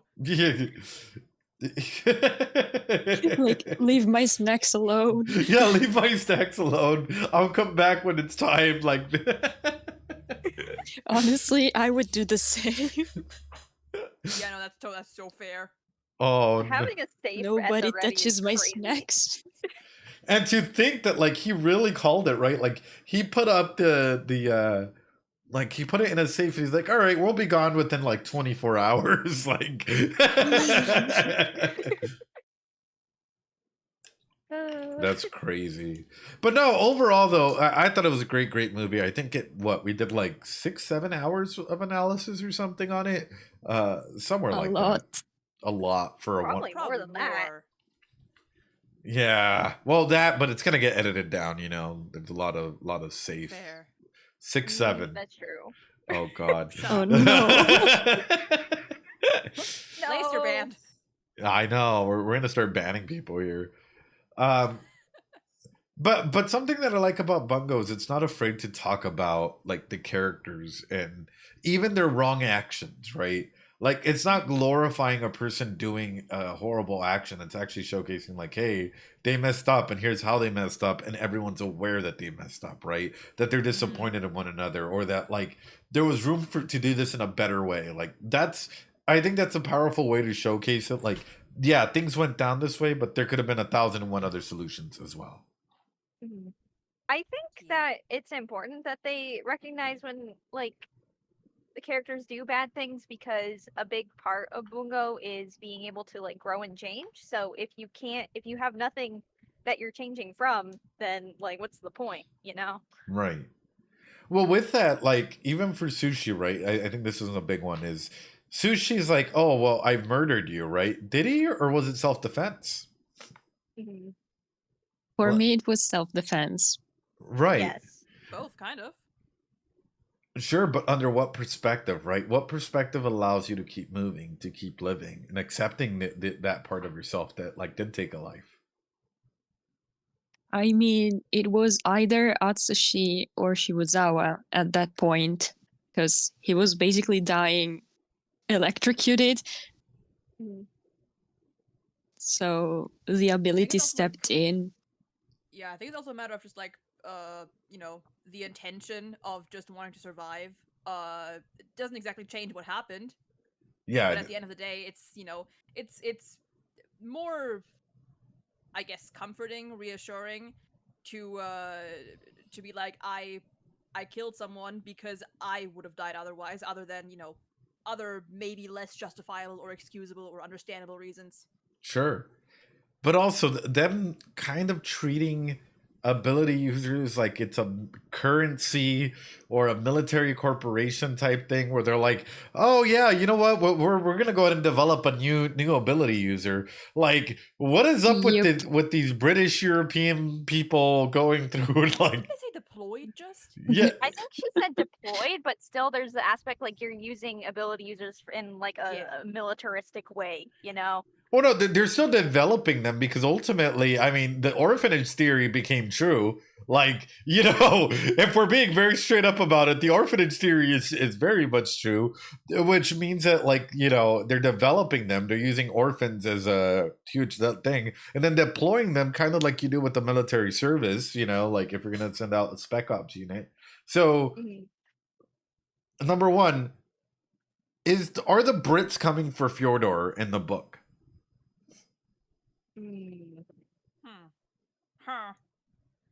Honestly, part of me hopes that they would, but the other part is like, I've seen how they wanted to handle the Dragon's Head conflict, so probably it's not the best idea to let them do that. That's the lesser evil here.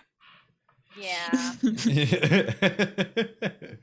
Well, I don't know. You heard the girl. She was very much like, oh yeah, you know what? Tea goes really well with like a burning Yokohama. Like what? Yeah, I wouldn't trust her, honestly. Yeah. Like I get being like, okay, there's a threat to the planet happening, but that's different from being like, wow, I'd certainly enjoy burning this city to the ground. It's a very Brit thing to say. But no, like the more that you take, like the more that I take a look at it, the more it's making me wonder how many safeguards, how many steps ahead Dazai is. Because I feel like Dazai knows that there's a lot of organizations out there that are trying to come into Yokohama for this book. And it's like, sorry, for what we've seen, at least 2/3 of the movie. Yeah. But you know, just highlighting this, it's like, is this all a trap to get everyone in here and essentially, I hate to put it this way, destroy as many of these organizations as possible? Like, My main thing is I'm thinking that Desai actually wants to get the world government involved in some capacities. Looking at the way that things are going, it's making it seem as though Desai is not going to feel any ounce of peace. In my, this is going to sound bad.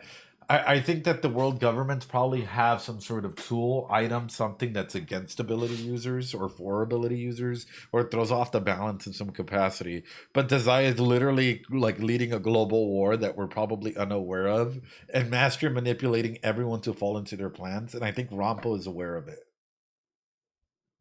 Jeez. Interesting. Yeah. I think that there's some capacity, something out there where the book is in play, right? And it's making me even wonder if Desai even knows where this book is, right? As a kind of like a carrot and the stick, you know, type of thing, where you have a lot of the organizations come on through, but all the organizations seem big bad. Like, yeah, they're big bad, but the main purpose that like he's trying to get is something else. Like there is a bigger. It's kind of like the Wizard of Oz, right? Like there's the guy behind the curtain that Desai is trying to get to. Do you think Desai is a big bad or just using it for his own purposes? No, I think Desai is actually trying to target someone or something at like the global government organization as a whole. I think that would make sense especially because we know that they said that Dazai was the one who invited Shibusawa to Yokohama, so he's definitely like willing to bring negative attention. I guess I don't know how else to put it, into like kind of neutralize a threat if necessary. And you have to think, why so, right? And why is he doing this now? Because he's developing Atsushi as the special anti-ability user, mechanism. He's developing Aku as well, and everyone else to be able to stand up to these like superpowers in some way, shape, or forms. Yeah, Desai is like Sans. Oh, that's a comparison. I can see that. I can see it, okay. Vince, your laugh. That makes yeah, no, sense. I That's can really see funny. Yeah. Then who's the papyrus of BSD? Kunikita. I did want to say it, but yeah, absolutely. Oh, new ship unlocked. Oh no.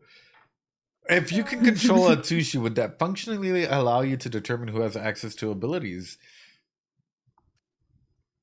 Good question. Well, I think for Desai, it's not so much about control as it is more so about liberation and freedom. You know, like the more that we look at it, it's like he wants individuals to be able to choose their own happiness as to whatever that may mean. And ultimately, I think he's following Oda's advice. If you really want to think about it, of like him trying to find, like, be on the side of the good guys and trying to find meaning towards life, right? And I don't think he's forgiven, if you want me to be straight up about it, everyone that's been involved in Oda's death. Oh, definitely not. Like, he very clearly, every time he interacts with Mori, he does not like it. And what was the prime, aside from Mori, what was the prime reason that started Oda's death? Well, I mean, it kind of was Mori, but Ango was definitely, like, played a huge role in that as well because of his triple agedness. Before Ango. Oh, you see, now this is what I'm getting to. I think that he's targeting the governments here. There was a global war, the veteran soldiers and everything, which was a scarcity aspect that was being done by the government in order to go ahead and deplete them of their usefulness. Once you're done, you're no longer useful. You no longer serve your purpose as a soldier, as an individual. What started the whole domino effect of everything coming on through. Oh Yeah. shit. So Ongo is only responding to that issue. Mori's only responding to that issue. The bigger issue was the governments at play that decided, because if it happened then, what's not for it to happen in the future as well?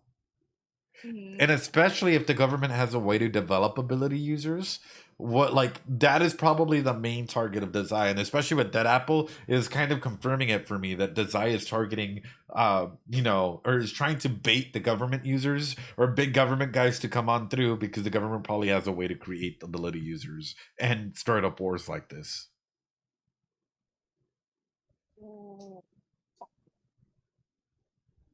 Yeah, that's okay. Yeah. You're- That's really interesting. I like this. You're like, this is a different form of thinking. Yeah, sorry guys. I'm loving this. I'm loving this.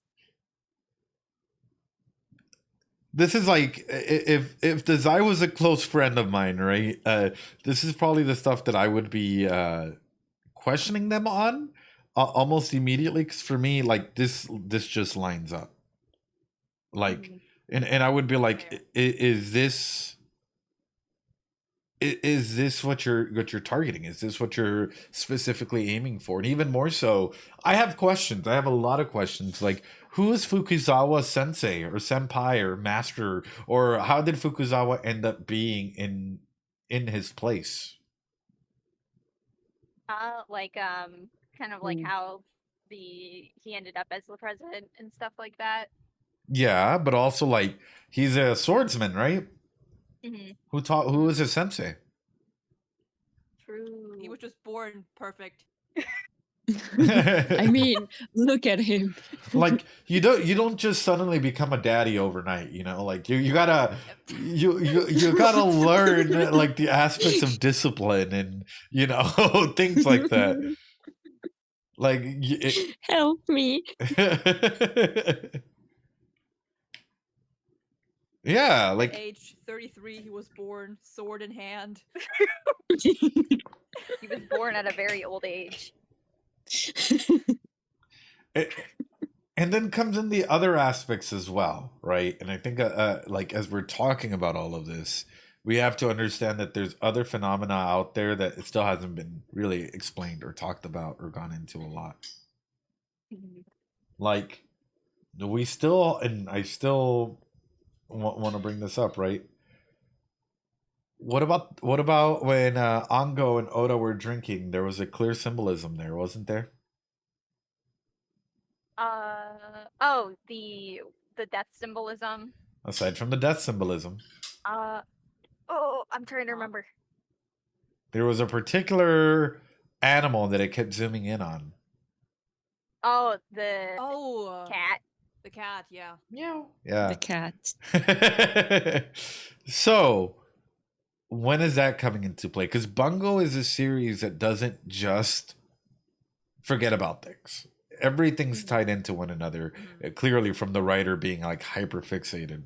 I love the writer, phenomenal. The way that they're. Oh yep.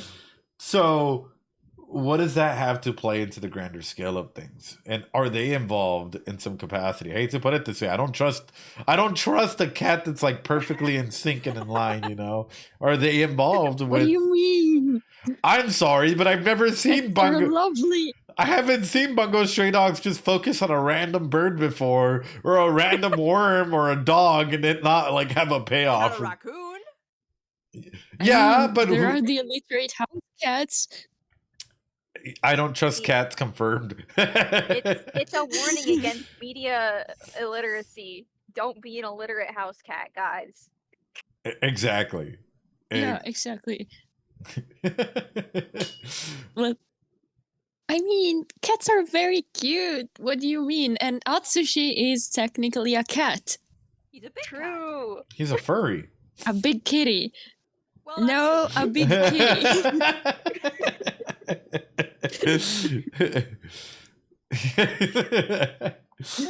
But yeah, also a furry, probably. But also Yeah, it depends, but mostly. But no, like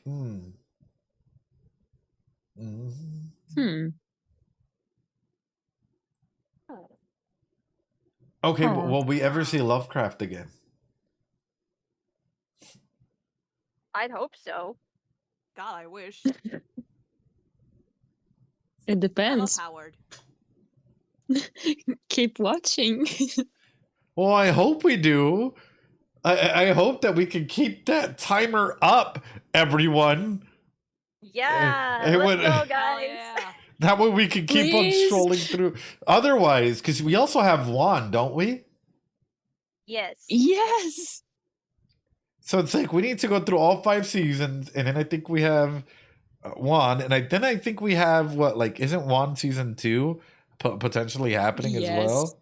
It's Yes, airing right just now. Came out a couple weeks ago. Wait, it just came out? Oh God. It's running right Yeah, now. season 2 just started on like July 3rd. Something. Yep. Yeah. Oh God. Yeah. So okay. Ooh. I've just been thinking about this. We have this imagery to being a stray dog, right? Mm-hmm. And almost every individual that we've faced in some capacity has had some meaning. Will we ever be hunted? Ooh. Ooh. By who? Well, by anyone. Could be a military organization. Can be, the Brits. Can will they end up sending their, if we're the stray dogs, will they end up sending their police dogs on us? I mean, the military did want Atsushi at the very start, so at least he's got some experience. True, he was wanted.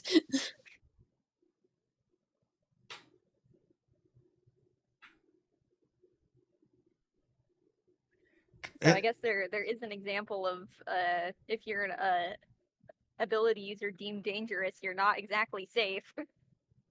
Yeah. So Also, oh sorry. no, go ahead, Rain. I'm just thinking. I also was thinking because I just had a question. Are orphans made or born? They're made to order, like made to order brides, made to order orphans. No, but what I what I mean by that is, we've seen a big war, right? Yeah. So there are some cases of people, who are orphans. But when a big war like that happens, we've seen a lot of veterans. What if it was purposely done? Like with the goal. At least Yeah, side we've goal. seen there is some research done on orphans because it was confirmed. So what if, in order to have more, I don't know, possibility to study, they made like this war to get more orphans? I don't know. I mean, if they're orphans, who will be there to worry and look for them if they disappear for some reason? Yeah, that's exactly what I was thinking.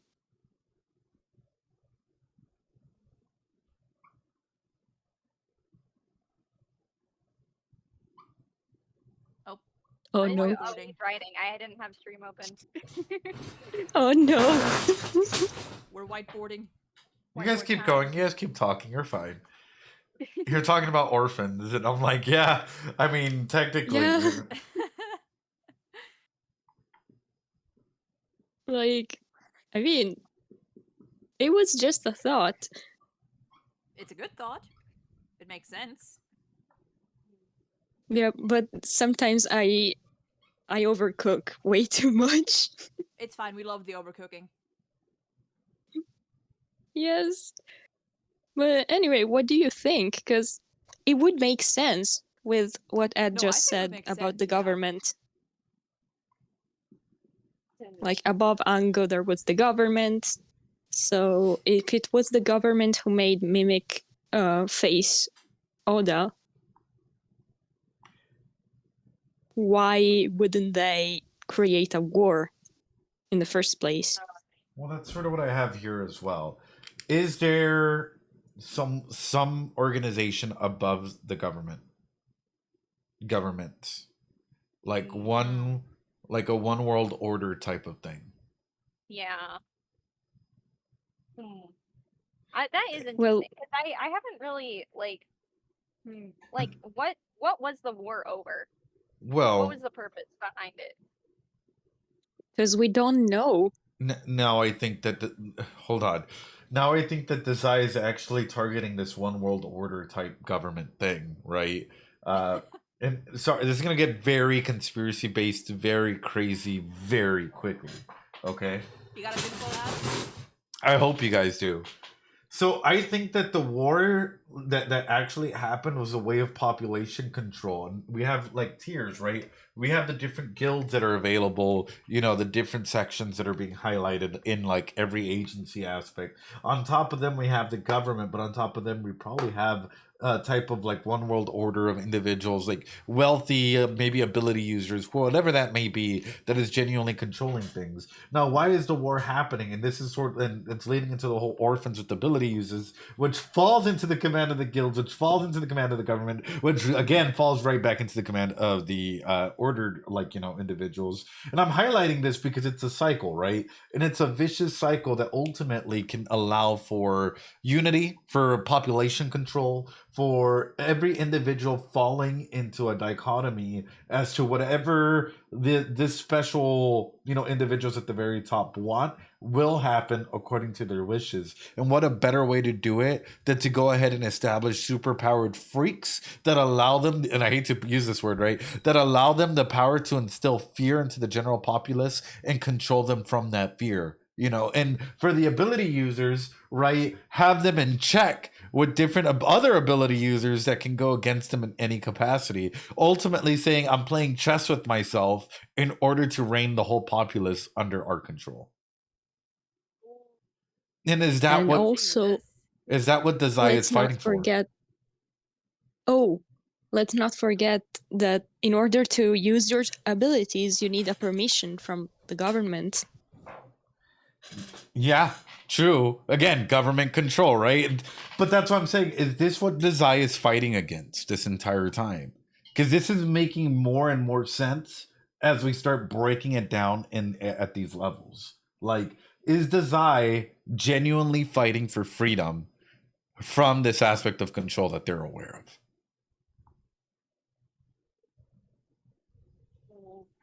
I told you. I actually really I have not thought about this. This is really Same. cool. My thoughts are mostly character centered.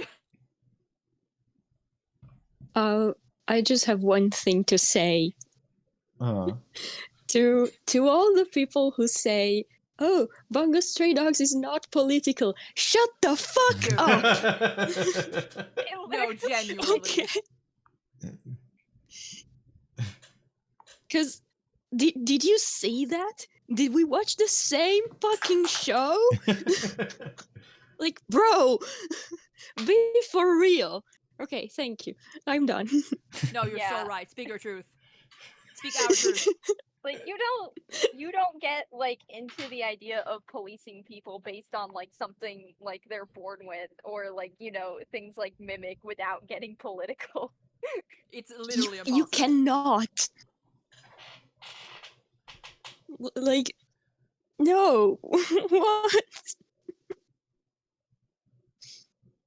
Yeah, anyway, I just wanted to take this off my chest. No, you're so right. Do you feel better now that it's off your chest?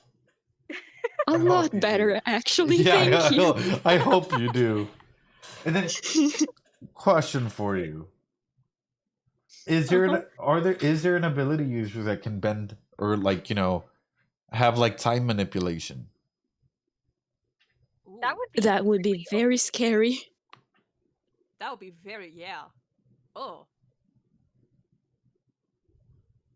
Yeah, it would be very scary, personally. Because How would you even go against something like that? Because I'm looking Yeah, at how? I'm looking at this and I'm like, what if this is how they're keeping things under control? Oh fuck. Oh. Oh damn. So that things go a certain way. You have an ability user that is able to go ahead and control outcomes, control times, control, well, you know, but then this brings up the aspect of timelines. Uh-huh. And this brings up, is Atsushi being the antithesis of ability users going to be one of the individuals that may find out that there's multiple timelines or universes happening at the same time because of an ability user like this? Is this sort of why we're highlighting the aspect of the beast, and the beast, you know, the beast within being this antithesis? Can't even say the word. My goodness. Yes, that. Yeah. The thesis, but not. Yes. That would make sense because you know if you have someone who's kind of can break all that away, then cool. Yeah. I don't know. I'm just, the more I think about this, the more I think about like what I've written on the whiteboard and sort of, you know, it's just started clicking why Dazai is Dazai and acting that way. And it's just Dazai is not interested, or at some point in time maybe he was interested in, you know, the Port Mafia. But then Dazai started connecting all the dots like this. And then with Oda's death, he really started connecting the dots. And now it's like, oh, wait a minute. Holy shit, it's all just leading towards something much, much higher. And again, this might be me just wearing my tinfoil hat here. But I don't know. I might be wrong. Interesting to think about. Could this be... Sorry. Could this be his reason to leave? Right. And is he waiting for this to get under control before he pistachios himself? Yep. I will say that is interesting because we don't know what Dazai was doing in the 2 years between him leaving the Mafia and joining the agency. So Let me throw this out there to you. Does Dazai have the book?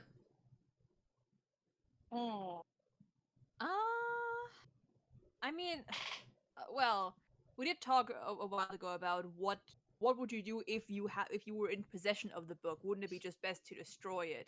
I feel like if he had it, wouldn't he have done that? But Unless can there's, he like, destroy it? That's the question. Yeah, Is like unless it's either not possible with his means, or unless there'd be like some grave like consequence if he did. I guess that goes into like I guess like the best way to hide something is to hide it in plain sight. Is that the thing? Yes. So or unless he's, I hate to put it this way, he's waiting for Atsushi to come to terms with his power as the antithesis of ability users to be able to destroy the book. Because his ability only nullifies it, but it doesn't destroy it. About that, about this whole situation, actually, this is not a spoiler, but can you pull up very quickly the ending to season 1? You say that so nonchalantly, like, could you just pull the computer? Pull up. Computer. I think I know what you're getting at. Wait, now I know that you know. For some reason, I'm blanking on the end of season 1. Why am I blanking now? Like, wait, Rain, do you mean like the ending of the final episode or the ending song? The ending in general, like the episodes. How far like, back are we? not the song. No, like I'm like the whole like the ending like credit thing, the whole like visuals and everything. Yes. Okay, yeah. Yes. You get it, right? I understand. I think I'm being a little slow right now. You'll get it in a second. Yeah, I'm waiting for it to click. I did not think of this before, Rain. This one? Yeah. Yep. Wait, are you... Just look very carefully.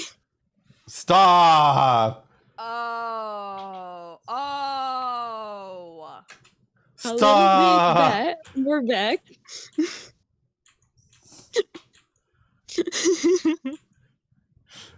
Are all the pages from the book? Wait. Oh no.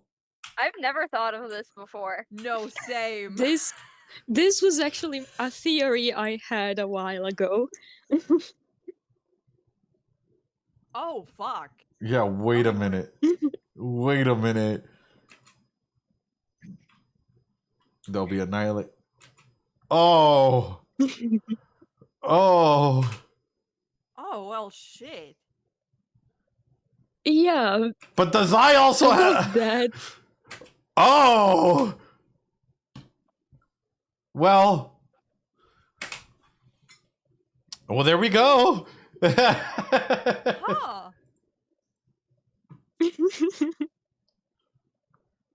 I know, right?